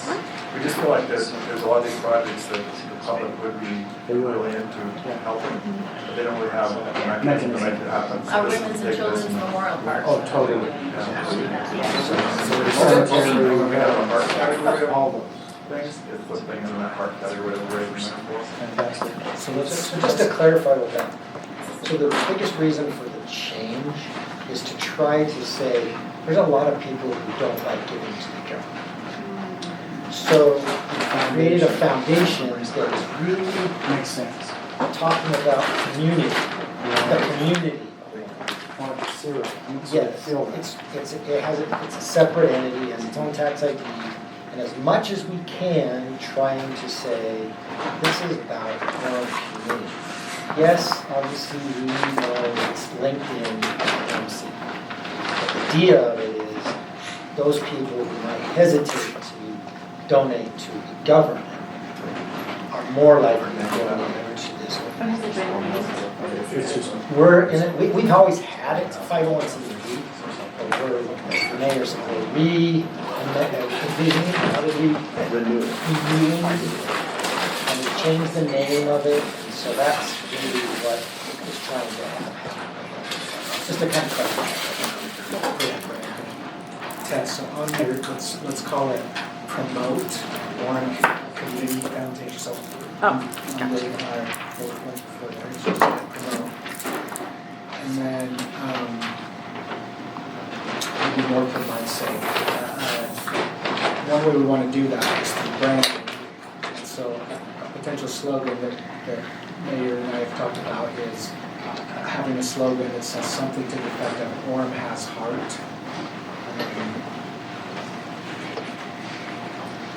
Because a lot of these projects are also the hard side of things. Then we're going to put on a cover. We're going to enhance people.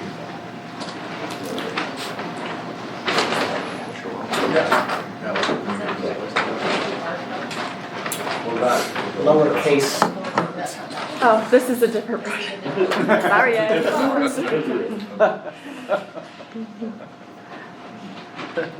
We're doing great on body and mind. We need a little bigger hearts. So we're not. Public Works has got the soul. There you go. Okay. That's still been counted. So we do have now a good amount of bullet points under each area of focus. So I don't know where this goes or if this goes here, but there's a program that I've talked about for the last couple of years. We kind of got it, but we never really got it going. And it's called Sources of Strength. They do it at Timpanogos High School. It's a program, the whole idea, it's a youth program, a skill set teaching program. I almost want to coordinate with Bryce in the library for the teen, the young adult group. And what it is it's, the idea is, and it's not just, a lot of them are suicide prevention. This one is mental health to everything. What are your sources of strength? Spiritual, physical, you like to go exercise. There are 10, this wheel that has these 10, your friends, your teachers, whatever. And it teaches the kids about that. So it's the intervention at the top of the stream before the waterfall at the bottom, the ambulance at the bottom. So I'm not quite sure. I would love to coordinate. Mental health programming. That would be great.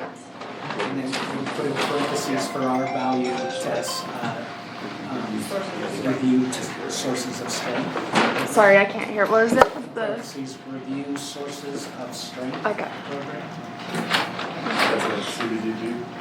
Capitalized sources. Sort of. You could have. Right you now, could they're have doing it Claire at come in, too. Timpanogos, yeah, Claire. they're doing it at Timpanogos High This School, Orem so they have certified teachers. It's, and maybe our library staff would get certified. It's kind of heavy on the front end, you're like $5,000 a year for the first 3 years. Which is nothing for us, right, for schools, that's a lot. And then after that, your costs are less, but it's a program that train these teachers, you know, the administrators, and then they administer these programs. And it would be like a teen event, like an event that you would have regularly, Josh, a strengthening event. what did Wakamatsu do? Nova. Is it? It's kind of like Nova, isn't It's it? kind of like Nova. Yeah. Nova's like elementary. 5th grade. Yeah, so it's Okay. really good for these younger kids. This is a strength is more of a junior high, high school. Yeah. I think combining those two, that's a great, I like them both. They're similar. Yeah. If I may, if you're willing, council, could we maybe memorialize or document the idea of pursuing, of fleshing out I guess the capital infrastructure projects that we talk about, wastewater, storm drain, fire training, and our police station. Maybe this goes under our infrastructure. So that's the third one. Now go down. There you go. Infrastructure has its own bullet point. Okay. What is it? Pursuing? Pursue capital improvements for wastewater treatment plant, storm drain, fire training facility, and public safety. What do you say, pursue capital improvement? What do you mean? Yes, so figure out how to pay for them and ultimately make sure that we fleshed out exactly what we are.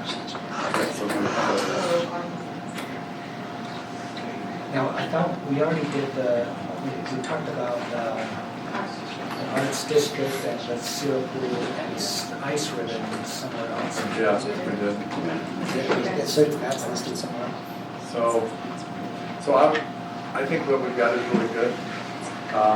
But I think we could do a little bit better because so we've got this. I think planning staff should take it back. You should keep this original, so we got it, but then you should tweak this and clean it up and just get it really dialed.